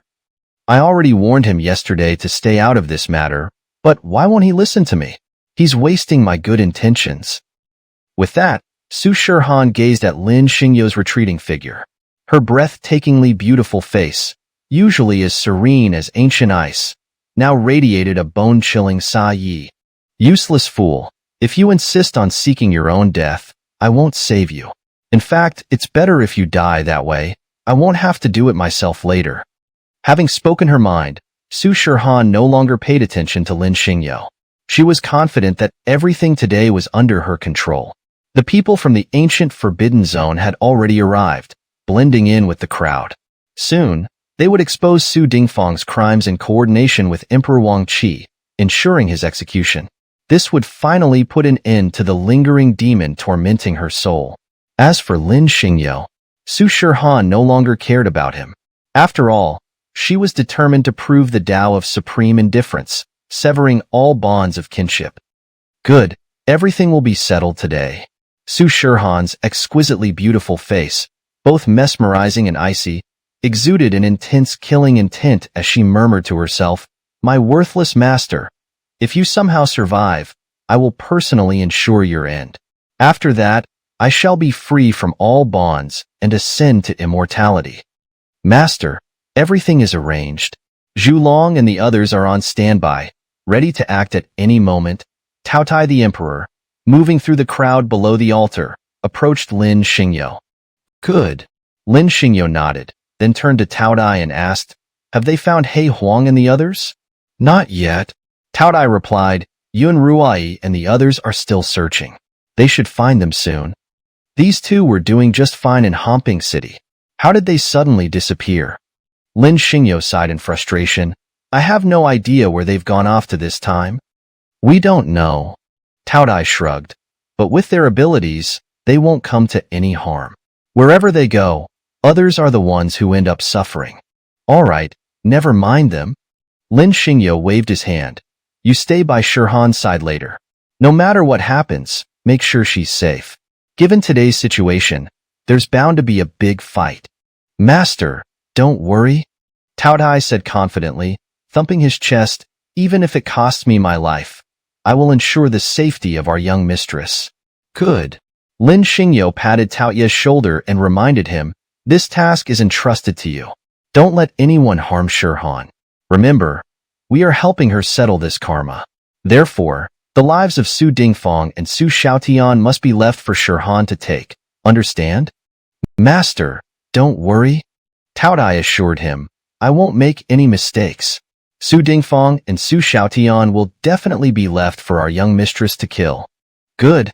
You may leave now, Lin Xingyo smiled, showing his white teeth. Let's just wait for the storm to unfold here. Yes, master. Tao Tai respectfully bowed to Lin Xingyo, then maneuvered through the crowd and disappeared. Phew. Watching Tao Ye's retreating figure, Lin Xingyo let out a deep breath. Everything was finally coming to a conclusion.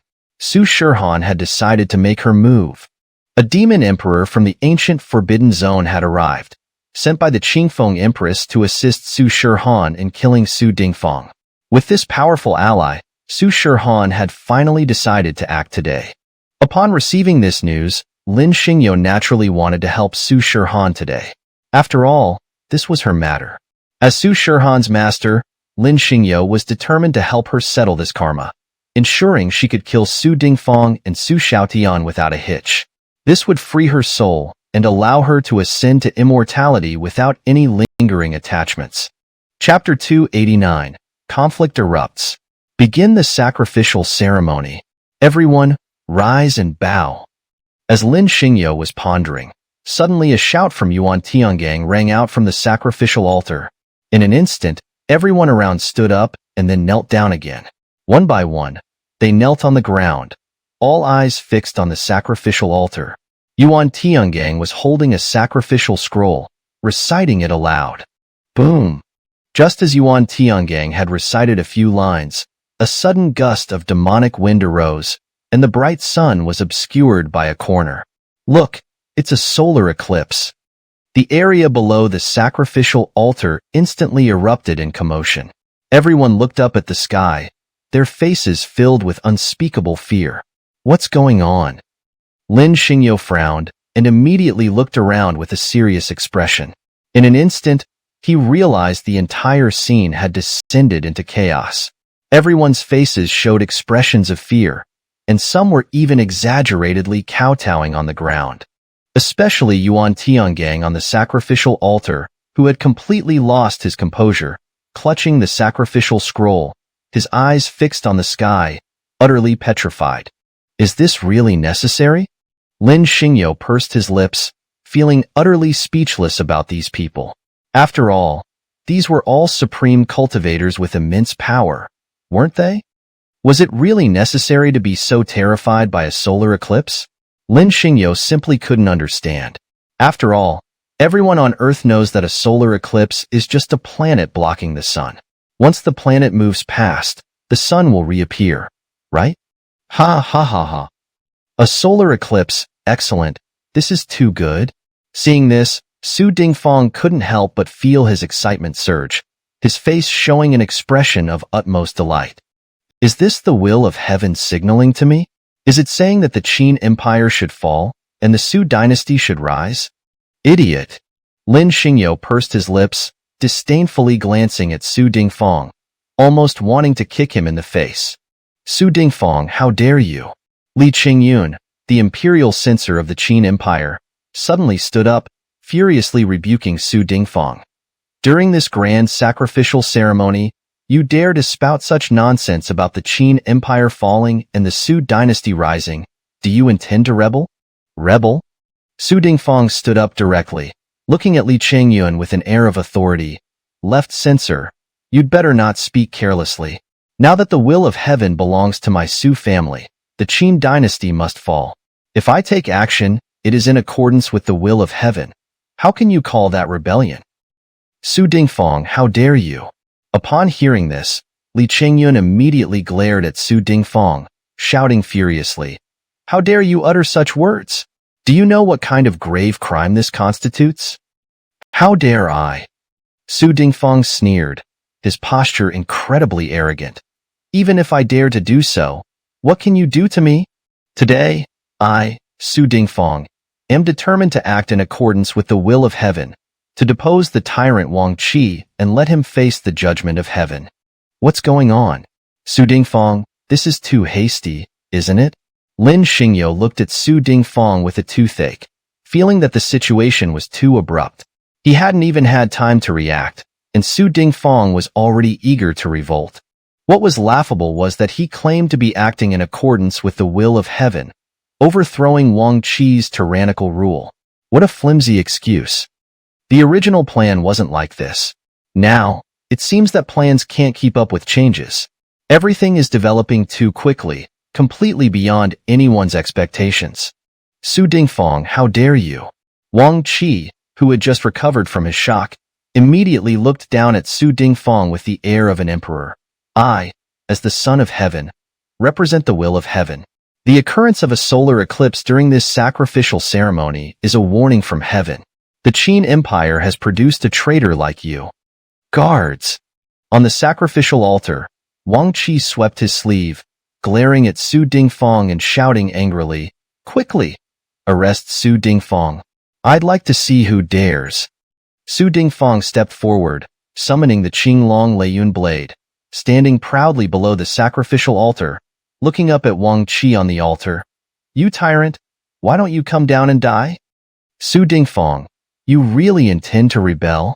Wang Qi stood on the sacrificial altar, looking down at Su Dingfang and shouting, Then today, I cannot spare you. I will surely execute you here. Ha ha ha ha. Su Dingfang swung the Qinglong Leiyun blade in his hand, his face full of disdain as he mocked Wang Qi. Wang Qi, old man? You think you can stop me? Su Dingfang, how dare you? Yuan Tiangang swung his steel whip, glaring at Su Dingfang. How dare you address the emperor by name like that? It seems you are determined to rebel. Ha ha ha ha. Su Dingfang tightly gripped the Qinglong Leiyun blade in his hand, laughing wildly and arrogantly. No matter what you say, today I, Su Dingfang, will act in accordance with the will of heaven and execute this tyrant, Wang Qi. How dare you? Upon hearing this, Yuan Tiangang immediately raised his steel whip and roared to the sky. Where are the dragon tiger guards? Why haven't you come up to kill this traitor? Kill, kill, kill. As soon as Yuan Tiangong's voice fell, the dragon tiger guards, who had been waiting outside the sacrificial altar, led by Mengyu, marched in with great momentum. Su Dingfang, why don't you surrender? Seeing the 10,000 dragon tiger guards enter the sacrificial altar, Yuan Tiangang immediately looked at Su Dingfang with authority and rebuked him. Humph! Seeing this, Su Dingfang immediately sneered, then looked at Mengyu, who was leading the troops, and shouted, Mengyu, listen! I order you to lead your dragon guards and assist me in eliminating the tyrant Wang Qi on the sacrificial altar. Huh! Wang Qi and Yuan Tiangang were both shocked, momentarily unable to react. When they did, they were furious. Mengyu, what do you mean by this? On the sacrificial altar, Wang Qi glared at Mengyu, who was standing beside Su Dingfang, and rebuked him. Why would you betray me and pledge allegiance to Su Dingfang? Humph! Mengyu drew the sword at his waist, glaring at Wang Qi with killing intent. I don't want to say much to you now. I just want to use this sword in my hand to kill you, this tyrant, and avenge my daughter. You. Wang Qi tried to speak several times, but the words stuck in his throat, unable to come out. Yuan Tiangang and the others were all wide-eyed, staring at this sudden turn of events with shock. The dragon tiger guards had betrayed them. Mengyu had learned the truth about his daughter's death. The situation was now very unfavorable for Emperor Wang Qi of Qin. Mengyu, how dare you? Seeing this, Li Qingyun was furious. The emperor has shown you boundless grace. Why would you assist the rebels in committing this heinous act against heaven? Shut up. Mengyu's gaze fell on Li Qingyun and shouted angrily, Left censor Li Qingyun, if you dare to say another word, I will make you my sword's next victim. How dare you? Chapter 290, Mengyu vs. Dugu Haowen. Humph! Mengyu's expression darkened, and with a shake of his 7-foot-long sword, he glared menacingly at Li Qingyun. Stepping forward, he raised his sword and swung it directly at Li Qingyun's head without waiting for a reaction. How dare you? Seeing this, Dugu Haowen immediately stepped forward, drawing his sword and meeting Mengyu's strike head-on. Clang! The clash between Dugu Haowen and Mengyu sent shockwaves and gusts of wind that instantly pushed many onlookers back by over 10 meters, clearing a large space around them. Dugu Haowen, you dare to block me? Mengyu, after delivering his strike, glared at Dugu Haowen and said, Our brotherhood of many years will be severed here and now. Mengyu, no need for words. Dugu Haowen, holding his sword, met Mengyu's gaze with cold, sharp eyes and said, Our positions are different now. A fight today is inevitable. Fine, no more talking. Mengyu took a step forward, slowly raising his sword, and replied to Dugu Haowen, Then let's fight. Mengyu no longer wasted words. Although he and Dugu Haowen had once been the best of brothers, their positions were now different. For the sake of avenging his daughter and strengthening the Meng family, Mengyu decided to confront Dugu Haowen. Of course, Mengyu's own cultivation was not low. He had long reached the peak of the sacred sacrifice realm.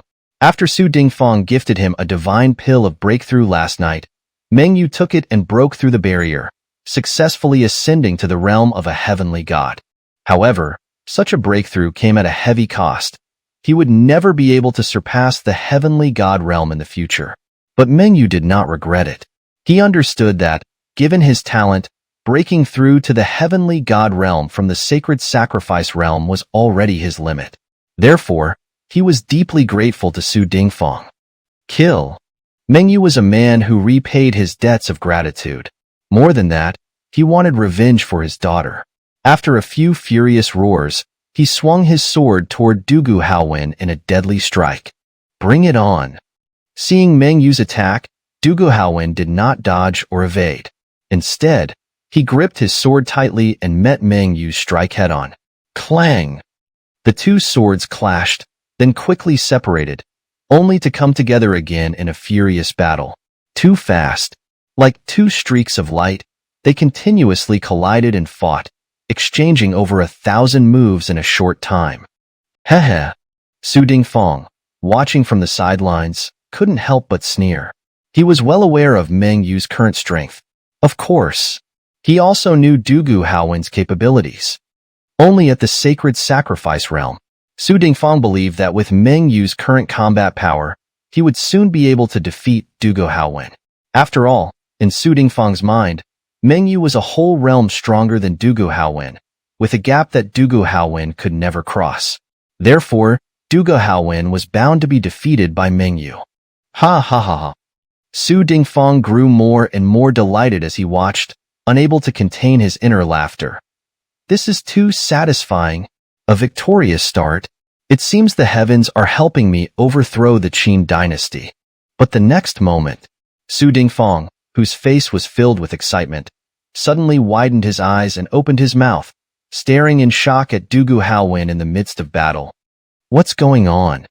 After a moment, coming out of his shock, Su Dingfang, his eyes bloodshot, looked at Dugu Haowen in astonishment. How can Dugu Haowen be so strong? Su Dingfang was utterly stunned. He had been waiting for Mengyu to kill Dugu Haowen, but the situation had completely reversed.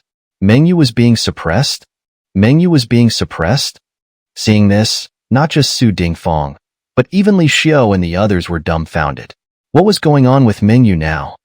They all knew. Mengyu was now a mid-stage heavenly god, with combat power that should easily suppress Dugu Haowen. But the strange thing was, the situation had completely reversed. The Dugu Haowen who they thought would surely be defeated was now suppressing Mengyu. How is this possible? Could it be that Dugu Haowen has also reached the heavenly god realm?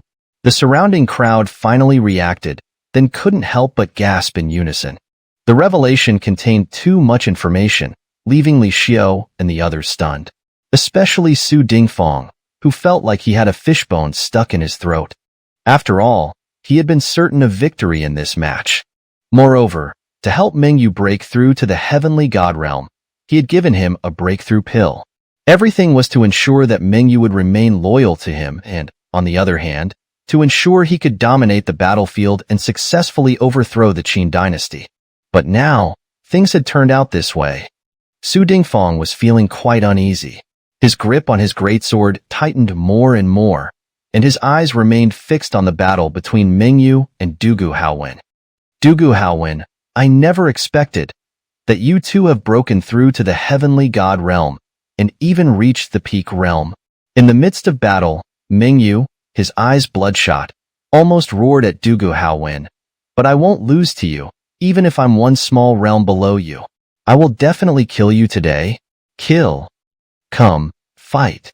Dugu Haowen's cold eyes darkened, and without much further talk, he swung his sword, unleashing a torrent of sword energy like lightning, striking at Mengyu.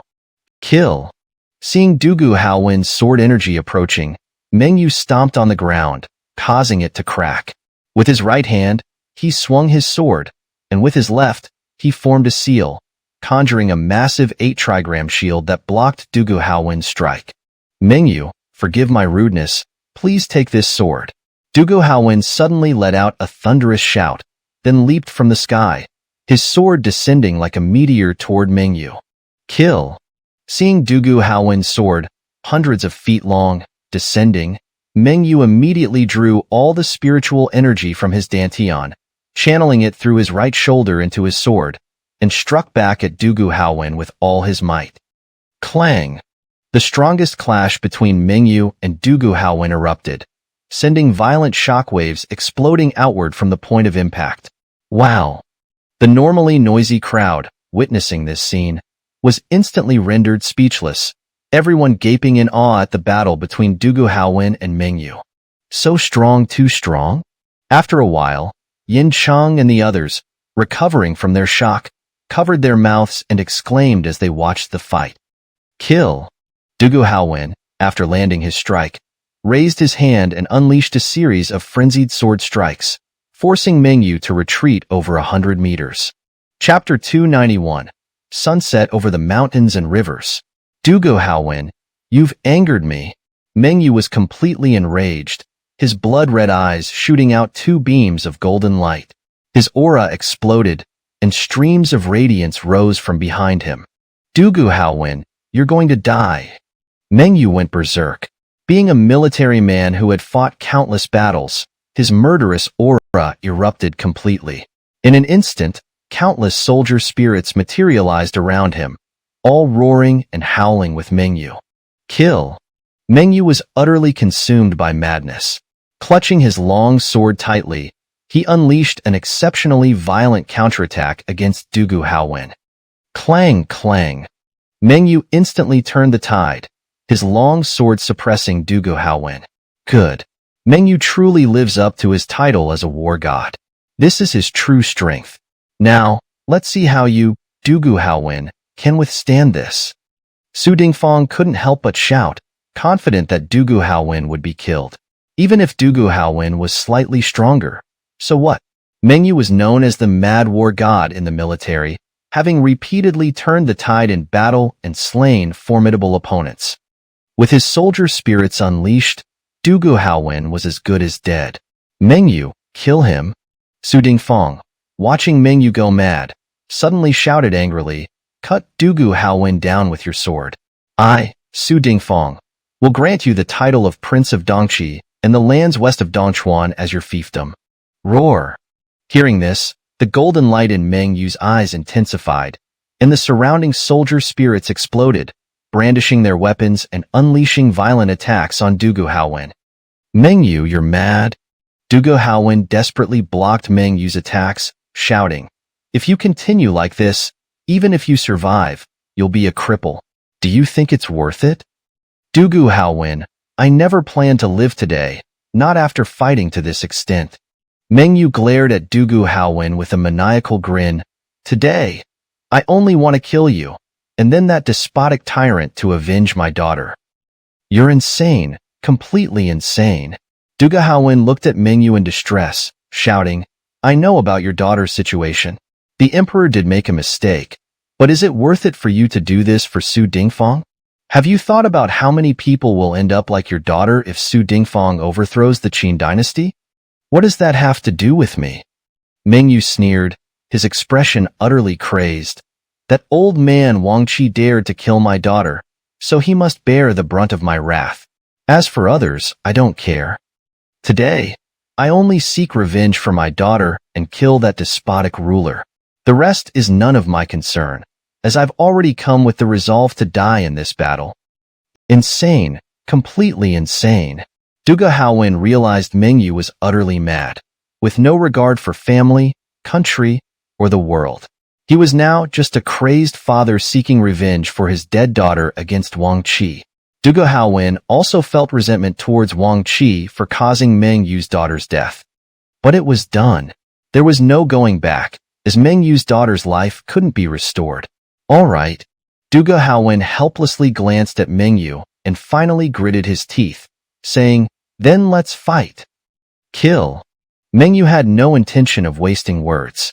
With a shake of his body, countless soldier spirits, like a dark cloud covering the sky, followed him in a frenzied charge against Dugu Haowen. These were his soldiers, those who had bled and died for the Qin Empire, now following him to kill Dugu Haowen and then Wang Qi. This was Mengyu's resolve.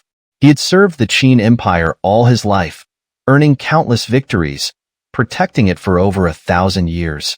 Yet Wang Qi had killed his daughter, and then had the audacity to blame it on Su Dingfang, intending to make his daughter, Su Shihan, a crown princess. Now that Mengyu understood everything, he was furious. Wang Qi had dared to deceive him, killing his pregnant daughter, and still expected him to be loyal. Mengyu felt not only anger but also understood that Wang Qi was a master of imperial tactics, caring nothing for them and only seeking to eliminate Su Dingfang. Kill.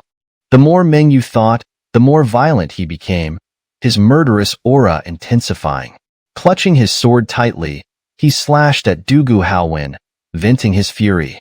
He wanted to cut Dugu Haowen down with one strike. Mengyu, I have a sword technique called Sunset over the Mountains and Rivers, newly mastered. I'll use you to test its power. Dugu Haowen suddenly soared into the air, gripping his sword with both hands, shouting at the charging Mengyu. Sunset over the mountains and rivers. Kill. With those words, Dugu Haowen swung his sword down at Mengyu. In an instant, the mountains and rivers lost their color, and the sun set in the west. A streak of light tore through the darkness, slashing down at Mengyu like lightning. Kill. Mengyu spread his arms wide, his golden eyes blazing with fury.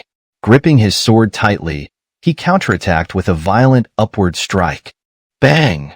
Two dazzling sword beams collided, and the surrounding barriers shattered instantly. Space itself cracked like a spiderweb, spreading in all directions. Bang! The surrounding space, unable to withstand their immense power, exploded in the shocked gazes of countless onlookers. Kill. Mengyu didn't retreat. Instead, he pushed his spiritual energy even harder, sending his soldier spirits to crash against Dugu Haowen's descending sword beam. Ha ha ha. Dugu Haowen, this time you won't survive. Seeing this, Su Dingfang couldn't help but laugh out loud, as the frenzied Mengyu had turned the tide against Dugu Haowen. Dugu Haowen, this is bad. He might die. Mengyu's strength is too terrifying. Dugu Haowen can't withstand the attack of millions of soldier spirits. Everyone around felt that Dugu Haowen was doomed in this battle. After all, Mengyu had millions of soldier spirits. Those were warriors who had died on the battlefield, following Mengyu without dispersing. With such a formidable force, no one believed Dugu Haowen could withstand it. Dugu Haowen, it's over. Mengyu, his eyes bloodshot, viciously channeled all his spiritual energy and soldier spirits toward Dugu Haowen. Die. Mengyu, I gave you a chance, but you didn't cherish it. Now bear the true power of my sunset over the mountains and rivers. Dugu Haowen shouted at Mengyu, Heaven is Qian, Earth is Kuan. The 8 trigrams seal the heavens and earth, reversing Qian and Kuan to shatter the heavens, the mountains and rivers set, cutting through the heavens and earth, annihilating gods and demons in one strike. Sunset over the mountains and rivers. Cut. Dugu Haowen's sword exploded, engulfing the surroundings with a sky-covering array of runes and light waves. A sun rose, then violently crashed down on Mengyu. Mengyu, facing the descending sun, tried to resist with all his might, but in the next moment, his shoulders exploded, and he was engulfed by the powerful light. Bang! After a long while, the shocked onlookers realized Mengyu had lost, his arms blown apart and his body covered in deep, bone-exposing wounds, blood gushing from his body. I lost. Mengyu, spitting blood, looked around in utter misery, then collapsed to the ground. Worthless, useless fool. Seeing this, Su Dingfang was momentarily stunned, then rushed forward, kicking Mengyu on the ground in a fit of anger. You've wasted my precious potion of primordial energy. You couldn't even defeat a mere Dugu Haowen. This is utterly disappointing. Stop. Dugu Haowen immediately became furious upon seeing this. With a swift motion, he swung his long sword and slashed down at Su Dingfang. Dugu Haowen, how dare you? Behind Su Dingfang, Li Chengba, holding 2 massive hammers, swept one of them horizontally toward Dugu Haowen, shouting, How dare you attack the prince? I, Li Chengba, will take you on. Li Chengba, since you're looking for death? Seeing Li Chengba charging at him, Dugu Haowen immediately brandished his sword and slashed toward Li Chengba, saying, Then I'll kill you first before dealing with Su Dingfang. You're too arrogant. Do you think I'm as useless as Mengyu? Li Chengba disdainfully looked at Dugu Haowen, his lips curling in contempt as he said, With my current cultivation, if you can last 30 moves against me, I'll consider you the winner. Hmph. Dugu Haowen snorted coldly, not bothering to waste words with Li Chengba. He swung his sword directly at him. Dugu Haowen was well aware of the gap between himself and Li Chengba. If it were before, he certainly wouldn't dare to challenge him, as Li Chengba was Su Dingfang's top general. His combat prowess was unparalleled in the Qin Empire, and even the strongest war god of the empire, Zhao Shi, wasn't his match. Of course, Li Chengba was also Su Dingfang's most formidable vanguard.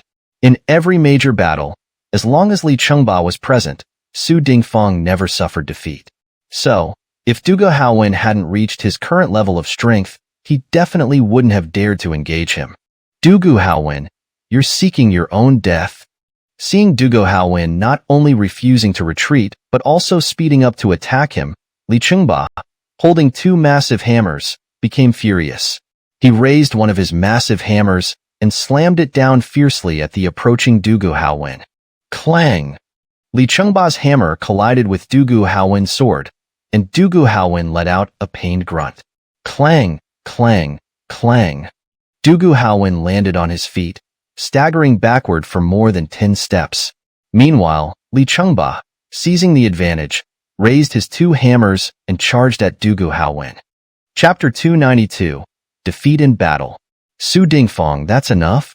Unable to watch any longer, Lin Xingyo stepped out from the crowd and directly stood in front of Mengyu, blocking Su Dingfang.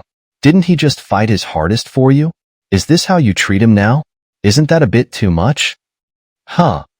Su Dingfang's expression twisted, and a look of disdain flashed in his eyes. His giant blade also lifted slightly. It was clear. Su Dingfang looked down on Lin Xingyo with contempt, and a murderous intent had already risen in his heart. Damn, what is this useless fool trying to do? Su Shihan's expression froze as she watched Lin Xingyo standing in front of Su Dingfang. She was so angry that her whole body trembled. So many people here didn't speak up. This fool just had to step forward at this moment. Doesn't he know his own worth?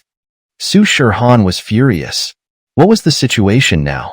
This was a matter of life and death, and Mengyu was as good as dead. Yet this useless man chose to step forward and protect him. Was it worth it?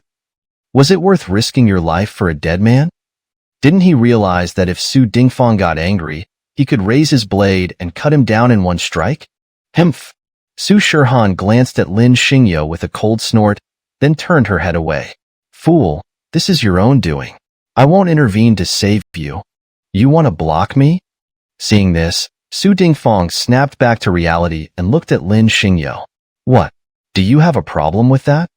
Lin Xingyo pouted, slightly lifting his head to look down on Su Dingfang. Mengyu fought for you just now, yet you treat him like this after his defeat. Is this how you treat those who follow you? Do you think anyone would have a good outcome under your leadership? I really don't understand what's wrong with these people to actually follow you in your rebellion. I suspect they've all been kicked in the head by a donkey. Can't they see what kind of person you are? Such poor character. What makes you think you deserve to be an emperor? You. Su Dingfang's body trembled, and he immediately realized he had lost control. He shouldn't have kicked Mengyu out of anger. After all, this was a critical moment for their uprising. Those few kicks just now were completely unnecessary. Huff. After realizing his mistake, Su Dingfang took a deep breath, straightened his chest, and said, those kicks just now weren't personal. They were because Mengyu fought for personal revenge, not for the righteous cause of upholding heaven's will. Damn!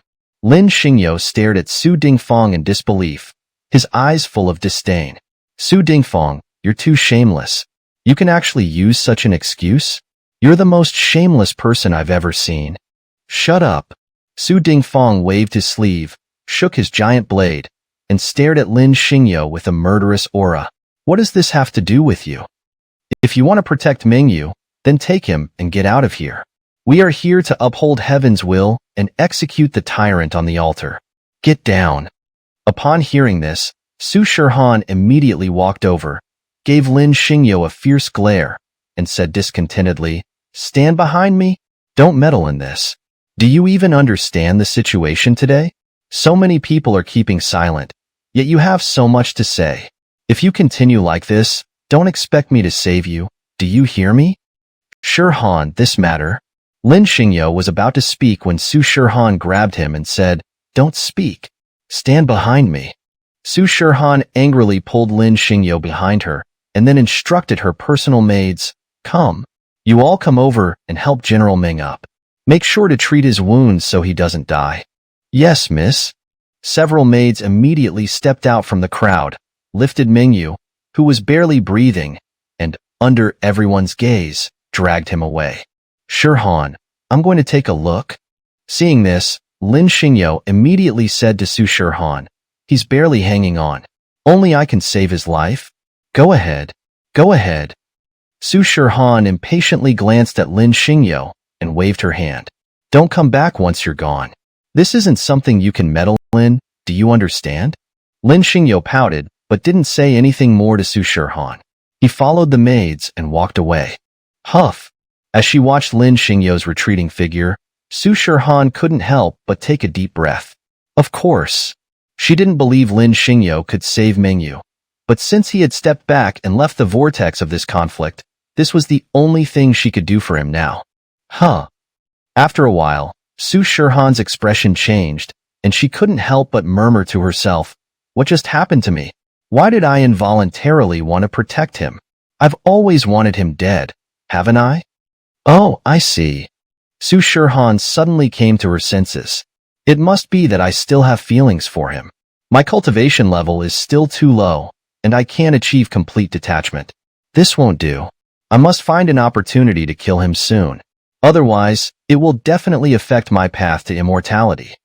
On Su Shirhan's breathtakingly beautiful face, an icy aura of killing intent instantly formed, as cold as the depths of a glacier. My useless master, I'll let you live for 2 more days.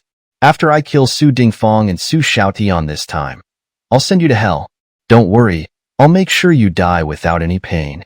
Su Shirhan made up her mind and immediately turned her head, no longer looking at Lin Xingyo. Her gaze was fixed on the battle between Du Gu Haowin and Li Chengba. Du Gu Haowin, you're not that great. In the midst of the intense battle, Li Chengba, wielding a pair of massive hammers, sneered at Du Gu Haowin. Your move, setting sun over rivers and mountains, was indeed formidable, but I'm no Mingyu, a mere waste of space. Your techniques won't affect me. Get ready to meet your end. Humph. Hearing this, Du Gu Haowin clenched his trembling right hand tightly and glared at Li Chengba with burning eyes. Stop talking nonsense. If you want to fight, then fight. You want to die early. Li Chengba's mouth twisted into a sneer. He raised his pair of hammers and struck at Du Gu Haowin with lightning speed. Then I'll grant your wish. Kill. Du Gu Haowin shook his 7-foot-long sword, sidestepped, and slashed horizontally at Li Chengba's waist. Vroom, vroom, vroom. As Du Gu Haowin's sword swept out, the surrounding space instantly shattered, accompanied by a piercing sonic boom. Clang. Seeing Du Gu Haowin's sword slash coming, Li Chengba raised his left hammer and blocked the attack. Then, with his right hammer, he struck fiercely at Du Gu Haowin. Clang! In a panic, Du Gu Haowin raised his sword to block, but in an instant, he felt an overwhelming force crashing into him. Chapter 293. The Ungrateful Wolf. Before Du Gu Haowin could react, he spat out a mouthful of blood, and then his entire body crashed violently onto the altar of sacrifice. Smack! Du Gu Haowin's powerful body slammed heavily onto the giant stone of the altar, sinking into it, while blood continued to gush out from his mouth. Du Gu Haowin, is that all you've got?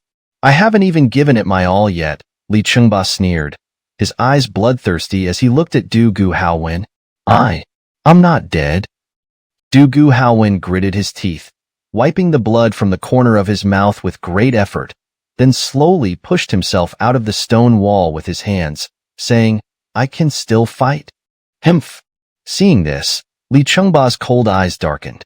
He raised his twin hammers and leaped into the air, the 2 massive hammers descending with the force of Mount Tai, unleashing an exceptionally brutal blow on Du Gu Haowin. Ignite my battle blood, burn my battle body, refine my soul, kill the enemy. Seeing Li Chengba's hammers coming down, Du Gu Haowen's eyes filled with madness as he roared, "Kill! Kill! Kill!" Boom! As his voice fell, a powerful aura suddenly burst forth from his body, and a sky-covering array of runes engulfed him. What is Du Gu Haowen doing? Is he mad? He's burning his own battle blood, consuming his soul, all just to fight Li Chengba. The once noisy scene fell silent, everyone gaping in shock at Du Gu Haowen, dumbfounded. Humph! Su Dingfang looked disdainfully at Du Gu Haowen, his lips curling in mockery. A mere ant will always be an ant. Even if it struggles to its death, what can it do? It can't escape its fate of being slain. No, don't do this. Seeing this, Emperor Qin Wang Qi clenched his fists, his face contorted in pain. Haowen, you can't die. I need you to live. Your Majesty, I'm going. Du Gu Haowen turned back with a bitter smile at Wang Qi, then resolutely charged at Li Chengba, shouting, "Next life. I'll be your brother again." Humph! Li Chengba snorted coldly, his attack unchanged, disdainfully looking at Du Gu Haowen. Du Gu Haowen, you're nothing but a lowly ant. Do you think such a method could harm me? No matter what, you're doomed to die. Li Chengba, I admit you're strong. Du Gu Haowen's eyes bloodshot, his sword shooting towards Li Chengba, but come with me now. Du Gu Haowen, what are you doing? Are you mad? Get out of my way. You'll shatter. The usually composed Li Chengba panicked as he saw Du Gu Haowen charging at him with wild abandon. Boom! Everyone around was too stunned to react, all watching in shock as Du Gu Haowen self-destructed, rushing towards Li Chengba, without any hesitation. In front of countless shocked eyes, he self-destructed instantly, and the powerful energy engulfed Li Chengba. No! Su Dingfang and Wang Qi, recovering from their shock almost simultaneously, let out a cry of disbelief. This? Lin Xingyo was also stunned, as he hadn't expected Du Gu Haowen to choose such a path. Tisi. As the shockwave subsided, Li Chengba held up a golden bell in his hand, then looked disdainfully at the dissipating Du Gu Haowen. You're quite ruthless, ant. I almost died with you. Luckily, I still have this soul-capturing bell. Otherwise, you might have succeeded. Good. Seeing that Li Chengba was unharmed, Su Dingfang's face immediately lit up with joy. Wicked tyrant. After a while, Li Chengba put away the golden bell, his eyes glaring at the grieving Wang Qi on the altar, shouting, "Why don't you come down and die now? How dare you?" Before Li Chengba's words even finished, a powerful aura descended directly from the void. A mere ignorant brat at the void Dao level dares to spout such nonsense here. Do you think my royal family is weak? Wang Bin. Su Dingfang's excited expression froze, looking at Wang Bin who descended from the sky, his voice trembling. How is it you? You should have been dead long ago. How are you still alive? Su Dingfang, you ungrateful wretch. In the void, Wang Bin, barefoot, walked step by step towards Su Dingfang. Have you forgotten who saved your life back then? Who gave you the wealth and status you have today? You dare to rebel against my great Qin dynasty? I never expected that the ungrateful wretch I saved back then. Su Dingfang opened his mouth, his eyes staring at the approaching Wang Bin, completely stunned. Wang Bin, the founding emperor of the great Qin Empire, had long reached the level of a divine king. However, 1,000 years ago, he disappeared. Rumors said he couldn't break through further, so his lifespan ran out and he died. But he didn't die. He was still alive. After recovering, Su Dingfang couldn't stay calm, staring at Wang Bin. Back then, he was just an orphan, almost starving to death in the snow. It was Wang Bin who saved him. He took him back to the great Qin Empire and raised him, which led to his current status and position. Su Dingfang, you led a rebellion, trying to overthrow the great Qin Empire I built with my own hands. How should I punish you? Wang Bin walked over from the void, standing 100 meters away from Su Dingfang, his cold eyes staring down at him. Humph! Su Dingfang was stunned for a moment, then reacted, Punish me? You no longer have that ability, do you? Oh! Wang Bin's eyes darkened, his killing intent sharp as he looked at Su Dingfang. It seems you've grown bold indeed, even daring to rebel against me. Wang Bin, your great Qin Empire is no longer tolerated by the heavenly Tao. I am acting on behalf of heaven to replace your empire. Is that not allowed? Su Dingfang retorted. Wang Bin was stunned for a moment, then, realizing, he erupted in anger. Su Dingfang was someone he had saved. Seeing his talent, he had kept him by his side for guidance, and after growing up, he had given him the title of Duke of the South. What Wang Bin hadn't expected was that after 1,000 years, the child he had saved from the snow would speak to him like this. Chapter 294, The Unjust. Wang Bin, it seems you are beyond redemption. It seems I have no choice but to kill you today, Wang Bin said, clenching his fist as he looked at Su Dingfang. Is that so? Su Dingfang sneered. Then let's see today. Who will kill whom? Impudent. Wang Bin was utterly enraged, especially seeing Su Dingfang's smug expression. He immediately lashed out with a palm strike towards Su Dingfang. Lingji Xianzuan, aid me?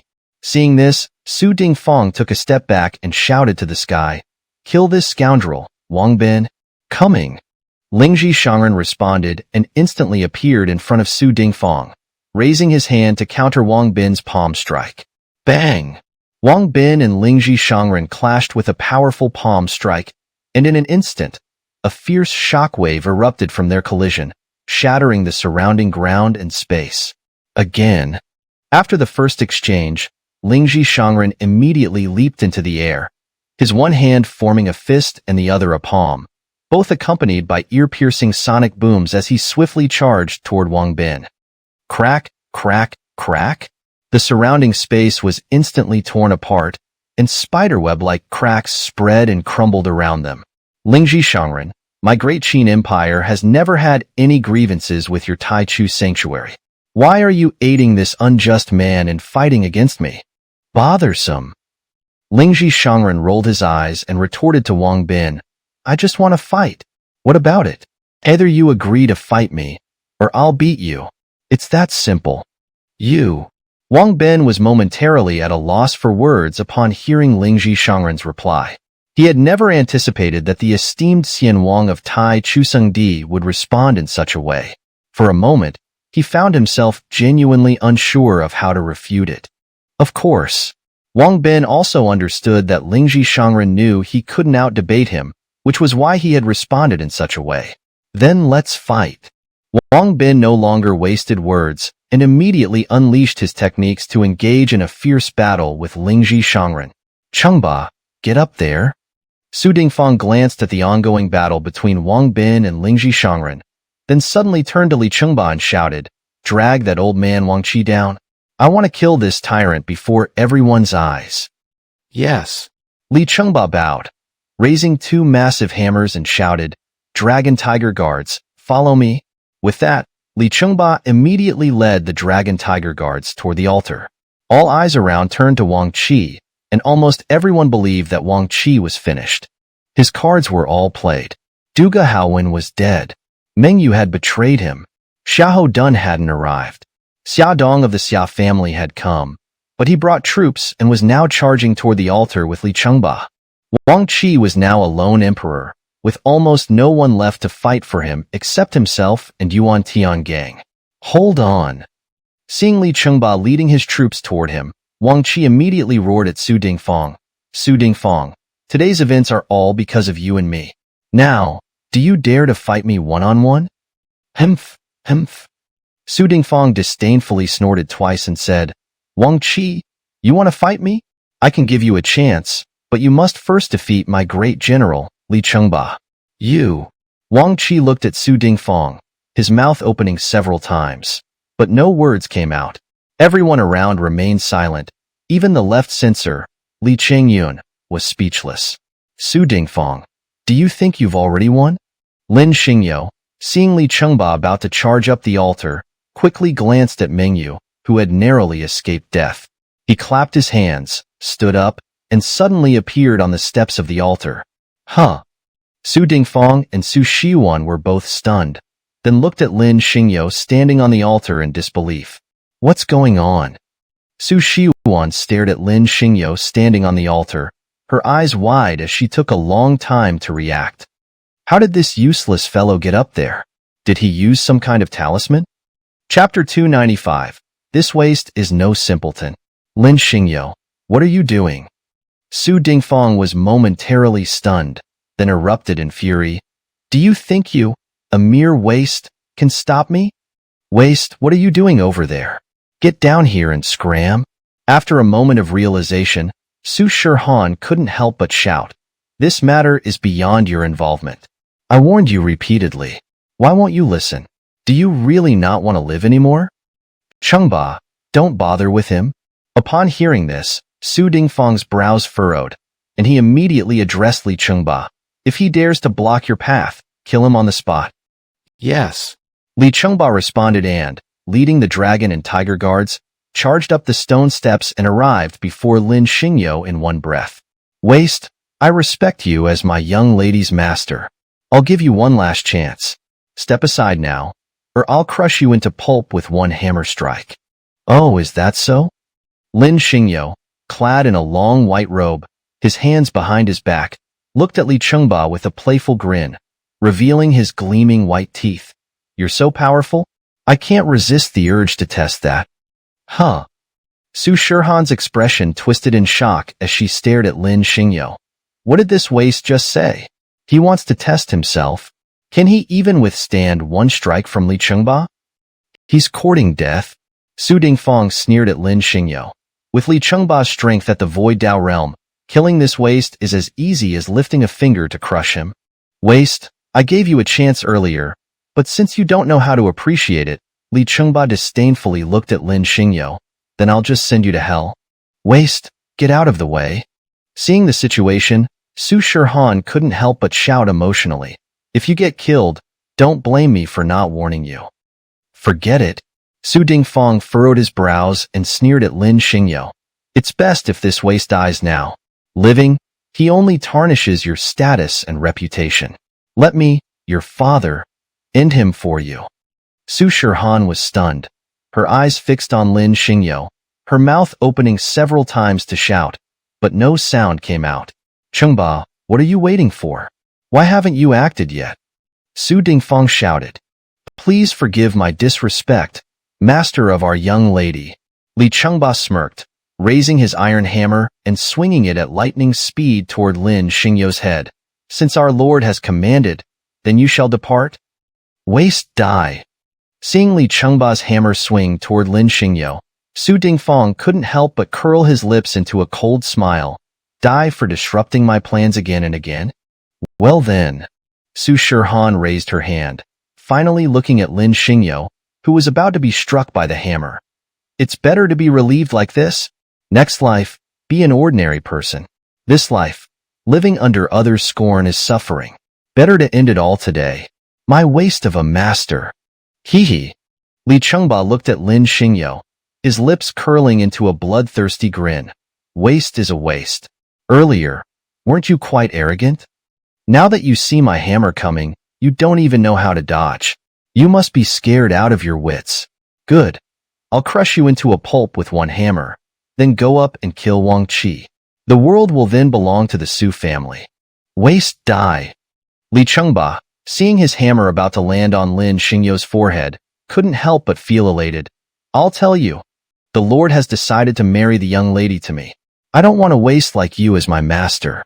Sending you off now suits my heart. Die. Seeing this, everyone on Su Dingfang's side, one by one, looked at Lin Xingyo as if he were already dead, each waiting for Li Chengba to smash Lin Xingyo into a bloody pulp. But, the next moment, the expressions of almost everyone below the altar froze, their mouths agape, their eyes wide, staring at Lin Xingyo as if they could stuff a dead rat in. Because Li Chengba exploded. Yes, the Void Dao realm Li Chengba, who had just forced Du Gu Haowen to self-destruct, exploded. In front of countless shocked eyes, he just exploded for no apparent reason. What's going on? The surrounding onlookers were completely unable to react from the shock. It was too sudden, far too sudden. They had clearly seen Li Chengba's hammer strike Lin Xingyo's head, yet it exploded without any reaction from anyone. What just happened? Su Dingfang jumped up in excitement, pointing at Lin Xingyo in disbelief. Why is he still alive? Why did Li Chengba explode? This? Su Shihan was also dumbfounded. She had been ready to watch Lin Xingyo die, freeing herself from attachments and embarking on the path of the supreme Tao to attain immortality. But now, Li Chengba had exploded. Lin Xingyo was still alive. Seeing this, Su Shihan was almost dumbfounded, her throat dry, completely unprepared. How did he do it? After a while, finally reacting from the shock, Su Shihan looked at Lin Xingyo in disbelief, then glanced at the furious Su Dingfang. Could it be that the White Robe Emperor came? Is he helping him in secret? Yes, that must be it. Su Shihan, coming to her senses, was certain. Otherwise, how could he have survived? Hee. Su Shihan snorted coldly, her icy gaze staring fiercely at Lin Xingyo. Waste, you're lucky to have such a long life. Thanks to having a talented disciple like me, who joined the White Robe Emperor's sect, otherwise, you would have died just now. Wow. The surrounding crowd, reacting, all looked at Lin Xingyo, inhaling sharply. They all understood. Lin Xingyo was no simpleton. Chapter 295. This waste isn't simple. Lin Xingyo, what are you doing? Su Dingfang was stunned for a moment, then roared in fury. Do you think a mere waste like you can stop me? Waste, what are you doing over there? Get down here at once. After a moment, Su Shihan, who had finally reacted, couldn't help but shout. This matter is beyond your involvement. I warned you repeatedly. Why didn't you listen? Do you really not want to live anymore? Chengba, don't bother with him. Upon hearing this, Su Dingfang frowned and directly ordered Li Chengba. If he dares to block your way, kill him on the spot. Yes. Li Chengba responded and, leading the dragon and tiger guards, charged up the stone steps towards Lin Xingyo. Waste, I respect you as my lady's master. I'll give you one last chance. Step aside now, or I'll smash you into pulp with one strike.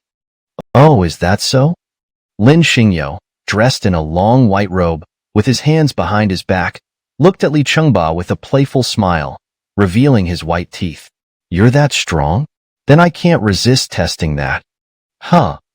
Su Shihan's expression twisted in shock as she stared at Lin Xingyo. What did this waste just say? He wants to give it a try. Can he even withstand one strike from Li Chengba? He's courting death. Su Dingfang sneered at Lin Xingyo. With Li Chengba's void Dao realm strength, killing this waste is as easy as lifting a finger to crush him.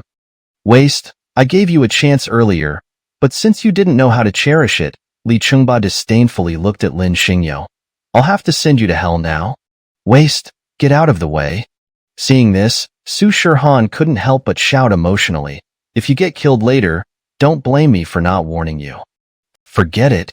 Su Dingfang frowned and sneered at Lin Xingyo. It's best if this waste dies now. Living, he only tarnishes your identity and reputation. Let me help you end him. Su Shihan froze, her eyes fixed on Lin Xingyo. She opened her mouth several times to shout, but no sound came out. Chengba, what are you waiting for? Why haven't you acted yet? Su Dingfang shouted. Please forgive me, my lady's waste of a master. Li Chengba smirked, raising his iron hammer and swinging it rapidly towards Lin Xingyo's head. Since our lord has commanded it, you may go now. Waste, die. Seeing Li Chengba's hammer about to strike Lin Xingyo, Su Dingfang couldn't help but sneer. Die for disrupting my plans again and again? Well, Su Shihan raised her hand, finally looking at Lin Xingyo, who was about to be hit by the hammer. It's better to end it like this. Next life, be an ordinary person. This life, living under constant ridicule, is a torment. It's better to end it today. Farewell, my waste of a master. Humph. Li Chengba looked at Lin Xingyo, his mouth curling into a bloodthirsty smile. Waste is still a waste. You were so arrogant earlier. Now that you see my hammer coming, you can't even dodge. Looks like you're scared stiff. Good. I'll smash you into a pulp with one strike.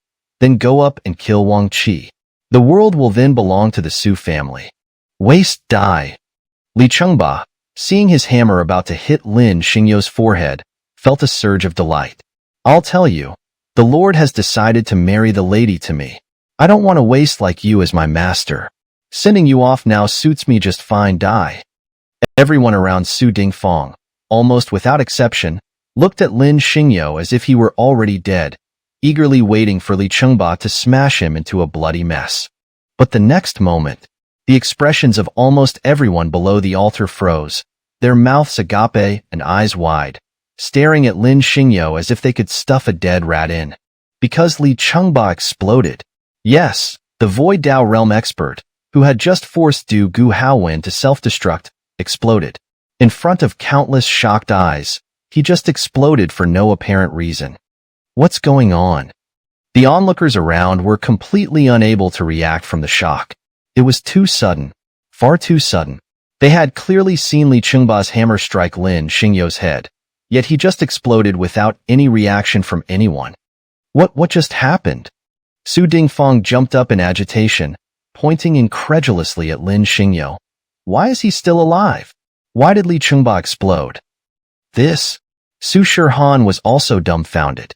She had been ready to watch Lin Xingyo be killed, freeing herself from all attachments to ascend to the path of the Supreme without emotion and eventually achieve immortality. But now, Li Chengba had exploded. Lin Xingyo was still alive. Seeing this, Su Shihan was almost dumbfounded, her throat tight, completely unprepared. How did he do it? After a while, finally reacting from the shock, Su Shihan looked at Lin Xingyo in astonishment, then at the furious Su Dingfang. Could it be that the White Robe Emperor came? Is he helping him in secret? Yes, that must be it. Su Shihan, coming to her senses, was certain. Otherwise, how could he have survived? Humph! Su Shihan snorted coldly, her icy gaze fixed on Lin Xingyo, glaring at him fiercely. Waste, you're lucky. Thanks to having a talented disciple like me who joined the White Robe Emperor's sect, otherwise, you would have been dead by now. Wow. The surrounding crowd, finally reacting, all looked at Lin Xingyo and gasped. They all understood. Lin Xingyo was not simple. He might not be a waste. His cultivation might be astonishingly powerful. Otherwise, how could he have blown up Li Chengba without anyone seeing him Chuso? Someone come. Su Dingfang, his eyes bloodshot, glared at Lin Xingyo and roared, if anyone can kill this waste, after I overthrow the Qin dynasty and fulfill my heavenly mandate, I will grant them a marquisate. My lord, let me deal with him. Xiaodong from the dragon and tiger army drew his sword and looked at Lin Xingyo on the stone steps of the altar. Watch me cut him down in one strike. Xiaodong, step back. Chun Changyun stepped out from below the altar and said, let me, Chun Changyun, kill him. Xiaodong, stand down. Seeing this, Su Dingfang immediately ordered Xiaodong, let Daoist Chun handle it. Daoist Chin's cultivation is higher. He can definitely kill this waste. Yes. Xiaodong glanced at Lin Xingyo, then at Chun Changyun, who was rushing over, and stepped aside. Waste, no matter how strange you are, I, Chun Changyun, will kill you today. Chun Changyun charged forward and said to Lin Xingyo, not for anything else, but for the humiliation at the Listening Rain Pavilion die. You're Chun Changyun, right? Lin Xingyo stepped forward, slowly raising his hand and looking at Chun Changyun. I've given you several chances to live, but since you've come back for more, don't blame me. Die. Humph. Hearing this, Chun Changyun couldn't help but laugh. This mere waste dared to speak to him like that. Although he hadn't seen clearly how Lin Xingyo had killed Li Chengba, Chun Changyun believed Lin Xingyo wouldn't find it easy to kill him. After all, he was now at the Immortal King realm. Even if this waste had some extraordinary means, could he really kill him with one strike? Waste die. Someone come. Su Dingfang, reacting, looked at Lin Xingyo with bloodshot eyes and roared, if anyone can slay this waste, after I overthrow the Qin dynasty and fulfill my duty to heaven, I will grant them a noble title. My lord, let me deal with him. Xiaodong from the dragon and tiger army drew his sword from his waist, looking at Lin Xingyo on the stone steps of the altar, Let me see how I can cut him down in one strike. Xiaodong, step back. Chun Changyun stepped out from below the altar. Let me, Chun Changyun, handle him. Xiaodong, step aside. Seeing this, Su Dingfang immediately shouted to Xiaodong, let Daoist Chen handle it. Daoist Chen's cultivation is higher. He can definitely slay this waste. Yes. Xiaodong glanced at Lin Xingyo, then at Chun Changyun, who was rushing to attack, and stepped aside. Waste, no matter how strange you are, I, Chun Changyun, will kill you today. Chun Changyun charged forward, addressing Lin Xingyo. Not for anything else, but for the humiliation at the listening rain tower. Die! You're Chun Changyun, aren't you? Lin Xingyo took a step forward, slowly raising his hand and looking at Chun Changyun. I've given you several chances to live, but since you've come looking for trouble again today, then forgive me for being impolite. Die! Humph! Upon hearing this, Chun Changyun couldn't help but laugh. This mere waste dared to speak to him like this. Although he hadn't seen clearly how Lin Xingyo had killed Li Chungba, Chun Changyun was confident Lin Xingyo wouldn't find it easy to kill him. After all, he was at the Immortal King realm. Even if this waste had some extraordinary means, could he really kill him with one strike? Waste, die. Chun Changyun's gaze darkened as he drew all the power from his dantian and unleashed a furious strike at Lin Xingyo, saying, the anniversary of your death will be today. Make sure to remember that it was I, Chun Changyun, who killed you. Don't get it wrong when you report to the underworld. Oh, Lin Xingyo replied, his mouth curling into a slight smirk as he looked at Chun Changyun. Your words are noted. But remember, it was I, Lin Xingyo, who killed you. Don't make a mistake when you report to the underworld. As he spoke, Lin Xingyo moved forward and slowly raised his hand. Facing Chun Changyun's raging attack, he casually swept his sleeve toward him. Boom! With a single sweep of his hand, the next moment, in the shocked gazes of countless onlookers, the formidable and seemingly invincible Chun Changyun exploded into a cloud of blood mist, which was blown away by the wind in an instant. Ah! Everyone around was utterly stunned, their eyes wide with disbelief, and they all knelt down. Ding ding ding! Seeing the once imposing and murderous Chun Changyun, who had just moments ago been full of terrifying energy, now explode like a watermelon in front of everyone's shocked eyes, Su Dingfang's legs went weak. Ding ding ding! Su Dingfang stumbled backward instinctively, nearly falling to the ground. The scene before him was too shocking. He was terrified. In that instant, his mind was filled with roaring sounds, and his eyes fixed on Lin Xingyo atop the altar. He was utterly overwhelmed. He finally understood. Everything was clear now. The person he had always considered a waste was none other than the invincible White Robe Emperor. How could my useless master be so powerful? Su Shihan, having recovered from her shock, stared wide-eyed at Lin Xingyo on the altar, her mind blank.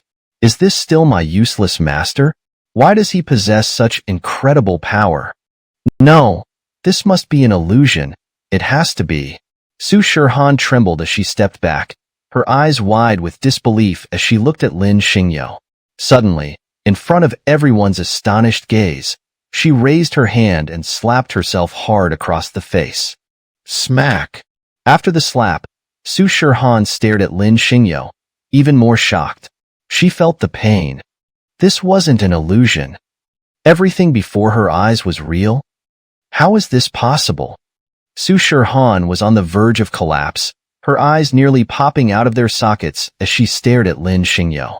He's so powerful. Could he be the White Robe Emperor himself? Su Shihan's eyes widened in horror as she stared at Lin Xingyo, her entire body frozen in shock. He is the White Robe Emperor. Chapter 296, Dragon Soars, Phoenix Dances. Xing no? Chapter 296, Dragons Flying, Phoenixes Dancing. It's absolutely impossible. Su Shiwan's eyes were wide and bloodshot as she stared at Lin Xingyo, her mental state on the verge of collapse. He's just a good-for-nothing. How could he possibly be the invincible White Robe Emperor? This is absolutely impossible. Humph! Lingji Shangren's gaze darkened, and a murderous intent surged as he turned his eyes toward Lin Xingyo. He refused to believe that Lin Xingyo was the White Robe Emperor, especially when he recalled the humiliation from their last encounter. His killing intent intensified. Of course, he knew Lin Xingyo had some tricks up his sleeve, but he was convinced that someone was secretly helping him. After all, 3 years ago, Lin Xingyo was publicly acknowledged as a Fei Wu, so it was impossible for him to suddenly become so extraordinary. Good for nothing. Stop pretending. I won't be scared by your antics. Since you've killed my disciples from the Taichu Sung Di, it's time for me to end you. Lingji Shangren roared, stomping his foot on the ground, and shot toward Lin Xingyo like lightning. He wanted to test Lin Xingyo, to see what was really going on and whether someone was hiding in the shadows to assist him. Determined in his resolve, Lingji Shangren increased his speed, but the next moment, Wang Bin stepped in to block his path, saying, "Where do you think you're going? Your opponent is me." Wang Bin, you dare to stop me? Lingji Shangren's eyes narrowed in anger, and he swung his whisk, saying, "Then don't blame me for being ruthless. Lingji Shangren, our feud is one of life and death. Even if we were to fight until the heavens collapse, I wouldn't let you pass," Wang Bin said, blocking Lingji Shangren's path. "Humph." Lingji Shangren's eyes locked onto Wang Bin, and he said coldly, "Then there's no need for further words. Let's fight." "Fight!" Wang Bin roared, his voice echoing, and the laws of the Tao surged around him, divine radiance rising. He stomped his foot on the ground, formed hand seals with both hands, and unleashed a powerful attack toward Lingji Shangren. Roar! With his attack, a 5-clawed ice dragon roared in fury and charged toward Lingji Shangren. "Bring it on!"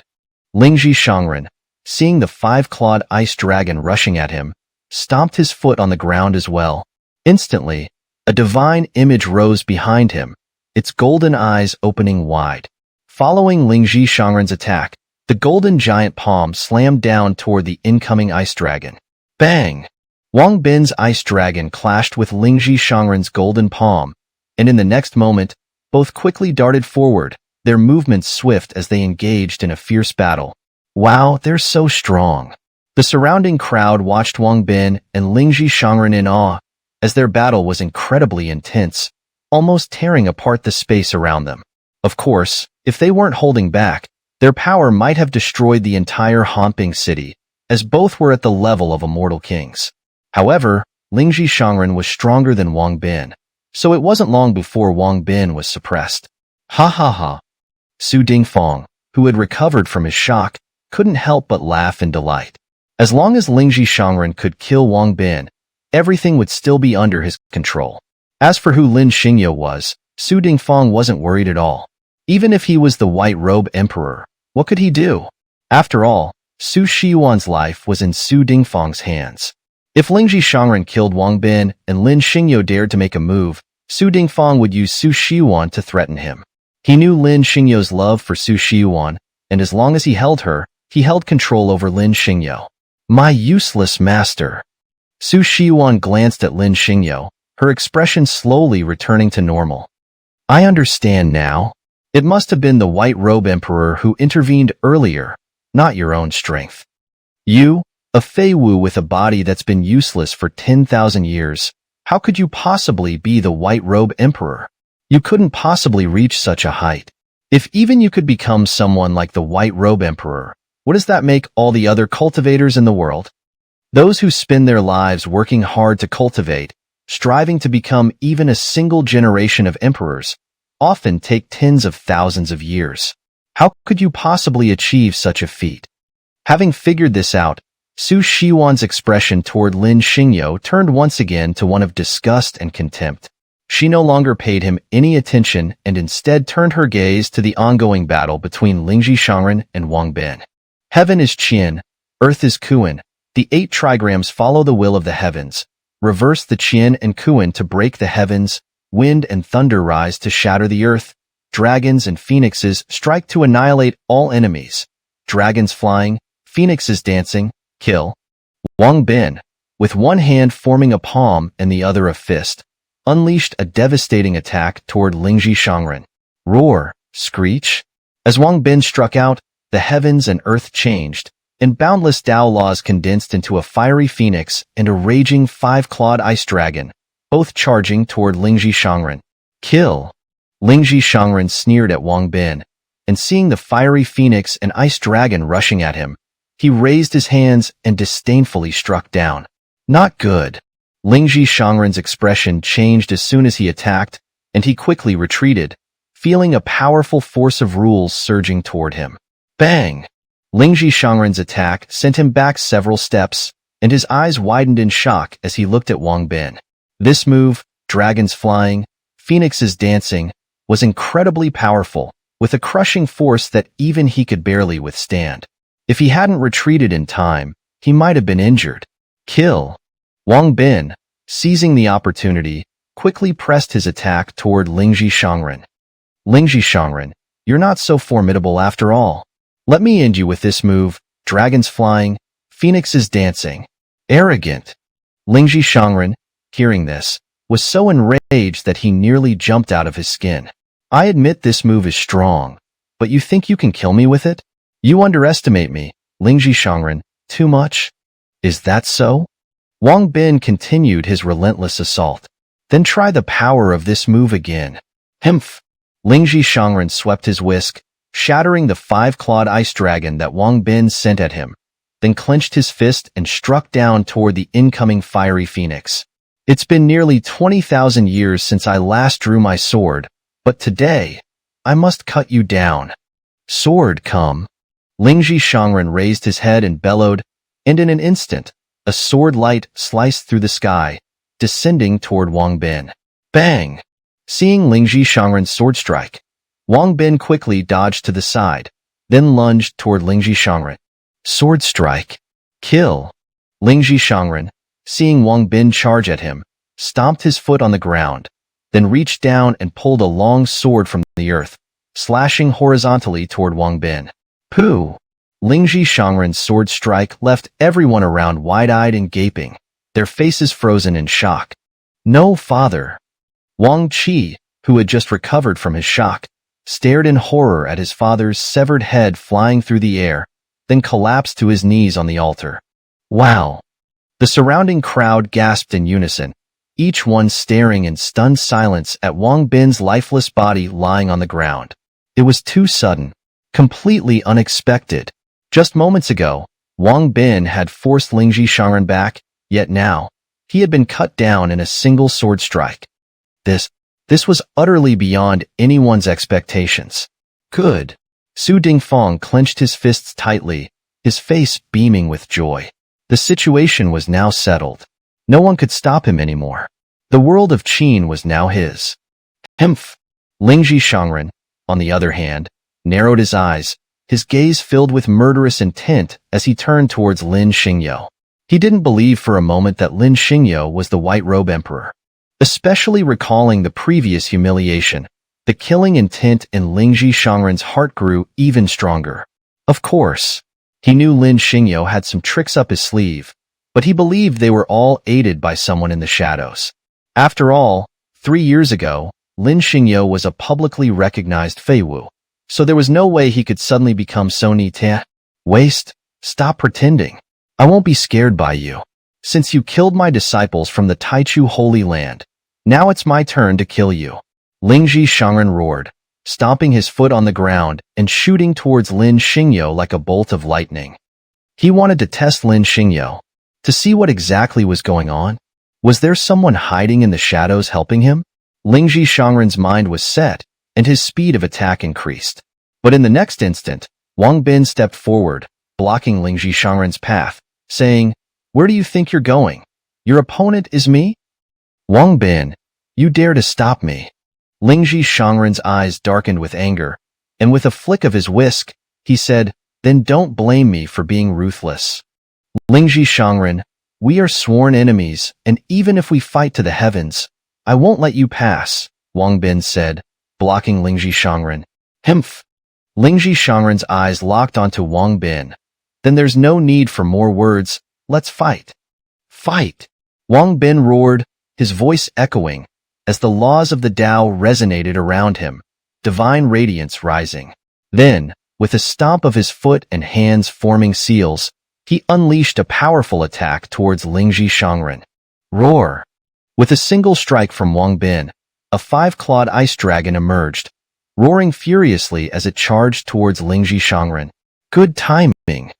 Seeing the five-clawed ice dragon charging, Lingji Shangren stomped his foot firmly on the ground. Instantly, a divine image rose behind him, its golden eyes opening abruptly. Following Lingji Shangren's attack, it struck out with a massive golden palm toward the incoming ice dragon. Bang! Wang Bin's five-clawed ice dragon clashed directly with Lingji Shangren's golden giant palm. In the next moment, both figures quickly darted forward, their speeds astonishingly fast as they engaged in a fierce battle. Wow, they're so strong.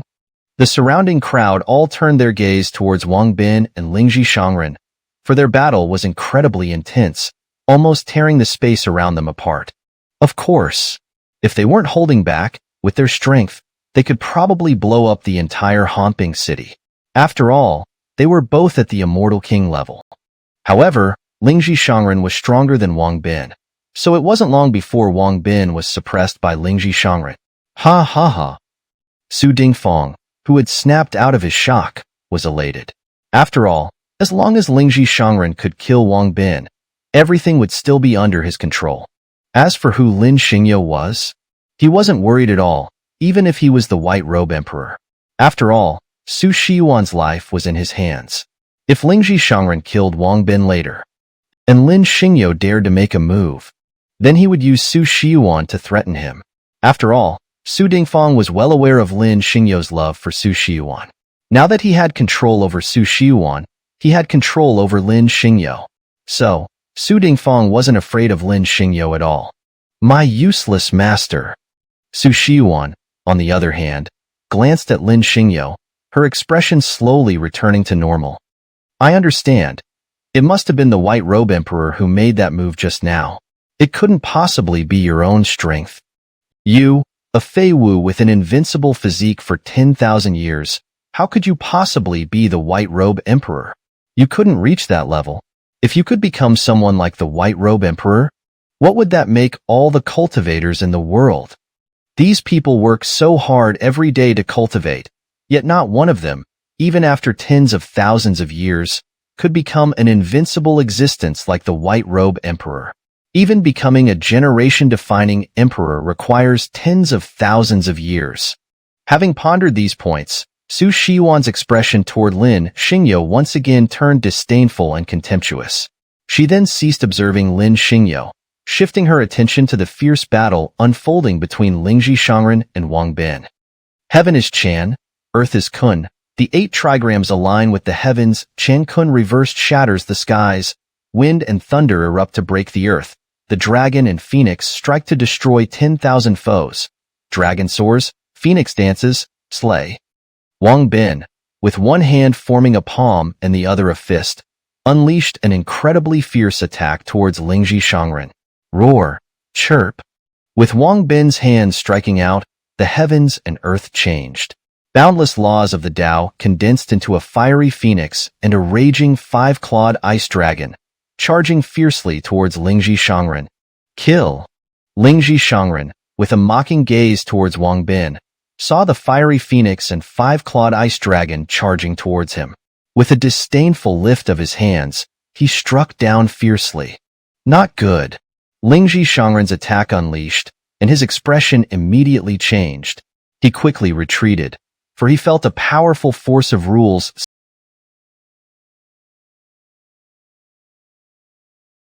suddenly sweeping towards him. Bang! Lingji Shangren's attack struck, and he retreated several steps, his eyes filled with shock as he looked at Wang Bin. This move, Dragon Soars, Phoenix Dances, was incredibly powerful, with a crushing force that even he couldn't resist. If he hadn't retreated in time, he might have been injured. Kill! Wang Bin, having gained the upper hand, shot towards Lingji Shangren like a bolt of lightning. Lingji Shangren, you're not much. Let me kill you with this Dragon Soars, Phoenix Dances. Arrogant. Hearing this, Lingji Shangren was so angry he nearly jumped out of his skin. I admit this move is strong, but you think you can kill me with it? You're underestimating me, Lingji Shangren. Too much? Is that so? Wang Bin continued his relentless attacks. Then try the power of this move again. Hmph! Lingji Shangren waved his duster, shattering Wang Bin's five-clawed ice dragon with a single blow. Then, clenching his fist, he struck out towards the charging fiery phoenix. It has been nearly 20,000 years since I last wielded a sword, but today, I must slay you with a single strike of my blade. Sword, come. Lingji Shangren raised his head and let out a thunderous roar. In an instant, a sword light sliced through the heavens, hurtling towards Wang Bin with unstoppable force. Bang! Seeing Lingji Shangren's sword strike, Wang Bin swiftly dodged to the side, then raised his hand and lunged toward Lingji Shangren. Sword strike. Kill. As Wang Bin charged forward, Lingji Shangren stomped his foot firmly on the ground, swiftly drew the long sword from the earth, and swung it horizontally, aiming directly at Wang Bin. Pooh! With a single sword strike from Lingji Shangren, everyone around instantly gaped in shock, their eyes wide as they stared at Wang Bin, frozen in disbelief. No, father. Wang Qi, who had just regained his senses on the altar, stared with bloodshot eyes at his father Wang Bin's severed head as it flew through the air, and suddenly collapsed to his knees. Wow! The surrounding crowd all sucked in a breath of cold air, each one staring at Wang Bin, who had suddenly collapsed to the ground, in a daze. Too sudden. Completely caught off guard. Just a moment ago, Wang Bin had repelled Lingji Shangren, yet in an instant, he was dansa by Lin Xingyo with a single jab. This was too unexpected. Good. Su Dingfang, on the other hand, clenched his fists tightly, his face filled with joy. Because the situation was settled. No one would dare to stop him anymore. Now, this world of Daqin belonged to him, Su Dingfang. Chapter 297, Capture and Return. Waste, aren't you going to crawl over here and die? Lingji Shangren, after slaying Wang Bin with a single sword strike, stepped over his corpse while gripping the bloodied blade. In an instant, he appeared before Lin Xingyo. You want to kill me? Lin Xingyo, his icy gaze hardening, coldly retorted. It seems you're the one seeking death. Hmph! Lingji Shangren sneered disdainfully. Waste, I know someone is secretly aiding you. Dare you tell that hidden person to stay out of it? Oh, is that what you think? Lin Xingyo, unable to resist a mocking smile, looked at Lingji Shangren. Fine, come at me. I guarantee no one will interfere. Lin Xingyo, this is your own foolishness. Don't blame me when you die. Lingji Shangren then bowed ceremoniously to the surroundings. Honored elder in the shadows, I offer my respects. You heard the fool's words.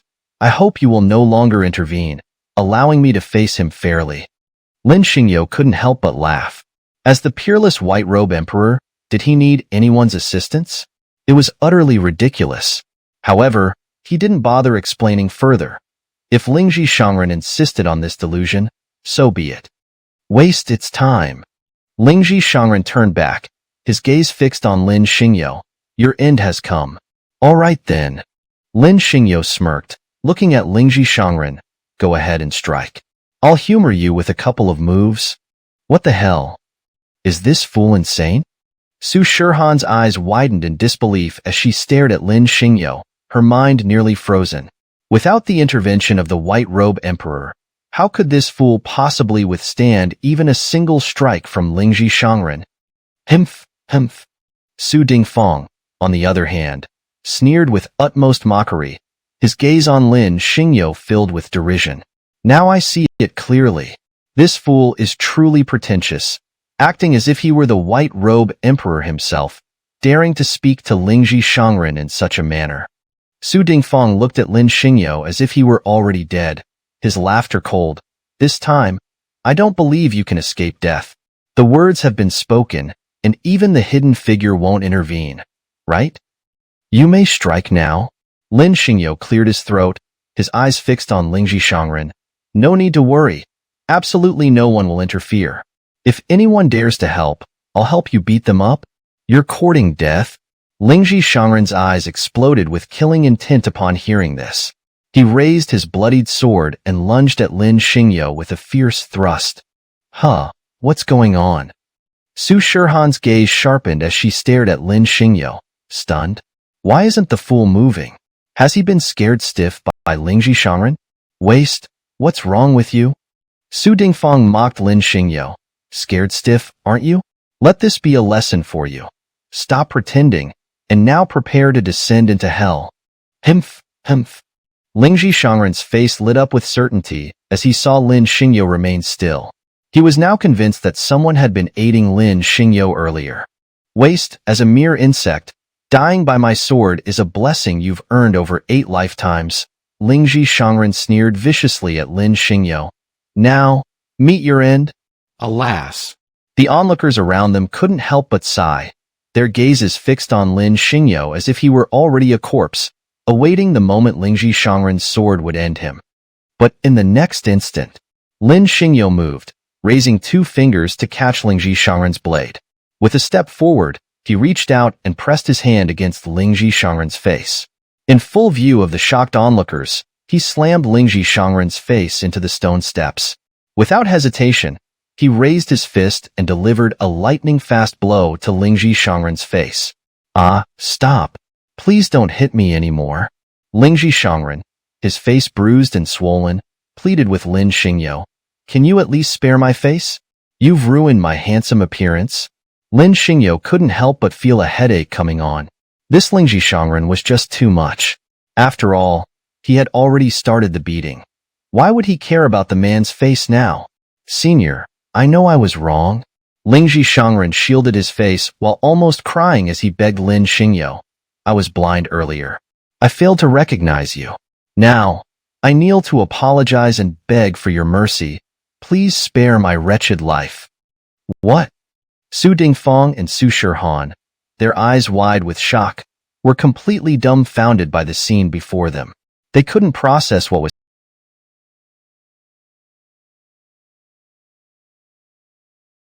happening. Everything had unfolded too quickly. Just moments ago, they had all believed Lin Xingyo was doomed. Yet now, Lin Xingyo was the one beating Lingji Shangren. Oh my goodness! Su Shihan stared at Lin Xingyo, her mind utterly petrified. How could this be? White Robe Emperor, that's enough. A furious voice reverberated through the air, and an enraged presence emerged. Even beating a dog requires consideration of its master. Lingji Shangren is the head of our Tai Chu Holy Land. To treat him this way is to show utter disrespect to our Tai Chu Holy Land. What's it to you? Lin Xingyo, stepping on Lingji Shangren, slowly rose to his feet and looked up at the sky. White Robe Emperor, don't be so arrogant. The sky trembled as an indomitable, murderous figure tore through the void, her snow-white legs exposed, appearing directly above Lin Xingyo. Ancestral Master, save me! Lingji Shangren, seeing the figure, immediately cried out in excitement. The White Robe Emperor is too bullying. Look at what he's done to me. How can I face anyone like this? Silence!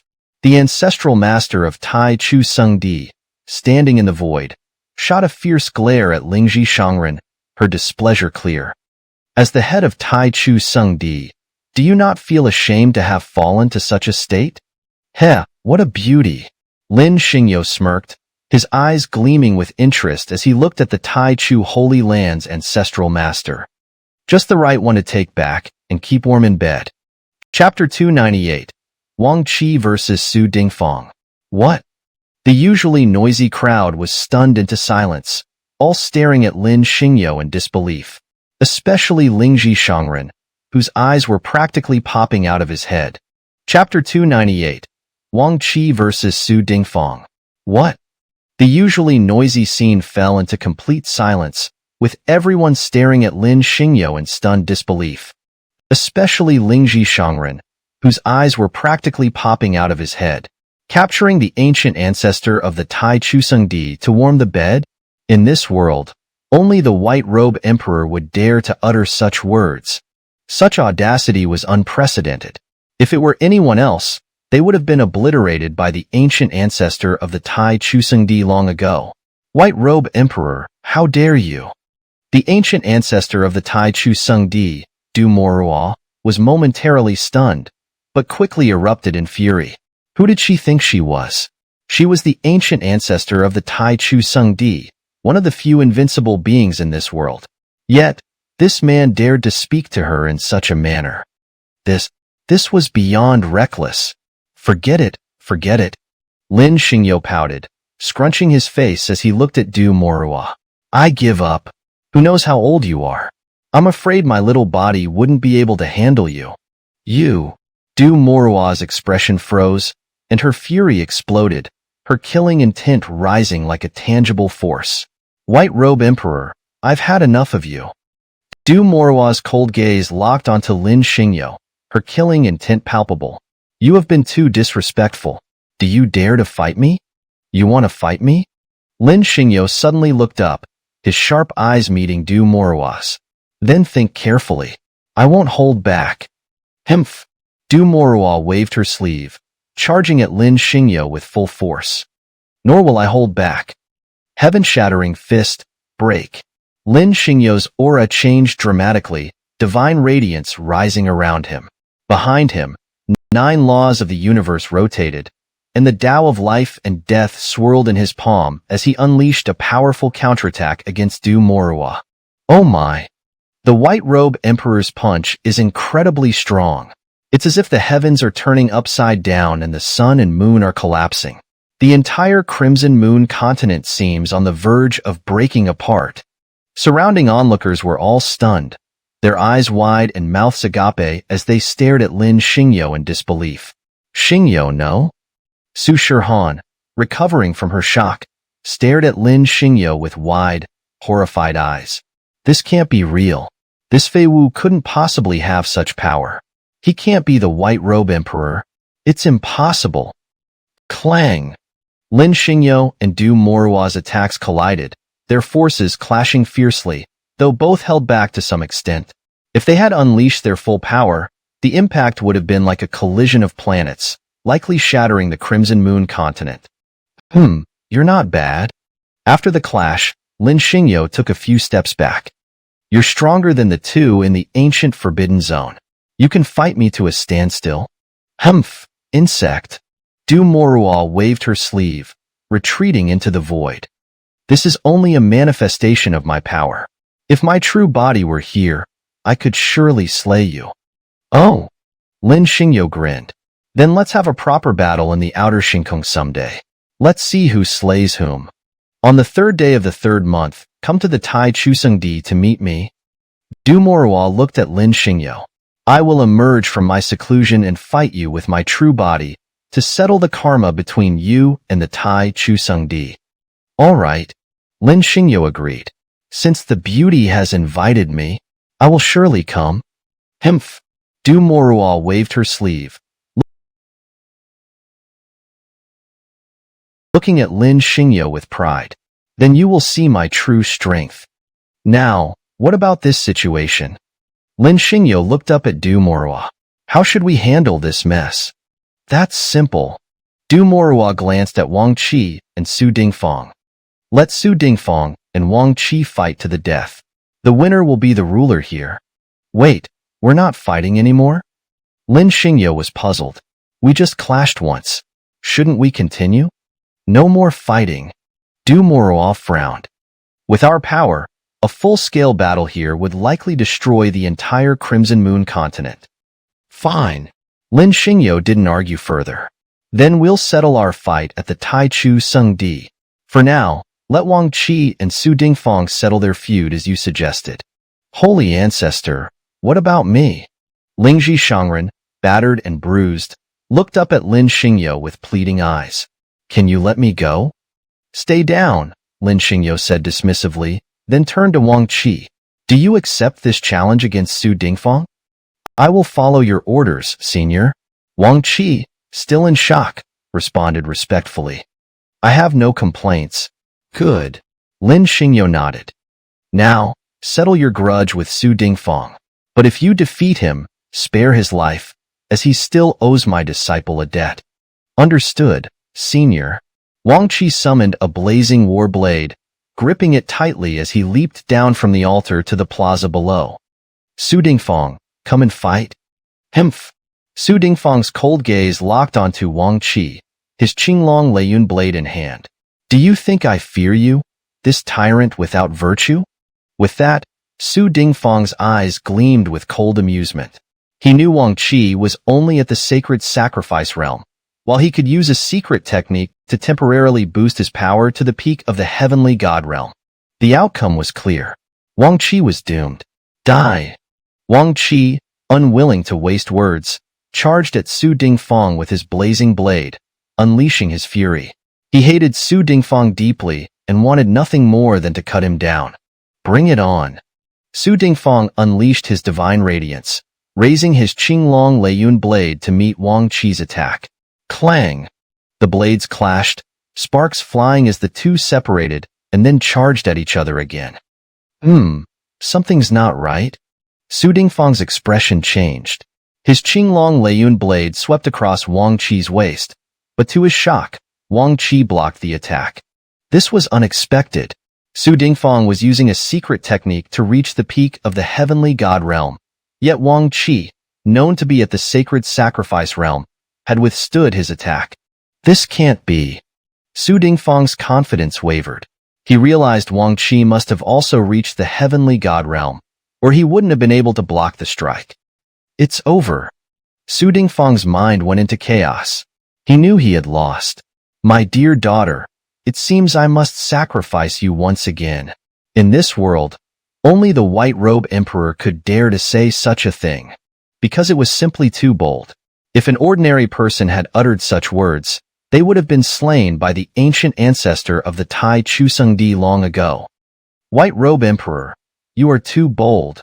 Even the ancient ancestor of the Tai Chusungdi was momentarily stunned, completely caught off guard.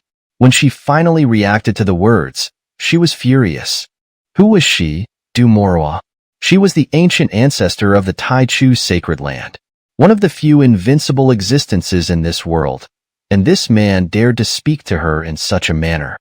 This was simply too audacious. Forget it, forget it. Lin Xingyo pouted, scrunching up his face as he looked at Du Morua. I give up, after all, I don't know how old you are. My little body probably can't handle you. You. Du Morua's expression froze, and her anger exploded, her killing intent rising like a tangible wave. White Robe Emperor, I've had enough of you. Du Morua's cold eyes narrowed, her killing intent sharp as she glared at Lin Xingyo. You are far too disrespectful to me. Do you dare to fight me? You want to fight me? Lin Xingyo suddenly looked up, his sharp gaze meeting Du Morua's, his killing intent skyrocketing as he replied, Then you'd better think carefully. I won't show you any mercy. Humph. Du Morua waved her sleeve and shot towards Lin Xingyo with explosive speed.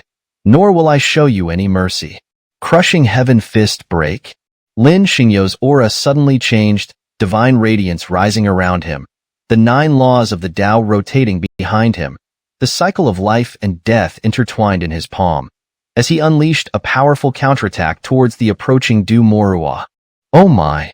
The White Robe Emperor, this punch is astonishingly powerful, as if the heavens and earth are reversing, the sun and moon are shattering. The entire Chiyu continent seems about to collapse. The surrounding crowd, in shock, all turned their gazes towards Lin Xingyo, their eyes wide as saucers, their mouths agape, frozen in astonishment. Xingyo, Su Shihan, having just snapped out of her astonishment, gazed at Lin Xingyo with horrified, wide-eyed disbelief, her voice trembling with panic. This can't be real. This good-for-nothing couldn't possibly possess such power. He can't be the White Robe Emperor, absolutely not. Bang! Lin Xingyo and Du Morua's attacks collided, their powerful clash reverberating through the air, though both held back some of their strength. Otherwise, with their power, a full-force clash would have been like a collision between planets, likely shattering the entire Chiyu continent. Not bad. After clashing with Du Morua, Lin Xingyo took a few steps back, saying, You're stronger than the two in the ancient forbidden zone, capable of fighting me on equal footing. Humph, insignificant ant.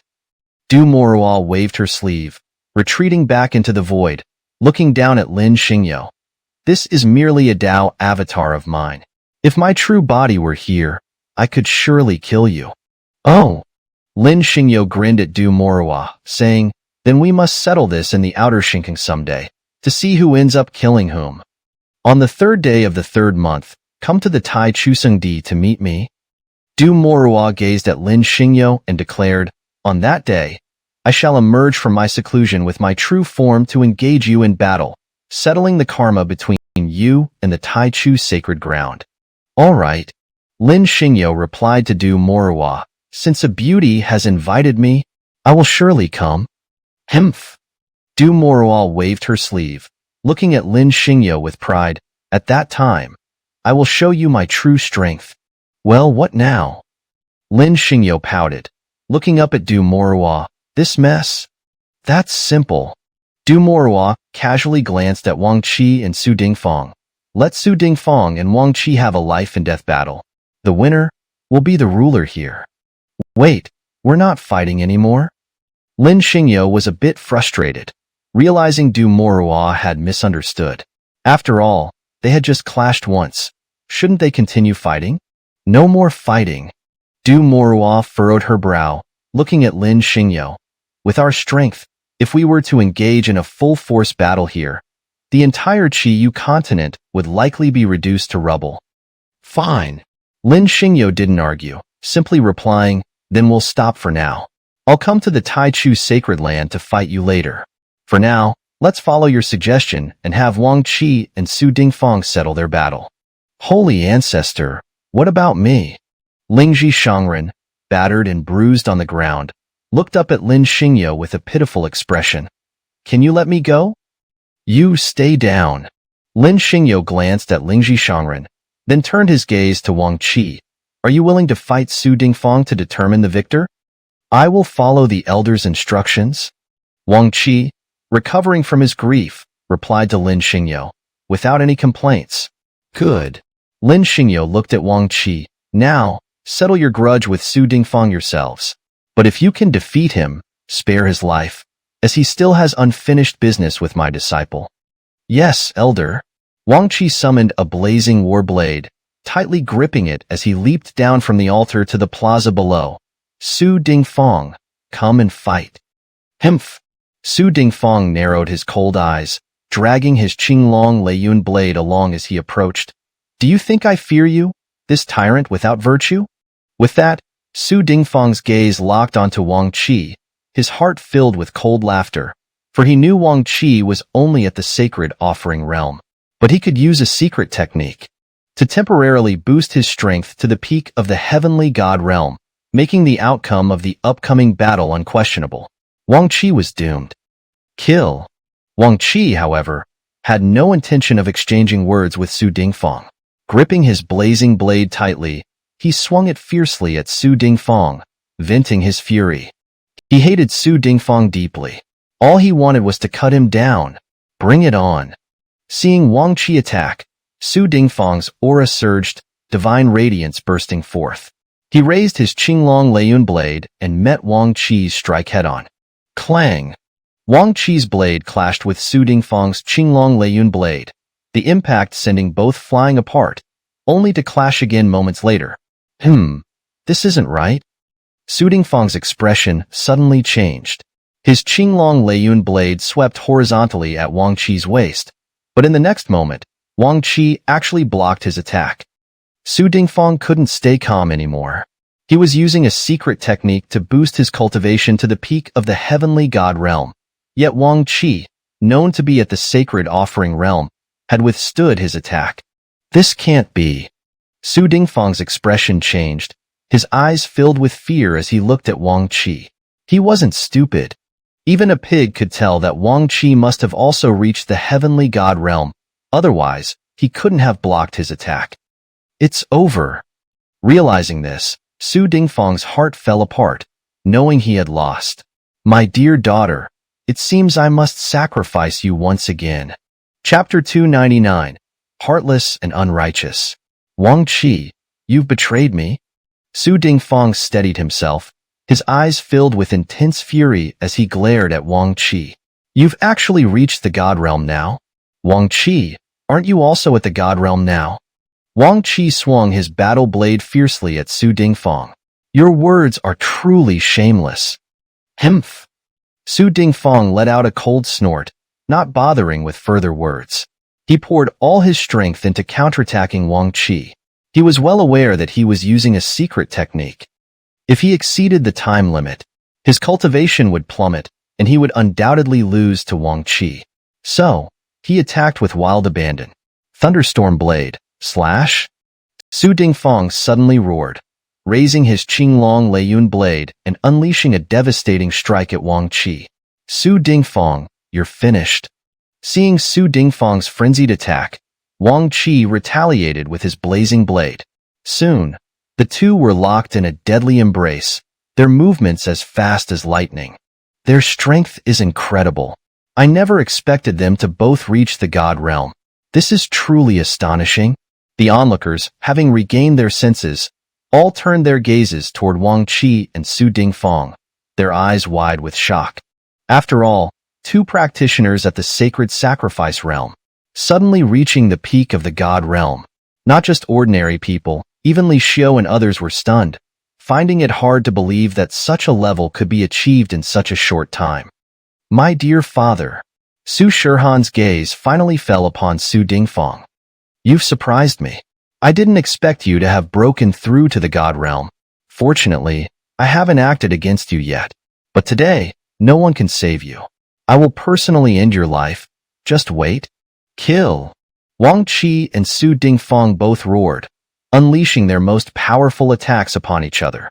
The ground soon cracked, and the void began to shatter. But the battle did not stop.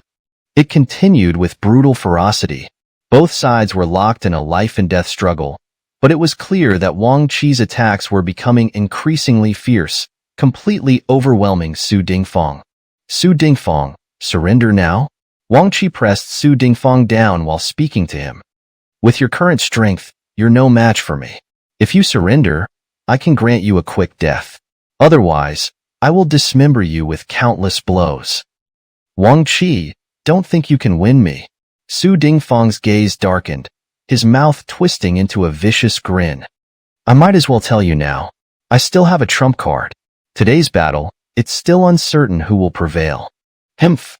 Wang Qi let out a cold snort, raising his blade and delivering a fierce slash at Su Dingfang. With two esteemed elders here, no matter what dirty tricks you have, I believe they won't let you succeed. Is that so? Su Dingfang raised his blade to block Wang Qi's strike, his body retreating dozens of steps. We'll see. I'll make sure the White Robe Emperor personally ends your life. Laughable. Wang Qi drew all the spiritual energy from his dantian, raising a blade shadow hundreds of feet long and delivering a devastating slash at Su Dingfang. Your words are beyond arrogance. Do you think the elders are like you? It's utterly ridiculous. Clang. Before Su Dingfang could even speak, Wang Qi's blade shadow crashed heavily onto Su Dingfang's Qinglong Leiyun blade. Ugh. Su Dingfang's throat turned sweet, and he spat out a mouthful of blood, collapsing to his knees in a disgraceful manner. His hands were torn, the skin on his palms split open. Shihan, help me.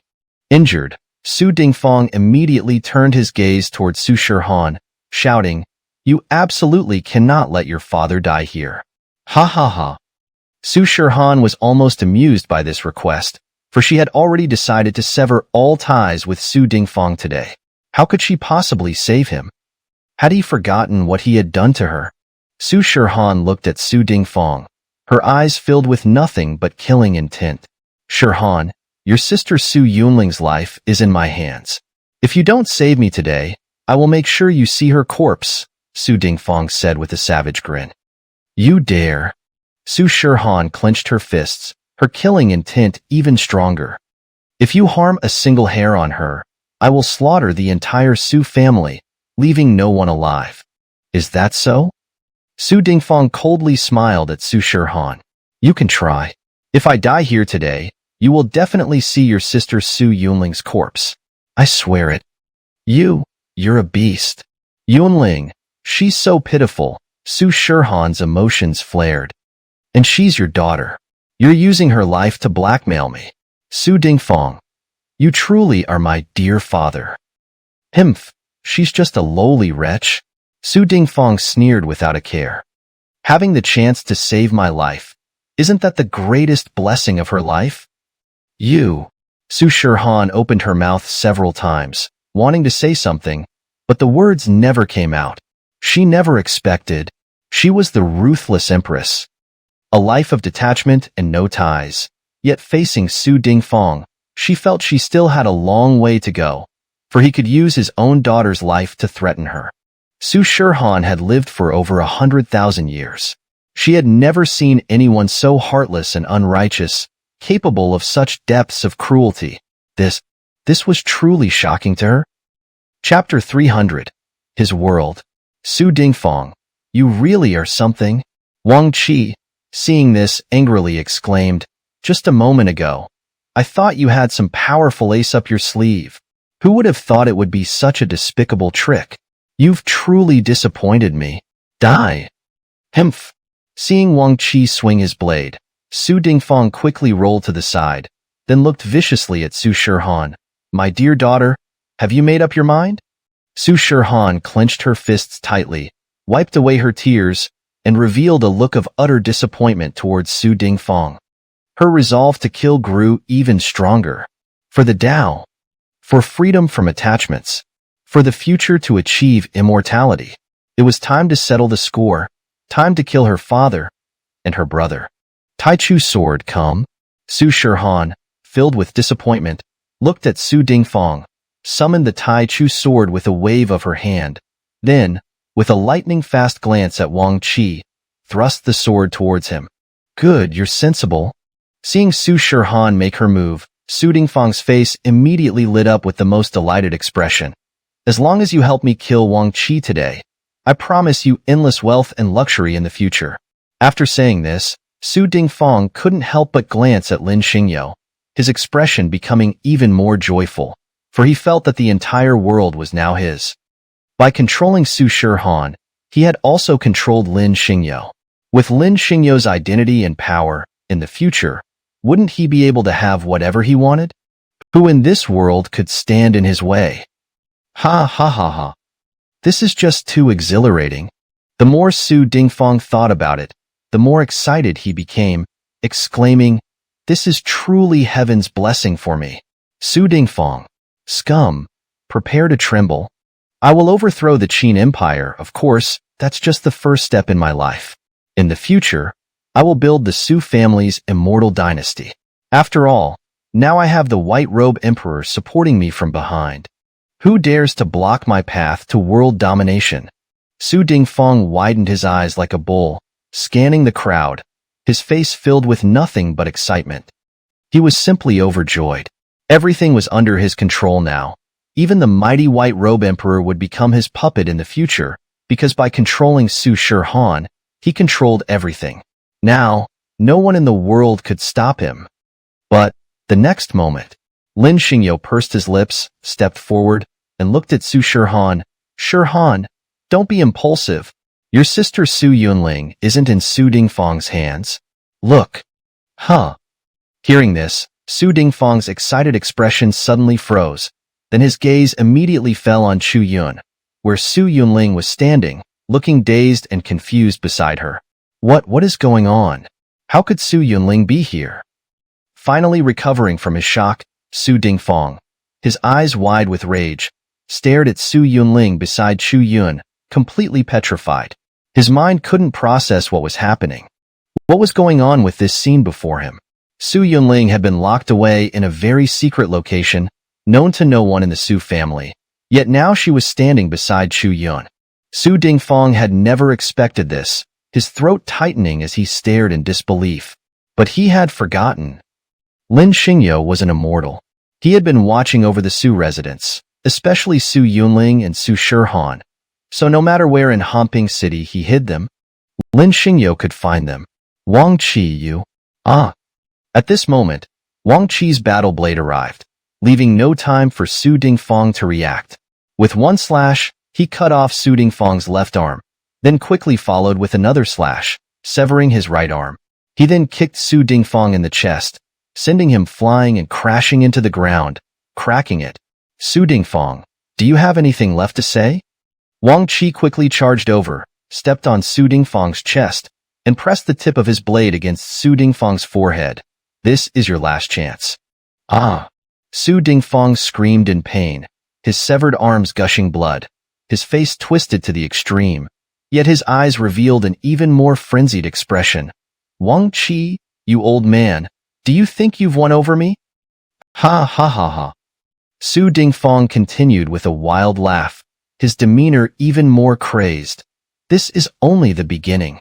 I tell you, soon, I will make you suffer 1,000 times worse than me. Just wait. Oh, is that so?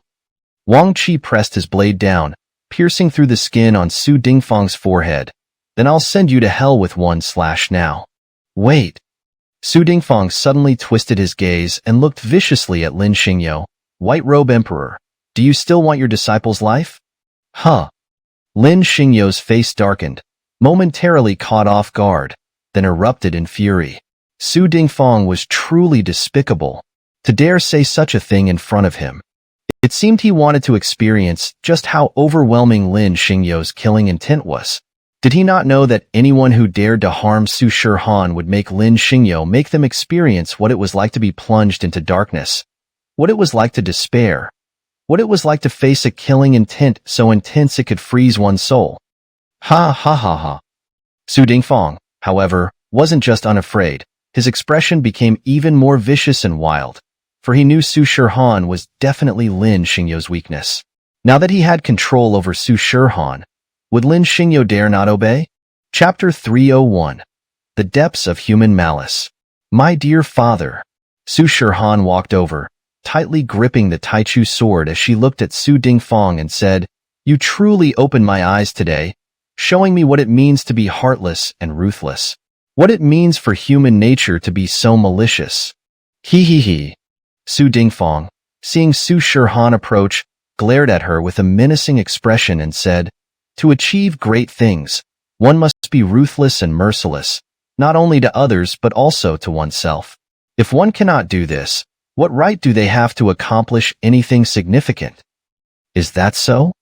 Su Shihan's sword trembled in her hand as her gaze fell upon Su Dingfang. Then, my dear father, go to hell. You cannot kill me. Su Dingfang, with a sinister gaze, stared at Su Shihan and said, If you kill me now, you won't survive either. Hmph. Su Shihan snorted coldly, and with lightning speed, she thrust the Taichu sword directly at Su Dingfang. My dear daughter. Seeing Su Shihan attacking, Su Dingfang immediately revealed a sinister smile and said, If you kill me now, the words I just spoke were not a lie. You will die just like me, because you have already been poisoned by my bone-eating toxin. What? Upon hearing this, not only Lin Xingyo but almost everyone present was shocked, for Su Shihan was Su Dingfang's daughter. As her father, how could Su Dingfang have poisoned her? And now, he was using this to threaten her. Witnessing this scene, many couldn't help but gasp in disbelief, for it was simply too shocking. As the saying goes, even a tiger doesn't eat its own cubs. Su Dingfang's actions were worse than those of beasts, sending chills down the spines of everyone present. Su Dingfang, listen carefully. Lin Xingyo clenched his teeth, radiating a murderous aura as he spoke to Su Dingfang. I'm giving you one chance. Hand over the antidote, or I will make sure you die a miserable death. Is that so? Su Dingfang smirked, his eyes filled with mockery as he said, Then go ahead and kill me. I'm willing to die, but your disciple will die with me. You. Lin Xingyo flicked his sleeve, his expression instantly turning terrifying, the explosive killing intent pressing down on everyone present, making them tremble. Su Dingfang, however, laughed heartily. The angrier Lin Xingyo became, the happier he was, for it meant Lin Xingyo cared deeply about Su Shihan, making it even less likely that he would kill him. Of course, in the future, he could use this to control Lin Xingyu, making him follow his every command. Otherwise, he could always threaten Su Shihan's life. This was his ultimate tactic. There was no way for Su Shihan or Lin Xingyu to resist, unless Su Shihan was willing to sacrifice her own life. Su Dingfang, look who it is. Lin Xingyu stood still for a long time, tightly clenching his fist, then suddenly turned his gaze toward Emperor Taodai and said, "Father, save me." Just as Su Dingfang was momentarily stunned, a voice he was very familiar with suddenly echoed. Su Dingfang turned his head and saw that Su Xiaotian was being held upside down by Emperor Taodai. Xiaotian? Su Dingfang's expression froze. Then he glared angrily at Lin Xingyu and said, "What do you mean by this?" Su Dingfang, how about exchanging your son's life for your daughter's? Lin Xingyu clenched his fist tightly and said, "He he he." Su Dingfang suddenly chuckled coldly, then laughed maniacally and said, "Do you think that would work?"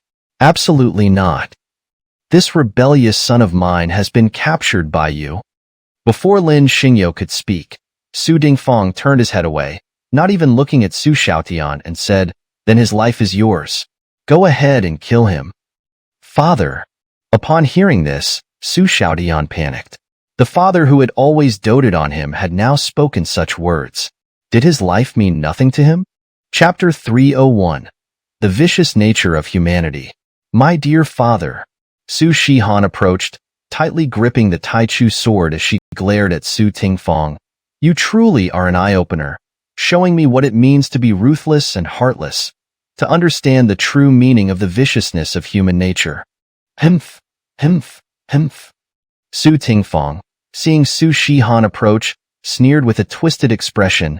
To achieve great things, one must be ruthless and merciless, not just to others, but also to oneself.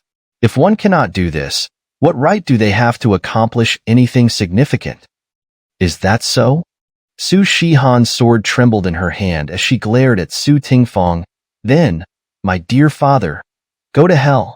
You can't kill me. Su Dingfang, with a menacing gaze, stared at Su Shihan. If you kill me now, you won't survive either. Himph. Su Shihan let out a cold snort, and with lightning speed, thrust the Taichu sword directly at Su Dingfang. My dear daughter. Seeing Su Shihan attack, Su Dingfang immediately revealed a sinister smile. If you kill me now, what I just said wasn't a lie. You really will die alongside me, because you've already been poisoned with my bone-eating toxin. What? Upon hearing this, not only Lin Xingyu but almost everyone present was stunned, for Su Shihan was Su Dingfang's daughter. As her father, how could Su Dingfang have poisoned her? And now, he was using this to threaten her. Witnessing this scene, many couldn't help but gasp in shock, for it was truly inconceivable. As the saying goes, even a tiger doesn't eat its own cubs.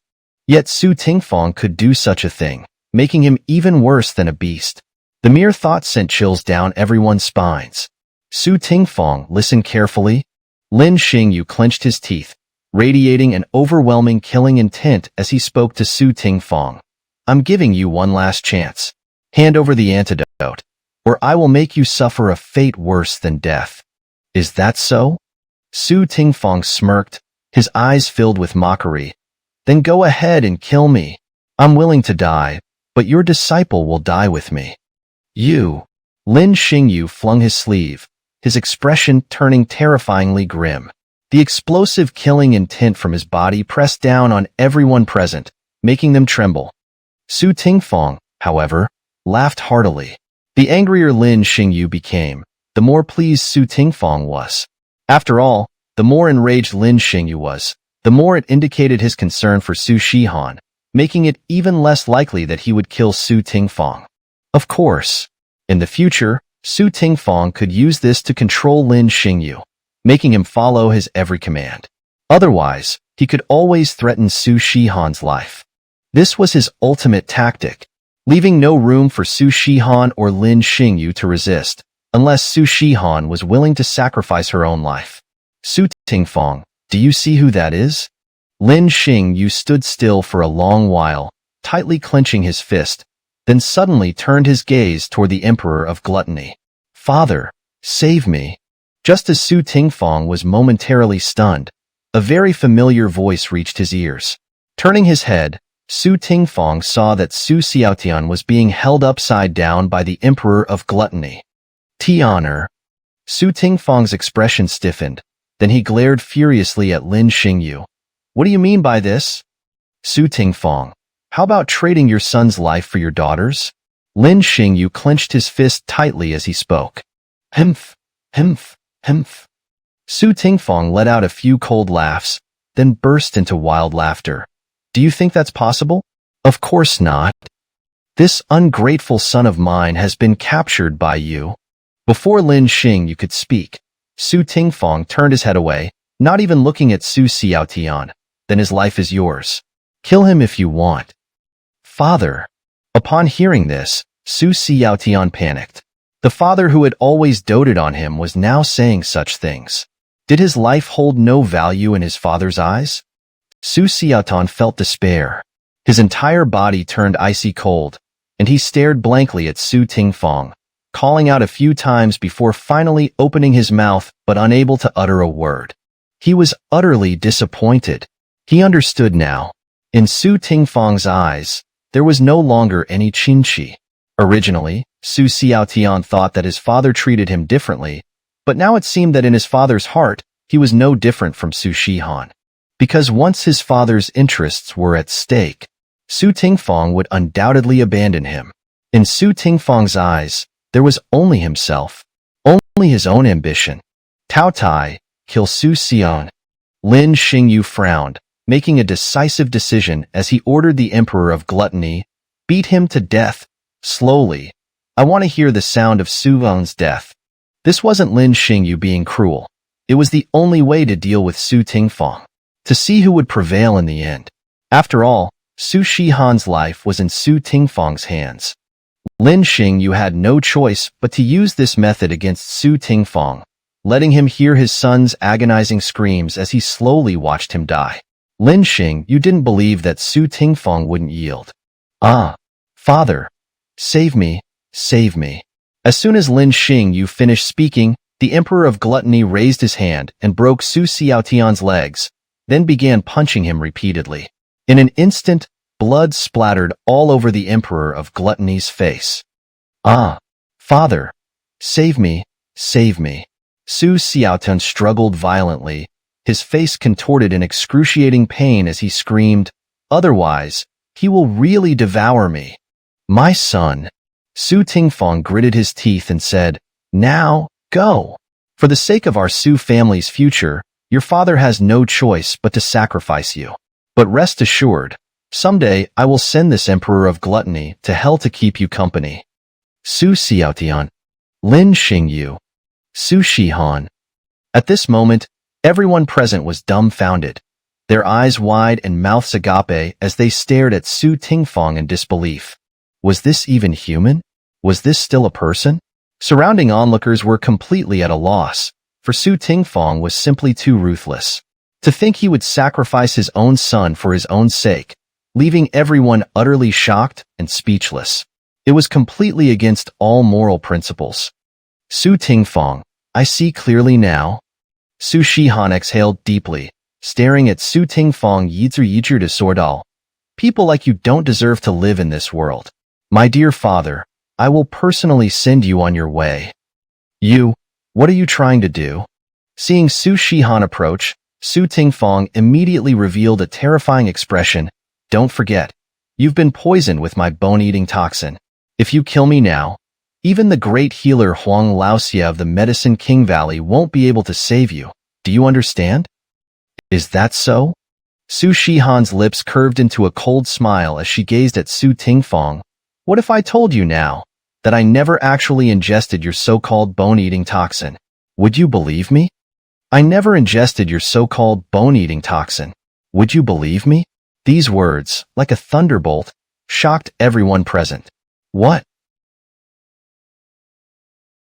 Upon hearing this, Su Tingfang's expression froze in an instant, as he was completely caught off guard. After all, this was his final trump card. If this were to fail, then today, no one could save him, and he would undoubtedly be a dead man. You're lying. After a moment, Su Tingfang, having recovered from his shock, suddenly became extremely agitated. The poison was administered by me personally. Su Chuanqi delivered it to you himself, and he was right beside you, watching you drink it. So there's no way you could have avoided the bone-eating toxin. His entire body turned cold, and he stared blankly at Su Dingfang, calling out a few times, but ultimately could not utter a single word. He was utterly disappointed. He understood. In Su Dingfang's eyes, there was no longer any trace of familial affection.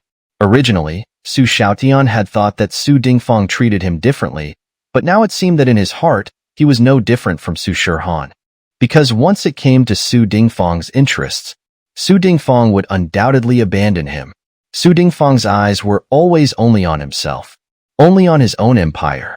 Tao Dai beat Su Xiaotian to death. Lin Xingyo frowned, making a decisive decision as he spoke to Emperor Tao Tai. Beat him slowly. I want to hear the sound of Su Xiaotian's death. This was not Lin Xingyo being ruthless, but the only way to deal with Su Dingfang. Let's see who will win this battle. After all, Su Shihan's life was in Su Dingfang's hands. Lin Xingyo had to use this method to deal with Su Dingfang, forcing him to listen to his son's agonizing screams as he slowly watched him die. Lin Xingyo did not believe that Su Dingfang would not yield. As soon as Lin Xingyo finished speaking, Emperor Tao Dai raised his hand and broke both of Su Xiaotian's legs, then began punching him repeatedly, splattering blood all over his face in an instant. Father, save me, save me. Su Xiaotian struggled violently, his face contorted in excruciating pain as he shouted, otherwise, he will really kill me. My son. Su Dingfang clenched his teeth and said, now, go ahead. For the sake of our Su family's empire, your father has no choice but to sacrifice you.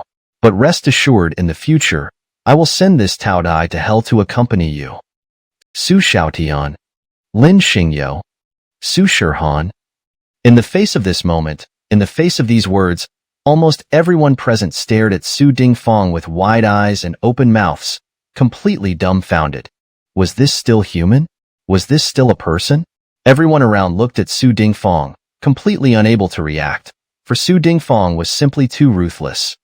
For his own sake, he was willing to abandon his own son, something that left everyone completely stunned, for it was utterly against human ethics. Su Dingfang, I see clearly now. Su Shihan exhaled deeply, looking at Su Dingfang and said word by word, someone like you is no longer needed in this world. My dear father, let me send you on your way personally. What are you trying to do? Seeing Su Shihan approach, Su Dingfang immediately revealed a terrifying expression and said, don't forget, you've been poisoned by my bone-eating toxin. If you kill me now, even the great healer Huang Loxi of the Medicine King Valley won't be able to save you. Do you understand? Is that so? Su Shihan's lips curled into a cold smile as she looked at Su Dingfang and said, what if I tell you now that I've never been poisoned by your bone-eating toxin? Would you believe me? What?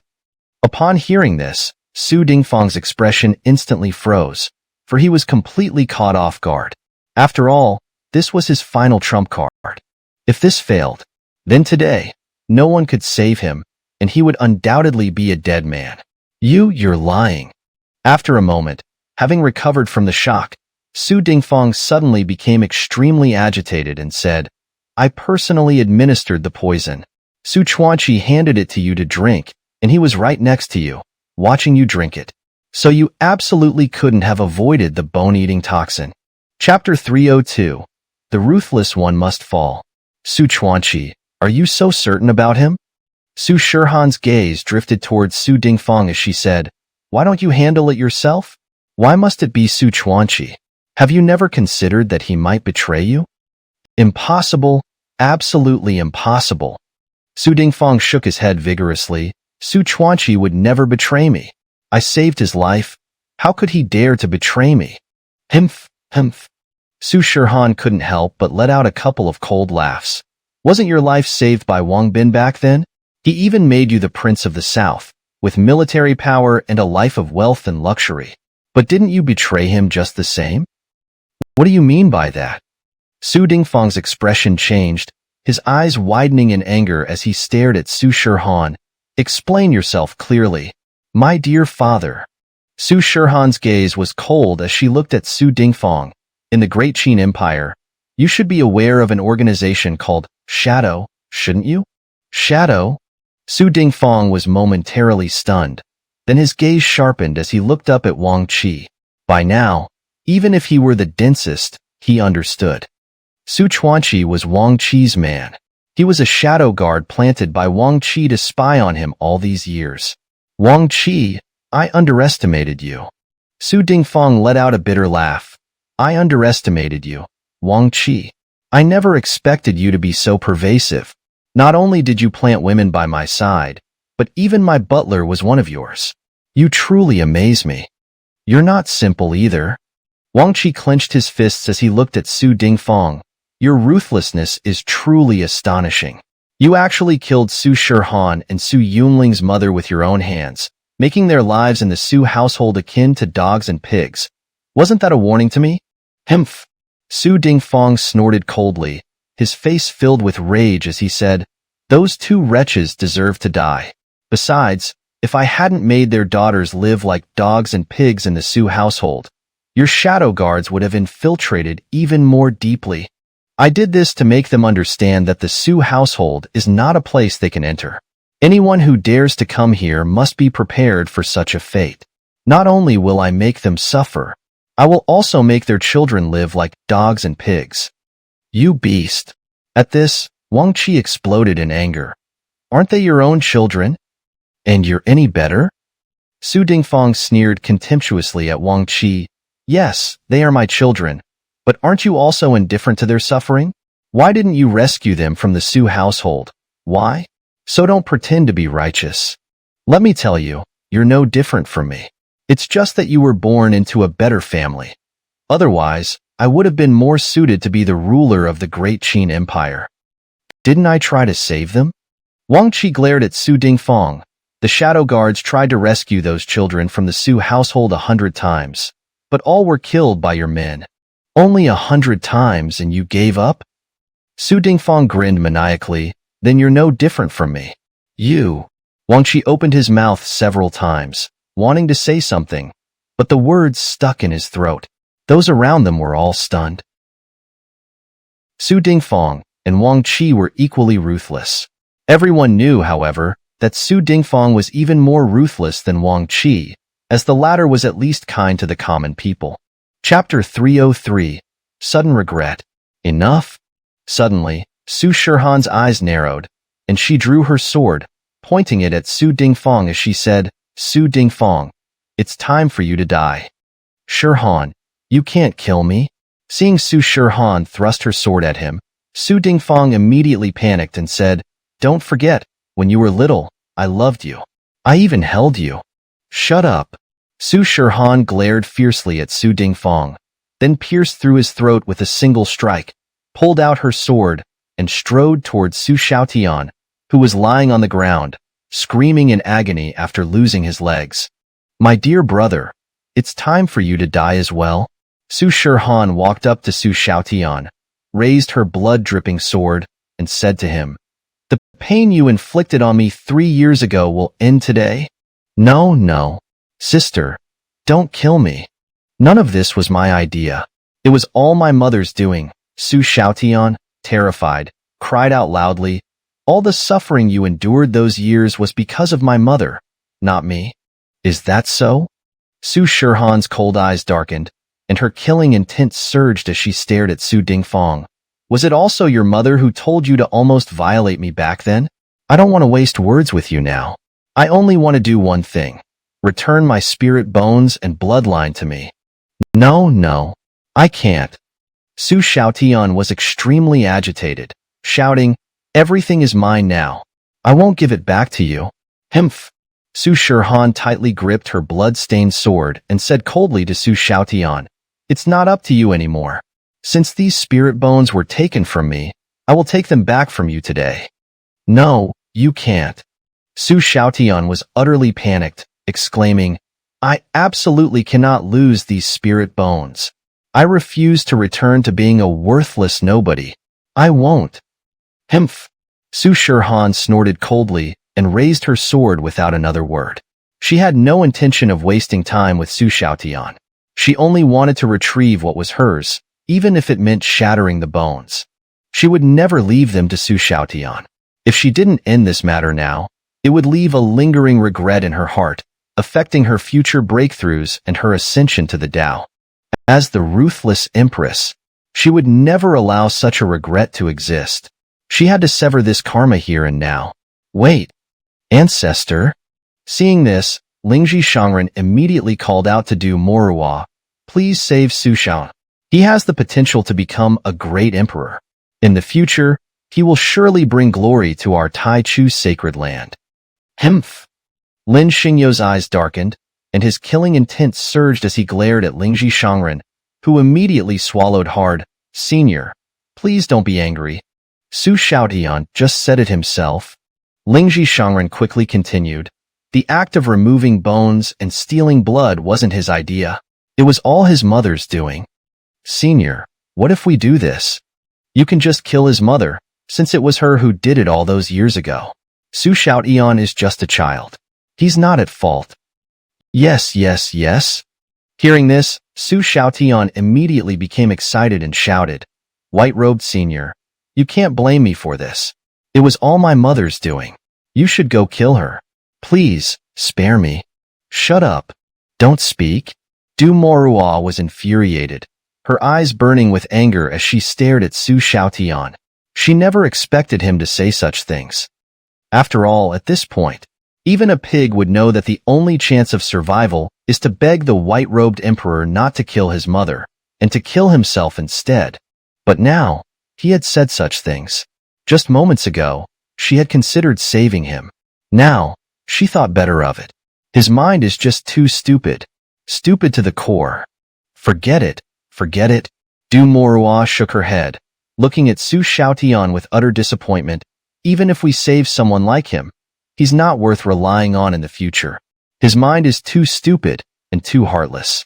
For his own survival, he's willing to sacrifice his mother's life.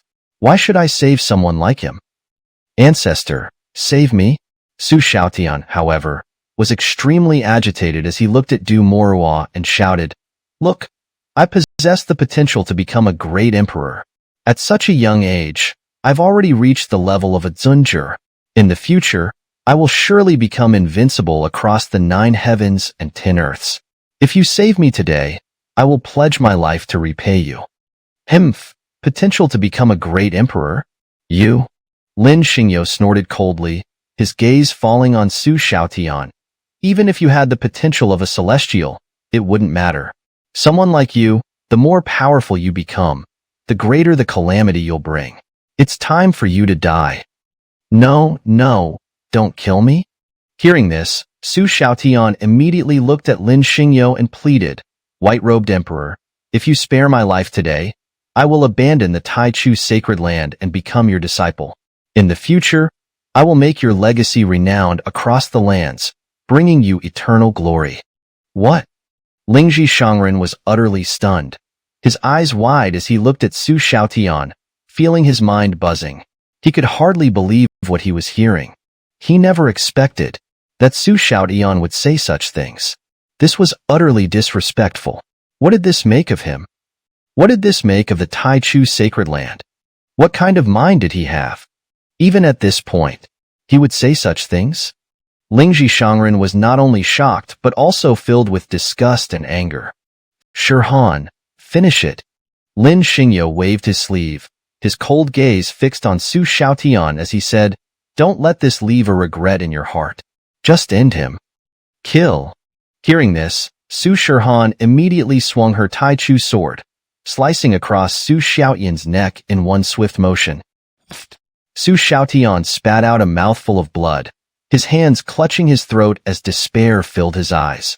He stared at Su Shirhan before slowly collapsing to the ground. He knew he was going to die. The aura of death had completely enveloped him. At this moment, as he looked at Su Shirhan, his vision gradually cleared. He realized he had been wrong. Over the years, he had made many mistakes, but the biggest one was not treating his two sisters properly. Although he wasn't a good person, he wasn't entirely a bad person either. However, under the influence of Su Dingfang and Shangguan Wanyun, he had gradually changed to the point where he didn't even recognize himself, especially after transferring Su Shihan's spirit bones and bloodline to himself 3 years ago. His mindset had completely shifted overnight. He had become a bad person, a person who had completely lost his true self. Dead. It's good to be dead. Su Xiaotian raised his hand towards Su Shihan, then his head tilted to the side as he died. In 20 years, when I'm reborn, I absolutely cannot live like this again. I won't pursue spiritual bodies or cultivate immortality. I'll just live as an ordinary person. Chapter 304, The Heart of Men. Xiadong. Seeing the execution of the Su father and son, Wang Qi immediately tightened his grip on the battle blade in his hand and looked towards Xiadong, shouting, "Why haven't you knelt down yet?" "Yes." At these words, Xiadong quickly pulled out the tiger talisman and shouted to the surrounding 100,000 dragon and tiger guards, "All soldiers, assist me. Fight our way out from here. I'd like to see who dares." At this moment, a thunderous shout rang out. Outside the altar of heaven, under the command of the war god of the great Qin Empire, Zhao Shi, squads of imperial guards wielding weapons swiftly surrounded them. "Xiadong, you rebellious son." Among the imperial guards, Xiahou Dun, clad in armor and wielding a battle sword, quickly approached, snatching the tiger talisman from Xiadong's hand and slapping him across the face, saying, "You deserve death." "Father, why are you here?" Xiadong was shocked and then asked, "Didn't I just have someone arrest you into the patrol camp?" "Shut up." With a slap, Xiahou Dun immediately drew the sword from his waist and placed it against Xiadong's neck, saying, "Do you know what grave crime you have committed today?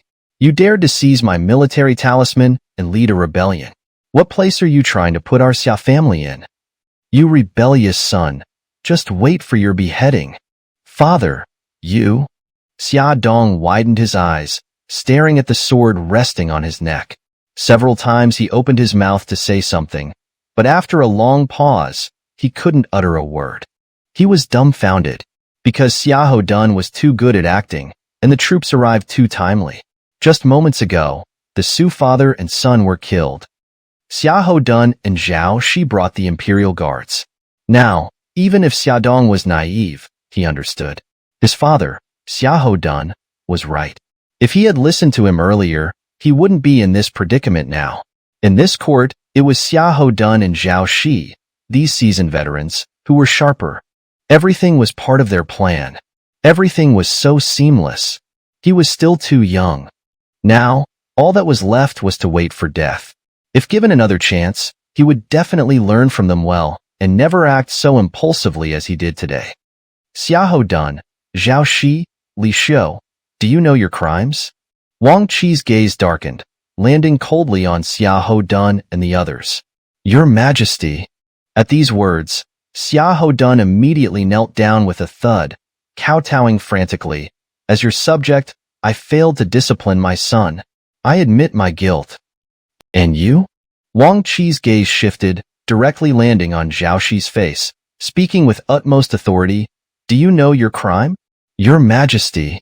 Seeing Wang Qi's expression, Zhao Shi was so frightened that he immediately knelt down. "As your subject, I arrived too late to save you. I deserve death." "Li Xiu, what about you?" Wang Qi looked at Li Xiu and the traitors kneeling on the ground. "What about you?" "Your Majesty, Your Majesty." Li Xiu and the others trembled with fear. "We were all coerced by Su Dingfang. We didn't want to rebel against you. You are an immortal emperor of a generation. How could we dare to rebel against you?" "Very well." Wang Qi laughed in anger. "Everything was done by Su Dingfang. You were all wronged, coerced. None of you are guilty. Only Su Dingfang is guilty. Isn't that right?" "Your Majesty." The group of kneeling ministers on the ground all frantically kowtowed to Wang Qi, not a single one daring to argue, for they knew this time they were definitely doomed. "Imperial guards, where are you?" Wang Qi swung his battle blade, his killing intent surging as he looked at Xiahou Dun and the others. Why haven't you quickly apprehended this group of people? Shi Han. Lin Xingyo, on the other hand, walked towards Su Shihan, completely unconcerned about Wang Qi's matters, directly approaching Su Shihan. Smack! Su Shihan glanced at Lin Xingyo, suddenly raising her hand in front of countless shocked eyes and slapping Lin Xingyo, then wiping away the tears on her face, turning her body and leaving Lin Xingyo with a cold, stern back. The formerly noisy scene fell into stunned silence, with everyone present struck dumb. What was going on? This woman was too bold. She actually slapped the unparalleled, invincible white-clothed emperor in front of so many people.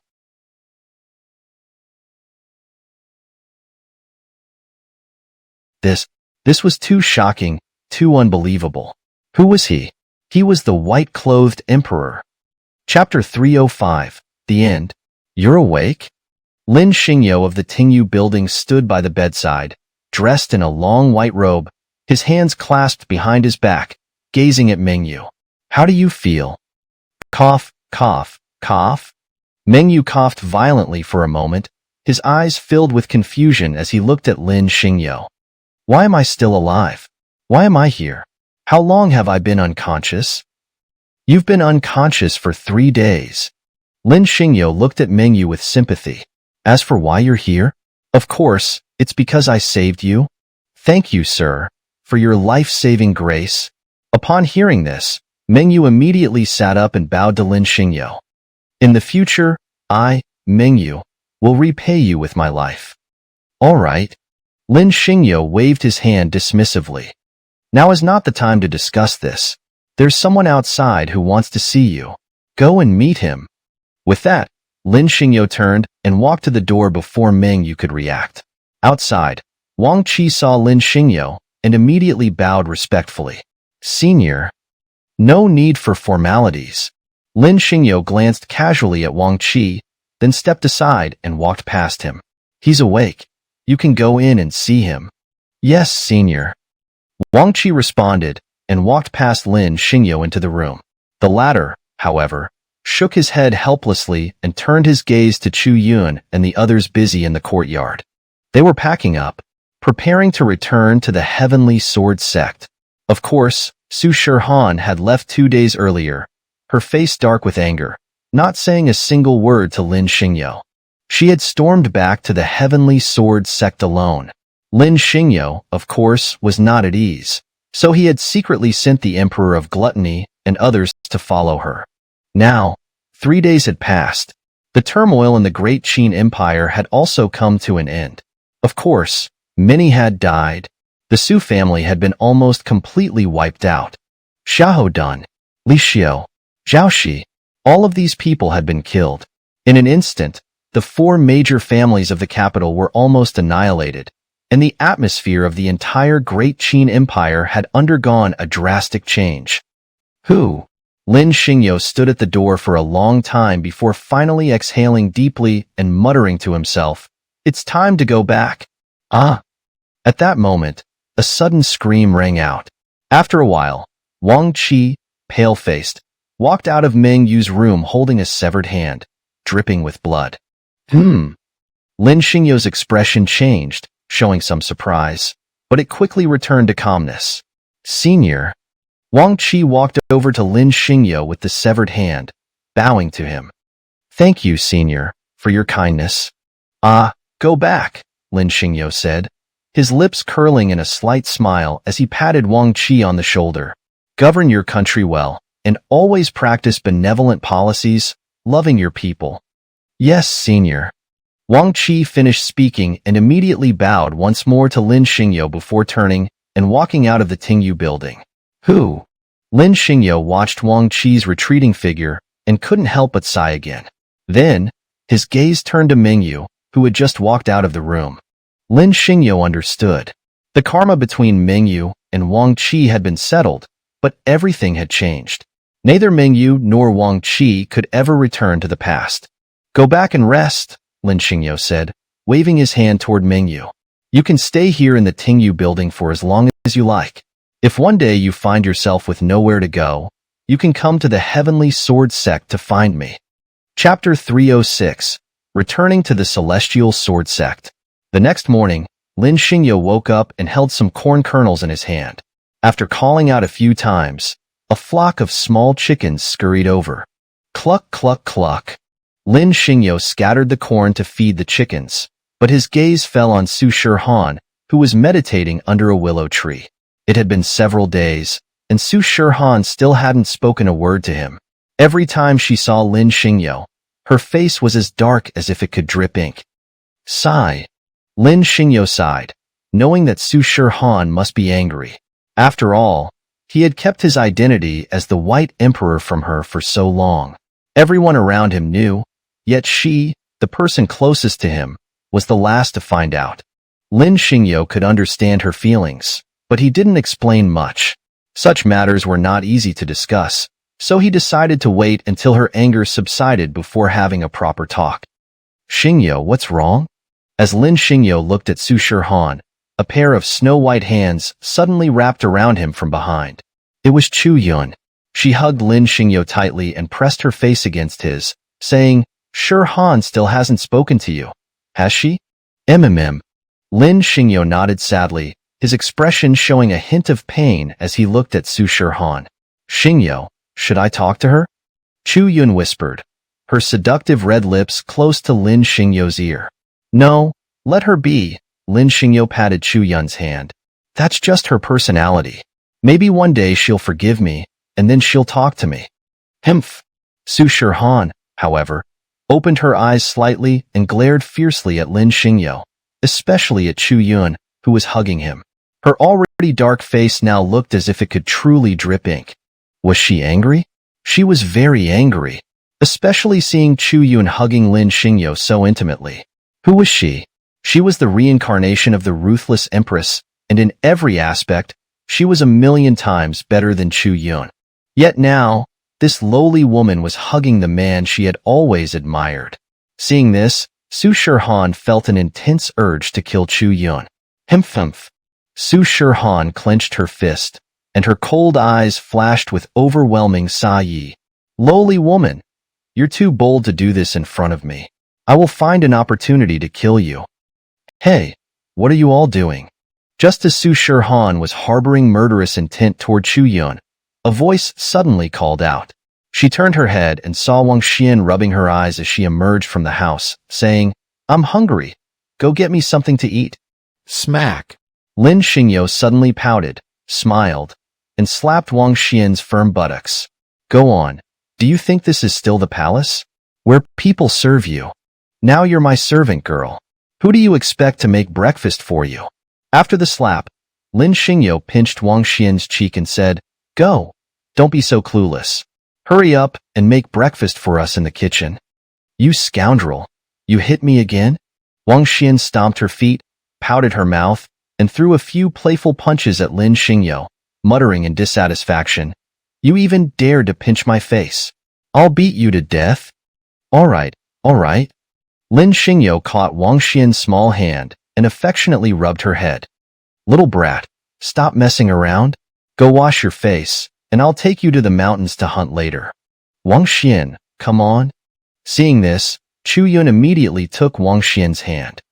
Chu's sister will accompany you. Okay? Let's make breakfast together, and then we'll go hunting with your master, all right? I won't go with him. Wang Xian glared at Lin Xingyo, turned her head, and pouted angrily. Who knows what he might do in a secluded place in the mountains? You. Lin Xingyo pouted and pinched Wang Xian in annoyance. Do you think I'd eat you? Humph. Wang Xian pouted her mouth in great dissatisfaction. Who knows? Men always like to do naughty things outside. Who knows if you have such a bad taste? Naughty things? What are you talking about? Lin Xingyo frowned, looking at Wang Xian with a puzzled expression. It's just. Wang Xian bit her lip, her face turning red as she twisted the hem of her clothes and whispered, It's about what you did to Chu's sister. Ah. Lin Xingyo's face turned red, and he slapped Wang Xian's buttocks again. You little brat, you don't learn anything good, always thinking about such things. I'll spank you. You pervert. You hit me again. Wang Xian, after being hit, immediately lunged at Lin Xingyo with her claws out. I'll fight you. Chapter 307. Vulgarity. Vulgar. Seeing Lin Xingyo and Wang Xian playing around under the willow tree, Su Shihan, who had been meditating, immediately displayed an expression of extreme displeasure. Wang Xian, you vulgar woman, don't think you can win over my master with such childish tricks. I will expose your true nature and drive you out of here. Humph! Su Shihan snorted coldly, her icy gaze slicing through Wang Xian, her eyes blazing with murderous intent as she declared, I will not let you succeed. He belongs to me now. No one else will ever have him. I will kill each and every one of you. Just wait. Wang Xian, stop fooling around with your master.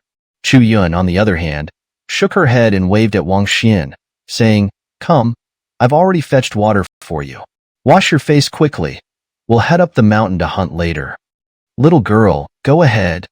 Lin Xingyo placed his hand on Wang Xian's forehead, looking at her as she flailed about, and said, I'm not playing with you anymore. I need to go weed the fields. I want to go too. Wang Xian waved her arms around for a while, then placed her hands on her hips, tilting her head as she looked at Lin Xingyo. I want to go with you to weed. I've never done this kind of work before. It must be fun. Go, go, go. Lin Xingyo chuckled indulgently, flicking Wang Xian's forehead. Stop messing around. If you go to the vegetable field, the vegetables will all be doomed. Go wash your face quickly, then boil some water and prepare breakfast for us. Ouch! You flicked my forehead again. Wang Xian pouted, rubbing her forehead, then suddenly lunged at Lin Xingyo. Take this. Dragon Claw Technique. Ah, little girl, let go? Lin Xingyo's face darkened as he looked at Wang Xian, shouting, or I'll really get angry. Humph! Wang Xian let go of Lin Xingyo, patting her hands, sticking her tongue out at him with a triumphant look. Take that for bullying me. Next time, I'll break you. You. Lin Xingyo's eyes widened as he tried to say something, but the words caught in his throat. Both Su Shihan and Chu Yun were stunned. Wang Xian, how dare you? After a moment, Su Shihan snapped back to reality, glaring fiercely at Wang Xian, her eyes practically spitting fire. How dare you be so disrespectful to him? I will kill you, you wicked woman, you vulgar woman, you lowly servant. Wang Xian, you?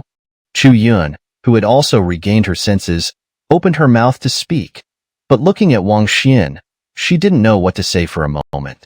Chu sister, he started it first? Wang Xian walked over to Chu Yun, her eyes glinting with mischief. Next time, I'll put in a bit more effort, and I'll make sure to break it in one go. Humph. You little girl. Chu Yun pulled Wang Xian closer, whispering to her, You mustn't do that again. I don't care. Wang Xian's face turned red as she glanced back at Lin Xingyo, whispering to Chu Yun, If he dares to bully me, I'll break him.